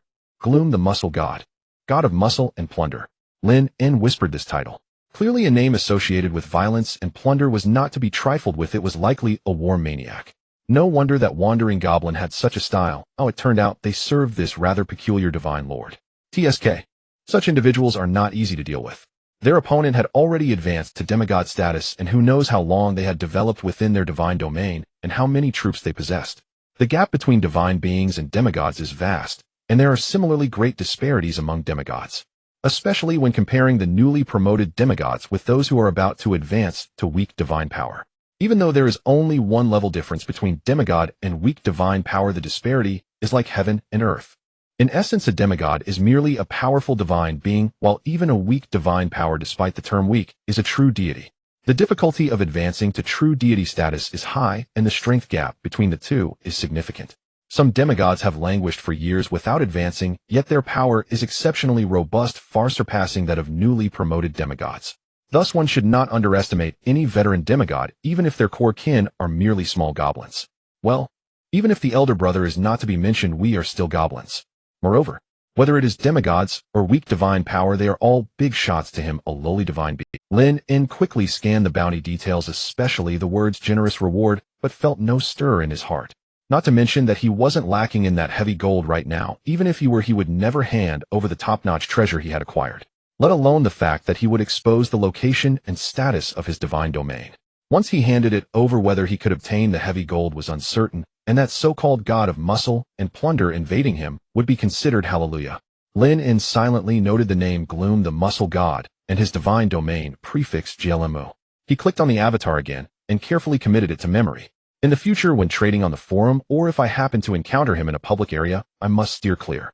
Lynn resolved inwardly. Though he wasn't afraid of trouble, there was no need to unnecessarily provoke a seemingly formidable demigod at this early stage. In the early phase, quietly amassing wealth and developing was the way to go. Once he also becomes a demigod with sufficient strength, that's another story. What yours is mine. Everything I've... In the future, when battling others or invading, he must also keep the flash gold well hidden. If someone discovers it and reports him, he would be done for. He still needs to quickly increase his strength, striving to advance to demigod status or even higher before university. He heard that those top-tier academies are truly hidden places of talents, gathering the crouching dragon Phoenix Chick and Peichi from all corners of the world. Students like Suyu, who awakened a superior level kin at the 3rd Academy of Divine Beings in Maple City, and even in this entire cohort of Maple City, are naturally as rare as hen's teeth. But placed within those top-tier academies, they are nothing remarkable. After all, heroes are as common as carp crossing the river. Even among the geniuses selected from 1 million, there are over 14,000 in Huahua alone, not to mention across the entire human alliance. However, as long as he advances to demigod status, he believes he can stand out among heroes of the world, and at that point he can be arrogant for once. On the first day of school, he would directly make a bold statement at the school gate. I am at the pinnacle of demigods. Who dares challenge me? Who can challenge me? Hey, just thinking about it is thrilling. Wiping away the non-existent drool at the corner of his mouth, Lynn closed this post and continued browsing other inconsequential forum chatter. Until the lunch break ended, he reluctantly shut down the wristband. This device is truly addictive. In the afternoon, while Lynn was intently listening to the beautiful mentor on stage discussing the encyclopedia of all beings, a ripple suddenly emerged within his divine domain. The cubs have been born. Having gone through 2 rounds of breeding, Lynn's composure had improved considerably. Faced with the difficult decision between the beautiful mentor and the goblin cubs for a second, he ultimately decided to finish the class first. He came to this school to learn after all, Each class costs a significant amount, so how could he casually slack off? The rewards for the cub's birth won't run away, and if he goes a bit later will the cubs starve to death? After class, Lynn immediately immersed his mind into the divine domain. As soon as he entered, the system's notification sound rang incessantly. King Goblin breeding successful, purebred goblin count 1. Acquired basic reward rough stone hammer X. Kin minotaur-goblin breeding successful, minotaur-goblin count 1. Acquired basic reward soft green algae seeds X5. Ding. Kin goblin and alien species long-eared rabbit breeding successful, new mixed kin long-eared rabbit goblin 1. Acquired reward animal manure X5. Ding. Species long-eared rabbit breeding successful, long-eared rabbit goblin count 1. Acquired basic reward fresh soil X2. Congratulations on successfully breeding the first long-eared rabbit goblin. The first long-eared rabbit goblin cub has mutated into a swift long-eared rabbit goblin. Congratulations on breeding a total of 300 minotaur goblins. Milestone achieved. Acquired reward small outdoor iron mine card 2-star blue X1. This time not only the goblins, the matured minotaur goblins also took on the breeding task, but what surprised Lynn the most was that the long-eared rabbits had even given birth ahead of schedule. It is worth noting that it has been just over a month since those 2 female long-eared rabbits survived the meat cannon charge of Halu, and now they have directly given birth to 2 litters of green rabbits with long ears. However, these 2 litters of rabbits are far inferior to the previous minotaur goblins in every aspect, and even less capable than purebred goblins. Name long-eared rabbit goblin cub inferior grade rank 0 rank juvenile talent none traits timid frail gluttonous strong reproductive desire no reproductive isolation nocturnal skills none description the product of the fusion between goblins and ordinary long-eared rabbits small and weak in stature low in intelligence with combat and survival capabilities far inferior to regular goblins only barely possessing basic survival and reproductive instincts. 2 female rabbits gave birth to a total of 24 long-haired rabbit goblins, which is quite impressive, with each green rabbit providing 1 faith point. 24 of them amount to a total of 2. For points. Since Lynn was delayed in class, these green rabbits have been hopping around the divine realm, occasionally stopping to nibble on some grass. 1 green rabbit hopped over to the training ground and became interested in the weapon rack at the edge, kicking it with a loud crash. The already rudimentary wooden rack lost its balance completely and collapsed. Several weapons fell instantly, turning the little rabbit into a pulp. Lynn gasped in shock, mourning the green rabbit for half a second. Long-haired rabbit goblin 1. Looking at the disappointing attributes panel of the long-haired rabbit goblin and the breeding rewards filled with droppings and dirt, Lynn's disdain escalated. What use is this little creature? Weak and of low intelligence, it is unlikely to contribute to building the divine realm, and the faith points it produces are minimal. Aside from consuming grass, it serves no purpose. Should I slaughter it to provide a feast for the goblins? Well, that's not out of the question. They breed quickly, grow meat fast, and can be farmed for meat to earn rewards. Moreover, the mutation rate in the breeding den has increased by 1, so perhaps it could produce some high-quality variants. After careful consideration, Lynn made a difficult decision. Keep all the female rabbits and 2 male rabbits for breeding and fatten up the others to be slaughtered for meat. After all, this group of green rabbits has low intelligence and is not much different from ordinary rabbits. Goblins have a habit of eating their own kind when food is scarce, and these green rabbits are no exception. What a pity. If only they could be sealed as familiars and sold, it would be a significant source of income. Unfortunately, they carry the bloodline of their core goblin family and cannot be sealed for sale. After making up his mind, Lynn decided to leave the group of rabbits alone for now. Remembering that the first long-haired rabbit goblin had mutated, he immediately began searching for that mutant. Scanning the entire divine realm with his divine sense, he found 22 remaining green rabbits. But where did that mutant rabbit go? Could it be in the belly of some goblin? Checking the panel of believers, there are still 23 long-haired rabbits. He found the mutant rabbit and began to investigate. Long-haired rabbit goblin cub, exceptional level mutation status, extremely hungry, near death rank 0 teach rank juvenile talent 1. Low presence, naturally has an extremely low presence, easily overlooked by other beings. 2. Natural affinity, fungi, has a special affinity and cultivation talent for mushrooms and other fungal plants. 3. Swift perception, reaction, and movement speed far exceed that of its kind. Traits: timid, cautious, strong curiosity, no reproductive isolation, highly adaptable skills 1. Basic concealment, utilizing its talents and environment, it can easily blend into its surroundings. 2. Spore detection, can give birth to and release special spores to sense movements within its range. Introduction, a rare benign mutant among long-eared rabbit goblins, inheriting agility and alertness from rabbits and possessing a unique trait of diminished presence. It is a potential excellent scout infiltrator and special logistics unit, but requires extra care to avoid being forgotten and perishing. Goodness, this talent. Isn't it just a little Timo? Low presence concealment, nearly starving to death. The case is solved. With this little cub's outrageous talent, it is highly likely that after its birth it was never seen by its mother or any goblin responsible for its care. Now this little cub must be hiding in a corner completely filtered out of everyone's awareness. Typically breeding occurs in the breeding den, and the cubs are gathered for care after birth. Lynn indirectly projected his divine sense into the huge crimson nest, carefully searching within.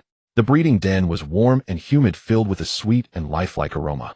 Most of the newborn cubs were gathered in the relatively bright central area, being looked after by several female goblins. In a corner piled with some dry grass, Lynn's divine sense finally spotted that little creature. There, curled up, was a small figure that almost blended into the shadows. Unlike the other rabbit's green fur, this little Timo had a creamy white coat with brown circles around its eyes, making it significantly more attractive. At this moment, its already small body appeared even more emaciated due to weakness, with its fur taking on an unhealthy grayish-white hue. Newly born, it could not eat grass, and now it could only huddle in the dry grass, shivering. Due to the loud noises from the other cubs in the den, little Timo became even more terrified, instinctively activating its talent.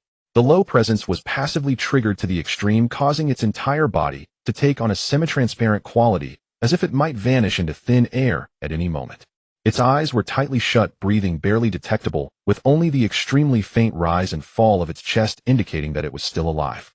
Not far from little Timo, a female goblin was feeding another noisy cub. Her gaze swept past that corner several times, but it was as if she were passing through air, completely unaware of the near-death cub lying there. That was close. Lynn was startled. If he hesitated any longer, he might really starve this little creature to death. Curse that beautiful tutor. Beauty is a disaster. The ancients did not deceive me. Without further hesitation, a gentle yet vibrant holy light instantly penetrated the den's barriers, precisely enveloping that nearly transparent little body. Warm life energy flowed in, and a faint hint of blood color appeared beneath little Timo's grayish skin. Its nearly halted heartbeat regained some strength. Though still weak, at least it was no longer in immediate danger of death. That suddenly appearing holy light finally marked little Timo's presence like a spotlight. The nearby female goblin was startled by the suddenly bright light, instinctively looking over, and finally discovered that a nearly starving cub was lying in the corner. Gasping, she displayed an expression of astonishment. Is this a cub bestowed by the great divine? Thinking of this, the female goblin hurriedly set down the cub in her arms and carefully picked up the barely alive little Timo, quickly bringing it to a nursing mother rabbit. Little Timo was brought close to the warm milk, and its survival instinct caused it to slightly open its mouth and instinctively start to suckle. Initially weak, but as the milk filled its belly, warm energy spread throughout its body, making its swallowing motions become gradually stronger and more greedy. The life energy steadily rose at a visible speed, and those originally dull and lifeless big eyes slowly regained a hint of weak sparkle. In its hazy consciousness, it seemed to feel that the warm light saving it was connected to some supreme will. A fragile sense of dependence like that of a fledgling quietly sprouted in its newly revived mind. Fanatic one, hey, who would have thought this little cub would already have a heart full of gratitude, becoming a fanatic right after birth. Watching as the state of the little Timo gradually stabilized, Lynn finally breathed a sigh of relief. He almost starved a mutated baby. However, this little guy's talent is truly extraordinary. This time it was luck that led to his discovery. What about next time? One cannot always keep a divine sense watching over it, can they? With a thought, Lynn summoned the power of faith once more to cast a divine technique. This time it was only about 100 points. The pure light of faith under his mental control transformed into a small pale golden dot of light, gently imprinting itself on the forehead of little Timo. This mark carries no power or control effects. It serves only a simple purpose: enhancing the sense of presence. The mark is like a faint indicator light, allowing creatures that see it to slightly notice its existence and not easily overlook it in their consciousness.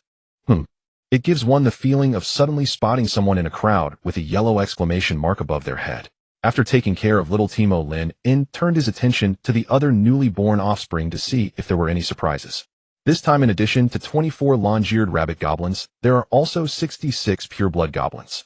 60 males, 6 females, and 303 bull-headed goblins. 154 males, 149 females. That's right, a total of 303 bull-headed goblin cubs. This is a historic moment. With the joint efforts of 20 female dairy cows and 39 female bull-headed goblins, the total number of bull-headed goblins exceeded the 325 pure-blood goblins, breaking through to 486, becoming the most numerous branch of the kin in the divine realm. Moreover, this time the guarantee is quite decent, providing 1 mutated goblin and 4 bull-headed goblins. Among them, the mutated goblin is an elite-level toxic gland goblin.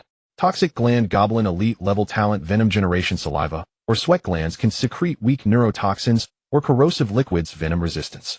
Traits: increases traits of sneaky, dangerous, enhances cunning. Skills: venomous spit rapidly secretes venom from its mouth, capable of performing up to 3 venomous spits in a short time, with the venom causing additional tissue necrosis effects. Introduction: elevates the goblin's despicable combat style, excelling in poisoning traps and assassination, making it an excellent assassin and range support unit. Poison blow darts. The 4 bull-headed goblins are as follows: Rockskin bull-headed goblin elite level talent: rock-like skin. As hard as rock, significantly improves physical defense. Heavy steps more stable, while moving resists knockback. Traits: adds stubborn guardian and changes gentle to steadfast. Skills: unmovable as a mountain. After activation, the feet root into the ground, greatly enhancing defense and resistance to knockback for a short time, but renders the individual immobile. Introduction: an excellent heavy infantry and meat shield, suitable for forming a defensive line to withstand frontal assaults. Charging bull-headed goblin elite level talent: explosive charge rapidly bursts in a high speed over short distances, impacting with force. Tough skull head particularly hard, can be used as a weapon, not easily dazed. Traits: increases traits of combative, reckless, with stamina particularly outstanding. Skills: savage charge. After locking onto a target, launches a straight charge, dealing damage while adding strong knockback and daze effects. Introduction: assault troops and breakers on the battlefield, capable of instantly disrupting enemy formations and creating opportunities for subsequent forces.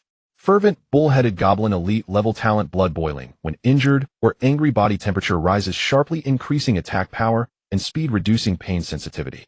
Traits: increases traits of irritable, berserk, controllable. Skills: blood boiling rage actively detonates the blood boiling state, within significantly increasing attack speed, movement speed, and granting immunity to pain for a short time.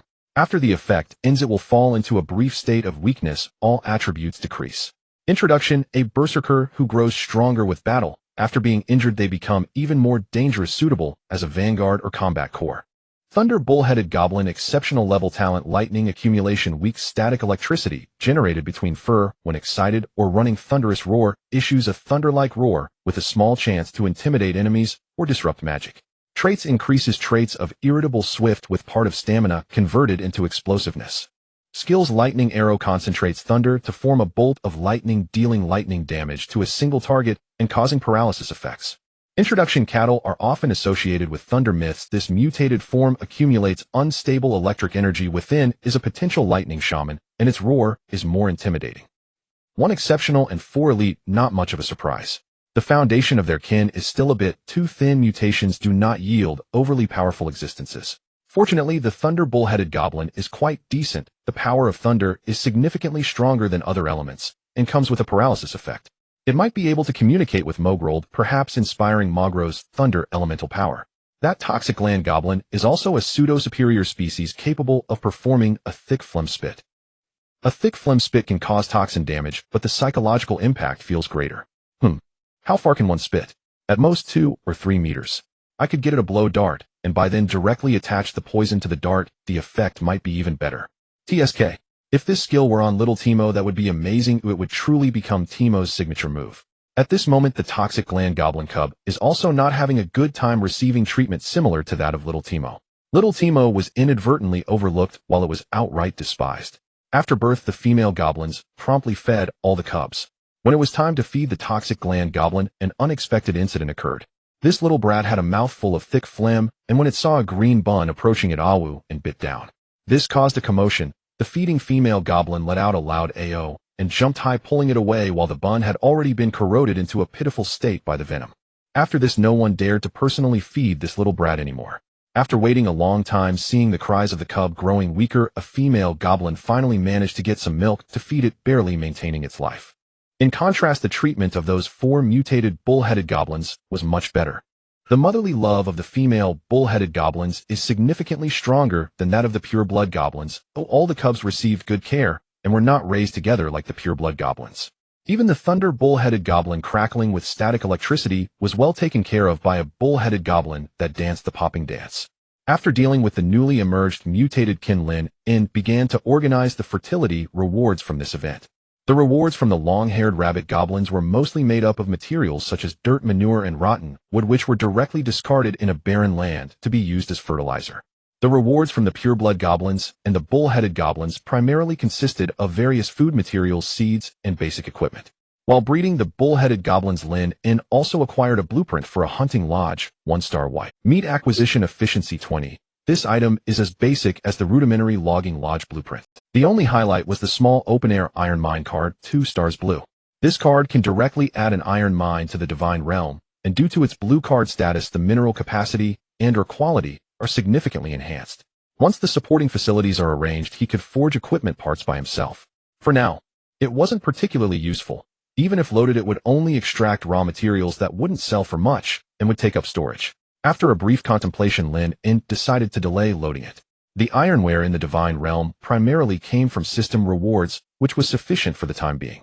Moreover, smelting requires accompanying furnaces, fuels, and artisan skills. These conditions have yet to mature completely, so it's better to wait until everything is gathered. He put away the blue card and took out another long-preserved blue card. A earth vein crystal beetle, 2 stars blue, 1 nest. This card depicted a peculiar beetle with a shell as translucent as crystal, roughly the size of a fist. Previously, due to reaching the card loading limit, he couldn't load it in time, but now that he had digested most of his cards, it was just the right moment. With a thought, Lynn activated the card. The card transformed into a swirl of sparkling blue stardust, gently floating down into the barren land filled with rubble in the divine realm. As the stardust sank into the ground, it resembled a raindrop seeping into parched soil. There was no visible change, yet Magro, standing not far away, seemed to sense something. It set down the totem pillar it was nurturing and walked to the edge of the barren land, squatting down to gently press its palm onto the ground. A faint yellowish glow emanated from its hand, communicating with the spirit of the earth. After a moment, it lifted its head, a hint of surprise flashing in its eyes. There are a group of resilient and diligent little lives underground. Magro murmured softly, they are gnawing at the rubble, transforming the soil. What a marvelous existence, well aligned with the way of nature. It could clearly perceive that approximately 50 weak life forces were scattered beneath the rock layers, with one particular presence being especially powerful, akin to the queen of an insect swarm. These little lives were beginning to slowly transform this barren land in their unique way. Given time, this place could become fertile soil suitable for cultivation. Following this, Lynn indirectly dumped all the remaining items onto the gathering plaza, forming a mountain of resources. With the hints from the previous 2 times, Lynn indirectly sent a divine message to Haru and Magro, instructing them to arrange things properly. Especially the crop seeds, which needed to be planted as soon as possible, and the mature crops should be retained for seeds to expand the planting area, addressing the food crisis that would arise after the population explosion. This mountain of resources wasn't anything fancy, but he believed they could make full use of it. Magro was particularly interested in cultivating the crops, selecting them to nurture personally. It could hear the voices of plants, which significantly increased the success rate compared to the haphazard plant. Among the crop seeds, the most peculiar was the soft green algae seed, an aquatic plant that was one of the favorites of fish and shrimp. Magro approached the only pond in the divine realm and the small stream that ran through the land, evenly scattering the tiny emerald seeds into the water. As soon as the seeds entered the water, they seemed to dissolve. But soon beneath the water's surface, some extremely tender green filamentous structures began to quietly grow, spreading at a visible speed. They did not cover the entire surface of the water, but formed fluffy green blankets that swayed gently with the waves. Curious shrimp nudged them with their claws, while small fish darted skillfully through the algae. Magro sensed that this algae not only provided excellent hiding and spawning grounds for aquatic creatures, but it was also rich in nutrients, making it a high-quality food source. The ecosystem of the pond and the stream immediately became much more vibrant, and the growth and reproduction rate of the shrimp and small fish would undoubtedly be enhanced. Once there were more fish and shrimp, they could also become a regular food source for the goblins. This was a very beneficial supplement to the food chain of the divine realm. Haru was also busy first arranging the construction team to build the logging lodge and hunting lodge, then increasing the personnel for the breeding team and planting team. With the population growing, there was no longer a worry about a labor shortage. It was just unfortunate that the area of the divine realm was still too small, and the planting area was becoming increasingly tight. In the following days, the development of the divine realm gradually stabilized under the efforts of Haru and Magro. Meanwhile, the large group of young goblins, under careful care, started to grow stronger. With each generation, the physical quality of the young goblins improved, becoming better with each iteration. If this strengthening continues, perhaps the racial value of the goblins could be raised, allowing them to be born as standard level or even elite level. Amid the increasingly noisy backdrop of the Divine Realm's population explosion, two small figures lingered outside the bustle. "Adu, stay away from the food," a female goblin shouted sharply, using a branch to push the tubers into a corner. The green-skinned youngling, called Adu, quietly approached, bending down to pick up the food on the ground. A drop of saliva accidentally dripped from the corner of its mouth, the transparent liquid hitting the ground with a faint sizzle. The surrounding younglings immediately howled and retreated a few steps, their eyes filled with caution. During this time, they had witnessed the potency of Adu's saliva and were afraid of provoking the spirit of decay or the poisonous demon. Adu looked at its companions, who were fearful, and avoided it, a hint of disappointment flashing in its eyes. It lowered its head and walked to the stream's edge to sit alone. It gazed at its reflection in the water, a green-skinned, gloomy eyes, and that dangerous wet stain at the corner of its mouth. It wiped away the saliva and cautiously dipped its hand into the water, watching the toxins slowly disperse. After a while, several small fish floated up, having already turned belly up. Seeing that it had accidentally harmed a few more small lives, Adu felt even more guilt. What? It murmured softly, its voice tinged with grievance. "I didn't mean to." At that moment, while Adu was sorrowfully alone not far away, Timo was crouched behind a bush, quietly observing. Timo pinched his ears, and a hint of loneliness flickered in his large eyes, as if he could sense Adu's feelings. Here he was also an outlier. Timo slowly peeked out from behind the bushes, saw Adu's lonely figure, and after much hesitation quietly approached. Adu heard the rustling sound behind him, and suddenly turned around, a glimmer of alertness flashing in his eyes. Timo was startled, his body immediately becoming blurry, but this time, he did not completely disappear. He stood there nervously pinching his ears. Timo. This name was one he had given himself during the time when the holy light shone upon him. He seemed to faintly hear the great deity calling him by that name. Timo. Adu looked at Timo, who appeared completely different from the other green rabbits, and a flicker of strangeness and confusion crossed his eyes. "Is there someone like this in the tribe? Why have I never seen you before?" Timo took it in stride. The goblins here seemed to have a poor memory and always forgot about him. The two isolated younglings gazed at each other. Adu looked at the barely noticeable golden mark on Timo's forehead, then at his timid appearance, and his gaze gradually softened. "You are also unpopular?" Adu asked. Timo nodded and quietly said they. Often. Adu fell silent for a moment, then took out a smooth little stone he had treasured for a long time and gently rolled it over. "This is for you." The stone stopped at Timo's feet. Timo hesitated to pick it up, a small smile slowly appearing on his face. This was the first gift he had ever received, even if it was just an ordinary stone. From that day on, a pair of inseparable figures appeared in the corners of the Divine Realm. They grew up together, exploring the Divine Realm. "Look over there." Timo pointed at a bronze bull wielding a stone axe in the training ground. "That bull elder is so impressive." Adu pulled Timo behind a rock. "Be quiet. It'll be troublesome if we get discovered." "But we're just looking, we aren't doing anything." Timo blinked his large eyes. "Looking isn't allowed either." Adu lowered his voice. "We are unpopular. If we get discovered, we will definitely be beaten." As soon as these words were spoken, Timo involuntarily shrank his head and fell silent. Though they said so, they still actively roamed the various corners of the Divine Realm every day. They watched the crystal beetles drilling into the soil, the fish and shrimp frolicking in the stream, the spider eggs slightly trembling, and the goblins training and toiling. One day they came to a sparse woodland at the edge of the Divine Realm and discovered a stooped figure. "There," Timo said quietly. Adu nodded, pulling Timo behind a tree to observe. In front of them was a pureblood goblin, but he was more frail than any goblin they had seen in the tribe. His clothes were tattered, his face marked by hardship, and he was carefully placing something on a rotting tree trunk. "I remember him. He seems to be the sinner Tuayazi. What is he doing here?" Timo asked curiously. "But look at his hands, it seems like he is sowing seeds." Adu observed closely. Tuayazi slowly scattered some small black particles on the tree trunk and then gently covered them with dry leaves. After doing this, he leaned against the tree, gasping for breath, his eyes weary and murky. It had been several months since his last betrayal, and life had not been easy for him during this time. Haru had strictly assigned him the heaviest and most laborious tasks as punishment for his betrayal: quarrying, transporting stones, logging, and building shelters. As the lowest sinner, Tuayazi had no right to refuse. Anyone could command him to work, and Tuayazi himself was weak, having all his attributes focused on intelligence. After moving stones for 2 months, he could no longer endure it. During the last feast, while other goblins were feasting, he was the only one struggling to add wood, and keep the boiler. That day Haru was in a good mood, and seeing him trembling and on the verge of collapse seemed as if he would fall apart at any moment. Haru generously canceled his punishment and reassigned him to the planting team, allowing him to do some lighter work. Of course his status as a sinner couldn't be exempted. That was the great deity's punishment for him. Haru's generosity allowed Tuwayazi to find relief, and the resentment he had built up towards this former boss gradually dissipated. Life is always about growing through letting go. Seeing that this elder seemed to pose no danger, the two younglings exchanged glances and slowly walked out from behind the tree. Elder Tuwayazi. Hello. Timo called out timidly. Tuwayazi suddenly looked up, a flicker of alertness flashing in his eyes, but upon seeing the two younglings he relaxed. He forced a smile and said, "It's you. How did you end up here?" "We." Adu hesitated. "We are exploring." Tuwayazi looked at them, a complex expression flashing in his eyes. He knew the situation of these two younglings in the tribe. One isolated due to danger, the other ignored due to low presence. Both were outliers in the tribe, extremely unsociable. Just like himself. "There's nothing to explore here, too." Yazi shook his head. "Go back."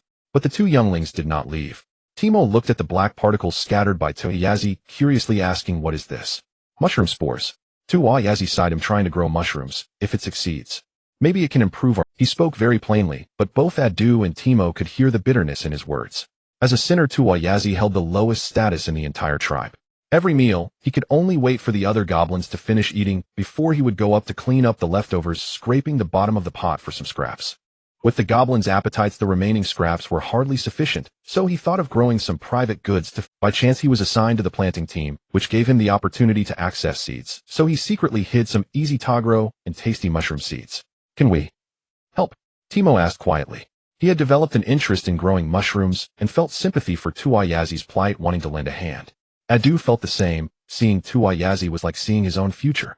Tuwayazi was taken aback for a moment, looking into the sincere eyes of the two younglings. A complex emotion surged within him. He remained silent for a long time before slowly nodding, "If you want to." Since then, whenever the two cubs gathered together, they would seek out Hoyazi. Due to being ostracized, Hoyazi set up a simple little shelter alone in the woods, which had now become a small sanctuary for a few. The three formed a small group of mutual support, with the two cubs helping Hoyazi with tasks within their ability each day. Adu assisted in transporting dead wood and decayed leaves, while Tmo used its nimble little hands to help arrange the spores. Although their efforts were clumsy, they at least made Hoyazi's work a little easier. One day, while Adu was moving a piece of damp wood, it slipped and dropped the wood. Instinctively, it reached out to catch it, and a drop of venom suddenly oozed from its fingertips, corroding a small pit in the wood. "I'm sorry." Adu quickly apologized. However, Hoyazi stared at the corroded pit, his expression complex. It slowly approached, crouched down to examine it closely, and then looked at a dust finger. "Can you control this?" Hoyazi asked. Adu lowered its head. "No, not really. Sometimes I accidentally hurt others." Hoyazi remained silent for a long time. It recalled the poisonous herbs it had found back then. If they could be made more potent. If it could directly poison Halu. Perhaps everything would be different now. Thinking of this, it shook its head and stopped dwelling on it. "Poison," Hoyazi murmured. "Sometimes it's a curse, and sometimes it can be a strength. It all depends on how." After saying that, it stood up and walked to the side, rummaging through a pile of clutter to find several thick stalks of grain and a few thin wooden spikes. It sat down and began to craft something with its lean but still nimble hands. "What are you making?" Adu asked curiously. "A toy for you," Hoyazi replied without looking up. "Perhaps it can help you better control that talent." Soon a rudimentary yet practical blow dart was completed. Hoyazi handed the blow dart to Adu. "Give it a try. Attach your venom to the wooden spike, and then blow it out from here." Adu took the blow dart, hesitated as it placed it by its mouth, and the venom surged into the stock pipe before it puffed out. Whoosh! The wooden spike flew out and lodged into a white mushroom several meters away. The tips sank into the mushroom, which was originally white and tender, quickly began to turn black, and then gradually wilted. The three figures were all stunned. Did it work? Adu looked at the blow tube in disbelief, only to find that the straw tube made from the stalk was completely dissolved by the venom. A glimmer of light flashed in Hoyazi's eyes as it walked over to examine the mushroom closely. Indeed, the wooden spike had also been completely corroded. A dust venom was truly powerful. The wooden material could only serve as a one-time weapon and could not be used long-term. But Hoyazi was not disappointed. The method was correct, and as long as the material was changed, a qualified weapon could be made. Very good. Remember this feeling and practice diligently in the future. When you concentrate the venom into one point and release it through a tool, it is no longer an accident, but a weapon you can control. A few days later, Hoyazi handed Adu a slender bone tube, and several polished bone spikes. After experimenting, Adu found them much more durable and couldn't help but feel overjoyed. Huayazi looked at Adu and said seriously, "Practice well, one day this curse will become your strength. Perhaps you can change your own fate." Adu seemed to understand something, nodding heavily. Nearby Tmo also seemed to have taken an interest in this small weapon, pleading with Huayazi to make one for it too. Unable to refuse, Huayazi made one for Tmo in the same way. From that day on, the two little creatures practiced with them daily, and their blow-dart skills improved remarkably. When the mushrooms they planted began to sprout, Tmo crouched beside them, staring intently at the white little point. "Do you like mushrooms?" Huayazi approached, its voice much gentler. Tmo nodded. "They are very cute and quiet." Huayazi smiled and sat down beside Tmo. "Mushrooms are indeed special. They don't need sunlight and can grow in dark, damp places. Look at this one." It pointed to a cluster of milky white mushrooms. "This is called moonlight mushroom. It emits a faint glow at night and is very delicious. And this one," it pointed to a cluster of bright red mushrooms. "You must never touch this. It's called blood umbrella and is highly toxic. But strangely, its spores can be used to heal certain wounds. It is an incredible plant." Tmo listened intently, its big eyes filled with curiosity. Huayazi talked a lot about which mushrooms like to grow on which trees, how to tell if mushrooms are ripe, and how to collect spores to continue planting. Clearly, as a member of the planting team, it was competent. "You have great patience," Huayazi praised when it saw Tmo's focused expression. "What planting needs is patience, perhaps. You could try planting some mushrooms you like yourself." Tmo's eyes lit up. "Really? Can I?" "Of course." Huayazi took out a small leather pouch from its pocket and poured out several black spores. "These are for you. Find a piece of damp rotten wood, sprinkle them on, and spray a little water every day. Remember what I taught you." Tmo carefully received the spores, cradling them in its hands as if holding a treasure. As the sun set, the two cubs bid farewell to Huayazi and hopped back toward the tribe. They still had to return to listen to the great shaman Mo Galuo's lecture. If they were late, they might face scolding. "Huayazi actually isn't bad," Tmo said softly. Adu nodded. "It taught us a lot. But it's having a hard..." Tmo felt a bit sad. Adu tightened its grip on the blow dart, a glimmer of determination flashing in its eyes. "When we become stronger, perhaps we can help it." The two small figures slowly disappeared into the dusk. In the distance, Huayazi watched the direction they left, a complex smile appearing on its aged face. "Poison and shadow," it murmured, "truly a perfect match. Kids grow up well. When the day comes that you shine, perhaps I, this old bone, can also bask in your glory." When Tmo and Adu ran to the small square where Mo Galuo usually taught, they unexpectedly found it surrounded by a large group of cubs, making it impossible to approach. The chattering voices mixed with curious gasps formed a buzzing noise. The two little creatures exchanged glances, seeing the same confusion in each other's eyes. "What's going on?" Adu tiptoed but could only see the broad back of a bull-headed goblin cub in front. "I don't know. But it's so chaotic here," Tmo said softly, instinctively wanting to shrink into the shadows, but was pulled back by Adu. "Let's..." Adu's tone was filled with curiosity. It could sense something was different in the air, a refreshing scent reminiscent of a forest after rain was spreading. The two struggled to squeeze into the crowd, and with their relatively small size, they finally managed to reach the front. The sight before them made them instinctively gasp. In the center of the square, the grand shaman Magro sat cross-legged with his eyes tightly closed, a serene expression on his face. However, countless colorful light points surrounded his body, resembling vibrant fireflies. The lights were as green as fresh young leaves, as earthy yellow as fertile soil, as water blue, as clear streams, as crimson as a warm campfire, with faint wisps of light, cyan energy. These light points continuously flowed into Magro's body. As the lights merged, Magro's aura began. His originally calm and steady demeanor now carried an added vitality, as if he himself were a vibrant natural realm. The young ones in the square widened their eyes, captivated by this magical and peaceful scene. The entire process lasted about a quarter of an hour. When the last light point merged into Magro's brow, the faint glow surrounding him gradually calmed. He let out a long breath, the air carrying a subtle scent of grass and wood. He then slowly opened his eyes. Those eyes were clearer and brighter than ever, and deep within, a flicker of electric light seemed to flash and vanish. Indeed, he had advanced. Name Magro, extraordinary level. Race minotaur-goblin shaman, bloodline awakening. Rank first level official shaman. Talent 1. Elemental mastery, intermediate awakening. Control over earth, fire, water, and wind, enhanced ability to control each element. Lightning new, initially mastered the power of thunder, able to release weak currents to paralyze targets and sense thunderstorms. 2. Ancestral knowledge, gained more memories of shamanic heritage, mastering more basic totem, drawing, herbal formulas, and natural ritual knowledge. Traits. Spirit of nature, resilience of the earth, endurance of ancestors, stability, wisdom. Skills: tranquility, aura, elemental guidance, resilience, blessing, healing, wave, fireball, water, prison, swift, wind, mighty bull, strength, endurance, aura, earth, guardian, earth, binding, lightning, arrow. Magro looked around at the curious and awed young ones, a gentle smile appearing on his face. He was about to say something. Roar. A roar filled with unwillingness and rage erupted from the edge of the square. All eyes were drawn towards it. The flames had also arrived here at some point, fixating on the just advanced Magro, its crimson eyes seemingly ready to spew fire. Why? It was born earlier than Magro, with a powerful flame talent and a competitive personality, always considering itself as Magro's elder brother and the strongest extraordinary being. Over the past days it had been training hard, never slacking off. Yet what about Magro? Every day he was either busy with plants or telling those vague stories to the tribe. But now it watched helplessly as this always calm and gentle younger brother stepped into a new realm ahead of it. How could it bear that? Jealousy, unwillingness, humiliation, anger. A torrent of emotions surged within it like magma. It felt its blood burning, the temperature beneath its skin rising sharply, and the surrounding air began to distort from the heat. What? Is it you who advance first? The flames growled through clenched teeth, the fire around it uncontrollably igniting with a roar fiercer and more violent than ever. The extreme anger became the final hammer to break through its bottleneck. Driven by that nearly sanity-burning rage, the fire magic power within it erupted like a volcano. The blazing flames enveloped it, and the aura of flame continued to rise. When Lynn was drawn by this fury from the fanatic, he happened to see the completion of the flame's advancement. Hey, today is indeed a double joy. Name: Flame, exceptional level. Race: Flame Goblin, mutation. Rank: first level, Fire Element Mage. Talent: 1.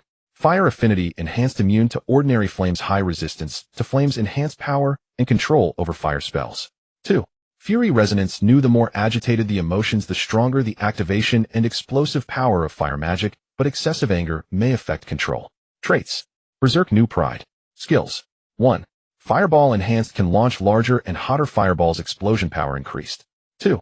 Fire splash, new, after the fireball hits it splashes small fire sparks causing additional burns to the surroundings. 3. Wrath of fire, new, activated in a state of anger, greatly increasing fire damage and casting speed for a short time, but will fall into brief fatigue afterward. 4. Scorching touch, new, summons several fiery tentacles to strike enemies. 5. Fire resistance ring, new, ignites a ring of fire around itself, instantly pushing away surrounding targets to create a safe distance. While compared to Magro's versatile elemental skill pool capable of defense and support, Flame appears much more straightforward. After the advancement was complete, the flames around Flame gradually dissipated, revealing its naked body. Its fur had been burned away by the flames, leaving its body smooth and bare, resembling a boiled red lobster. Flame gasped for breath, feeling the powerful and increasingly restless fire magic flowing within. Its anger had not yet completely subsided, but rather intensified with the surge of power. Although it advanced on the same day, it had ultimately lagged behind. Moreover, if not for Magro's provocation, it probably would not have advanced today. Thinking of this, Flame glared fiercely at Magro, snorted coldly, turned, and pushed through the crowd, swaying its sexy backside as it left. Magro watched Flame's departing figure, letting out a soft sigh. Why did this child always oppose him? He had never competed with it over anything. It was merely advancing a step earlier. You only know how to practice skills and do not understand the methods of cultivation. Am I to blame? Magro retracted the elemental glow surrounding him and redirected his gentle gaze back to those wide-eyed young ones preparing to start today's enlightenment lesson. Grand Shaman. A timid minotaur-goblin cub spoke up, eyes filled with excitement and yearning from just witnessing the miracle. Just now. Those lights. Can we learn them? Right? We want to learn that. Another pure-blood goblin cub immediately jumped up in agreement, pointing at the elemental power still lingering around Magro. I want it too. I want it too. That one that glows. For a moment the cubs chattered, excitedly eager to gain that magical power. Magro looked at the rarely so enthusiastic little ones, his eyes filled with deepening smiles, the kind wrinkles on his face unfolding. Finally they took the bait. He sat cross-legged, his voice gentle, yet clear, overpowering the chattering noise. Quiet children. As the little ones calmed down slightly, he began to speak slowly. Since you were so curious about the manifestation of natural power today, I will tell you about the way of nature. Why do they say interest is the best teacher? The way of nature, which the dogs usually ignore, was being listened to with rapt attention by this group of little cubs today.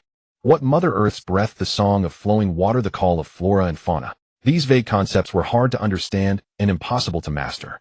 Yet at this moment, even the little green-skinned ones who loved to doze off were all ears, their eyes wide open, afraid to miss a single word. It seemed that as long as they understood the words of the shaman, that magical power would automatically seep into their little bodies. And closest to Magro, a special young minotaur quietly sat. Its skin faintly showed a light copper color different from ordinary minotaur-goblins, and amidst its fine hairs weak sparks of electricity flickered occasionally. It looked up, staring unblinkingly at Magro, especially at the occasional flicker of electric light in the shaman's eyes. That was the powerful force of thunder. After school ended at dusk, Lynn, as usual, mounted his second-hand electric scooter and rode through the streets where neon lights were gradually flickering to life, heading toward Lao Kuai's night food stall. His mood was light, not only because of the good news from his goblin divine realm, but also because today marked his final day of work this month. From tomorrow onward, he would be completely free. Upon arriving at the stall, Lynn slipped on his faded, well-worn apron and immediately set to work with practiced ease, setting tables, carrying trays, washing dishes, and assisting in the kitchen. His movements were swift and precise. Su Jia watched the diligent young man, alert, observant, and ever ready to lend a hand, with deep satisfaction in her eyes. It wasn't until past midnight that the stream of customers finally thinned. Seeing the lull in business, Su Jia beckoned Lynn over. He wiped his hands and followed her into the cramped staff restroom. Su Jia opened a drawer and withdrew a thick brown paper envelope, handing it to Lynn. Here, this is your salary for the month. Take it. Lynn accepted it and instinctively squeezed its thickness between his fingers. His heart skipped a beat. Something was off. This bulk far exceeded what 1,500 alliance credits should feel like. He looked up at Su Jia, puzzled. Sister Su, is this perhaps a mistake? My wage is 1,500. I think there's quite a bit extra here. No mistake, she replied with a gentle smile, the kind an elder bestows upon a cherished younger family member. The 1,500 is your wage. The rest is a bonus and a small token of my affection. Lynn hurriedly pushed the envelope back. Sister Su, I can't accept this. You've already been so kind to me these past 2 years. I couldn't possibly take a bonus too. Take it. Her expression hardened, playfully feigning sternness. What are you still standing on ceremony with your sister Su? Don't you think I know your circumstances? It hasn't been easy for your mother raising you alone. And you're a fine, responsible boy, studying hard while working diligently. Over these years you've helped me immensely and never once let me down. Consider this my sponsorship for you. Save it for university or buy something nice for your mother. Don't deprive your... Gazing into Su Jia's sincere eyes and hearing her warm, unadorned words, Lynn felt a faint sting behind his nose. Indeed, over these years she had treated him like family. Knowing his tight schedule, she always let him leave early. Knowing his appetite was hearty, she always served him generous portions of the staff meal. Sister Su. Lynn realized further refusal would seem insincere and wound her heart. He gripped the heavy envelope tightly and bowed deeply. Thank you. Truly, profoundly grateful. Enough. No need for such formalities from a grown young man. Su Jia patted his shoulder. Go tidy up. It's your last day, so tonight I'm treating everyone to a proper feast. Consider it your farewell dinner. That night's feast was especially lavish. Su Jia brought out her finest dishes, several rich hearty stir-fries, and even tapped several large jugs of beer. His fellow workers raised their glasses in cheerful toasts, congratulating Lynn on his academic success and wishing him strength to one day become a mighty divine sovereign. The atmosphere warm, lively, and heartfelt. After eating and drinking his fill, Lynn informally bid farewell to Su Jia and his co-workers once more. Dazed yet buoyant, he mounted his scooter and rode home, the cool evening breeze brushing his face as warmth bloomed softly within his chest. Back home he washed and brushed quietly, then returned to his small bedroom and carefully opened the envelope. A neat stack of crisp alliance credits slid out. By the faint glow filtering in from outside, he counted them meticulously. 50 brand new 100-credit notes. 5,000 alliance credits, far more than the modest surplus he'd anticipated. For someone like Su Jia running a modest food stall, this sum was no trifling amount. Friday morning, practical combat training class. As the match roster refreshed on the main screen, Lynn's gaze fell upon his opponent's name, and his lips twitched faintly. Lynn Goblin Divine Realm versus Wang Mingyu Half-Beast Divine Realm. Instructor, did you deliberately arrange this? Lynn silently grumbled. Just last week he'd beaten one of Wang's underlings. Now he was facing the boss himself. Still, he knew Instructor Chen always matched opponents based on recent performance and win-loss records. Having maintained a flawless winning streak so far, another victory would likely pair him next against the 4 elites who had awakened legendary tier familiars. In the pre-battle staging area, Wang Mingyu gave Lynn a slight nod, his version of a greeting. Yang Wei sidled up beside him, his face twisted with undisguised malice as he lowered his voice. Brother, you'd better teach that kid a serious lesson later. Preferably shatter his Dao heart so thoroughly that his green-skinned brats tremble at the very sight of us. Wang Mingyu cast him a calm, placid glance, so serene yet so chilling, that Yang Wei instantly fell silent. Are you instructing me? His tone remained level, yet carried an unmistakable quiet authority. Yang Wei paled, stammered an awkward retreat, and dared not utter another word. They entered their respective battle pods and synced consciousness. As always, Lynn deployed every adult familiar he possessed. Against a scion of wealth, caution was paramount. After all, one could never underestimate the sheer absurdity of cash-powered capabilities. Battlefield generated open plains. Above Wang Mingyu's side, golden light blazed across the sky. A towering divine form descended. A lion man clad in resplendent golden armor, his mane of gilded fur billowing, radiating overwhelming presence. His manifested avatar embodied the royal bloodline of beast folk, the Golden Lion Man. Immediately afterward, his legion of familiars surged onto the battlefield. The core infantry consisted of 70 adult half-beast warriors uniformly clad in iron half-armor and armed with iron weapons, fiercely disciplined and battle-hardened. Beside them stood 30 adolescent half-beasts, slightly less seasoned, but gripping lightweight wooden spears with determined hands. Yet their eyes still held traces of innocence, as if they had never before stepped onto a field of war. Clearly, Wang Mingyu intended these youths to grow accustomed to pain and conflict from an early age, forging them into fearless, death-defying warriors. His mobile force comprised 30 robust adult wolves, each fitted with simple saddles, flanked by a half-beast warrior, forming a formidable light cavalry unit.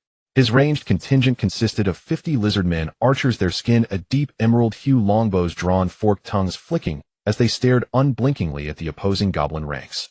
At the head of this entire host stood a first-tier beastfolk shaman, face daubed in vivid, swirling pigments, clutching a bone staff, shrieking unintelligibly. Raw, sanguine, magical energy pulsed around it, an unmistakable sign of a transcendent being. This army was superbly equipped and tactically balanced, utterly unlike the disorganized rabble Yang Wei had fielded earlier. Among novice divine sovereigns, his formation ranked among the most elite, evidently crafted with meticulous precision by a family-appointed divine realm strategist, pushing the limits of permissible card load constraints to their absolute zenith.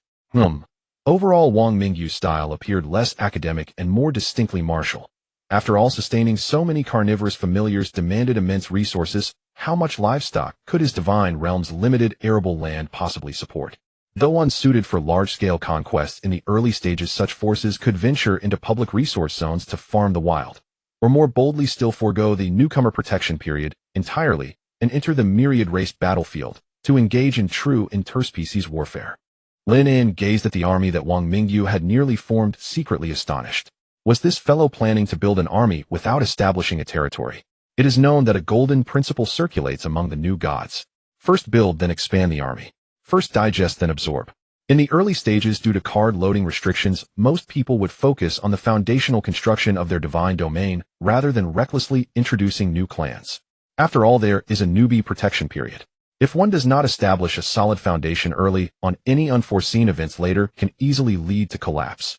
However, if one wants to rapidly recruit troops in the early stages, adopting a development model of while others hoard grain, I hoard weapons is possible, but it comes with significant problems. The newly loaded clans differ greatly from one's core clans. First and foremost, loyalty cannot be guaranteed. New clans have no faith in the god and are filled with vigilance, even hostility towards the indigenous residents of the divine domain. If one cannot rely on the indigenous people or divine miracles to subdue them, what awaits is civil war and fratricide. Imagine you spend considerable resources to load a Wolfman Hunter card. 50 ferocious, cunning wolfmen boasting combat power far exceeding that of your core goblins appear in your divine domain amidst a flash of light. Do you think they would kneel in gratitude? On the contrary, they would seize advantageous terrain at the first opportunity, baring their teeth and sizing up this new environment, viewing your core clans as competitors, slaves, or even food. If you think you can deceive them like your core clans, it's not easy. They have no concept of you as a god, and certainly do not entertain faith. If your core clans lack the strength to immediately suppress the newcomers, the worst-case scenario will unfold. Firstly, civil war will erupt as both sides fight for territory, resources, and dominance. Next comes the collapse of faith, as your core clans will question, why has our god brought these monsters to invade our homeland and kill our kin? Finally, those powerful new clans might exterminate or enslave your core clans, ultimately becoming uncontrollable tumors within the divine domain. Thus, most gods choose to focus on building for a period, fully developing their core clans, expanding the population, raising the clan ranks, and establishing a solid foundation of faith, along with preliminary military strength. Only after ensuring an absolute home field advantage and suppression capabilities do they consider introducing new clans. Moreover, when loading new clans, priority should be given to clans of the same category or units that are clearly weaker than the core clans, have simpler social structures, or possess natural counter relationships. The giant wolves and lizardmen that Wang Mingyu chose to load are related to the orc clans, making it easier for them to bow beneath his golden lion king. As for those young halforcs, it is evident that Wang Mingyu used a divine domain acceleration card, and it must have been a high multiplier, otherwise those young halforcs could not have grown so large. Additionally, his divine domain should still have quite a few non-combatant offspring. Thankfully, he possesses the rapid reproduction talent combined with the goblin's innate rapid growth, allowing him to assemble a goblin army. On the other side, Lynn's demonic form descended silently, the dark red pressure contrasting sharply with the golden lion. Subsequently, his green-skinned army appeared on the open ground. At first glance, their formation seemed much more chaotic than that of the halforc army, but upon closer inspection, it was even worse than it appeared. After all, goblins are used to being disorganized aside from the personal guards trained by Haru and the professional soldiers like archers and spearmen. The other militia who occasionally conducted drills were far from competent. There was no need to consider formation. Knowing how to attack together, defend, and retreat was already quite. Lynn had 258 pureblood goblins, 183 minotaur-goblins, totaling 441, more than double Wang Mingyu's army. Moreover, nearly all adult goblins were equipped with iron weapons, over half wearing iron armor, while the rest brandished iron or wooden shields. Unfortunately, the opposing halforcs were elite level, while the goblins were merely ordinary level. There was a 2-level gap in their hard power. It was hard to say who would win. Over on Lynn's side, Haru saw the enemy had already arranged their formation, while his own side remained chaotic, causing his expression to darken. It was too embarrassing. They'd have to train seriously later. After a powerful, intimidating roar, the noise at the scene was forcefully suppressed, and the goblins managed to maintain their ranks amid Haru's roaring. In the front of the battlefield, a beast-taming goblin was leading 5 clawed cave spiders, following closely beside Magro. Its taming had yielded initial results, but unfortunately cave spiders had greatly reduced combat effectiveness on the ground, making them of limited use. The bronze bull continued to grow rapidly even after reaching adulthood, now standing at 6 feet tall, far surpassing the clan's average height of 5 feet. At this moment, it bore the giant stone axe, which had been reinforced a second time by Magro's earth elemental power, making it exceptionally sturdy and heavy, standing beside Magro, clearly taller than him. Though it was its first time in battle, the bronze bull showed little fear and instead seemed eager to try. Magro held the totem pole, a faint elemental power flowing into it, and a layer of aura rapidly spread around the surrounding clan. Earthly strength, rock resilience, swift wind. 3 aura-type skills stacked upon the same clan, instantly invigorating them. One must admit the totem pole and Magro were indeed a perfect match.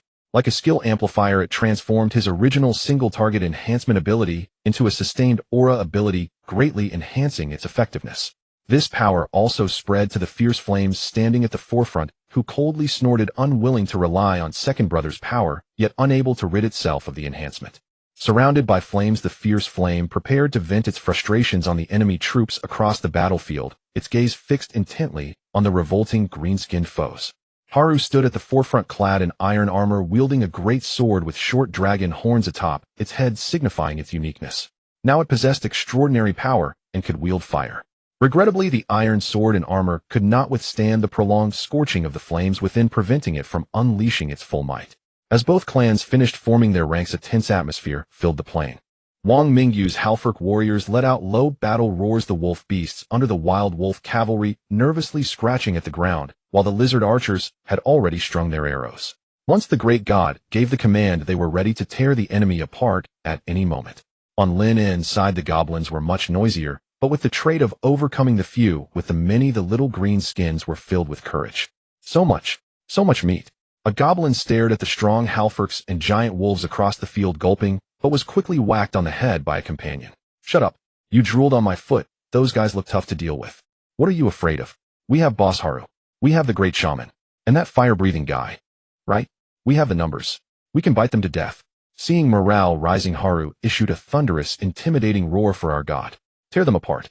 A simple slogan that could most ignite the ferocity of the goblins, fervor filling the eyes of every goblin. One must admit the overcoming the few with the many trait is sometimes quite useful. On the other side, Wang Mingyu's Lionman deity issued a commanding order: charge all troops. Receiving the divine instruction, the orc shaman leader immediately shook his head, and waved his bone staff, reciting a bloodthirsty incantation. A dark red halo spread out from him, enveloping the front line of Halford infantry and wolf cavalry. The Halfords within the halo had blood-red eyes, their muscles bulging further as they gasped for breath, entering a state of mild berserk, their desire to attack surging. Cavalry, charge! Wang Mingyu seized the opportunity, preparing to catch the Goblin Legion off guard.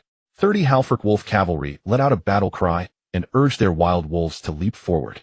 The wolf pack moved with astonishing speed, bypassing the shield wall. Instead of charging, Hedon directly aiming for the goblin line's flank, targeting those pure-blood goblins who appeared to be the least equipped. Clearly they intended to encircle the enemy, utilizing their strong mobility to disrupt the goblins' formation. Flame. Lynn's divine sense stirred. Roar. The long-suppressed flame suddenly stepped forward, raising both hands high. A fireball larger than usual rapidly condensed, trailing flames as it streaked toward the charging wolf cavalry's vanguard. Boom. The fireball exploded among the wolves, the intense heat and shockwave instantly toppling the 3 wild wolves at the front and the Halfords atop them. The explosion momentarily stalled the wolf cavalry's charge, causing a brief chaos in their formation. Seizing the opportunity, the pure-blood goblins barely managed to regroup, their defensive formation spears aimed at the wolf cavalry, ready to face the charge. Archers, covering fire. Target that spellcaster, Wang Mingyu calmly commanded. The archers on Wang Mingyu's side were all equipped with standard bows, their range far exceeding that of the goblin army. 50 lizard archers simultaneously released their bows, a barrage of dark arrows raining down on the position of the flame. Magro, Lynn called out urgently. Magro had long been prepared, the totem pole crashing down heavily, a yellowish light surging forth. The halo of Earth Guardian enveloped the flame and its surrounding area, while an arched earth wall technique rapidly rose before the flame. Thud, thud, thud. Most of the arrows were blocked by the earth wall, and a few that crossed over were weakened by the Earth Guardian, with only a handful grazing the flame, prompting it to roar in anger. If it weren't for Magro's support, it might have had to retreat prematurely. Hold the line. Don't let them kite. Bullheads charge in. The goblin spearmen advanced. Everyone suppressed the enemy's front line with ranged attacks. Haru wielded his great sword, commanding the army to meet the enemy's main force. The bull-headed goblins, led by the bronze bull, let out a low roar, raising their shields and spears to form a heavy defense. During the advance, both the bull-headed goblins and pure-blood goblins drew their prepared throwing weapons, hurling them all at the enemy formation. At this moment, accuracy was no longer a concern. It was enough to establish firepower suppression. Meanwhile, Wang Mingyu's berserk Halford infantry main force marched forward with heavy steps, colliding with the barrage of ranged attacks. Fortunately, the Halford army was well-equipped with decent iron armor, so the impact of the ranged attacks was minimal. However, the 30 unarmored young Halfords suffered greatly, with more than half casualties amidst the countless flying axes, arrows, and stones. The pervasive smell of blood and the tragic deaths of the younglings ignited a greater fury among the Halford army, causing them to become even more berserk. Lynn was alarmed upon seeing this. Goodness, it turns out these young Halfords were meant for sacrifice to provide a buff for the army. The orc shaman cast another spell, enhancing the Halfords at the front with Might spell. Kill. 2 streams of green energy collided fiercely. The front line instantly turned into a meat. With the halo's enhancement, the strength and physique of the bull-headed goblins could barely withstand the onslaught of the berserk Halfords, but their combat skills fell short, leading to casualties. The pure-blood goblins fared even worse, relying on their numbers and recklessness. They randomly stabbed with their spears through the gaps, even lunging to bite, sacrificing themselves to create disturbances and inflict damage upon the Halfords. The process was extremely brutal, often requiring 3 or 4 goblins to take down a single Halford. Haru led by example, his dragon might radiating around him, each swing of his flaming great sword incapacitating a Halford. Whenever the great sword melted away, he simply picked up another from the battlefield to continue fighting. The bronze bull acted like a battlefield bulldozer, caring little for technique, merely swinging its giant stone axe to smash. The heavy stone axe, wielded with its immense strength, was terrifying. Whether it was a shield or armor, merely grazing it would inflict harm, and a solid strike would mean death, instantly clearing a small area. As an elite, the mutated species was indeed stronger than the ordinary kind. The beast tamer goblin directed the cave spiders to advance from the flank, charging directly into the lizard archers' formation. Although the lizard archers were ranged troops, their close combat abilities were not weak. Several lizard men on the periphery drew their short swords to confront the spiders as they lunged. Soon 5 spiders were defeated, causing minimal impact on the lizard archers. The flame continuously launched fireballs and flame splash, focusing on the densely packed Halfords and the remnants of the wolf cavalry attempting to flank, becoming a crucial firepower point on the battlefield. Magro was the busiest support core on the field. Not only did he have to maintain the halo, but he also occasionally cast Healing Wave towards the front line and shot out Lightning Arrow to eliminate enemies trying to breach the command line. Sometimes killing is also for the sake of saving. The entire battlefield was extraordinary. The goblins and bull-headed goblins were at a disadvantage in terms of individual quality equipment and coordination, relying solely on Halo's numerical superiority and a brutal ferocity to withstand the onslaught. As the casualty numbers continued to rise, Wang Mingyu's brow furrowed slightly. With the support of his family, he had finally managed to assemble a decent army, originally believing that even if he couldn't defeat Suyu, he should at least rank second in the class. However, he didn't expect Lin and kin to be so formidable, especially that fire mage and shaman, who had a tremendous impact. If this continued, their side would inevitably be exhausted. Thinking of this, he ordered the shaman to expend blood to cast powerful area curses, attempting to shatter the goblins' morale. The shaman received a divine revelation, drawing forth a short dagger made of an unknown beast's bone from his waist and fiercely stabbed it into his chest. In an instant, blood gushed forth as the shaman seized this moment to plant the bone staff into the ground and raised his hands to call out loudly. The lizard archers also began to concentrate their fire to suppress Magro and the flame, preventing them from causing destruction. This strange scene was noticed by Lin in the sky, his eyes flashing with brilliance as he pressed down with divine sense. All troops charge. Push forward. Flame Magro attack that extraordinary species, don't let it cast spells. With Lin N's words, all goblins' spirits surged. For our god, Killa. Haru heard the command, unleashing the strongest battle roar, leading the charge with all his might. Magro aimed at the shaman while casting lightning arrow, charging forward with the totem pole, the heavy totem pole hitting like a whack-a-mole, knocking down one little goblin after another. Unfortunately, a circle of Halford guards surrounded the shaman, blocking all the lightning arrows. Seizing this opportunity, the flame aimed at the shaman's position, consecutively firing several fireballs, blasting several gaps in the Halford formation, interrupting the shaman's curse skill. The goblins and bull-headed goblins once again erupted into frenzied shouts, taking advantage of the enemy's momentary chaos to pounce forward, recklessly disregarding their casualties. The bronze bull roared as it overturned the guards before the orc shaman, while Haru pierced the orc shaman's throat with his sword. The balance of battle finally tipped under this life-or-death strike. When the last wolf cavalry was killed by Magro's lightning arrow, only a few dozen goblins remained on the battlefield, each injured and panting. On the opposite side, Wang Mingyu's kin was completely annihilated. Victorious Lin in Goblin Divine Domain, casualty rate approximately 80. The battle chamber slowly opened. Lin In rubbed his aching temples. This battle had been particularly intense, and the high-intensity mental connection was quite exhausting. Wang Mingyu also stepped out, his expression unreadable, neither angry nor dejected, appearing very calm. He looked at Lin, and a hint of surprise in his gaze.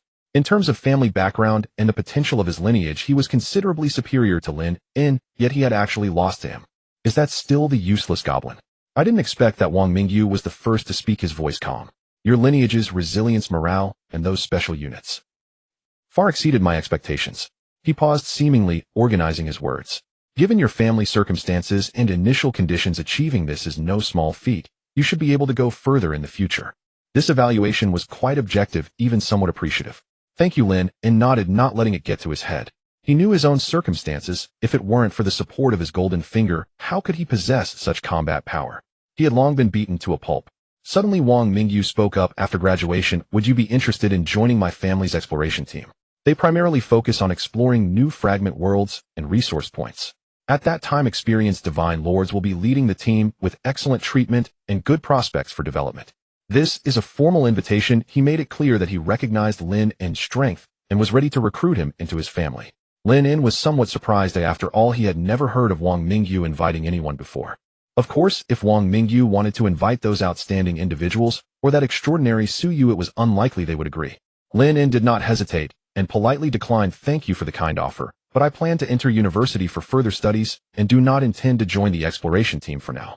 Joining the family might offer decent benefits, but actions would inevitably be restricted, needing to act alongside the team, which would be very disadvantageous for him. On the other hand, getting into a good university would not only provide quality education, but also access to various public resource points and semiplanes affiliated with the university, ensuring safety while acquiring various resources. Moreover, a good university represents countless opportunities, offering more choices upon graduation. Wang Mingyu listened and did not press the issue, merely nodding. I understand. University is indeed a good choice. If you have any thoughts after graduation, feel free to contact me. He handed over an exquisite metal business card which bore his contact information and a simple family emblem. All right, Lynn took the card. The brief exchange between the two, despite being short, was overheard by Yang Wei, who had been waiting outside the battle chamber after his own battle ended early. At this moment, Yang Wei's face was as grim as if he were constipated. Wang Mingyu's words: after graduation, would you be interested in joining my family's exploration team? With excellent treatment, echoed in his mind. The exploration team. That was one of the most core departments under the Wang family group. They were specifically responsible for exploring newly discovered fragment worlds and resource planes. Although dangerous, the rewards were exceedingly high, with transparent promotion channels and a springboard to access the family's core resources. Countless graduates yearned to enter with competition as fierce as 1,000 troops crossing a single log bridge. It wasn't. Why had Yang Wei spent these past years like a lapdog trailing behind Wang Mingyu, ingratiating himself with flattery, calling him Brother Yu? What was the purpose? Wasn't it just to become familiar, hoping that when graduation came, Wang Mingyu would speak a good word for him within the family, giving him a chance to enter the group? Even the most insignificant clerical job or supervisor on some resource planet would be enough for him, a kid from a common family, to leap across social classes. For this slim hope, he had trampled on his own meager pride and self-respect, only to be rewarded with Wang Mingyu's occasional indifferent home. But now, the thing he had yearned for was casually handed to Lynn by Wang Mingyu. Why? Just because of his few crooked, rotten goblins. What infuriated him even more was that Lynn had the audacity to refuse. In Yang Wei's twisted view, at this moment Lynn's rejection appeared as a ploy waiting to raise the price. What a show-off. He'll get my chance to enter you later. Yang Wei cursed maliciously in his heart. Just sheer luck. Was it just because he could dabble in a few underhanded tricks and raised a couple of mutated greenskins? Uselessness will always be useless. When my prairie wolf rises, I want rest until I make you regret it. The two were naturally unaware of Yang Wei's thoughts, and seeing his dark expression, they did not pay him any mind, walking straight towards the waiting area. At this time, the results of their battle had already been displayed on the large screen in the classroom. Lynn defeated Wang Mingyu. The air in the classroom fell silent for a moment, then erupted with a buzz of excitement. What the hell? Lynn won. He defeated Wang Mingyu. Is that for real? Wang Mingyu is an elite halfwerk. I remember he even had cavalry and an extraordinary beastman priest, right? How could a useless goblin like Lynn manage that? Impossible. Yang Wei, hurry up. Go report that Lynn cheated. Oh, let's see the battle process. Yes, go quickly. If Lynn defeating Yang Wei could still be interpreted as Yang Wei being too weak, having played a good hand poorly. But Wang Mingyu was different. With the family's support, his divine domain construction was recognized as excellent, with reasonable troop composition and the fastest development speed, ranking him in the top tier of the class, even stronger than some outstanding students. Yet Lynn, a civilian student with an E-class potential goblin divine domain, actually defeated him in a direct confrontation. This completely overturned their understanding. Yang Wei did not heed his classmates' urging. He was slightly mischievous, but not foolish. Broadcasting Brother Yes loss in front of everyone. Wasn't that publicly slapping Brother Yu in the face? Yang Wei opened his mouth, but ultimately dared not say another word. With Brother Yu defeated, how could he still speak up? Instructor Chun looked at the results, a glint of surprise flashing in his eyes, then pulled up the data from the battle chamber. 2 minutes later, he adjusted his glasses and shifted his gaze from the battle record screen. Lynn's tactical intent was clear, and the special units were well coordinated, seizing the opportunity during the opponent's priest's casting interval to turn the tide. He paused. However, the casualty rate exceeded 80, and the core lineage suffered excessive losses. He then looked at Wang Mingyu. The troop composition was reasonable, equipment excellent, command calm, with no obvious shortcomings. But your priest positioned too far forward to apply status effects. After being double targeted by the extraordinary species fireball and lightning arrow, he did not withdraw in time under the protection of the guards. The loss of the elite troops was due to a lapse in command. The scores for both were given in turn. Lynn 82 points. Wang Mingyu 78 points. The scores displayed on the screen sparked a wave of discussion in the classroom. Instructor Chun interrupted the chatter of the students, flipping open a new page on the holographic tablet, projecting it into the air.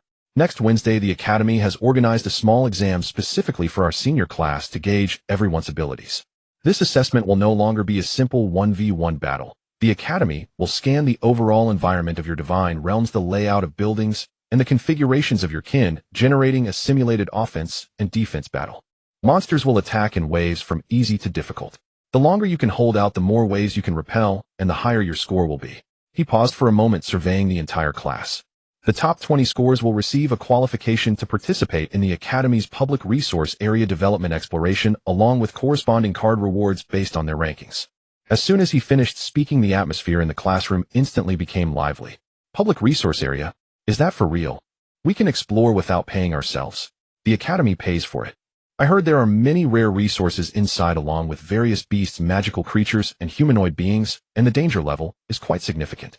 Indeed, if the kin die inside, it would truly be death for them.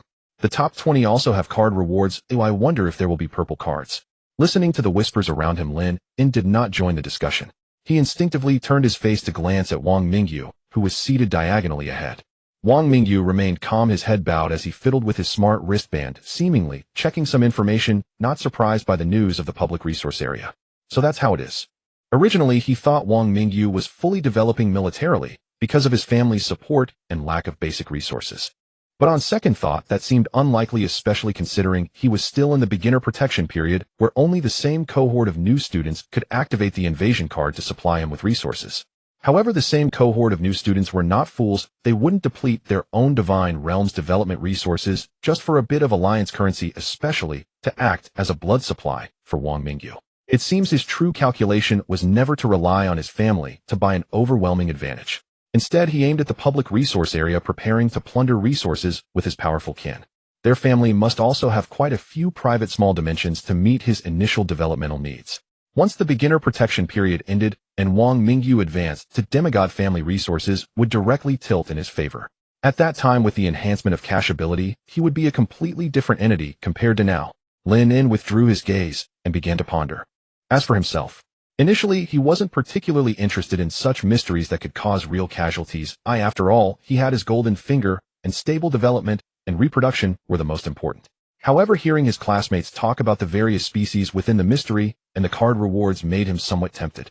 If he could capture more females to fill his divine realm and produce more hybrids, future development would also be swifter. However, there are a total of 5 classes in senior year. Only 20 will be selected, and on average, only the top 4 from each class can qualify. Although he could barely win against Wang Mingyu, it would be a different story against those exceptional level competitors. Not to mention the extraordinary Su Yu of facing her would likely result in a direct crushing defeat.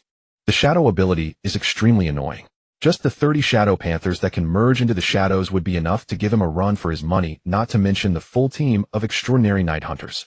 It is said that night hunters are trained by the most elite dark elves, and unlike goblins, most of them. I wonder if Su Yes night hunters are all female. If so, perhaps he could negotiate with her to lend her some goblins for. If that were the case, not only would the breeding issue for night hunters be resolved, but perhaps they could also produce a few litters of shadow panthers. I wonder if the hybrids born in her divine realm would grant him the more children, more blessings reward. If it truly grants rewards, he might as well establish a business specifically for breeding others. After school, Lynn rode his small electric scooter home and stopped by a decent little shop to have a bowl of spicy hot pot. His mother works in a textile factory with a cheap cafeteria, and he didn't want to cook for himself alone, feeling it unnecessary. Ever since he quit his part-time job after 2 years, he suddenly had a lot of free time, even feeling a little aimless. His daily sleep time has also increased, and naturally his mood has improved significantly. This is life. Upon returning home, Lynn's consciousness habitually sank into his divine realm. As soon as he entered, he sensed unusual movements coming from the breeding nest. He shifted his focus and his perspective instantly zoomed into the nest. It turned out that the spiked porcupine was about to give birth. When his divine realm expanded, this spiked porcupine was the only one brought back with a few piglets by Haru and his team. As for where their father went, it was unknown. At this moment, the mother beast was lying on her side in the haystack, breathing heavily. The beast-taming goblin squatted beside her, constantly soothing her emotions. Then he watched as several experienced goblins swiftly tore open an incision and reached in to pull out the pig. Hiss! The beast-taming goblin gasped, listening to the porcupine emit desperate grunts. The birth went smoothly. Soon the first wet little one was pulled out. Next came the second, third. In the end, 5 cubs huddled neatly by the mother beast's side, eyes closed, instinctively nudging to find milk. The mother beast was also fortunate. After drinking a bit of vitality spring, she barely held on to her life. Otherwise, the beast-taming goblin would have to find the grand shaman to cast healing wave. One could only say such midwives are better off not being present. Ding! Kin goblins and alien species spiked porcupines reproduced successfully. New hybrid kin porcupine goblins 1. Reward obtained: iron short, bow x5. Ding! Creature spiked porcupine reproduced successfully. Porcupine goblins count 1. Basic reward obtained Ironhead Arrow X40. Congratulations on successfully reproducing porcupine goblins for the first time. The first porcupine goblin cub has mutated into precise porcupine goblin. The 5 cubs are plump with skin tones darker than purebred goblins leaning towards gray-brown. Their faces are shaped between goblins and porcupines, not so sharp, but rather a bit clumsy. Their limbs are relatively short and stout, and instead of hooves they have the flexible fingers of goblins, just thicker and harder nails with robust joints suitable for digging and grasping. Fortunately, they don't have hooves, which means there are 2 more equipment slots. Name Porcupine Goblin Common Level Rank Level 0 Juvenile Stage Talent Spiked Hair Activation. When threatened, it can instantly tense its back muscles and shoot hard spines in the direction of the threat, inflicting a certain degree of damage. Traits: Timid, Bullying the Weak, No Reproductive Isolation, Night Vision, Weak, Gentle, Hardy, Against Rough Feeding. Description: A product of the bloodline fusion between goblins and spiked porcupines. The spines on its back can regrow every 3 days, making it a natural consumable projectile, gentle in nature and average in intelligence. Seeing 5 adorable cubs drinking milk, the beast tamer goblin revealed a smile of satisfaction. It cherished these little creatures and all the small animals within the divine realm. Every time new life was born, the continuation of the clan brought tears to its eyes. This was the essence of life's existence. Just then the beast tamer goblin suddenly let out a soft exclamation. What's different about this one? Among the 5 cubs lying together, one was a shining baby with a different color. It carefully lifted the cub from beside the mother beast. Although this cub was the first to be born, its size was significantly smaller than that of its siblings. The spines on its back were denser and harder, and its color was not grayish-brown, but rather a faint ink-like. It did not rush to nurse. Instead, it quietly lay in the palm of the beast tamer goblin, its small black bean-like eyes curiously observing the world. Name Precision Hedgehog Goblin Elite Level Mutated Hybrid Rank Level 0 Juvenile Talent Critical Hit, a very low probability of dealing double or even higher damage to vital areas. The probability increases with its rank and focus state. Precision Instinct, an almost instinctual talent for predicting moving targets, distance perception, and wind correction, leading to a significantly higher hit rate with throwing and shooting weapons. Traits: Composed, Focused, Outnumbering the Weak, No Reproductive Isolation. Skills: Precision Thrust, quickly shoot the hard spines from its back in a straight trajectory with an effective range of 15 meters and a greatly improved hit rate. Introduction: An elite level mutated entity inheriting the penetration instinct of the hedgehog and the survival wisdom of goblins that fights against the strong with the weak, naturally possessing the potential of an excellent archer. After Lynn reviewed the attributes of the hedgehog goblin and the mutated entity, he did not feel much. One reason was that the attributes were rather average. The overall physical quality of the ordinary hedgehog goblin was far inferior to that of the ordinary minotaur-goblin. The only highlight was its ability to shoot spines, catching enemies off guard. As for damage, it was probably just a bit stronger than throwing stones. Another reason was that there were too few of them. There were only 5 in total, not enough to form even a small team, rendering them not very useful. If those 2 female hedgehog cubs grew up, it would increase the production of hedgehog goblins. That one mutated entity was quite good. Its talents and traits were well suited for being an archer, much better than that group of minotaurs who did not understand shooting techniques. When the arrows run out during battle, it could produce its own arrows, so there was no need to worry about running out of ammunition. Fortunately, these hybrids were not pig hooves, otherwise no matter how good the talent, it would be useless if they couldn't hold the bowstring. Extracting the bow and arrows rewarded by the system, it tossed them onto the training ground.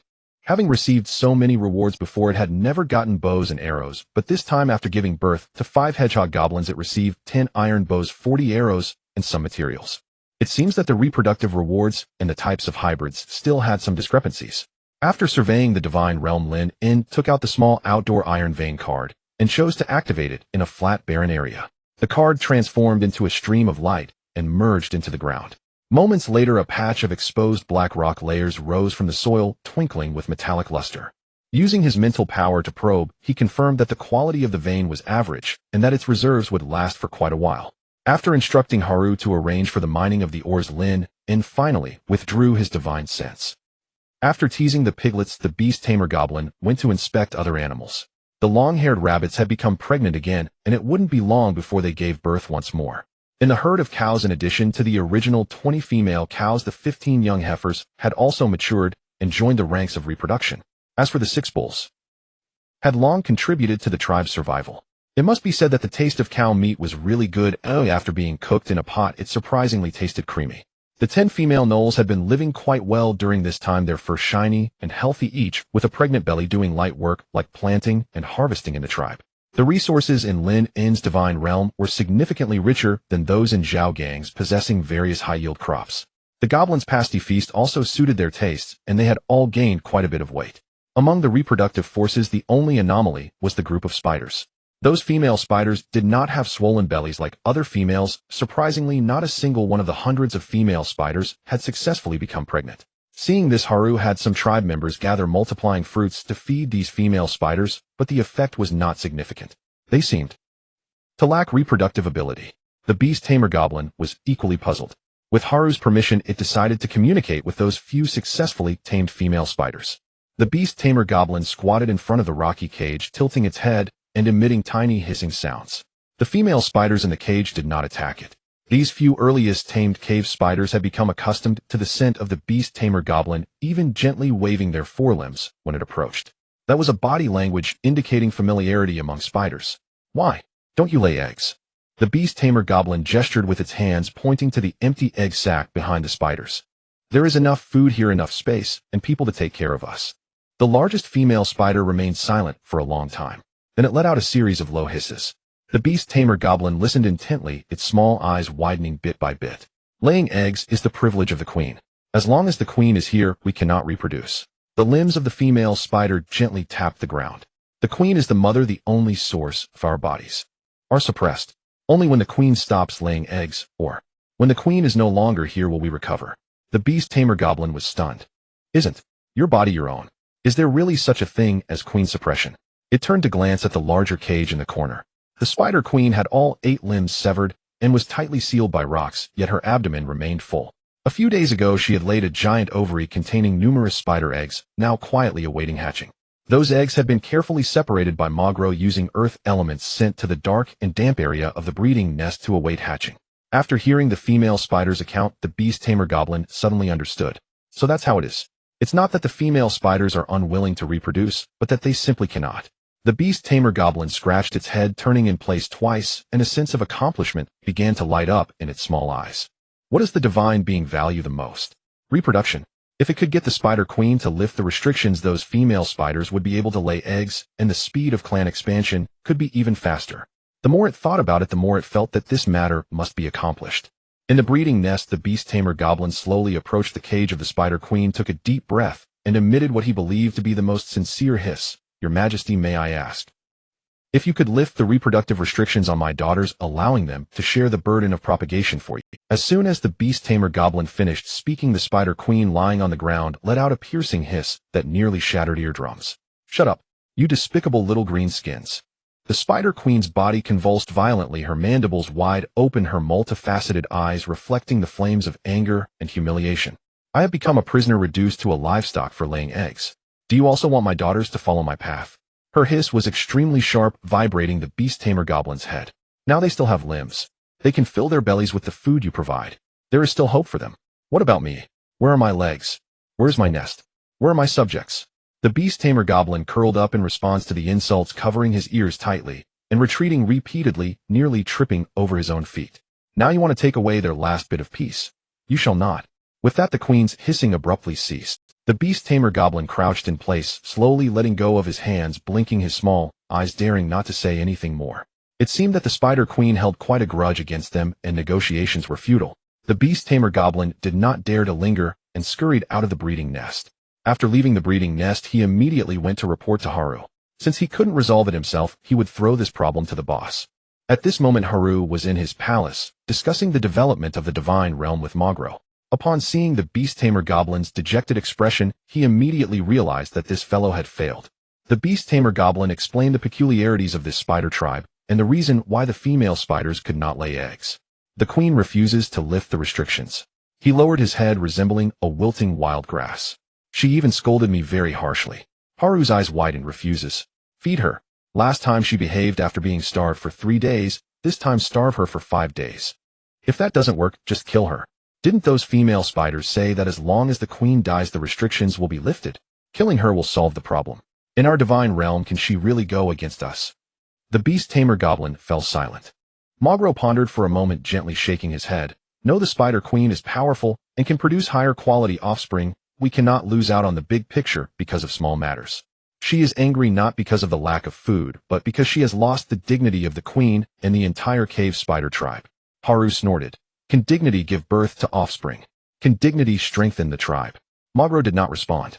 He gazed towards the breeding nest, the earthy yellow in his eyes reflecting a gentle light. I will go talk to her, hoping to enlighten her and help her fully integrate into the tribe. As soon as he said this, a sudden hissing sound of gasping was heard. The few of them turned their heads in unison. Behind Magro stood a goblin figure beside Scarface and the bronze. At this moment it stood beside Magro. To be precise, it was required to stand beside Magro. Upon hearing the word enlighten come from Magro's mouth, its golden eyes twitched, and it couldn't help but gasp. In the past few months, the word enlighten had become its nightmare. Look, the tribe's young are so healthy there. Today another batch of coarse millet has matured. This is the meaning of our labor. You have spatial talent. If it can be used on the right path, it can benefit everyone, and your own spirit can also be purified. Those gentle, persuasive words devoid of any reproach washed over its thick skin day and night. From time to time it would add a phrase like, the God of all gods is watching over you, or the spirit of nature is observing you. Like 800 ducks incessantly quacking in its ears, giving it a headache. It would rather be yelled at by Haru and be punished with the heaviest tasks than be looked at by Magro with those gentle eyes listening to those incomprehensible yet irrefutable principles. Now Magro said he wanted to enlighten the Spider Queen. The goblin shivered. It shrank its head behind the bronze bull, feeling a deep sympathy for the beast for the first time. I hope the queen is strong enough to hold on for a few more days so that I can have some peace. Haru was still insisting. She must be starved. We can't let her be too comfortable. We must attack from both sides. Magro did not oppose. He picked up the totem pole and heavily walked towards the queen's cage. The goblin watched the figure depart, silently lighting a candle for the Spider Queen in his heart. Amitba, may God bless you. On Saturday morning, Lynn arrived early at the trading market, selling all the excess materials and discarded equipment from the Divine Realm. After some hustle and bustle, he earned 36,000 alliance coins plus the 20,000 he had saved earlier, totaling 56,000. That should be enough to pay off the student loan. But there's no need for that. It's not that I borrowed it with my ability. Why should I pay it back? It's just that this loan is interest-free. There's no need to pay it back so early. It's better to enhance one's own strength first, making it easier to earn alliance coins in the future. Lynn strolled around the market and bought a card that included a furnace, an anvil, a forging hammer, and the corresponding blueprints for a basic blacksmith shop, as well as a card for a blacksmith basic experience pack that would allow the blacksmith to level up quickly. The two cards cost a total of 16,000. With these plus the iron or mind in the Divine Realm, he could forge basic equipment and parts himself. In fact, what Lynn was eyeing was a card named Senior Dwarf Blacksmith Card, 5-person group. Once activated, it could summon 5 dwarf blacksmiths, each with over 20 years of forging experience, directly able to craft numerous pieces of equipment. Moreover, placed in the Divine Realm, they could also breed offspring producing dwarf goblins. But the biggest problem is that it's expensive. A whopping 300,000 alliance coins, no bargaining. Dwarf craftsmen are indeed worth this price. After all, they are experienced blacksmiths, and once bought they can continuously produce equipment that can also be sold when not needed. Additionally, these experienced blacksmiths can take on apprentices to train little blacksmiths. In the long run, it's much more cost-effective than just a basic experience pack, yielding significant benefits. Unfortunately, Lynn had no money. After completing the transaction, he wandered over to another stall selling defensive facilities and bought a blueprint for a sturdy wooden fence facility. The wooden fence that his goblins had built was too rudimentary, more symbolic than practical, and would not perform well in the upcoming small test. With this sturdy wooden fence blueprint, the goblins could construct wooden fences with durability and defensive attributes, greatly increasing safety. The price was not high, secured for 4,000. Other items like stone walls, moats, arrow towers, and gun towers were not needed at the moment.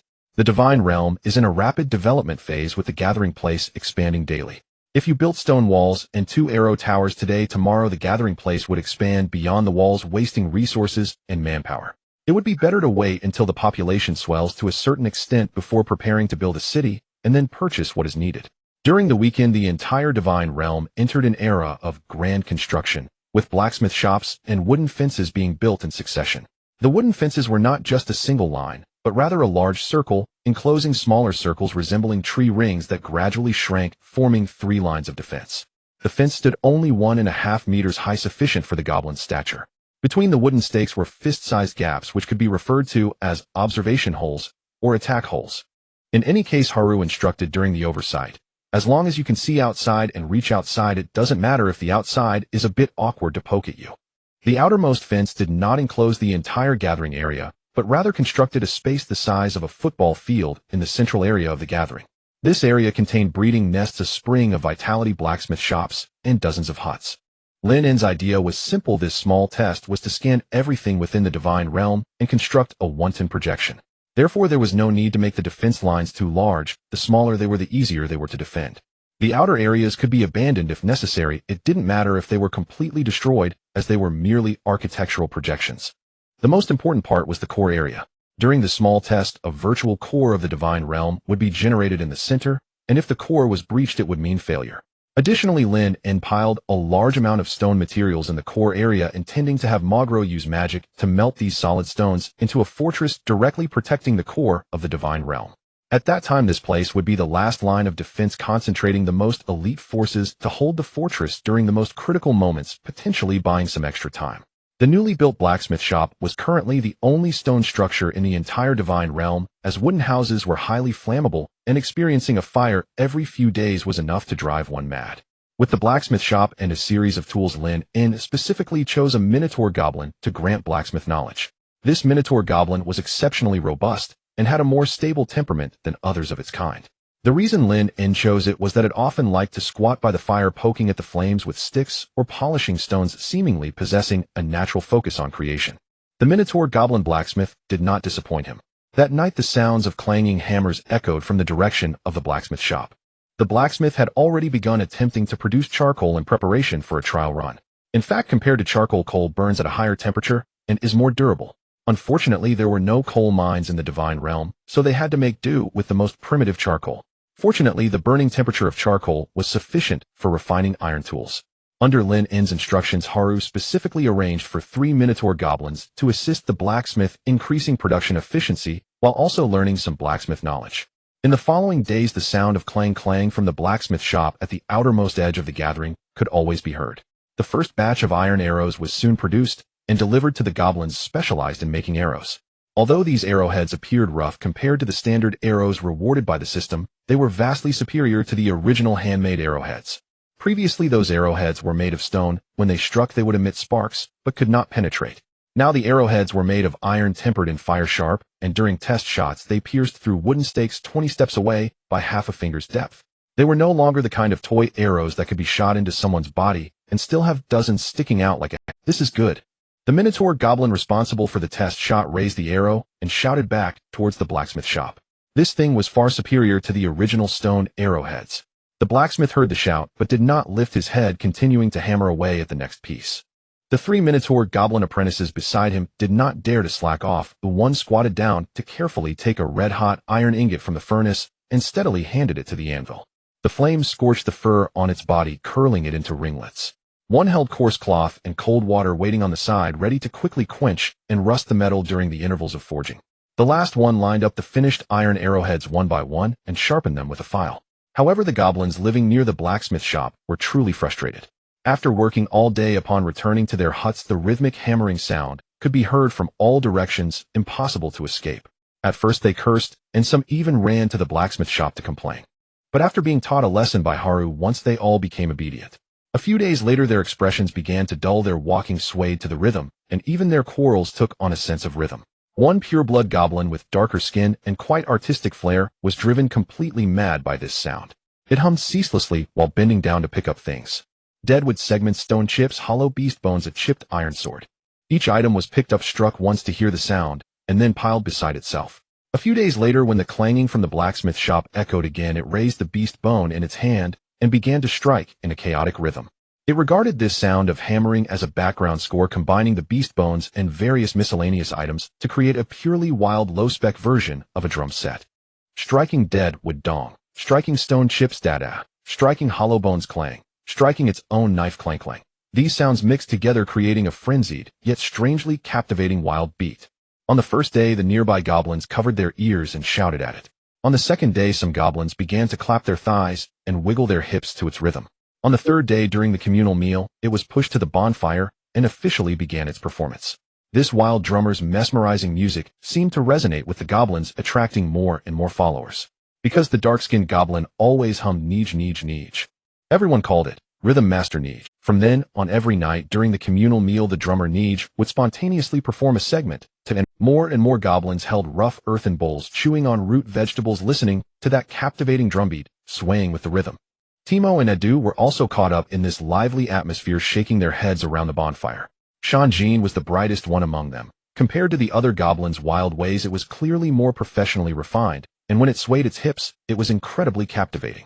Haru stood nearby with his bowl, watching for a long time before finally tossing out a remark, crazy, and then began to sway his hips to the rhythm as well. Surprisingly, the one who appreciated the music the most was the great shaman Magro. It watched the goblins singing and dancing, its eyes growing brighter. This music surprisingly had the power to evoke emotions.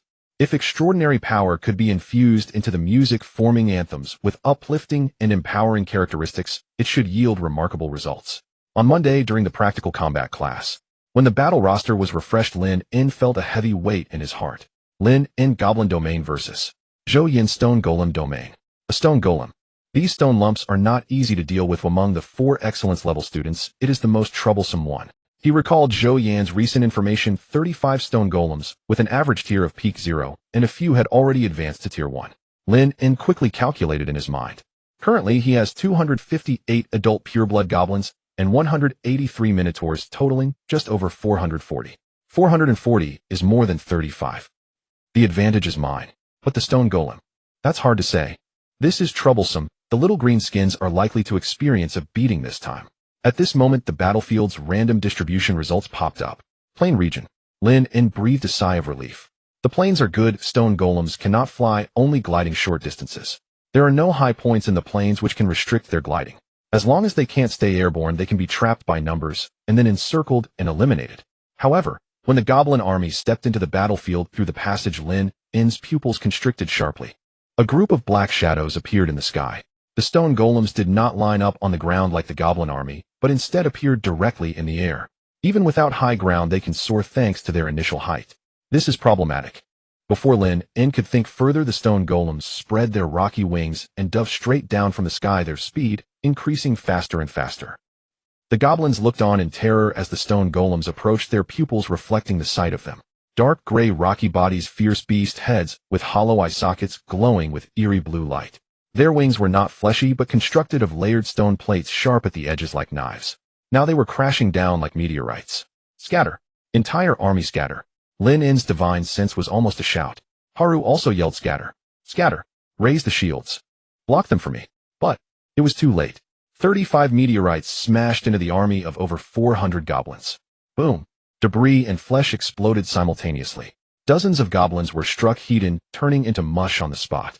Then, the 35 bowling balls plowed deep furrows into the earth, with goblins along the way either ground into pulp or sliced in half by sharp stone wings. More goblins were overturned by the shockwave. Iron shields dented, iron armor twisted, and the cries of agony mingled with the sound of breaking bones. In an instant, Lynn lost 1/5 of his army. Damn it. Haru crawled up from the ground, pointing his iron sword. Surround them. Surround them. The goblins snapped out of their shock, howling as they charged forward. The stone golems fell into the ranks, losing their diving advantage. Now, it was close quarters melee. Now it is our turn. A pureblood goblin thrusts its spear towards the abdomen of a stone golem. Clang. The spear tip scraped against the rocky surface, then it slid off. So tough. The goblin's eyes widened. Another minotaur swung its iron axe, striking hard against the back of the stone golem. Dang. The axe blade chipped, leaving only a white mark on the stone golem's back. It turned around and swatted the minotaur away with a single slap. Can't hit it. Damn it, I can't hit it at all. My hands are numb from swinging. Is this thing made of stone? This group of beasts is made of stone. More goblins surrounded it, spears, iron swords, stone axes raining down upon the stone golem. The clanging sounds were like metal striking metal, but the stone golem remained unmoved, leisurely swinging its claws, each swing sending a goblin screaming away. Seeing that normal goblin attacks were ineffective, Lynn called out loudly with his divine sense. Magical attacks. Magro. Fireball. A lightning arrow shot from Magro's hand, striking a stone golem in the chest. Crack. Debris flew and a large pit exploded from the chest of that stone golem, staggering back a step before collapsing to the ground. Magro's eyes lit up. Fireballs followed in quick succession. Boom. The fireball exploded on another stone golem's shoulder, blowing off several chunks of rock. The stone golem let out a roar, turning its head, its blue eyes fixating on the flames. Effective. Fireball shouted excitedly, his hands starting to gather magical energy again. But in the next second, 7 or 8 stone golems turned simultaneously and charged towards them. Haru swung his great sword, blocking one. The sword ignited with dragon breath flames, striking the stone golem's neck. Crack! The stone golem's head flew off, and its headless body collapsed to the ground. Before Haru could celebrate, the iron sword in his hand shattered into pieces. Seeing another stone golem charging, he simply discarded the sword handle and directly breathed a stream of dragon fire onto the face of another stone golem. That stone golem's face cracked from the burning, howling as it retreated step by step. Roar! The roar of the bronze bull made ears ring as it swung its massive stone axe, striking down on the skull of a stone golem. Boom! Half of its head flew off. The stone golem collapsed straight down. But the stone axe in the bronze bull's hand also shattered. It was stunned for a moment, then without a word bent down to grab the tail of the dead stone golem, lifting its half-done rocky corpse entirely. Come on, you pests! It roared, using the stone golem's corpse as a meteor hammer, smashing it towards another charging counterpart. Lynn watched his mutated types show off their prowess, inflicting some damage on the stone golems, and instead of feeling happy, his heart sank. These stone golems not only had impressive physical defenses, but their magical resistance was also terrifying. It is known that Magro is an extraordinary level shaman. Although more of a support type, he should be able to handle the stone golems. But the powerful lightning arrow couldn't kill the stone golem. As for the extraordinary level fireball, it goes without saying, even the signature spell fireball couldn't kill the stone golem. Rather, it was the elite level bronze bull that with its immense strength first killed one, though it was a pity that the stone axe was also damaged. On the other side, Zhou Yan's divine body watched this scene from the sky, his brows slightly furrowing. His divine form somewhat resembled the justice golem Galio, his entire body composed of ivory white and light gold, exuding a sense of heaviness and sanctity from the rocks. At this moment, his divine sense spread across the battlefield. Clansmen, do not entangle too much with those ants. Focus on killing those extraordinary species first. The stone golems immediately abandoned the surrounding goblins and turned towards Magro, Fireball, and Haru. Not good. As the stone gargoyles abandoned their assault on the goblin army and turned to encircle Magro and the others, Lynn felt a sinking sensation in his heart. If Magro fell, this war would be declared a total failure. However, the disparity between both sides was too great, leaving him utterly helpless. The nearest dozen stone gargoyles lunged simultaneously at the 4 surrounding them completely. Magro swung the totem pole, striking one of the gargoyles aside, as the earthy yellow halo desperately expanded, attempting to stabilize their formation. As a versatile shaman capable of both combat and support with the ability to cast spells, Magro had virtually no weaknesses. Now wielding the totem pole, he appeared even more imposing than the bronze bull. The pure fire magic of the flame could not allow the gargoyles to close in. Having just pushed back 2 with a fire repulsion spell, 3 more quickly took their place. Haru picked up a discarded iron sword, once more breathing heavily as he swung it. The bronze bull wielded a corpse flail, smashing another gargoyle, but with each wound it grew weaker. Hold on, Haru shouted. At that moment, a stone gargoyle's claw pierced the shoulder of the flame, severing its left arm. Ah! The flame screamed in agony, clutching the base of its arm, as the fireball spell went out of control, forcing back 2 nearby gargoyles while it fell to the ground. Flame! Magro attempted to cast a spell, but was entangled by 2 stone gargoyles. Cracks spread across the totem pole, and the halo's effect diminished significantly. The bronze bull smashed the flail against the stone gargoyle, but could no longer lift it. The hammer finally slipped from its grasp. Gasping for breath, its body was riddled with cracks, oozing blood. These creatures were too tough. The recoil alone was enough to exhaust it. Taking down 2 was already the limit. Haru thrust his sword through a gargoyle's eye socket, but collapsed to one knee from exhaustion. The remaining goblins charged desperately forward, but their attacks posed no threat to the stone gargoyles. The clanging sounds continued, but everyone knew it was merely a delay. The outcome was already determined. The goblin army had no hope of victory. Soon the flame was torn to shreds amidst the screams. Haru struggled to sever a stone gargoyle's wing, but his iron sword was rendered useless again. Before he could finish off the winged gargoyle, another one pounced from behind. Haru only had time to glimpse the indifferent god of all gods in the sky before he was overwhelmed by the swarm of stone gargoyles, unable to rise again. The bronze bull roared as it charged to rescue them, but 3 stone gargoyles blocked its path simultaneously. The gargoyles crashed into it repeatedly, ultimately turning it into a meatball. Magro faced a simultaneous assault from 8 stone gargoyles. Despite his frantic swinging of the totem pole, there were still vulnerabilities. When the last stone gargoyle's claw pierced Magro's chest and extracted a bright red heart, everything came to an end. The shattered totem pole fell heavily to the ground accompanied by the crushed heart. With the commander dead, the remaining foes were no longer a threat. Seeing their leader killed, the remaining goblins' morale plummeted as they screamed and scattered in all directions. Then, they were picked off by the stone gargoyles, smashed and torn apart. What? Bullying the weak with numbers. A joke. You need to be able to break through defenses first. You might as well send ants to deal with a colossus. No matter how many you send, it's futile. Moments later, the entire battlefield fell silent. Battle concluded. Victorious party: Zhou Yin stone gargoyle, domain casualty rate approximately 49. The battle chamber opened slowly. Lynn stepped out, his expression relatively calm. He had anticipated this outcome beforehand, but did not expect such a devastating defeat.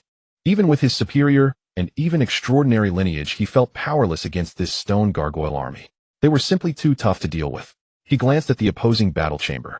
Zhou Yin emerged, his expression still steady, and there was no disdain in his gaze towards Lynn, and only a hint of surprise. You goblins are truly... Zhou Yin shook his head. I initially thought it would be a crushing defeat that would end quickly, yet you managed to kill 17 of my stone gargoyles. Lynn forced a smile. Your stone gargoyles are too tricky. They just crashed down from the sky. Who can withstand that? TSK. My little green-skinned ones can't deal damage, and they can't outlast you either. It's certainly been a lesson for me. That's the only advantage you had. Zhou Yin waved his hand, his tone sincere. Their ranks are still too low, and they can't use magic. Their attack methods are singular. Currently, they can't even petrify, relying solely on their stone bodies to hold on. Once they awaken their petrification ability, that's when they become truly troublesome. Your goblins managed to deal some damage after much effort. I could restore it all with a single petrification.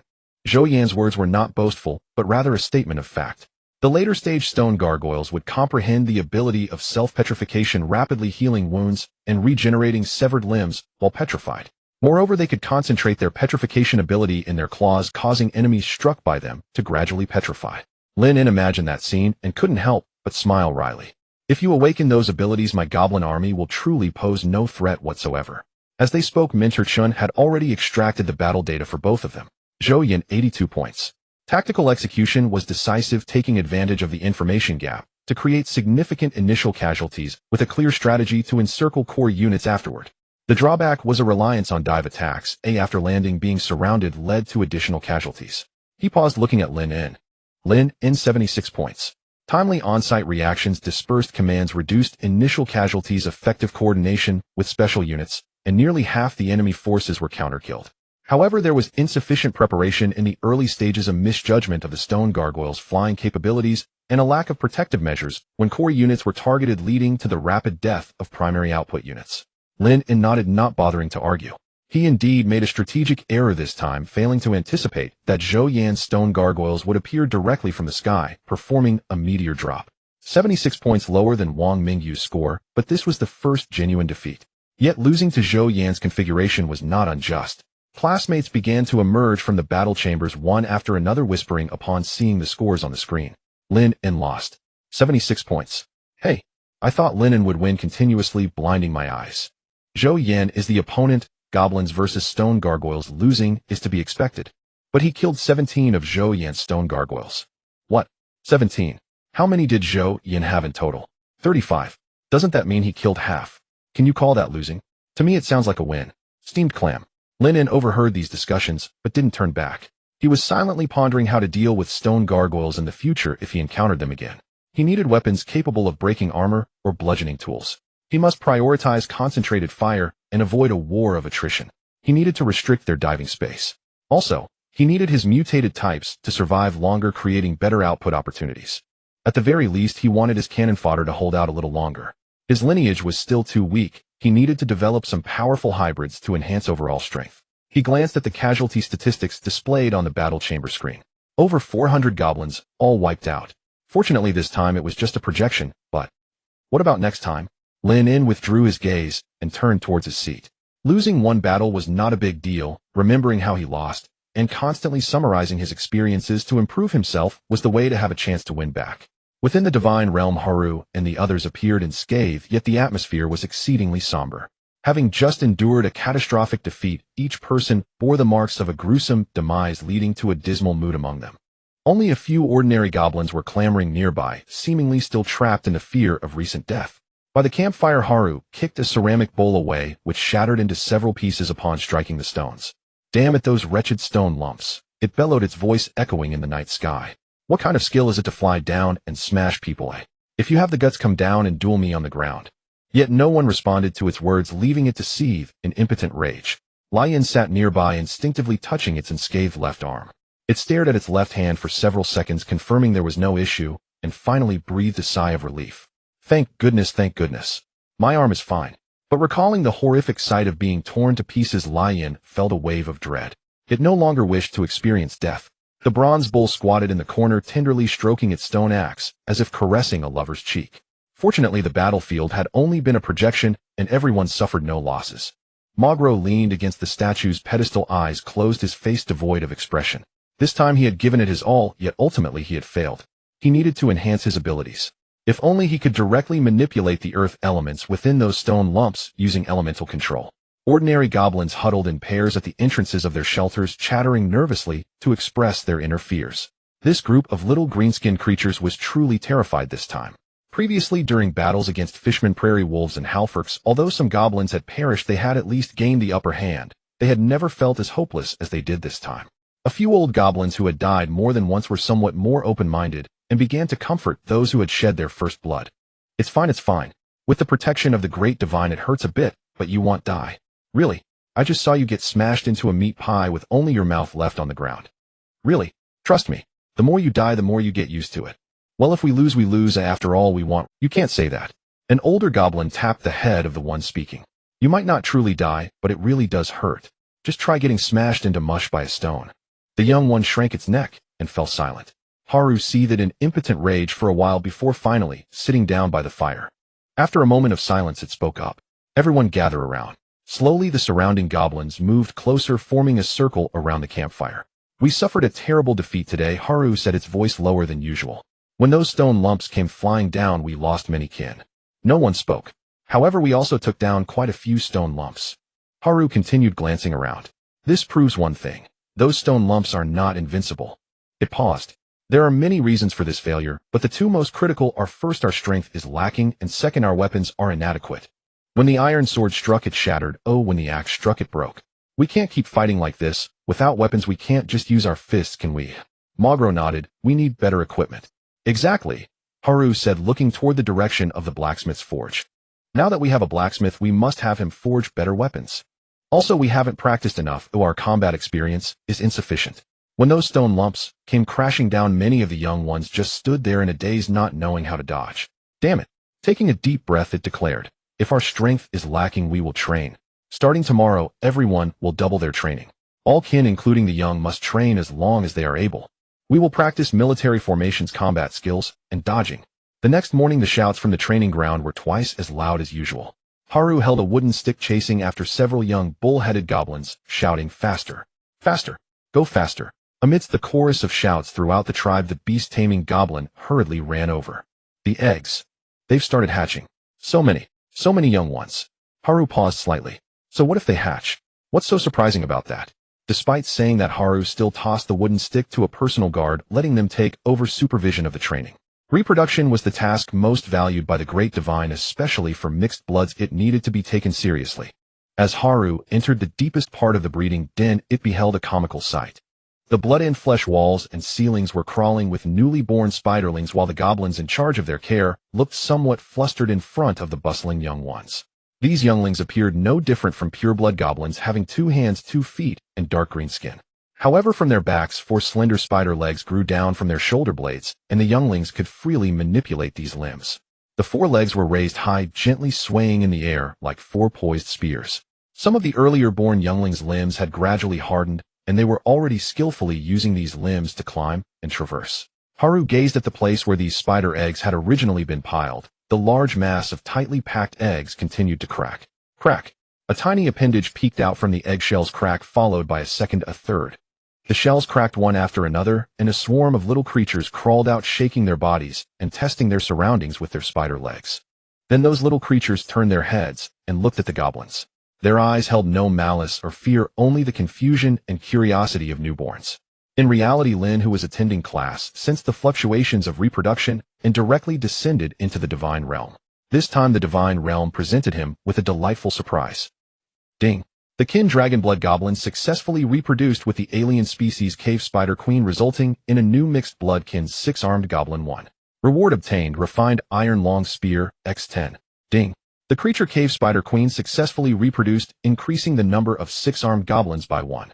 Basic reward obtained: refined iron ingots, x20. Congratulations on successfully reproducing the 6-armed goblin for the first time. The first 6-armed goblin offspring mutated into devouring spider queen goblin. Name: 6-armed goblin elite level race spider queen mixed blood dragon blood goblin offspring have a very low probability of inheriting dragon blood rank level 0 trait outnumbering. Night vision spider kin affinity natural communication advantage with spider-like creatures talent spider limb hardening the 4 spider limbs behind are as hard as refined iron capable of blocking blades and swords. Wall running able to run upside down on vertical walls and ceilings. Skill: 6-armed whirlwind simultaneous attack with dual-wielded weapons and 4 spider limbs integrating offense and defense, making it extremely difficult to counter. Harden block actively hardens spider limbs to form a temporary shield wall in front of itself capable of withstanding frontal attacks. Introduction: a special product resulting from the fusion of the queen's bloodline and dragon blood goblin. Due to the queen's personal nurturing, the bloodline purity far exceeds that of ordinary spider hybrids. Lynn was overjoyed. Elite level. Over 300 elite level offspring, and they were the formidable 6-armed goblins. Once they matured, the overall combat power of the divine realm would undoubtedly rise significantly, and this was merely one breeding event of the spider queen. I might truly be taking off.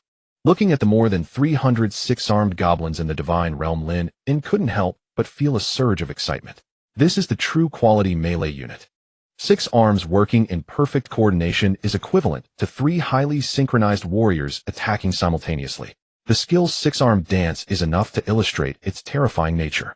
However, why does my hybrid variant differ from others? Lynn recalled the posts on the forum where others raised spider goblins that were merely of ordinary level, a combination of a goblin's upper body and a spider's lower body. It's somewhat similar to the centaur image, which has a human upper body and a horse's lower body. Those spider goblins excelled in ambush and climbing, but lacked other distinctive traits, making them quite lacking. In contrast, the 6-armed goblin that emerged from my hybridization is clearly on a different level. Just looking at its tier, it has directly jumped up 2 ranks, not to mention the powerful talents and skills of the 6-armed goblin. Ordinary, standard, elite. Why is it different? Is it due to the maternal lineage? Although the cave spider queen is rare, it is still considered a common species among the myriad worlds. I've never heard of anyone using a cave spider queen and a goblin to cultivate such a 6-armed goblin. Could it be the dragon blood within Haru that made the difference? Or is it due to the mysterious power of more children, more blessings? Dragon blood could indeed be a factor, as dragons are a type of non-reproductive isolation creature, enhancing the hybridization effect with goblins and the spider queen. But dragon blood creatures aren't exactly rare, right? Lynn was puzzled and decided to try with other species later. At this moment, all 6-armed goblins had fully hatched, totaling 365.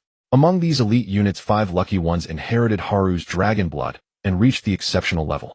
Minor dragon blood inherits minor dragon blood, enhancing all attributes and elevating its tier to exceptional. These 5 lucky ones imbued with dragon blood exhibited slight differences in appearance compared to ordinary 6-armed goblins, with small dragon horns protruding from their heads and fine scales on certain parts of their bodies. Their strength is considerably greater than that of ordinary 6-armed goblins, making them part of the formidable elite group. At this moment, the rewards from more children, more blessings were still continuously being announced. Ding! The number of 6-armed spider goblins reached 10. Award received: cave, high-yield mushroom spore pack green 1. Ding! The number of 6-armed spider goblins reached 30. Award received: fine iron arrow blueprint green 1. Ding! The number of 6-armed spider goblins reached 50. Award received: flame, greatsword, blue weapon 1. Ding! The number of 6-armed spider goblins reached 100. Award received: dungeon construction. Ding! The number of 6-armed spider goblins reached 300. Award received: divine realm expansion card, 3 stars, purple 1. Contains 30 square kilometers of fertile land, including forests, rivers, and wildlife. He quickly scanned through the rewards list, skipping over a large number of basic rewards and focusing on the milestone rewards. As expected of the cave spider's rewards, the cave high-yield mushroom spore pack and dungeon construction blueprint align perfectly with his idea of developing an underground world. Building a dungeon is a massive project, especially the multi-layered underground world he envisioned, which requires immense manpower and resources.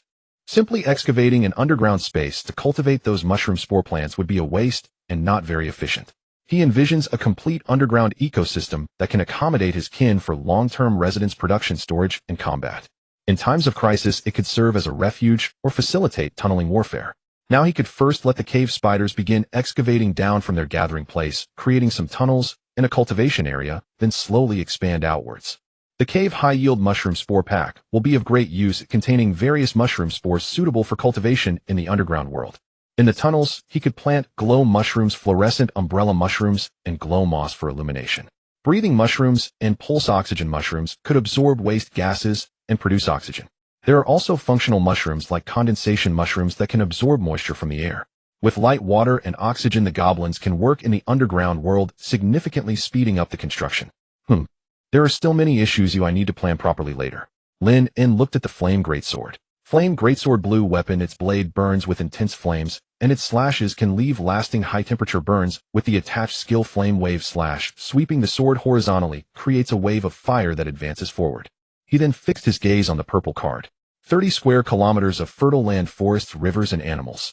This expands the entire Divine Realms area by double. This time the rewards are truly delightful.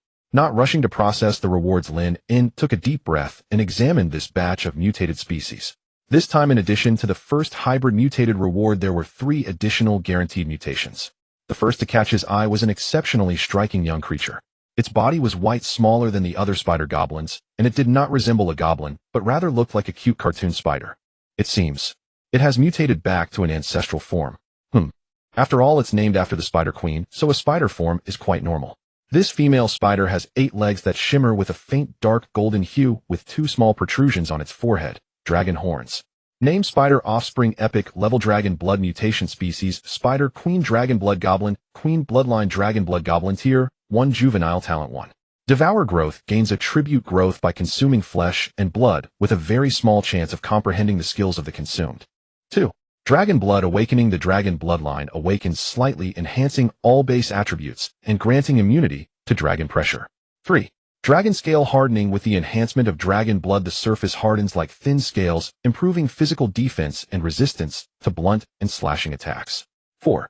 Rapid Self-Healing. Dragon Blood Spider Regeneration Ability, allowing for quick healing of minor injuries and slow regeneration of severed limbs. 5. Spider Swarm Command. Naturally dominant over spider-type creatures. Characteristic: outnumbering the few. Social Anxiety. Chatty, gluttonous, dark vision. Skills 1.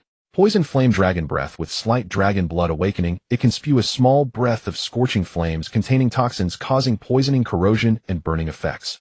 2. Silk Manipulation. Can spray and finely control silk, spin webs, bind, climb, glide, and create traps, etc. 3. Venom Injection. The tips of its legs and mouth parts can inject paralyzing toxins. 4. Spider Shadow Dodge. Instinctive evasion from extreme agility, making it very hard to be locked on. Description: a rare, epic level mutant merging the core bloodline of the Spider Queen with the bloodline of the Dragon Blood Goblin, giving rise to an extraordinary life form with terrifying growth potential. Wow. The Golden Legend. Lynn stared in disbelief for a moment, as if he couldn't believe his own eyes. Spiderling. First tier epic. This talent, this skill, is truly monstrous. Is this really my clan? Mom, your son has succeeded. In this instant, countless chaotic thoughts flashed through Lynn's mind, as if struck by an unexpected jackpot. Surprises always come so suddenly, catching one off guard. After finally calming his excited heart, Lynn gazed at the adorable spiderling with sparkling eyes, as if looking at his precious daughter. Truly our precious darling, just its appearance is delightful, being a mascot would be quite wonderful as well. The spiderling was unaware that it was adored by the Lord of the Divine Realm right after its birth, and at this moment, it was already overwhelmed. Although it possessed the bloodline of a queen, the spiderling was particularly timid, almost socially anxious. It was the first to hatch from all the spider eggs, and upon its birth it felt fear surrounded by unfamiliar sounds. The cracking sound of the eggshells, the rustling of movements, and in the distance those. What creatures were calling out 121 121? It couldn't understand, it just wanted to curl up into a ball. But as more brothers and sisters crawled out of the eggs, the spiderling realized something was off. Why do they look so tall and so strange? They are different. How come they are not like me? It's okay, there are so many of them, no one will notice me. The spiderling comforted itself while squeezing into the pile of siblings, trying to cover up its petite figure. Being close to them. Being close made it less fearful.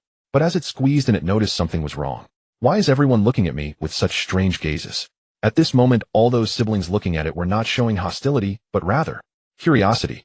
It felt as though they were observing something a bit different, with a few even stopping to stare at it for a long time. The spiderling froze, its pale body gradually tinged with a layer of pink, then emitted a sharp cry. "Ah, don't look at me like that." Upon hearing this, it immediately stunned everyone. Seizing this opportunity, the spiderling frantically clawed at the ground, wanting to dig a hole to burrow into and hide forever. "This world is too dangerous. I must hide." But the ground of the breeding nest was made entirely of flesh and blood tissue, and after digging for a long time, it still couldn't create a hole. Despairing, the spiderling slowly raised its head, preparing to face this moment of social death. With tearful compound eyes, it looked around and realized the atmosphere was a bit strange. All the six-armed goblins had turned their backs to the spiderling, facing the wall in contemplation, with none looking at it. It seemed to be executing the command it had just given. The spiderling finally sighed in relief. Thank goodness, I don't have to face social death." High in the sky, Lynn shook his head helplessly.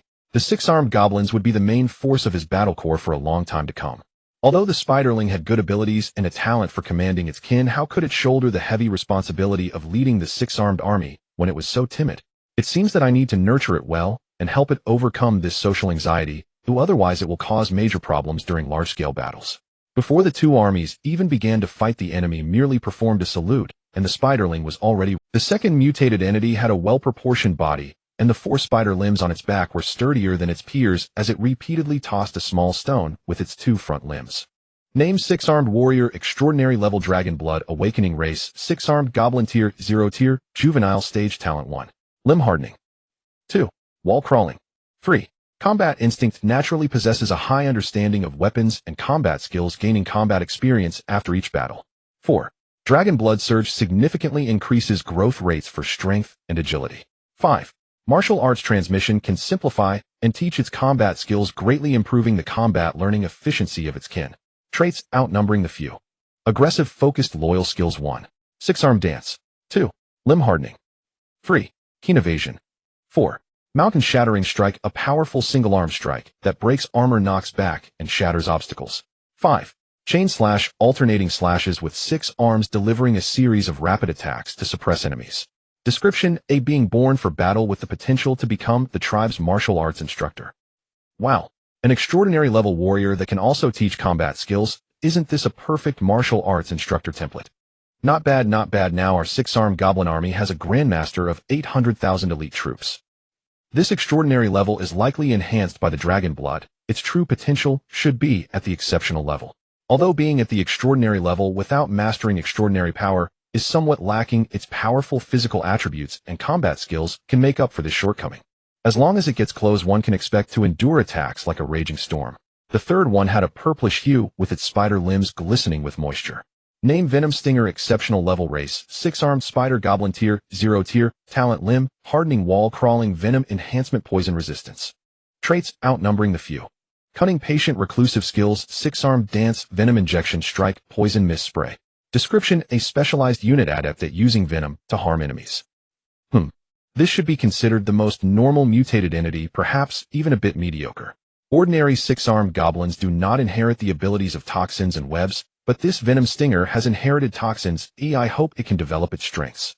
The fourth one had a darker hue and moved much lighter than the other younglings, almost soundlessly, crawling easily overlooked in the shadows.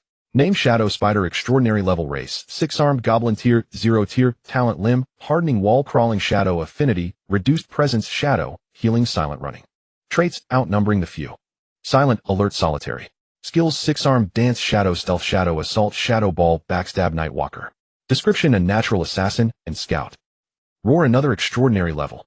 Indeed, the stronger the ancestors, the greater the potential of the mutated offspring. It seems that in the future, I must have Haru sow seeds more often, favoring 100 or 80 a day, striving to ensure all females conceive his offspring.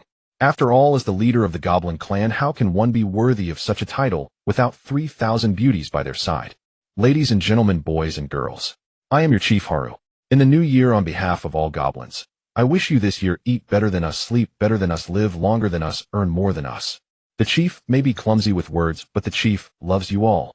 Be sure to come back to the tribe when you have time. The chief will always be waiting for you. Happy New Year. Tisawel. After assessing the gains from this endeavor, Lynn fixed his gaze upon the greatest contributor, the silent spider queen imprisoned in the cage. Previously, to ensure her compliance as a breeding tool, all 8 of her legs were severed, and a sturdy stone cage was constructed to confine her. Though it was somewhat cruel, it at least guaranteed the safety of the goblins. Otherwise, this batch of offspring would not have been born so quickly. The spider queen appeared indifferent to the newly born offspring, not even casting a glance at them. After all, the blood of those disgusting green-skinned creatures coursed through their veins, making their very scent nauseating. Yet several newly born 6-armed goblins were drawn in curiosity by the aura of the spider queen gathering by the cage to peek inside. This sight caused Lynn's brow to furrow deeply.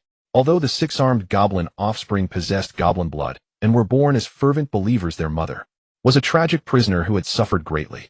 The queen remained motionless, seemingly indifferent to everything around her. Yet Lynn, who had been watching her closely, noticed that one of her compound eyes slightly opened, fixating intently on the goblins. In that gaze was a deep-seated hatred, an irreconcilable hatred. Such hatred could erupt at any moment given the right opportunity. If one day these offspring grew up and approached the cage, even if the queen could merely move her mouth as long as she uttered a few words. Children, they are the ones who severed my legs. They are the ones who confined me here, tormenting me day and night. They are the ones who forced me to bear you. They are our enemies. We must take revenge. What would those offspring think? On one side stood their mother, and on the other their kin. Even if they did not rebel on the spot, there would undoubtedly be some lingering resentment within their hearts. Especially for the spider, its brood's command could lead the 6-armed goblin army and the cavern spiders. This was an exceedingly terrifying power. At a single command, the entire divine realm could instantly turn into a battlefield, transforming into hell. He would not allow this scene to unfold. Lynn's divine sense fixated on the queen, ultimately making a firm decision. Since she was a potential threat, she must be dealt with. He spoke, his voice directly entering the ears of Haru and Magro, calm and unwavering. Haru, destroy the spider queen's eyes, hearing, and all vocal organs. Magro, ensure the spider queen remains alive, but do not restore her 5 senses. Haru, hearing the divine command, was visibly taken aback. Magro also abruptly looked up, seemingly unable to believe his ears. My God, this! Lynn provided no explanation. He did not need to. As a believer, following orders was. Haru only paused for a moment before nodding. Yes, great master, Haru will obey. He strode into the cage. The queen seemed to sense the impending danger, struggling to lift her head, but her severed limbs rendered her powerless. Haru held her head down, fingers ablaze with flames brutally stabbing into her compound eye. After several thrusts, all of the queen's compound eyes turned into dark, hollow voids. There was no scream. The queen merely convulsed violently a few times before going limp. Pain, it was too painful. Haru then pried open her mandibles, stirring with an iron sword inside to extract a few things. After finishing all this, he stood up and stepped back 2 paces, allowing the space for Magro. The queen lay there trembling violently, but could emit no sound. Magro stood in place, silent for a few seconds. It was too brutal. All limbs severed, all senses destroyed. To live in this world was merely to add to her suffering. Nevertheless, he still entered the cage, squatting beside the queen, a faint glow of healing magic emanating from his hands. Such was the divine will, it must be followed. Everything was for the tribe. Although he believed in the way of nature and had compassion for all living beings, he would not blindly worship, nor would he completely bind himself because of it. Just as he believed in the way of nature, he was equally loyal to the great God of all gods, Enzoth.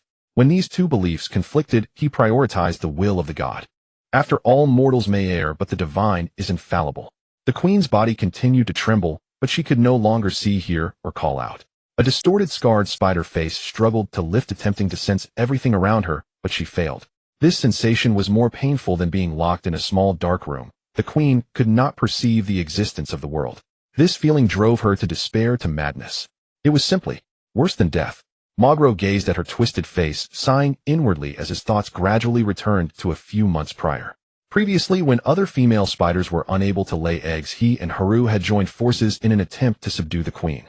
Haru wanted to take a hard approach, using starvation to force the queen to yield. To him, eating and reproducing were the most important matters. Since the queen needed to reproduce, she must also need to eat, and after a few days of hunger, she would naturally comply. However, even when the queen was on the verge of starvation, she never lowered her proud head. This tactic was ineffective against her.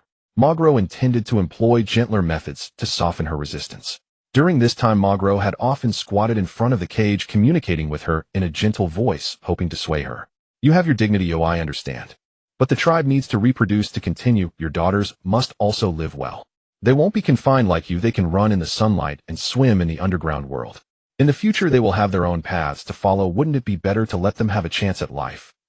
As long Magro's relentless persuasion ultimately bore fruit.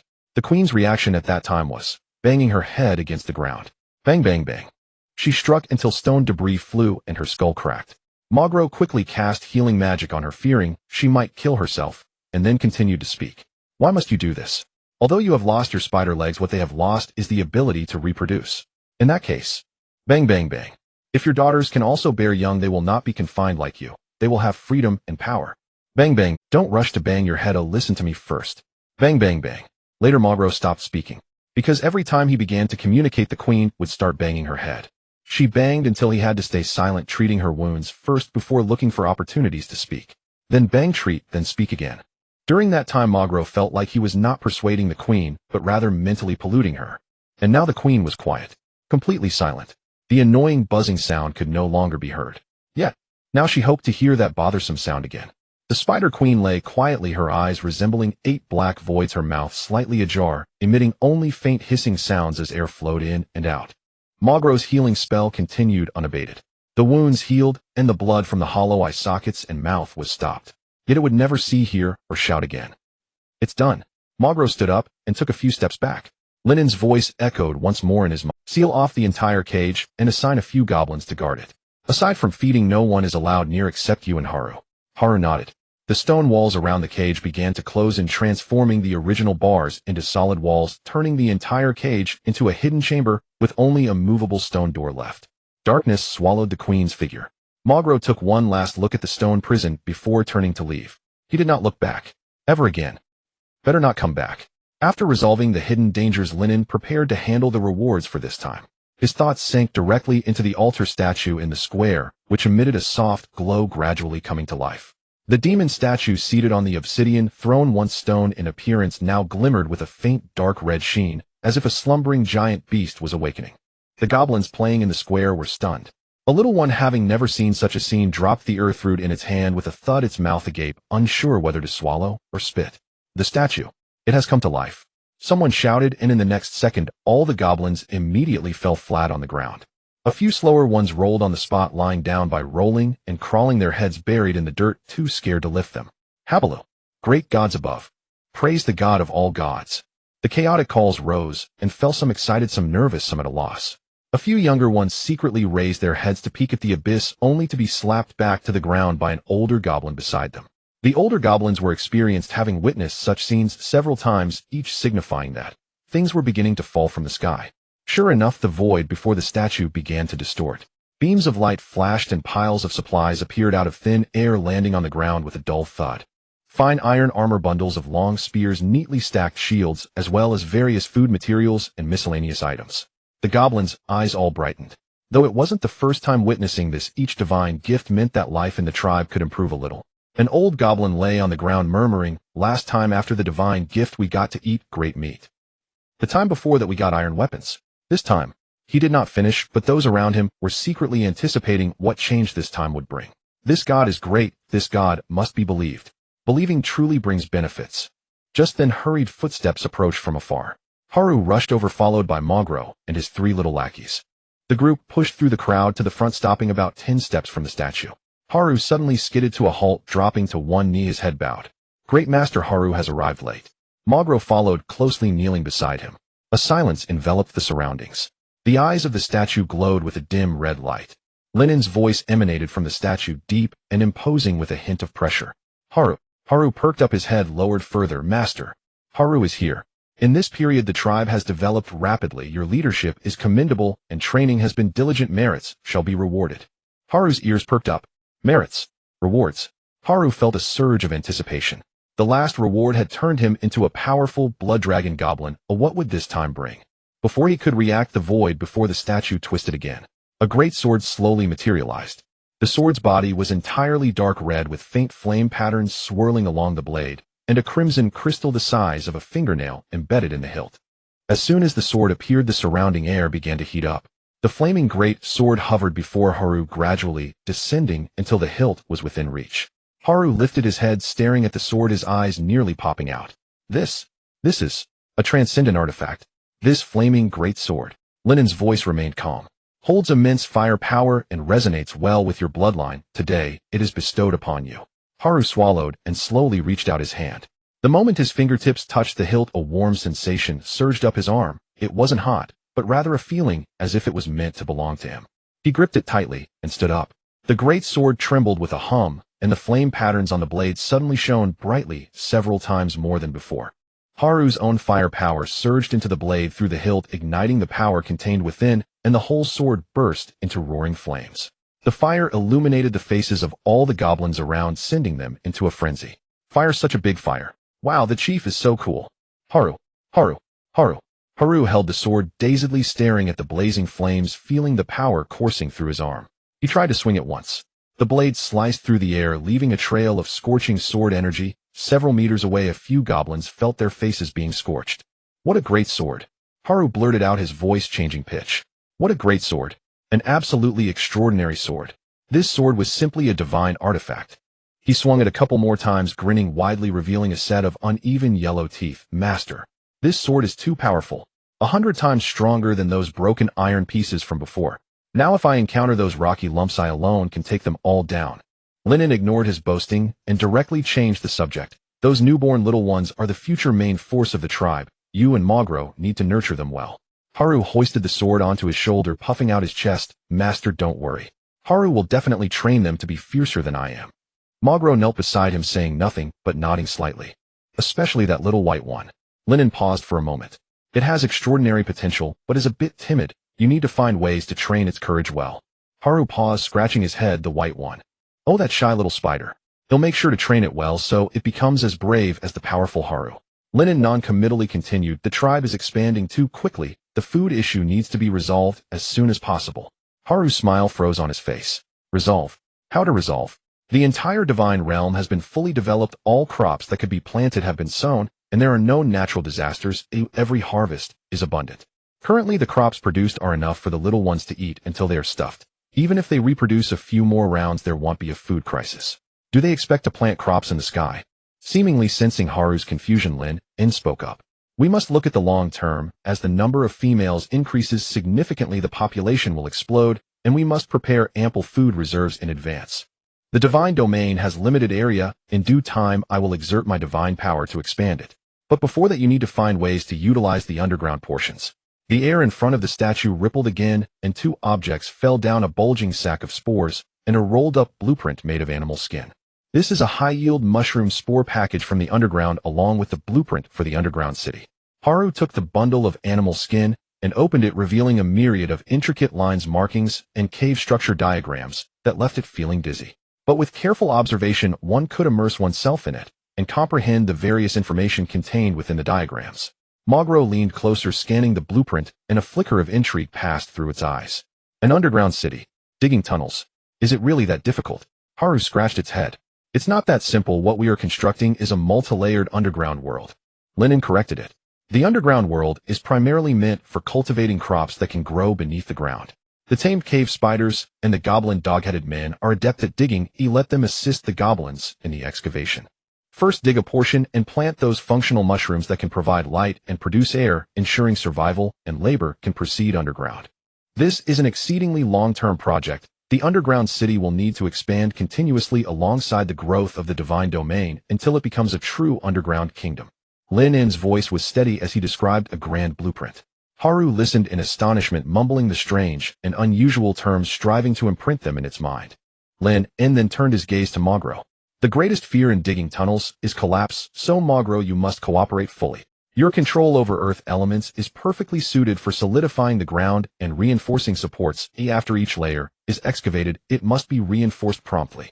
Magro lowered its head, responding, understood. Lynn continued, the divine domain will face various enemies and supernatural abilities. We must be able to defend against water, fire, and poisonous smoke. The blueprint for the underground city includes arrangements for ventilation, waterproofing, and fire prevention. You must study it yourselves. Haru and Magro replied in unison, yes. The scene fell silent for a few seconds. Lynn's voice sounded again, slightly softer than before. Go forth and strive to build the tribe well. The red light in the statue's eyes gradually extinguished, and the stone deity returned to its former silence. After waiting for a while, Haru finally dared to stand up. It looked down at the rolled-up animal skin in its hand, and then glanced at Magro, directly shoving the blueprint into its hands. Such brain work wasn't suited for it, better to pass it on. Magro organized the personnel. You handle this thing. Once everyone is assembled, you will be in command to do as you see fit. Magro shook its head helplessly after receiving the blueprint. It realized it couldn't rely on Haru for this intellectual task. Well, it seemed that our great shaman would also need to transition into a builder. The next day, there were more figures near the barren land behind the gathering place. The tamed beast goblins brought with them a dozen successfully tamed cave spiders peering curiously at a newly dug tunnel entrance. Since the Spider Queen had not lifted the breeding restrictions, these cave spiders had lost their primary purpose. Now they were quite useful for digging the underground city. The 10 female dog-headed goblins with tunneling experience stood by with their big bellies ready to provide technical guidance. Haru stood behind them holding a torch that illuminated the dark tunnel entrance. Let these spiders dig a passage first, make it as deep as possible until we hit solid ground. The beast tamer nodded and waved at the spiders behind. Several spiders crawled into the tunnel, the sound of their limbs scraping through the soil echoing from within. Though they couldn't use tools, their digging speed was far superior to that of the goblins. The front legs of several spiders moved back and forth with the serrated edges on top, continuously breaking the hard soil, while the hind legs pushed the loosened earth backward. Meanwhile, some goblins used vine baskets to carry out loads of freshly dug soil. Magro stood at the tunnel entrance, pressing its palm against the earthen wall, eyes closed as it sensed something. It needed to constantly feel the breath of the earth to prevent collapse of the ground. For areas with poor soil quality that were prone to collapse, it directly used elemental control to reshape the buried stones into tree root-like forms, spreading them into a root network for reinforcement. With some supporting stone pillars added, the overall effect was quite good. The excavated sections were. This was an enormous project, and Magro's extraordinary powers were depleting quickly, but it could feel its connection to the Mother Earth growing deeper. Meanwhile, in the blacksmith shop, the blacksmith was carefully studying the blueprint for the refined iron arrow. Crafting arrows wasn't particularly challenging. The ordinary arrows, originally forged from coarse iron, had dull tips and were difficult to penetrate armor. However, the refined iron arrows on this blueprint were entirely different in both materials and design. The arrowheads were repeatedly forged from refined iron, honed to a bright edge with hardness far exceeding common iron, offering penetration power several times stronger, easily piercing through common leather armor and light wooden shields. The shafts were made from straight and resilient hardwood, making them more stable, faster, and farther during flight. Moreover, these refined iron arrows crafted using the blueprint possessed additional armor piercing and attack bonuses. After thoroughly studying the blueprint, the blacksmith forged several samples using ordinary iron ingots, and only after confirming their correctness did he officially begin crafting. After finishing the farming work, the sharp-toothed goblin was wandering around, trying to recapture the feeling of being the second in command. Unfortunately, it could not return to those days. When it wandered near the blacksmith shop, it saw the blacksmith apprentices carrying out baskets of arrowheads, and even lent a hand. Seeing the glimmering refined iron arrowheads in the baskets, and glancing at the playful six-armed goblin younglings, a thought flashed through its mind. Since these younglings could maneuver their spider limbs at will, if utilized in battle, they would surely be formidable. If only these arrowheads were added. Hiss, this seems promising. With that thought, the sharp-toothed goblin decided to experiment. It put on a friendly demeanor and waved at the younglings playing nearby. Hey little ones, come here. I've got something good to show you. The youngling hesitated slightly upon hearing the call from the sharp-toothed goblin. Turning around, it saw an old green-skinned figure emanating a dark smoke, wearing a twisted smile, eagerly staring at it. Whoa, there's a heavy atmosphere. The youngling did not move, appearing somewhat hesitant. This fellow didn't seem like a good guy. The young creature faced the darkened Hoya, filled with a heightened sense of vigilance. However, upon glancing around, and noticing several kin nearby, it felt somewhat reassured. With so many people around, there shouldn't be any danger, right? It can't possibly eat me, can it? With this thought in mind, the young creature cautiously approached Hoya. Once the young creature stood still, Hoya picked up a fine iron arrowhead and began gesturing with it at the tips of the young creature's spider limbs behind. The young creature curiously turned its head to look back, as if realizing something. Instead of dodging, it actively extended its spider limb. Hoya slid the arrowhead onto the tip of the limb, testing its tightness, then took a step back. The young creature was momentarily stunned, instinctively raising the spider limb, causing the arrowhead to rise and glint in the sunlight. Hoya then pulled out 3 more arrowheads and fitted them onto the other 3 spider limbs. The young creature stood in place, its 4 spider limbs gradually spreading out with the 4 arrowheads aimed forward. It looked down at its new equipment, and then up at Hoya, its eyes sparkling with excitement. Let's give it a try, Hoya said, pointing at a tree in front. The young creature first attempted to crawl on the ground, its 4 spider limbs alternately touching down, causing the arrowheads to extend and retract with its movements. At first it felt a bit awkward, like a pet dog wearing shoes for the first time. But after a few steps the 4 spider limbs found their rhythm. Stab, retract, stab, retract. After a few breaths the young creature reached the base of a large tree and stood upright. All 4 spider limbs lifted simultaneously, aimed at the trunk, and then the spear whistled through the air. Stab. The leftmost spider limb pierced straight into the bark, the arrowhead embedding itself deep. The young creature was momentarily shocked, seemingly not expecting this object to actually penetrate. It's worth noting that this young creature had only been born a few days ago and lacked much strength, yet it was capable of inflicting damage equivalent to that of a normal goblin. Of course, the fine iron arrowheads played a significant role, as their sharpness was far beyond that of ordinary arrowheads. While the left spider limb remained embedded, the other 3 quickly followed suit. Stab, stab, stab. The 4 spider limbs took turns thrusting. Although there was no pattern, the rapid stabs were enough to leave the opponent overwhelmed. After a breath the tree trunk was riddled with dozens of black holes. Wood chips flew, bark splintered, and the tree as thick as a thigh shook violently. Hoya grinned, the wind whistling through his gap-toothed smile. Hey, it actually worked. He truly was a genius. Alright, that's enough. If you keep stabbing the tree will fall. The young creature halted its movements, retracting the spear. Its 4 spider limbs remained poised in the air, ready to strike at any moment. It looked down at the black holes in the tree trunk, then turned to Hoya, its eyes narrowing into crescent shapes. This was so much fun.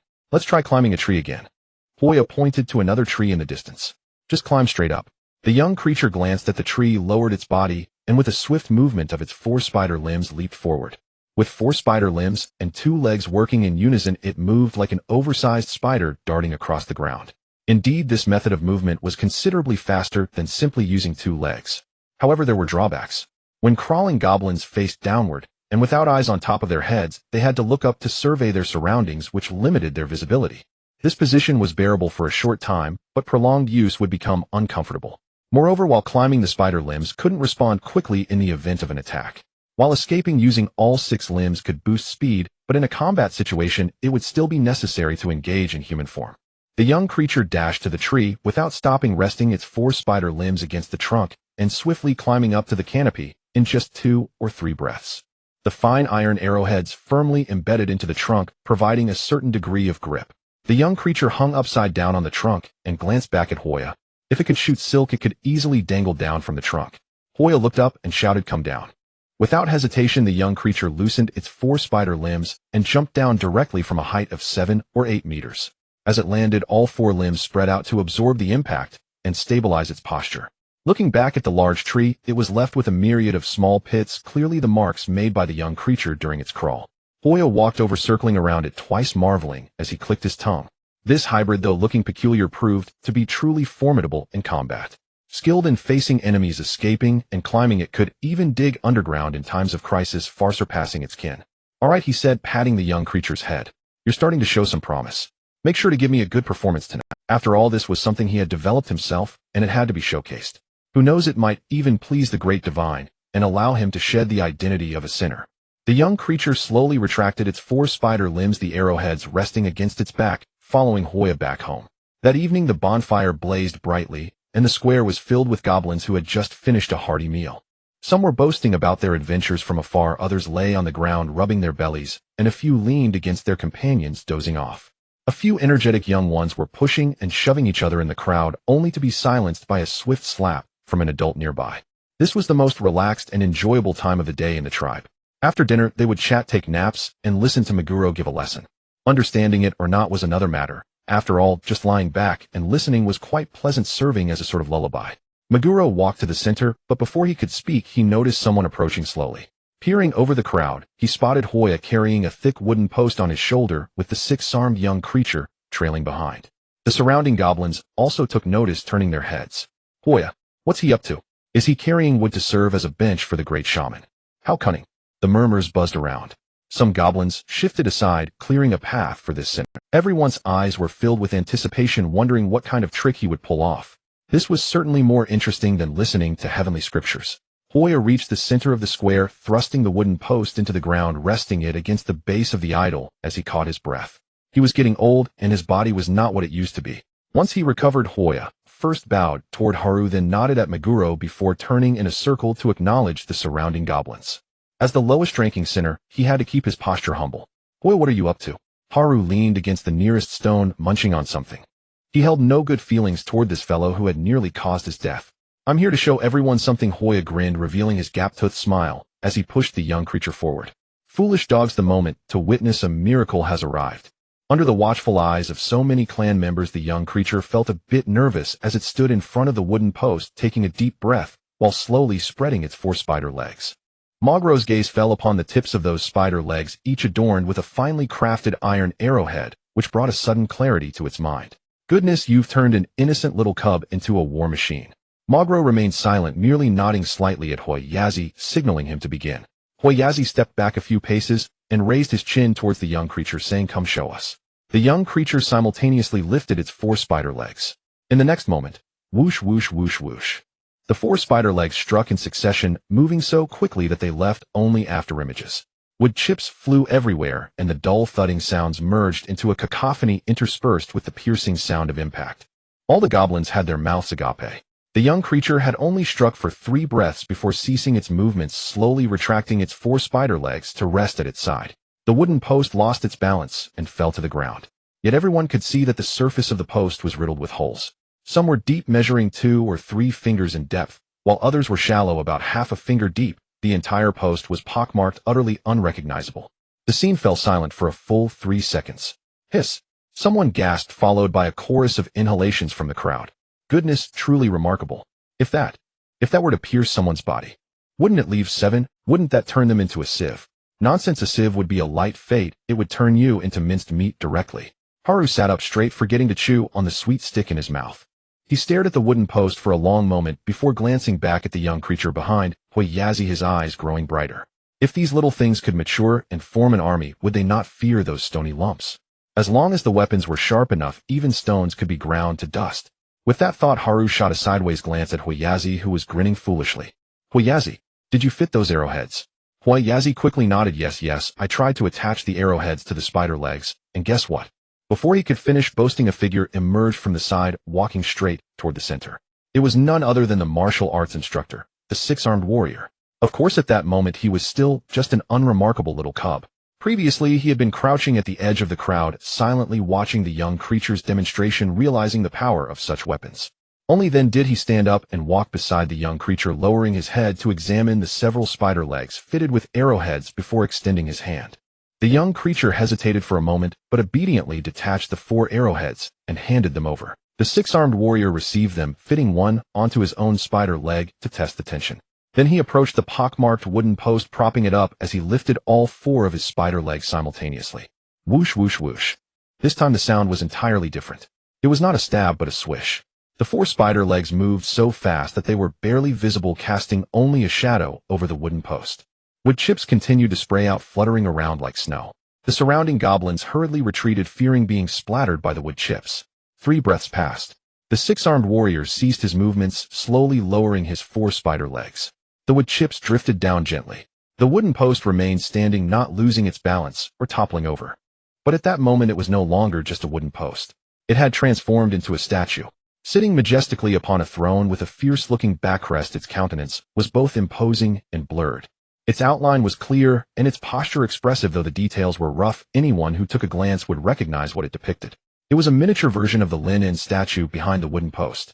The entire crowd fell into a deathly silence. Then it erupted. "Holy cow! Holy cow! Wow, it's divine! A statue! It's a statue! The likeness of a god! It has carved out our deity! How is this possible? Incredible!"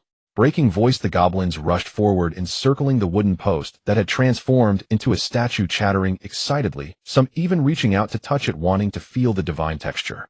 Mogro squinted slightly. It was not because it had carved a statue, but because of the speed, the precision, and the stable feeling that came with every thrust being under control. At such a high speed, being able to precisely control the depth, angle, and position of the thrusts while ensuring the wooden post did not fall was beyond what could be described as good aim. It was simply terrifying skill and control. Haru noticed it as well, and couldn't help but click his tongue. His own techniques were grand and forceful, relying on brute strength, and this precise control was something he lacked. He would have to learn from this little cub in the future. Haru stared at the 6-armed warrior for a long while before turning back to Hoyazi to continue asking. Hoyazi tensed up quickly, bending at the waist. Yes, yes, yes. Was this idea yours? Yes. It was my wild thought thinking those spider legs were bare, and if they could be fitted with something. Haru waved his hand to interrupt. Not bad, your idea is quite good. Huiyazi was taken aback, seemingly not expecting Haru, his enemy, to publicly praise him. Once these cubs mature and their bodies become defined, we will have the blacksmith craft suitable spearheads for them tailored to the thickness and length of their spider legs. For now, let's practice with the arrowheads to get familiar with how to strike. He turned to Huiyazi. You have achieved merit this time. Huiyazi stood there, his mouth moving, but no words coming out for a long time. Although he received praise and acknowledgement, hearing it from his former enemy did not bring him much joy. Instead, he felt somewhat ashamed. Well, it just felt rather uncomfortable. Nearby, a goblin whispered, Huiyazi has really made a contribution this time. So is he still a sinner? I don't know. But Haru praised him. Huiyazi's ears perked up as he overheard these words, but he did not dare to respond. He simply hunched over, nodding his head, his face wrinkled in a frown, and the hissing sound from his mouth was even heavier than usual. He hoped to hear words of redemption from Haru, something to free him from the identity of sinner. But Haru did not continue. The identity of sinner was established by the great deity, and only the great deity could lift it. At that moment, the great shaman Magro walked over, stopping beside Huiyazi and patting him on the shoulder.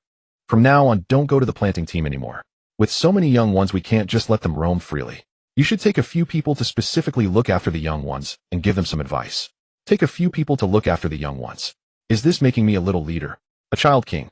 Huiyazi, regaining his sense of authority, raised his head excitedly, looking at Magro's calm and peaceful face before quickly lowering it again.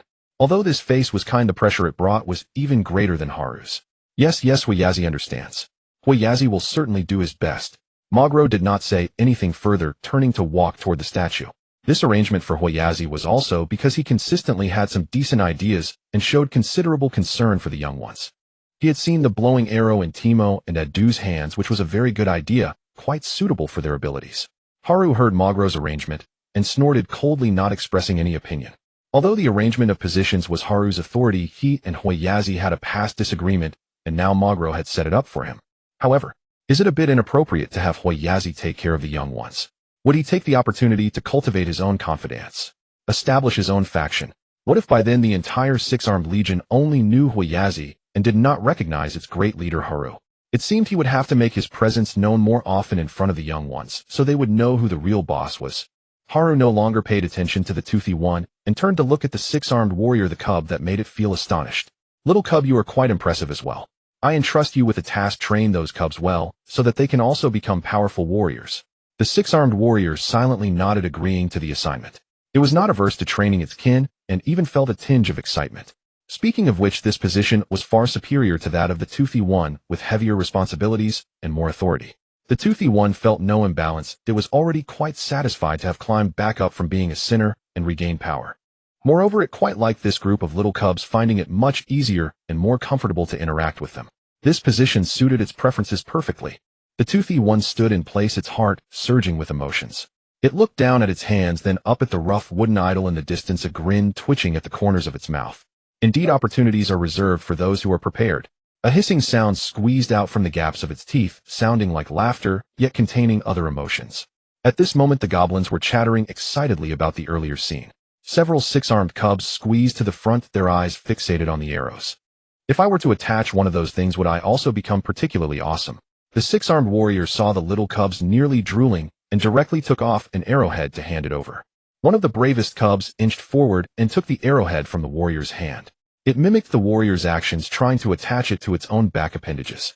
However, its control was lacking. After a long struggle, it couldn't get it on.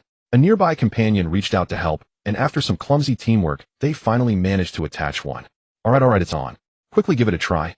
Several cubs shouted excitedly. The cub with the arrowhead raised its appendage and mimicked stabbing at the wooden idol, but hadn't yet made the thrust. Another cub leaned forward, trying to see how the arrowhead was attached. Move back a bit, you're blocking me. I'm just taking a look. What are you looking at? Wait until I'm done. Just as the words fell, the cub with the arrowhead swiftly pulled it back, causing the arrowhead to slice through and pierce the chest of the cub behind. The pierced cub initially did not react, looking down at its chest, and then up at its companion, its eyes filled with confusion. Blood seeped around the arrowhead, glaringly vivid against its dark green skin. I think I've been stabbed. After saying this, its legs went weak, and it fell backward. Several cubs screamed simultaneously, jumping away like grasshoppers whose nest had been disturbed. The cub with the arrowhead looked down at its appendage, then at the fallen one, its face filled with terror. "Two didn't mean to. I didn't want to stab it. Two just wanted to try." It hurriedly pulled out the arrowhead, waving its appendage wildly in the air, causing the surrounding cubs to take a few steps back in fright. "Two didn't mean to. I didn't want to stab it. Two just wanted to try." It hurriedly pulled out the arrowhead, waving its appendage wildly in the air, causing the surrounding healing wave. A bright green light glowed. The blood quickly stopped, and the wound began to heal at a The cub, whose eyes had almost rolled back, slowly returned to normal, gasping for breath. "It hurts." It struggled to utter this single word. Magro withdrew its hand, stood up, and glanced at the trembling cub responsible for the incident. Without saying a word, Haru strode in from outside the crowd, looking down at the bloodstain on the ground, then at the pierced cub, and finally at the surrounding frightened little ones. It remained silent for a few seconds. Then it turned to the stunned, toothy one. "Put away the arrowheads. They are not allowed to handle them for now. This group of little cubs is reckless. If they stab a few more, I'll be left with nothing but my own skin." The toothy one opened its mouth, but did not dare to retort, quickly squatting down to pick up the arrowheads one by one. After all, it had created this, and if a cub were to die because of it, it would be a great sin. The responsible cub still stood in place, its four appendages stiff, not daring to move. The toothy one stepped forward and pulled the bloody arrowhead from its appendage. "Wait until you grow up and improve your control before practicing with this. For now, let's practice barehanded." The cubs looked at each other, and no one spoke. Up in the sky, Lynn witnessed the entire process and did not pay much attention to the final mishap. After all, it was a lethal weapon, and it was normal for some harm to occur in the hands of reckless cubs. What mattered more to him was the care the toothy one showed, which benefited the entire tribe. Six-armed goblins were already quite formidable, and with this equipment, their combat power increased significantly. Watching the six-armed warrior display its might, a thought suddenly flashed in Lynn's mind. The four-armed serpent people. The four-armed serpent people were an exceptional clan, each one a master of swordsmanship, wielding four arms to use swords simultaneously, and even evolving into 6 or 8 arms after advancement. With his 6-armed goblins combining the 4 appendages with iron spearheads, wouldn't they become a different form of 4-armed spearmen? Plus with both hands. Even if they could not compare to the formidable attributes of the 4-armed serpent people, they wouldn't be too far off, right? In the future, cubs who enjoy wielding knives could attach blades and change into 4-armed blades masters. Those who enjoyed whips could attach whips and become 4-armed whip masters. As for those who liked ladles, well, in short, as long as they could attach various weapons, these little cubs could become weapon masters. As the saying goes, even a chaotic punch can hit a master. As long as I wield my spear fast enough, no one can break my moves. As for the toothy one's identity as a sinner, it can remain for now. This thing does not impose too many restrictions or limitations, but rather encourages it to continue to achieve merits, and serves as a warning to others. Now that Magro had given the toothy one some authority, it would depend on its future performance. Lynn looked forward to this group of 6-armed cubs. When they fully grow up, he might be able to achieve good results in the graduation exam and strive for a ticket into a top-tier academy. A weak goblin clan entering a top-tier academy could become a model of loser reversal. In the future, when the school introduces him to junior students, they might say, "Look, this handsome senior Lynn came from our school, and with just a little goblin, he managed to get into a top-tier academy. Why can't you? What are you lacking? Hey, thinking about it feels quite impressive." Pulling back his thoughts, Lynn fixed his gaze on the stone egg atop the fountain of vitality. The once overlooked Spider Queen gave him such a big surprise. What kind of surprise would this dragon egg, also produced from the underground caves, and on which he held high hopes, bring him? During this time, the grayish petrified shell had completely shed, and the eggshell gradually became lustrous and translucent, with a noticeable life force emanating from within. Item: Dragon Egg status. Under the continuous infusion of life energy, the long gestation period has reached its critical point. With just one last moment, the dragon will descend into the world. It's soon. The dragon egg is about to hatch. The next morning, the training ground was filled with goblins. The 6-armed warrior stood at the front, 4 spider legs slightly spread behind him, eyeing the crooked little ones before him. Pure-blood, bull-headed 6-armed. They were crowded together, some rubbing their eyes, some looking around, while a few were scratching themselves sneakily. "Stand straight." The warrior's voice was not loud, but each word was heavy, carrying a slight sense of oppression. The little ones tensed up and quickly straightened their backs, but their postures remained varied. The sharp-toothed one squatted under a tree nearby, squinting at the group of little ones. Its current duty was to observe these younglings discovering and developing their potential. Now that the little ones were all taken for training, it was quite pleased with its easy task. It had been a long time since it had such a leisurely experience. Timo squatted to its left, almost unnoticed, while Adu squatted on the right, head down, polishing its blow dart, occasionally glancing up. The two had the best relationship with the sharp-toothed one and were personally chosen as its assistants to help manage the younglings. As for the so-called adopted sons and subordinates from when the sharp-toothed one was a deputy, they had long since ignored it. The warrior has never properly led troops, the sharp-toothed one muttered quietly, noticing the six-armed warrior's awkwardness. After all, these were inexperienced little ones lacking divine knowledge, and the warrior was a bit lost on its own. Let's see how it handles this. The warrior indeed had no systematic training methods, but since Haru entrusted this important task to it, it needed to achieve results.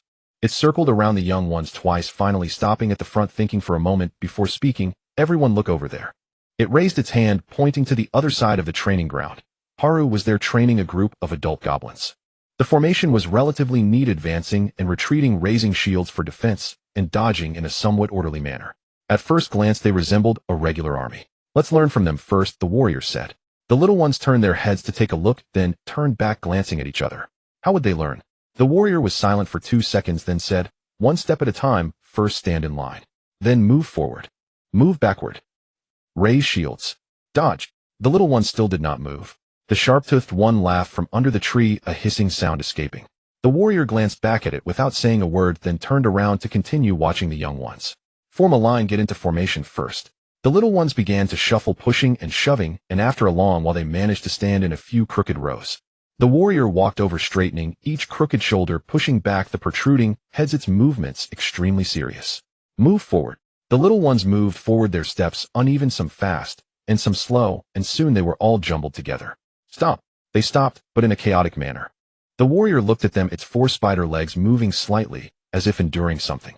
Finally, it said, on the other side of the training ground, a completely different scene unfolded. Haru stood at the front, hands on hips, voice booming like thunder. Stand straight. Shoulders up. Head up. You are goblins, not root vegetables from the field. The adult goblins, originally hunched over, struggled to straighten up, but the sight was still of a bunch of crooked ones. Next to Haru stood a figure that stood out among the other goblins. It was a large white spider. From the spider's perspective, it certainly lived up to its title of giant spider, but from the goblin's viewpoint, it could only be considered a little creature. The dizzy spider was directly grabbed by Haru and placed at the front of the training ground, facing hundreds of pairs of eyes. Hundreds of goblin eyes were staring at it. Buzz. The spider's mind went blank. So scary. What? Is everyone looking at me? What should I do? Can I just disappear? While they aren't paying attention. Dig a hole and hide. It buried its head lower and lower, its 8 legs starting to tremble, its entire body turning from white to pink, then from pink to deep red. Can't see me, can't see me, can't see me. Spider. Haru's roar thundered in its ears. The spider shuddered, burying its head even lower, its 8 legs nearly giving way. Come out. Stand straight. Don't act like a turtle. The spider did not move. It wasn't that it didn't want to, but its legs wouldn't obey. Haru took a deep breath, then opened its mouth. Roar. Intimidating roar. That sound was like humming a tune cheerfully while walking on the highway, when suddenly a large truck sped by, blaring its horn. The spider felt a buzz in its head, its vision darkened, and its 8 legs completely gave way, collapsing to the ground. I'm dead. I'm going to die. I'm going to be yelled to death. Whoa, mama. Haru grabbed its upper body, yanking it off the ground, like pulling a carrot, then threw it to the ground. The spider landed on the ground, rolling twice, lying there with its 8 legs up, unable to turn over for a long time. Who am I? Where am I? Why is this big guy so fierce? I didn't do anything. I was just standing. Do I get yelled at for just standing? Whoa, get up. Haru came over and flipped it over. Listen. It leaned close to the spider's face, its mouth full of yellow teeth, almost touching the spider's face. You better practice well today. If you don't do well, you won't have food. Do you understand? The spider nodded vigorously, almost breaking its neck. I understand, I understand, I understand. No food, no food, no food. Wow. Your mouth stinks. Finally, it retracted its 8 legs, tremblingly standing up, positioning itself beside Haru, head still lowered, but at least it was standing. Haru glanced at it, no longer yelling at it, and turned to the troops below. Everyone watch. Today I'm training you all together. Get hyped up. A sparse chorus of responses came from the troop, but more gazes were focused on the spider. The spider felt those gazes, and its entire body began to turn red again. Don't look at me, look at someone else. Look at the big guy. Look at that limping one over there.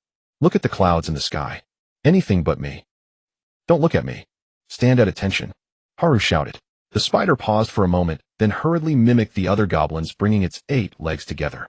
But in its spider form, standing with its 8 legs together looked very strange. Is this how it goes? It should be. Let's see how others are standing. They seem to have fewer than 8 legs. How should I stand? Advance. Haru strode forward. The spider hurriedly followed, its 8 legs moving chaotically, stumbling every few steps, almost falling several times. Slow down, slow down, slow down. Too fast. I can't keep up. Why is everyone walking so fast? Hurry up. What are you dawdling for? Haru turned back and shouted, the spider shivering all over, its 8 legs moving even faster. But the more hurried it was, the more chaotic it became, and finally, with a thud, it fell face down on the ground. Woo. It hurts. It lay on the ground, not wanting to get up. Just lying here is fine. No need to walk. And no need to be seen by everyone. A large hand grabbed its back, lifting it off the ground. Faking death after a fall. Haru glared at it. Keep practicing. The spider was dragged along for a short distance, then set down. It wobbled and stood firm, continuing to follow, this time managing to walk a little better at least without falling. This big guy. So fierce. Always yelling at me. I don't want to be around it anymore. A quiet curse should be fine. Haru is a bad guy. Haru is a big bad guy. Haru is a big bad guy, big bad guy, big bad guy. We have arrived. Stop. Spider Child quickly halted, managing to stop relatively steadily. Haru turned around to the team. Now pair up for practical training. Wooden swords. Wooden shields. Wooden spears. No real weapons allowed. The goblins were no strangers to practical training. After all, Haru had broken through to the first level during such training, which made him even fonder of this training method. The team dispersed, and the goblins began looking for opponents. Before long, the training ground was filled with the sounds of grunts and wooden weapons clashing. Despite the loud battle cries they shouted, the weak appearance of their weapons clashing revealed that most were just. Spider Child stood still, unsure of what to do. Should I fight someone too? Who should I find? Maybe the smallest one. As it was pondering, a huge shadow loomed over it. It looked up. Haru stood before it, holding a wooden sword, grinning widely to reveal a mouthful of yellow teeth. You fight me. Spider Child was stunned. What? Haru raised the wooden sword and took 2. Come on. Show me what you got. Fight me. Before Spider Child could react, the wooden sword came crashing down. It shrieked and jumped back, its 8 legs flailing wildly, just managing to dodge the strike. I dodged. I dodged. I dodged. That was close, that was close, that was close. Before it could catch its breath, the second strike was already upon it. This time Spider Child dodged awkwardly, almost falling over. Is this all you can do? Can't you fight back? The wooden sword swung repeatedly, each strike faster than. Spider Child screamed, dodging left and right, its 8 legs moving quickly, relying solely on its instinct of spider shadow evade to hold on, with no thoughts of fighting back. Oh, it's coming. It's coming. I'm going to die, I'm going to die. Fight back. What good is just dodge? Oh. The wooden sword slashed by, grazing its head. Can't you do anything but dodge? I can only dodge, only dodge, only dodge. After hacking for a long time, Haru still hadn't landed a single hit on it. This left Haru feeling exasperated, as if he were facing a slippery rat. The wooden sword suddenly stopped. Spider Child was stunned for a moment, panting, looking at him. Haru took a deep breath. Roar. The intimidating roar was back. Spider Child's head buzzed, its legs went weak, and it collapsed directly. Get up. Haru kicked it in the rear, and Spider Child hurriedly scrambled to its feet. Continue. The wooden sword swung down again. It wasn't until evening that the brutal training finally stopped. Spider Child lay collapsed at the edge of the training ground, its 8 legs sprawled in all directions, its entire body resembling a sunken web, not wanting to move at all. So tired. So very tired.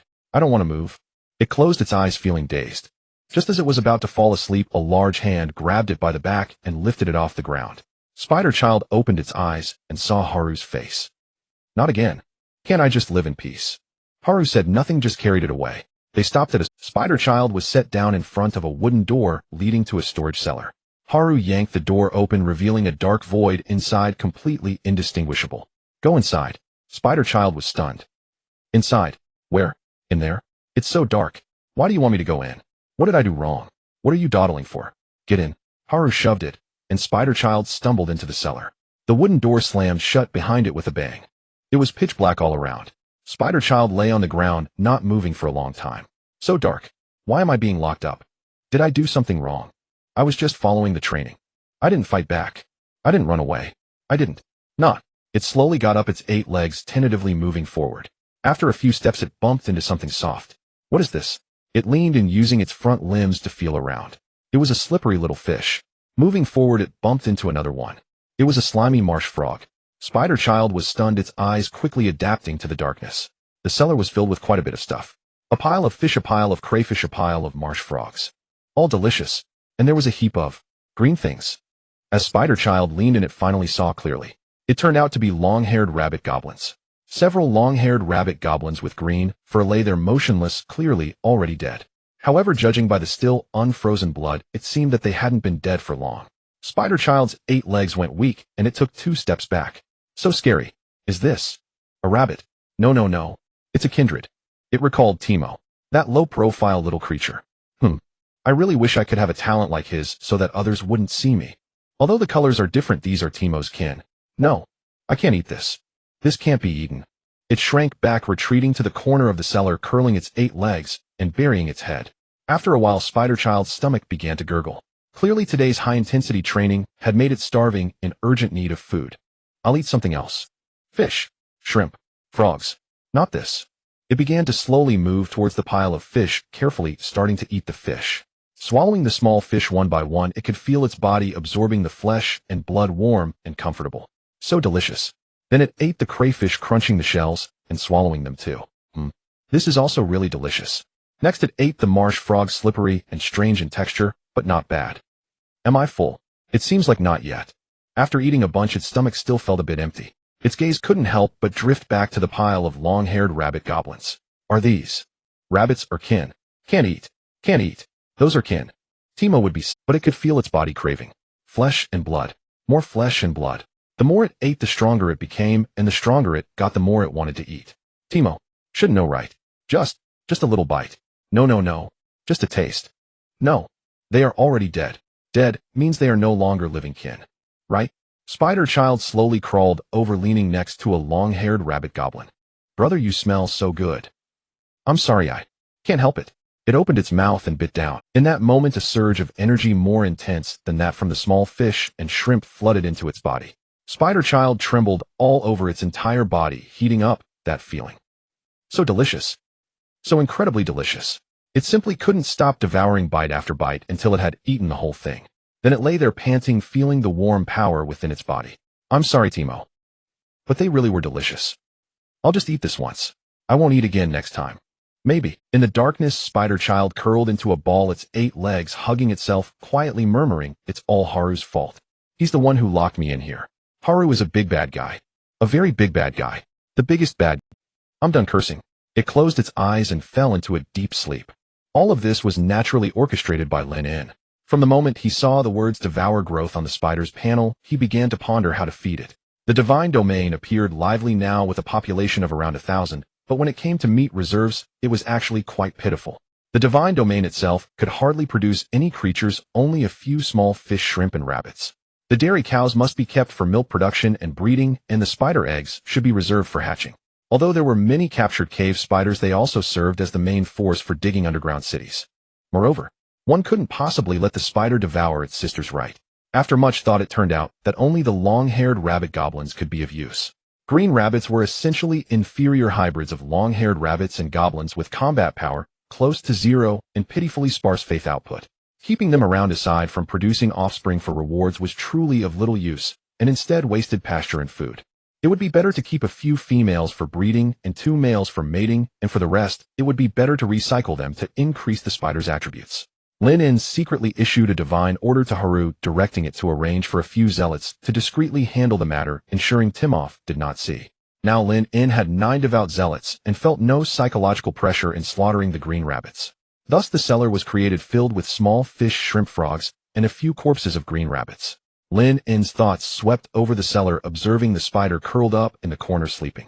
This little creature exuded a stronger aura than yesterday, and devour growth had evidently taken effect. TSK. The meat supply was still too scarce. He would need to think of ways to raise more animals. Lynn silently noted this. Later he would check the market for suitable animals for breeding, preferably those that could grow meat, even on barren soil. He never expected that a group of 1,000 people could sustain themselves, but could not sustain a mere little spider. The spider had an insatiable appetite. The more it ate, the stronger it became, and the stronger it became, the more it could eat. Small fish and shrimp could not feed it sufficiently, nor increase its attributes significantly. He needed to acquire some larger creatures to satisfy its appetite all at once. In fact, the easiest way would be to let it devour some seafood to gain the ability to survive in the ocean, then toss it into the sea to let it play the game of big fish eating small fish. As long as luck was on his side, it would soon grow stronger. Unfortunately, there was no seafood in the divine domain, let alone an ocean. What if he tossed it into someone else's divine domain to wreak havoc? Thinking of this, Lynn turned his gaze to Flash Gold. No way. Flash Gold was a prime example. If it were in someone else's divine domain, it would only be at their mercy. A transcendent-level kin like Flash Gold could drive its demigod master crazy. If his epic-level treasure were taken away, he would also go mad. Still, it was better to raise it slowly himself. He still had a purple divine domain expansion card which not only contained abundant resources, but also included some animals forming a small ecological system. It would take a few more days to load this purple card, and once completed the area of the divine domain would reach 50 square kilometers, meeting the promotion standards. After a few rounds of reproduction, if he accumulated 1,000,000 faith power, he would be ready to challenge demigod. Currently, the main species in the divine domain are 391 pureblood goblins, 486 minotaur-goblins, and 365 six-armed goblins. There are also 14 long-eared rabbit goblins and 5 porcupine goblins. A single elite six-armed goblin can provide 2 points of faith power daily, while other goblins provide 1 point and long-haired rabbits provide none. 1 point. Adding in those few zealots and high-quality mutated species, the divine domain can now earn around 1,700 points of faith power daily. The main world earns a full 1,700 points a day, equivalent to 1,700 Alliance coins. Goodness, a day's income is worth what he used to earn from a month of hard work. As for the requirements for promoting to demigod, he already had 2,600 of the million faith power needed. Previously, sealing space and sealing Flash Gold consumed 1,100. 10 points of divinity. He already had 5 points, and it would naturally increase over time. Having 10 zealots was no problem. He already had 9 and would gather enough in a couple of days. Earning over 10,000 points of faith power daily was already severely exceeding the standard. At this rate, his development speed was indeed rapid. Just 1 month after awakening, he had completed most of the promotion targets. As he was pondering this, a sudden stir occurred in another part of the divine domain. It was the fountain of vitality. The stone egg at the center of the spring, having absorbed the spring water for so long, finally showed signs of movement. Lynn's mood surged as he quickly shifted his perspective to the spring. At the center of the pool, a crack was forming on the crystal-clear eggshell winding down from the top. Lynn did not dare to delay. He directly used divine power to fish the egg out of the spring and placed it on the shore. The crackling sound grew more frequent and fragments of the eggshell began to fall away, revealing a damp, dark red creature inside. A forepaw emerged from the crack, gripping the edge of the eggshell and pushing forcefully. Splash! The eggshell shattered into several pieces and a head popped out. A young drake had been born. This was a fire-type bipedal dragon hatchling. It had a long neck, 2 small horns atop its head, and a pair of damp wings folded on its back, the wing membranes almost transparent, slowly unfurling in the sunlight. Its hind legs were sturdy and powerful, while its forelimbs were not independent, but connected with its wings covered in dense dark red scales. Soaked all over its skin still bore traces of egg fluid. It shook its head, opened its eyes, and curiously surveyed this world. The fountain of vitality, the open air, all through the majestic statue, and the goblins that were drawn to it. The world outside the egg was all so fresh. Finally, it lowered its head and began to nibble on the shattered eggshell. Crunch, crunch, it chewed with a crisp sound. Lynn was filled with excitement as he watched this adorable little creature. A flying dragon. It turned out to be a bipedal dragon. There are many types of drakes, the most famous being the bipedal dragon, elven dragon, swamp dragon, multi-headed dragon, winged serpent dragon, dragon turtle, and dragon beast, among others. In Lynn's eyes, the drake that resembled a true dragon the most, and was also the most powerful, was the bipedal dragon. Aside from the lack of a fierce appearance compared to true dragons, and its body and wings being relatively slender and fragile, with no independent forelimbs, it was not much different. More importantly, this one is a little female dragon. A female dragon capable of reproduction. Lynn looked at the little red dragon that was busy nibbling on the eggshell, and a wide grin spread across his face. Little one, grow up quickly. Once you grow up, he'll betroth Haru to you. Haru, do you want a wife? Your little child bride is here. Here it was decided that female goblins would no longer have the characteristic of no reproductive isolation. This was to ensure the population of pureblood goblins. If female goblins all bred dragon goblins, the pureblood goblins would gradually dwindle. Moreover, with their small stature of around 1.2 meters, female goblins would have difficulty bearing such large drakes, or even true dragons. Name: red-scaled flying dragon, epic level. Race: subdragon, species fire element, flying dragon. Rank: first rank, hatchling stage. Status: hungry, curious. Talent: 1. Dragon bloodline, subdragon species possessing a thin, yet pure dragon bloodline, with growth potential far exceeding that of ordinary magical beasts. 2. Fire affinity, naturally possesses a high affinity for fire elements, able to master fire-related skills upon maturity. 3. Armor scales. Young scales already possess a certain level of defense, which significantly increases upon adulthood. 4. Rapid growth. Subdragon species have a short growth period and can quickly advance to the next rank under adequate feeding conditions. 5. Sharp claws and teeth. Claw strikes and bites inflict tearing damage. 6. Fire resistance. Passive exhibits high resistance to fire damage. 7. Fire self-healing. In a fiery or high-temperature environment, the healing speed of wounds is accelerated. Traits: pressure, gluttony, grudges, possessiveness, pride, aggressiveness, strong reproductive desire. Skills: 1. Dragon Claw. Strike, a powerful strike that causes knockback and tearing damage. 2. Fireball Barrage rapidly spews out multiple small explosive fireballs. 3. Low Altitude Ambush quickly dives down, dealing burst damage to a single target. 4. Flame Scales. Scales briefly ignite, with fire burning those who come close. 5. Flame Breath can unleash a column of high-temperature flames from its mouth. 6. Dragon Might. Prototype. The noble bloodline of the giant dragon grants it formidable pressure, intimidating other creatures. Introduction: a fire-type subdragon species with good growth potential, which requires substantial feeding to replenish energy after hatching due to a long period of deprivation in the dragon egg. After reviewing the little fire dragon's attributes, Lynn felt rather average. The attribute panel seemed quite ordinary, even somewhat mediocre in Lynn's eyes. Perhaps due to the existence of the mutated epic spider's jewel, this normal epic appears too normal, lacking any distinctive features. Well, since it is meant for breeding, mediocrity is acceptable. The advantage of subdragons over giant dragons is that as long as there is sufficient food, they can grow and reproduce rapidly. But this creature also eats meat. The most scarce resource in the divine domain is meat.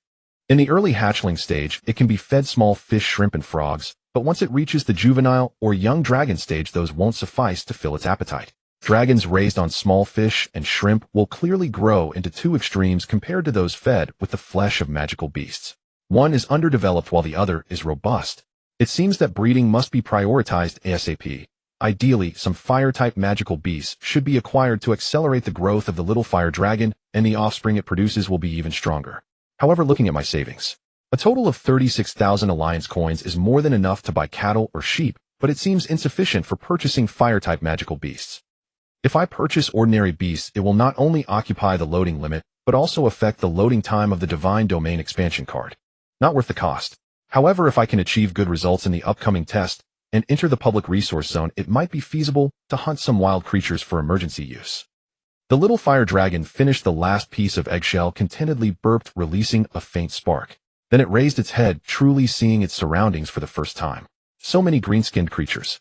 So ugly. So smelly. A dense mass of greenskins surged from all directions, crowding around the fountain of vitality, stretching their necks to look this way. The small ones squatted in front, the larger ones stood behind, and several climbed up trees, hanging there and peering down. What is that? A dragon. It's a dragon. I heard from my second uncle that dragons are powerful. They can eat 8 goblins in one gulp. Wow, that's indeed impressive and quite a hefty appetite. Why is it so small? No matter how small, it's still a dragon. What are those things on its back? Wings, you fool. Can it fly? It just hatched. How could it fly? Will it be able to fly in the future? Of course, what are wings for if not? The little fire dragon tilted its head, observing the chattering green-skinned creatures. It couldn't understand what they were saying, but those voices, those gazes, and those green-skinned faces closing in. It felt no fear at all. It is a dragon. It is a proud dragon. A sub-dragon is still a dragon. Even just hatched, and having finished the eggshell, it knows it is a dragon. A dragon should not fear a bunch of green-skinned creatures. It opened its mouth. Rar-woo. A juvenile roar squeezed out from its throat, sounding childish, but carrying considerable force. What it emitted was not fire, but a few sparks and a gust of hot wind. The goblins froze for a moment, then. Wow. It roared at me. So fierce. You scared me for a second. You scared what? How big is it? I just got startled, so what? The little fire dragon noticed that the group of green-skinned creatures did not run away. Instead, they seemed more excited, feeling a bit confused. What's going on? They aren't afraid of me. I am a fierce dragon.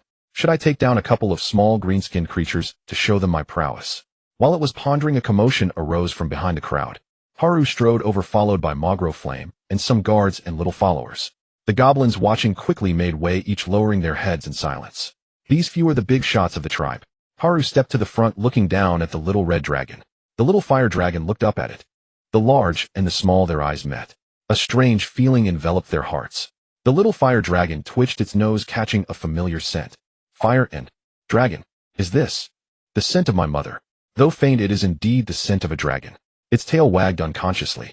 Haru crouched down and extended a hand. The little fire dragon hesitated for a moment, moved closer, and nudged its head against Haru's hand. Hey, Haru grinned, it recognizes me. Flame stood behind, staring intently at the little fire dragon. It could sense that the cub contained an extremely pure source of fire power, much purer and denser than the flames within itself. Even though it had just hatched, the quality of that power already surpassed its own. If I could have that power, my fire magic's power would increase significantly, and my source could be strengthened. Perhaps I could It took a step forward. The little fire dragon suddenly lifted its head, looking at Flame, sensing a hint of malice, and let out a low whine from its throat. Haru glanced back at Flame and snorted coldly. Retreat, you scared it. Flame paused, not advancing any further, but continued to stare at the little fire dragon with a complicated expression. Haru turned back, continuing to gaze at the little fire dragon, liking it more and more. This small creature looks impressive if it grows up. Images began to materialize in its mind. Riding this dragon, diving down from the sky, unleashing a torrent of flames that obliterates the goblins below, who gazed up in admiration. So majestic. So powerful. Haru's lips curled up, almost bursting into laughter. It reached out to stroke the little fire dragon's head, and the little fire dragon squinted its eyes, emitting a comfortable purring sound. Suddenly a commotion arose at the edge of the crowd. Thud, thud, the continuous sound of heavy objects falling to the ground. Next came the exclamations, dog-headed people. It's the dog-headed people that have fallen. Haru stood up and looked in that direction. At this moment, 10 female dog-headed people were kneeling on the ground in unison, each with a round belly, prostrating themselves towards the little fire dragon, chattering in a language unknown. This group of dog-headed people had an innate reverence for dragons, but they were inexperienced and did not know the difference between true dragons and bipedal dragons. In their eyes, the dragon bloodline in the little fire dragon was vastly superior to their own, and even their leader Haru could not compare. What are they doing?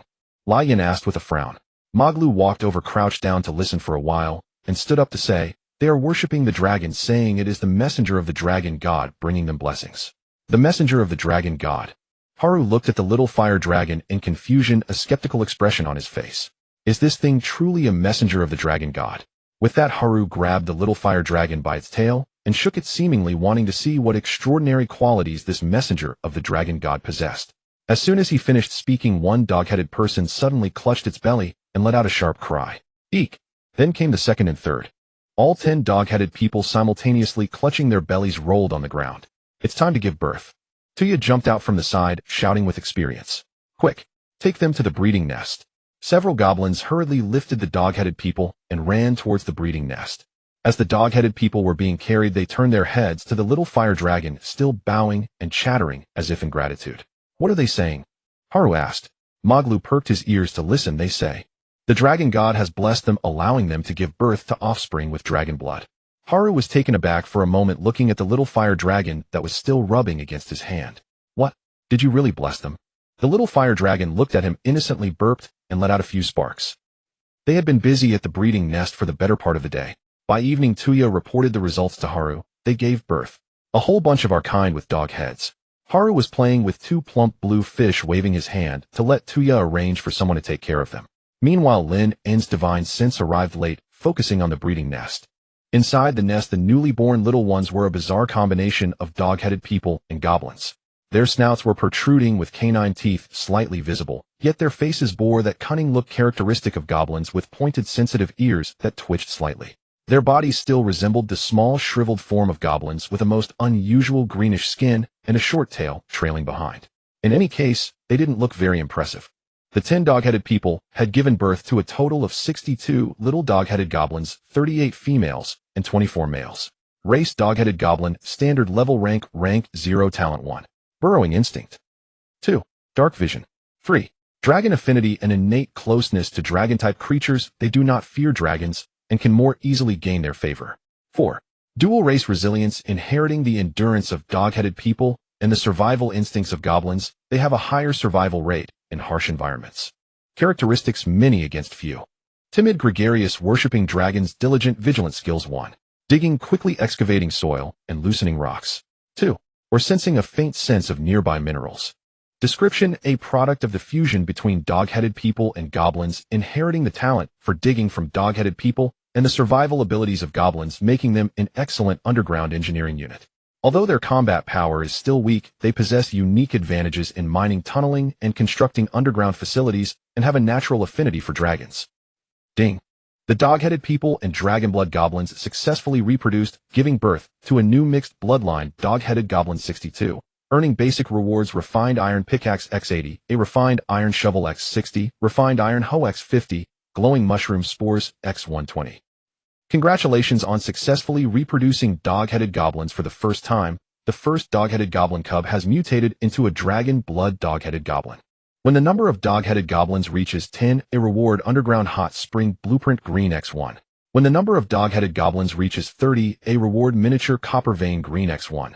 When the number of dog-headed goblins reaches 50, a reward: dog-headed people's training manual green x1. Lynn stared at these rewards for several seconds. It wasn't because the rewards were so rich, but rather, this ugly thing was actually standard level. Dog-headed people, ordinary level goblin, ordinary level, dog-headed goblin, standard level. Negative times negative equals positive. No way. 2 ordinary levels usually can at most produce an ordinary mixed breed. But this batch of 6 Stitwo, aside from the 2 dragon blood types, the rest were all standard level. Indeed, apart from the first dragon blood dog-headed goblin, there was also one with 2 small bumps on its forehead that belonged to the dragon blood type. Lynn carefully recalled the previous breeding records: goblin cow, ordinary beast, minotaur-goblin, ordinary level goblin, long-eared rabbit, trash beast, long-eared rabbit, goblin inferior level goblin porcupine, ordinary beast porcupine goblin, ordinary level spider queen, second-tier beast Haru dragon blood goblin, 6-armed goblin elite level. In the previous few attempts with beasts, the mixed breeds produced were at most ordinary level, even inferior level. But this time, with the same ordinary level lineage of dog-headed people, the result was standard level. Lynn's thoughts began to turn. The 6-armed goblin is also. The spider queen is a second-tier beast, while Haru is a first-tier dragon blood goblin. Logically, the mixed breed produced should normally be standard level, but the 6-armed goblin was not only all elite level, but also produced an epic level spider offspring. The spider offspring is the first dragon blood mutated species, so it doesn't count. Ordinary spider goblins are only ordinary level, but my 6-armed goblin is elite level. Ordinary dog-headed goblin should be ordinary level, yet mine is standard level. He stared at that line of text on his personal attribute panel for a long time. Only talent, more offspring, more fortune. This talent should not just be as simple as rewards from breeding. Lynn gradually understood. This talent also strengthens the offspring themselves. Previously, he had only paired with ordinary beasts whose base was too low, making the enhancements hard to see. Now that the base has improved, the effects had finally shown. He took a deep breath. As long as I continue to breed, my goblin hybrids will be far stronger than others. Others' hybrid offspring cannot match the potential of the parent body, becoming worse over time, but I don't have this. Lynn looked at the little fire dragon that was rubbing against Haru after getting full, then glanced at the breeding nest in the distance, a smile slowly creeping up his lips. More offspring, more fortune. It turns out that every offspring itself is a blessing. Understanding the hidden power of his unique talent, Lynn's heart instantly became lively. With this ability combined with his rapid reproduction and goblins, wasn't he destined to soar? As long as he didn't act recklessly and continued to develop steadily, wouldn't achieving divine king status be within his grasp? Moreover, to his knowledge, the human factions in the main world were relatively stable. At least on the surface it appeared to be so. Under the iron-fisted suppression of the Alliance, while there were petty squabbles and struggles, they were all suppressed beneath the surface. Everyone maintained a facade of dignity and unity. The Alliance understood that although their base was substantial, humans, a race prone to internal conflict, could not withstand internal strife. If they truly began to fight among themselves, they would quickly fracture into factions and fight each other. The alien deities lurking on the battlefield were a significant threat. If chaos erupted on their side first, it would be akin to courting death. Thus, both the Academy and the Alliance strictly prohibited internal conflict and had a very direct attitude towards geniuses. Protect them and then cultivate them to the fullest. Wasting resources on 10 useless individuals was far worse than focusing all efforts on a single genius. As for fairness, it could only be maintained within a certain range. Fairness could be discussed among the useless, but who would talk about that with a genius? The Alliance's focus was also firmly directed outward, resisting alien invasions, while continually expanding its own territory. Those powerful divine lords never stayed safely in the rear, but were like anchors firmly planted at the edges of their domain. Every genius that grew up represented a future asset for occupying more land on the battlefield. A powerful divine lord was far more valuable than 100, 1,000, or even 10,000 powerful extraordinary beings. After all, extraordinary beings were merely powerful individuals, while divine lords could continuously cultivate such individuals. Of course, if an extraordinary being reached a certain level, they could also overpower a divine lord. Humans were not the only race capable of giving birth to divine lords in the myriad realms. On the battlefield, countless alien divine lords existed. Some like him were built upon their own divine domain and the faith of their kin, while others were true deities in the genuine sense. These were powerful extraordinary beings who ignited divine flames and ascended to divinity through their extraordinary powers and the veneration of their kin. Such powerful deities intruding into a divine domain could trigger devastating disasters. The power of a divine lord came from their kin's faith, the construction of their divine domain, and mastery of the rules. If their kin were lost, the divine lord would be half crippled. However, those deities who achieved divinity through their own efforts when their true forms entered a divine domain were living combat machines. Lynn once read a post on a forum about an unfortunate divine lord who was invaded by the true form of an alien beastman war god into their divine domain. The unfortunate divine lord had no existence within their kin capable of countering the beastman war god, and the divine lord themselves were a weak racial god utterly unable to withstand the war god. The divine spells condensed within the divine domain were rendered ineffective by sheer force, causing no real damage. Just a few exchanges, and the divine body that the divine lord had expended divine power to condense was directly obliterated. Time and again they attempted to condense it only to be shattered again, unable to stop the beastman war god. Within 3 days the unfortunate divine lord was reduced from a weak divine power to shattered divinity, their entire divine domain swept away, and their kin nearly exterminated. They ultimately escaped only by self-destructing their divine domain. Of course, the consequence of self-destructing their divine domain was that this divine lord was utterly crippled. From then on they could only become a powerful ordinary person with a soul and physical form, losing the qualification to continue advancing. Unless they were willing to enter someone else's divine domain as a vassal deity and manage that divine domain. The last sentence of that post was, unless you have enough confidence to suppress your opponent, never let that kind of madman rush into your divine domain. Lynn committed these words to memory.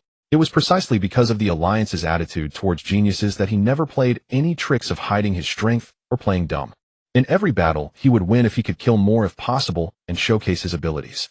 Striving to improve his performance would also garner more attention and resources from the Academy, allowing him to gain admission to a good university and secure a good position within the Alliance, thus forming a virtuous cycle. Of course, all of this had to be within reasonable limits. His talent for having many children must absolutely not be exposed. He certainly didn't want to become a welfare princess. Collecting his thoughts, Lynn focused on the newly acquired dragon blood goblin. This time he had obtained 2 dragon blood goblins. The first goblin, the dog-headed goblin, underwent dragon blood mutation, transforming from a mere digger into a noble mage with potential that reached extraordinary levels. The other one was only slightly superior to an ordinary dog-headed goblin, possessing the talent of thin dragon blood, reaching elite level with significantly enhanced attributes though otherwise unchanged. Name: Ash's extraordinary level dragon blood mutation race, dog-headed dragon blood goblin, hybrid dragon blood, awakening fire, mage rank 0, juvenile, stage talent 1.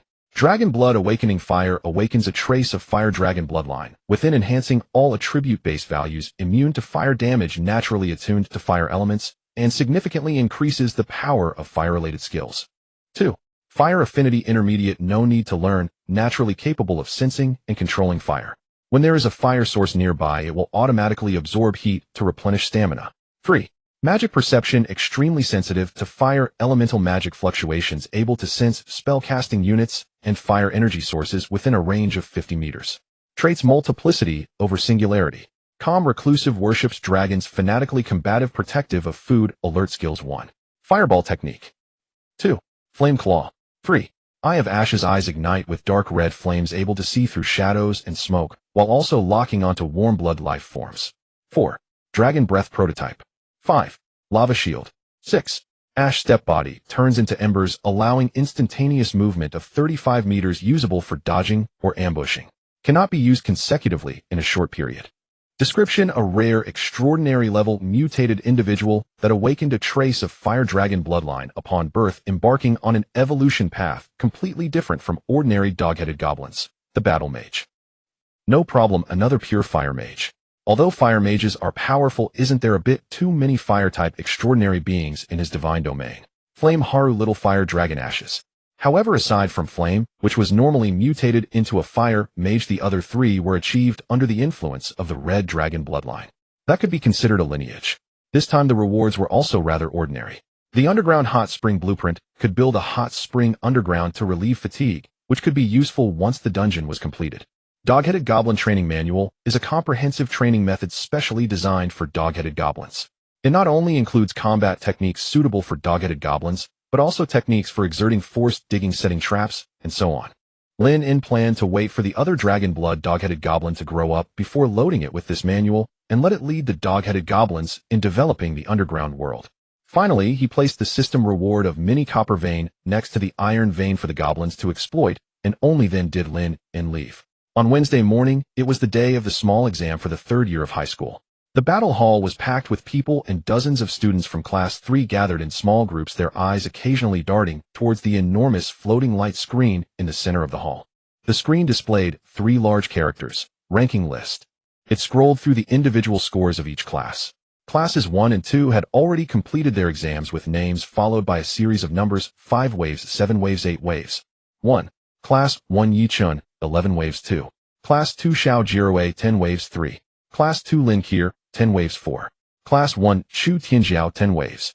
The top line was particularly glaring.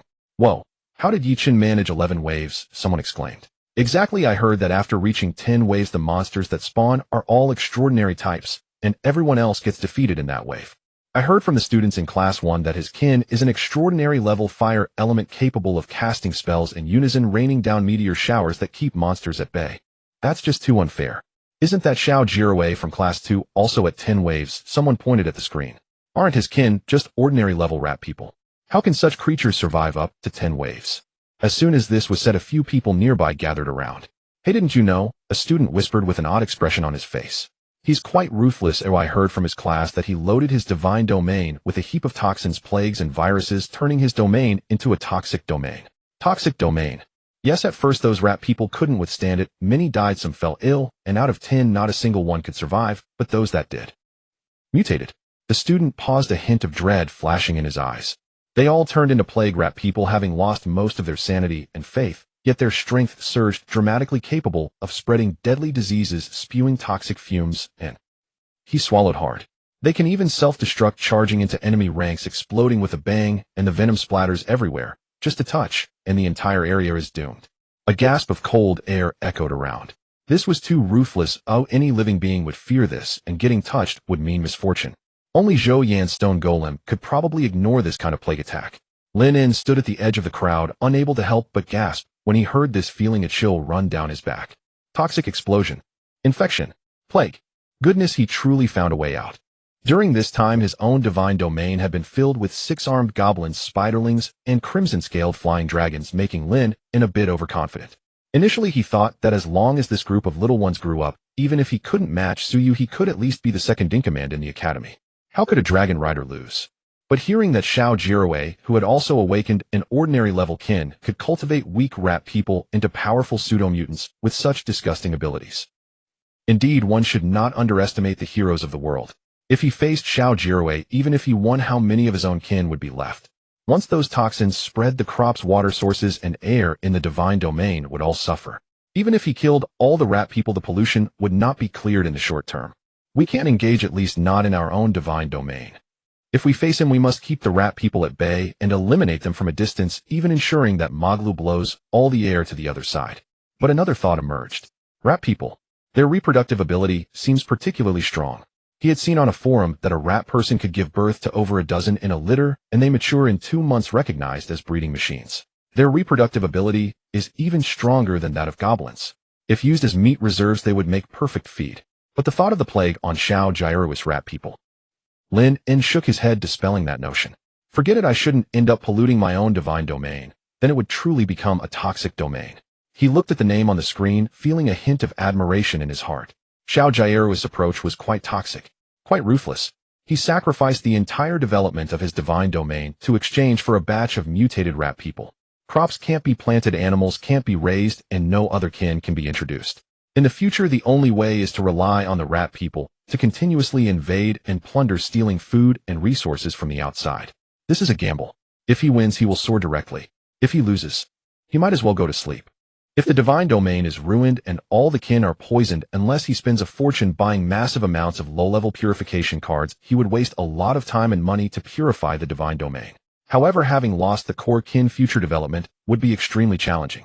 Now that the first wave of the most difficult moments has been endured, it all depends on how he develops afterward.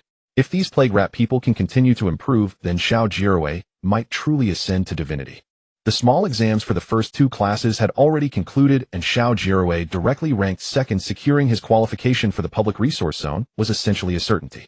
The academy controlled dozens of public resource zones, of which the small and micro types occupied the majority. If by chance he ended up at the same resource point as that guy. Lynn smacked his lips. If those plague rat people were let into the public resource zone, they would pollute everything they passed by. How could other divine lords cope? Would the academy allow him to pollute their public resource point? I have to avoid him. I'd rather go to a barren area than run into him. At this moment, the surrounding classmates were still chattering away while Lynn listened intently to the information. I heard that the monsters invading this time will also adapt based on your divine domain. A student in class 1 has a divine domain that is a body of water, and what spawns are all frogmen and naga-type aquatic monsters. Of course, the academy isn't foolish. If they spawn a bunch of terrestrial monsters, they'd be done for as soon as they hit the water. In the early stages, you must kill many monsters, otherwise if you can't finish one wave, another wave will come, and the defensive pressure will be greater. The buzz of discussion continued, as everyone used this chatter to ease their inner tension. Zhao Gang squeezed through the crowd and approached Lin, and his brows furrowed tightly. Lin, how are your preparations going? Lin glanced at him. Not bad. Not bad. Zhao Gang's eyes. What do you mean by not bad? I haven't slept well these past few days. He lowered his voice, speaking rapidly. During this time, I bought a goblin training manual, as well as crude trap blueprints, and built a mud wall in front of the dug hole, digging 3 trap ditches filled with wooden spikes. If the monsters invade from the front, they'll fall in and get stabbed half to death. Saying this, he couldn't help but feel a sense of pride. Lin patted his shoulder. How many waves can you hold? Zhao Gang counted on his fingers for a long time, then squeezed out a sentence. 5 waves. 6 waves. I don't know, I don't feel confident. But as long as the traps are cleared in time, maybe I can hold for 10 or 8 waves. He looked at Lin, and his eyes filled with some anticipation. What about you? How's your goblin situation? Lin did not answer him directly. Instead, he pointedly said, good idea, but I'm quite curious. You placed the focus of defense at the hole. How will you defend the core of the divine domain? Are you planning to move it underground? Zhao Gang was slightly taken aback. Core of the divine domain. What core of the divine domain? Lin stared at him in disbelief, as if looking at a fool. Boss, don't you check the strategy before participating in the assessment? Upon learning the rules of the upcoming battle, Zhao Gang felt a deep sense of frustration. He had originally believed that with the combination of pits and traps, he would achieve a commendable result, but it seemed otherwise. Before the assessment began, Zhao Gang exchanged greetings with Lin, and then immersed his mind into the divine realm to prepare. 2 minutes later, Instructor Chun shouted to the preparation area, class 3, prepare to enter. One by one, the students entered their respective battle rooms as instructed, and soon it was Lin's turn. Lin stepped into the battle pod, and the hatch slowly closed behind him. Dim lights began to emerge on the metallic walls around him, and the scanning process was initiated. An invisible wave swept over him, penetrating the divine realm barrier and delving into a world filled with small green-skinned beings. Scanning, copying, constructing the virtual battlefield. Lin closed his eyes, his consciousness sinking into the divine realm. Please prepare for battle. The enemy will arrive at the battlefield in 10 minutes. In the virtual divine realm, all the kin were gathered in the training ground, suddenly feeling a sensation akin to soul leaving the body. Haru stood in the center of the training ground, surrounded by a dense crowd of goblins. Purebloods, bull-headed, 6-armed. Thousands of them, large and small, all looking up in anticipation. Suddenly a voice materialized out of thin air. All followers, listen to my command. Form ranks, prepare for battle. Though the voice was not loud, it echoed in every goblin's mind. The phantom of Lin's demonic form slowly condensed in the sky, overshadowing the dense green-skinned army below. The goblins looked up at the evil figure in the sky, holding their breath. The great god of all gods had descended. All followers retreat to the outermost defense line. Today is a defensive war, and it is also a test. Lin's voice resonated in every corner. The extraterrestrial demons will surge into the divine realm in waves, and you will face various enemies. Do not panic, do not fear. Under my protection, devout followers will not truly perish. Utilize every gap after each wave to clear the corpses near the defense line and recover projectiles. Every defense line hold if you can retreat. If you cannot, fall back to the next line, and do not act without orders. Do you understand? A thunderous response echoed from below. We comply with the divine decree. In front of the statue, Haru was the first to kneel, dropping to one knee and raising a cloud of dust. He looked up, eyes glowing red, raising the blazing great sword, roaring, "My God above. Haru swears here, we will win this battle. We dedicate our victory to the great God of all gods." Behind him, the dense crowd of goblins knelt in unison. "Victory is ours. Dedicated to our God, Habaru." The fervent shouts surged higher and higher, reaching the skies. Lynn's divine sense swept over the crowd. Haru, Magro, Flame, Bronze Bull, Toothless, Teemo, Spider, and hundreds of ordinary goblins raised their hands, shouting fervently. In their eyes there were only two words: loyalty. Orange. Then Lynn spotted a figure. It knelt at the edge of the crowd, raising its hands high, its expression fervent, chanting, "May our God bless and victory," while waving its hands more vigorously than anyone else. It was a good performance, but this kid was still a shallow believer. Lynn's gaze lingered on it for a moment. If Flash Gold could elevate its faith level to a devout believer, its spatial abilities would surely be unlocked before the scanning session. With its Tier 3 extraordinary strength, combined with those spatial skills, it might even secure first place in this battle. But this kid was a traitor. Without absolute certainty, Lynn would not unlock it for him. Spatial abilities were too slippery. If not careful, it could slip away. The next time they met, it might bring an army with violent muscles. Lynn retracted his gaze. After all, he didn't need this one. It could just be an ordinary goblin. In the distance, Flash Gold was still energetically waving its hands, shouting slogans. But after shouting, it instinctively shrank its neck and shifted into the shadow of the defense line. It felt as if a gaze had swept over it, sending chills down its spine. It must be an illusion. Lynn issued the command to prepare for battle, and the goblins thunderously dispersed, rushing towards the defense line. Lynn's perspective shifted to the core area. The virtual divine realm core had appeared in front of the statue, a watermelon-sized ball of light, floating in midair, emitting a gentle white glow. This object was the lifeblood of this assessment. Once its durability ran out, it would shatter completely, resulting. It's essentially the base in a tower defense game. Magro, protect this core well. Magro stepped out from the crowd, standing in front of the prepared pile of solid stones. It pressed its hands against the stone pile, a yellowish light flowing from its palms.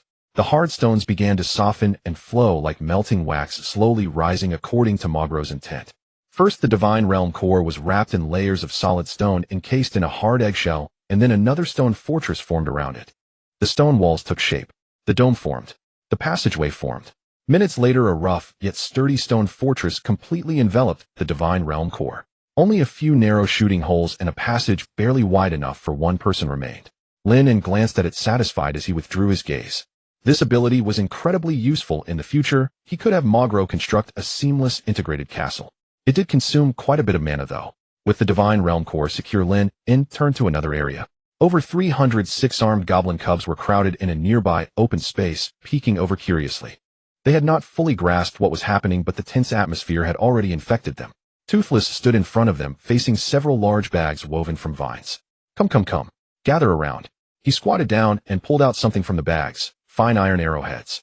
These had been hastily forged by the blacksmiths to ensure each cub could be equipped with such weapons. Though these cubs were not fully matured, their combat strength was somewhat stronger than that of ordinary goblins. With the impending battle, every bit of strength added to their chances of victory. The cubs gathered around, extending their spider limbs as Toothless helped them fit the arrowheads on. "Don't move." "Yes, just this one." "Slide it in." "All right, let's see if it holds." The cub raised its spider limb, the 4 arrowheads glinting coldly in the sunlight. It shook it vigorously, and the arrowheads did not budge, firmly secured at the end of its limb. "Good." Toothless patted its head next. One after another, with the help of Toothless, Teemo, Adu, and the cubs, all 300 cubs were equipped with fine iron arrowheads. Toothless looked at this group of imposing little fellows, unable to help but grin, his loose front teeth clattering. "All right, today let those monsters see what real despair looks like." The cubs looked at each other, excitedly raising their spider limbs, the 4 arrowheads rising and falling like a wave, shining brilliantly in the sunlight. They felt no fear about the upcoming battle. Instead, they were filled with anticipation. Anticipating the chance to fight for the great God of all gods, and looking forward to piercing the hearts of their enemies with these sharp arrowheads. In the distance, Haru stood at the forefront of the defense line, wielding the blazing greatsword, urging the goblin army to hold their positions. A small fire dragon perched on Haru's shoulder, shaking its head, and occasionally spitting a spark of fire for excitement. It was neither Lynn's kin, nor a follower, nor was it a hybrid, yet it had been perfectly replicated into this world.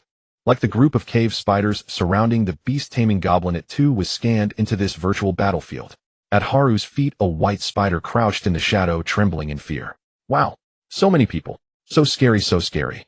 Fortunately, no one is looking. Haru turned to glance at the entire defense line. Thousands of goblins were all in position. They were fully armed, with most clad in iron armor, some even wielding more refined fine iron weapons, making them appear quite the elite force. More than 300 six-armed younglings squished in the middle of the ranks, their eyes sparkling with excitement. They were more eager for this battle than the other goblins. Magro stood at the entrance of the stone fortress, the totemic pillar beside him, eyes closed as he restored the mana he had just expended. Flame squatted beside him, playing with two small fireballs in his palm, as if toying with two handballs. The bronze bull hoisted a massive stone axe, standing at the front line, its steady aura heavier than before. During this time, it and 3 of Haru's personal guards had also advanced to first-tier warriors, greatly increasing their strength. After the promotion, it had mastered 3 major attack skills: earth-shattering strike, raging sweep, and ground-crushing stomp, making it remarkably powerful. After inspecting his troops, Haru couldn't help but grin.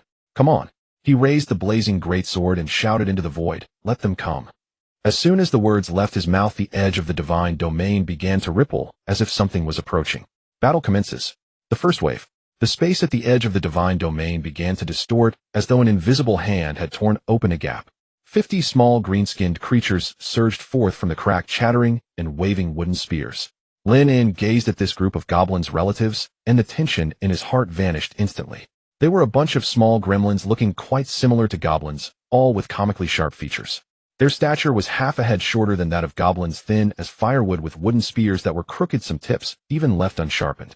Haru stood behind the defense line, looking at the group of gremlins, his expression frozen for a moment. Is this it? I took my pants off just to see this. He glanced back at the thousands of goblins standing ready behind him, and then looked at the 50 skinny gremlins. The goblins at the front row were also dumbfounded. They had prepared for so long, donned their iron armor, gripped their weapons tightly, raised their shields high, only to face such a bunch of creatures. Is this a joke? Are these the enemies? Where did these green-skinned rats crawl out from? Is that a spear they are holding? I could easily bend it with a pea. Don't move, let me come, I want to take down 10 of them. The goblin army's confidence surged instantly. Haru waved his hand. First team charge. Don't let them near the defense line. There was no need for defenses against these creatures. Letting them approach would only wear down the durability of the defense. 100 pure-blood goblins charged out with loud cries, their iron swords and axes glinting coldly. The 6-armed younglings behind them were also eager to move their spider limbs, involuntarily lifting the fine iron spearheads, swaying. Wanna go? Haru glanced over.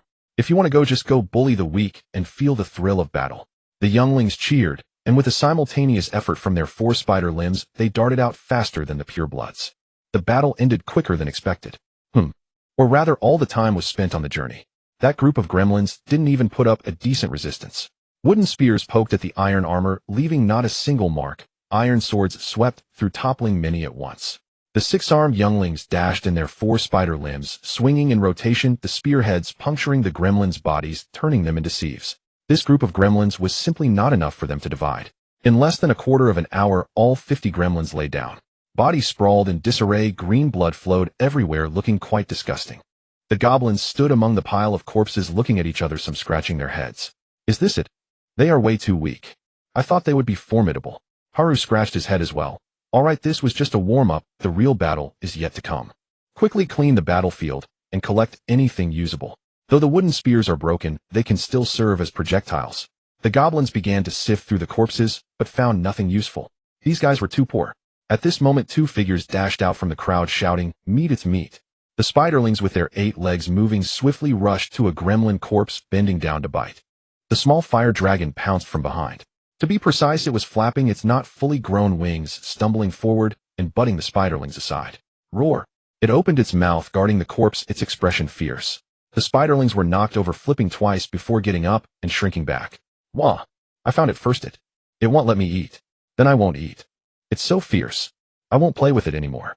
The spiderlings, looking aggrieved, shrank to the side, watching the small fire dragon proudly lower its head and take a bite of the gremlin corpse. It took a bite, chewed a couple of times.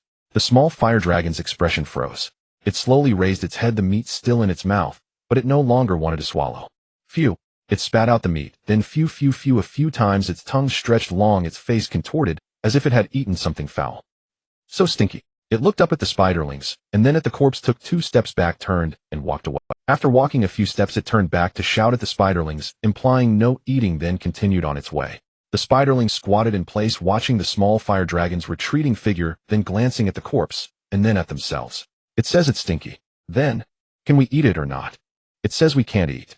But it doesn't eat. Then, it struggled for a long time, but ultimately didn't dare to move. In the distance, Lynn's thoughts swept over this scene, feeling a mix of amusement and exasperation. These two little fools.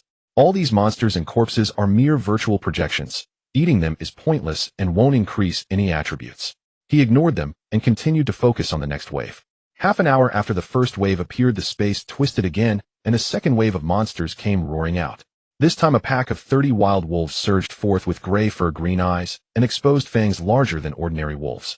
Lynn keenly noticed that this group of wild wolves appeared in a different location than the first wave of goblins, closer to the core of the divine domain.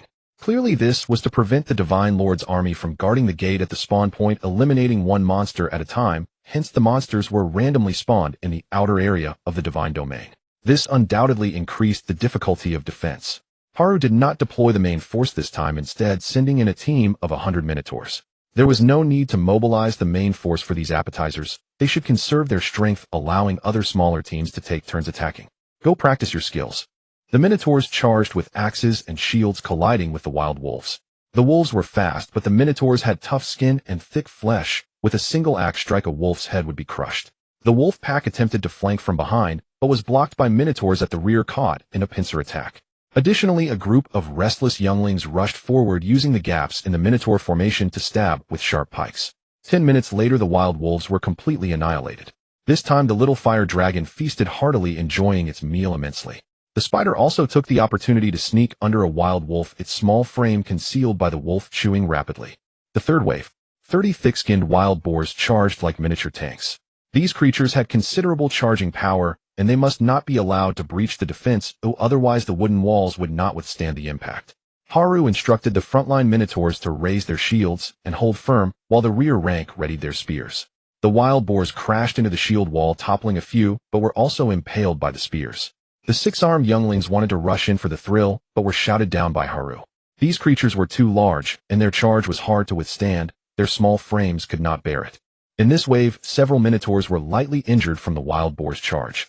Magro did not expend mana to heal them. He needed to conserve strength for upcoming challenges. Haru summoned the injured minotaurs to the rear defense line and had some vitality springs sent to them. The vitality springs were also copied to the virtual battlefield, and their restorative effects were not diminished. After drinking the vitality springs, although the wounds did not heal immediately, the recovery speed was accelerated and some stamina was replenished. The fourth wave consisted of 40 spotted hyenas, known for their speed and ambush tactics, particularly enjoying to attack from behind. These hyenas were not small, larger than the wild wolves from the second wave, and naturally stronger. Of course, encountering the goblin army was unfortunate for them. Initially, the spotted hyenas intended to employ a hunting tactic, relying on their numerical superiority of 40 to surround the mere 1,000 goblins. The advantage was theirs. I must admit their strategy was sound and their appetite impressive. But considering that each hyena would have to deal with 30 goblins, Haru decided to alleviate some of the pressure on them. The goblin army surrounded them completely, forcing the hyenas together, then quickly compressing their movement space, with the bronze minotaurs leading the charge and hacking away wildly. Even if the hyenas could run fast, being surrounded left them helpless, and they soon met their demise. The fifth wave consisted of 50 werewolves clad in leather armor, wielding stone axes and knives significantly stronger than the goblins and wild wolves. Clearly the intensity began to rise starting from the fifth wave. However, 50 werewolves posed little threat to over 1,000 goblins. First, a volley of ranged attacks took down or severely injured the werewolves, then Haru, feeling restless, charged in with his expanded personal guard of 50, striking down one werewolf with each swing of his flaming greatsword. 15 minutes later, all the werewolves were exterminated. The sixth wave. The space tore open and 30 armored lizardmen warriors stepped through the rift, their gear superior to that of the werewolves, wielding iron weapons. Behind them, 20 lizardmen archers in leather armor lined up, holding standard bows and arrows, their green eyes fixated on the goblin defenses in the distance. Lizardmen already had decent defense due to their scale armor, and with added iron armor, they became even. The lizardmen archers were also no ordinary foes, having encountered Wang Mingyu before. Their archery skills far surpassed those of the half-baked goblins. This time the troops were not of a single type, and there was a basic level of coordination.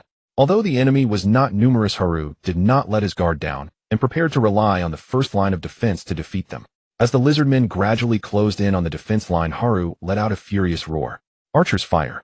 Just as Haru's command rang out, the opposing lizardmen had already released their bowstrings first. Clearly the range of the opposing forces exceeded that of the goblins, and the wooden barricades were not walls lacking the height advantage and range enhancement. The first batch of arrows arced through the air, landing among the frontline goblin ranks. 3 pure-blood goblins fell, while several others were struck in the shoulders, arms, and thighs, howling as they retreated. Raise your shields. Hold your shields above your heads. The goblins lifted their shields, which had been resting in front of them, forming a temporary shield wall. Taking advantage of the moment, the lizardmen warriors charged their iron axes, smashing into the first wooden defense with a dull thud. The wooden line trembled under the blows, and some frontline goblins seized the opportunity to thrust their iron spears through the gaps.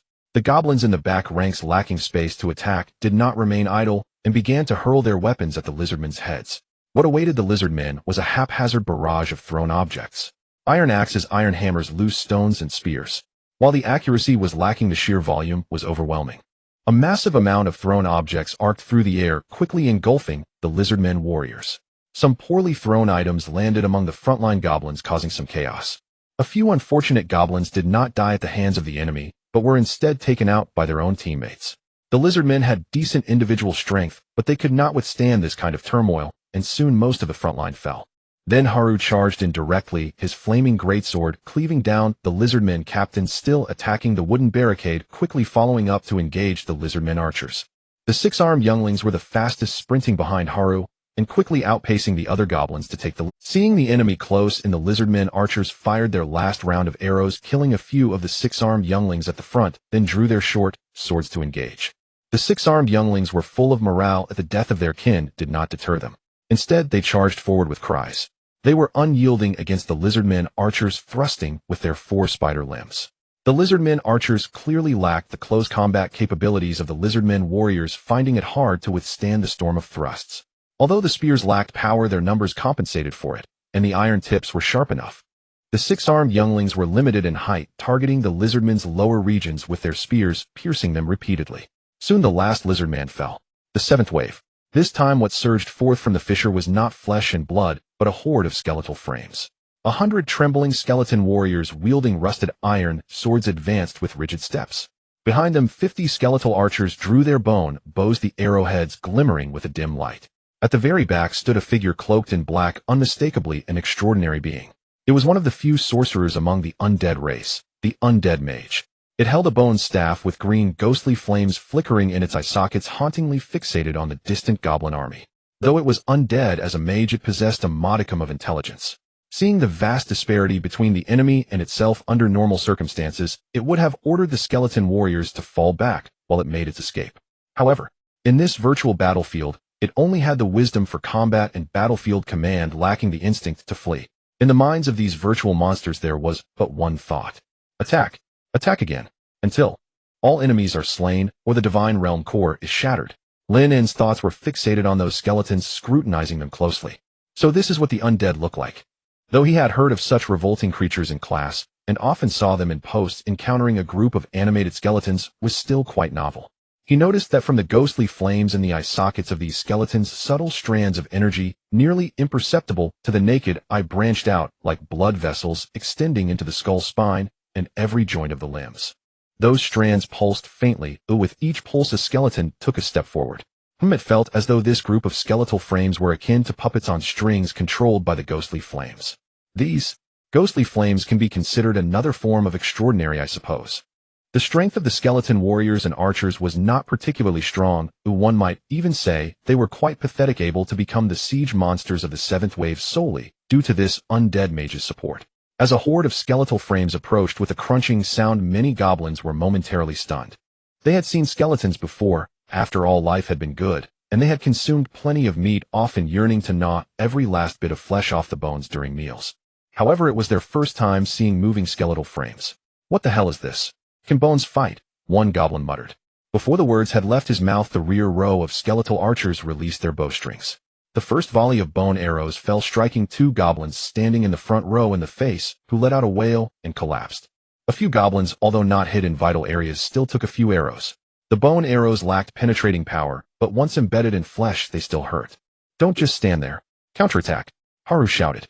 The goblin archers hastily pulled their bows and shot arrows. Iron arrows flew into the mass of skeletons, some piercing through ribs, others getting stuck in the gaps between bones, while some directly knocked off the skeleton heads. Yet the skulls that flew off still had ghostly flames flickering in their eye sockets. The headless skeleton continued to advance. What the hell is this? Aim for the head. Hitting the head is useless. If it's useless, then why are you complaining? The front row of goblins had already collided with the skeleton warriors.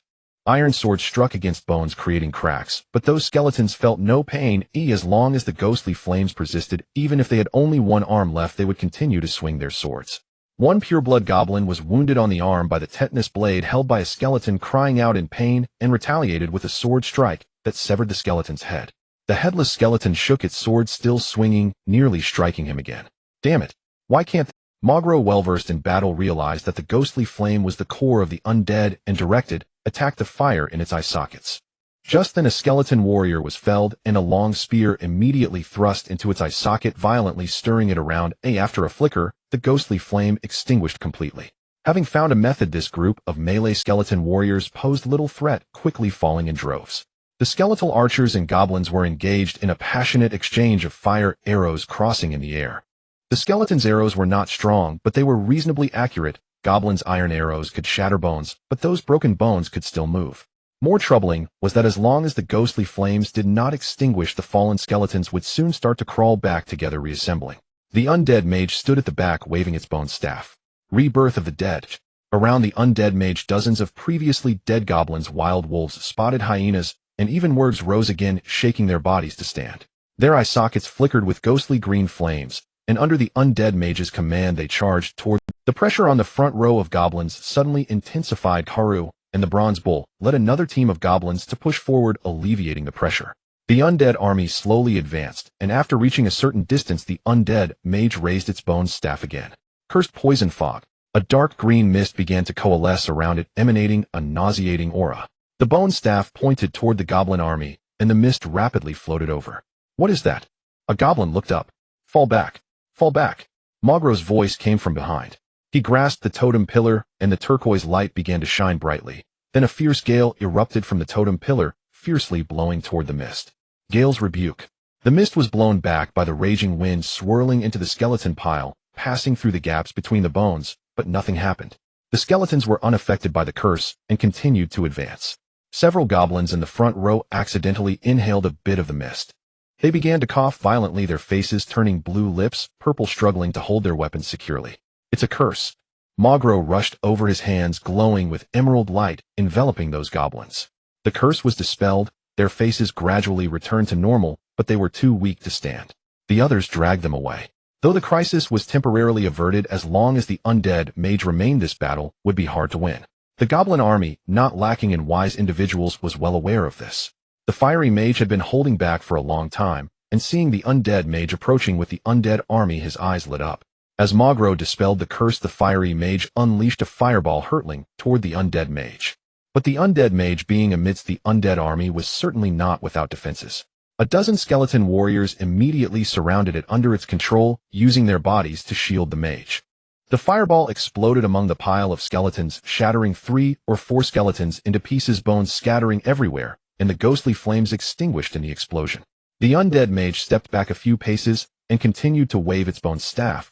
The scattered bones on the battlefield began to rapidly coalesce together, as if trying to form something.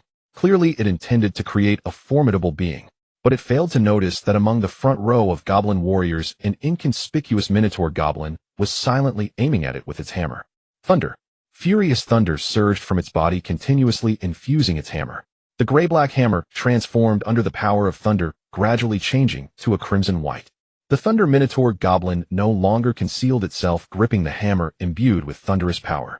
It took a deep breath, its arm muscles bulging, and hurled the hammer with great force. The hammer flickered with electric light, cutting through the air with terrifying might. 2 skeletons attempting to block it were smashed to pieces, and the thunder hammer continued on, crashing down upon the undead mage. With thunder, shatter the darkness.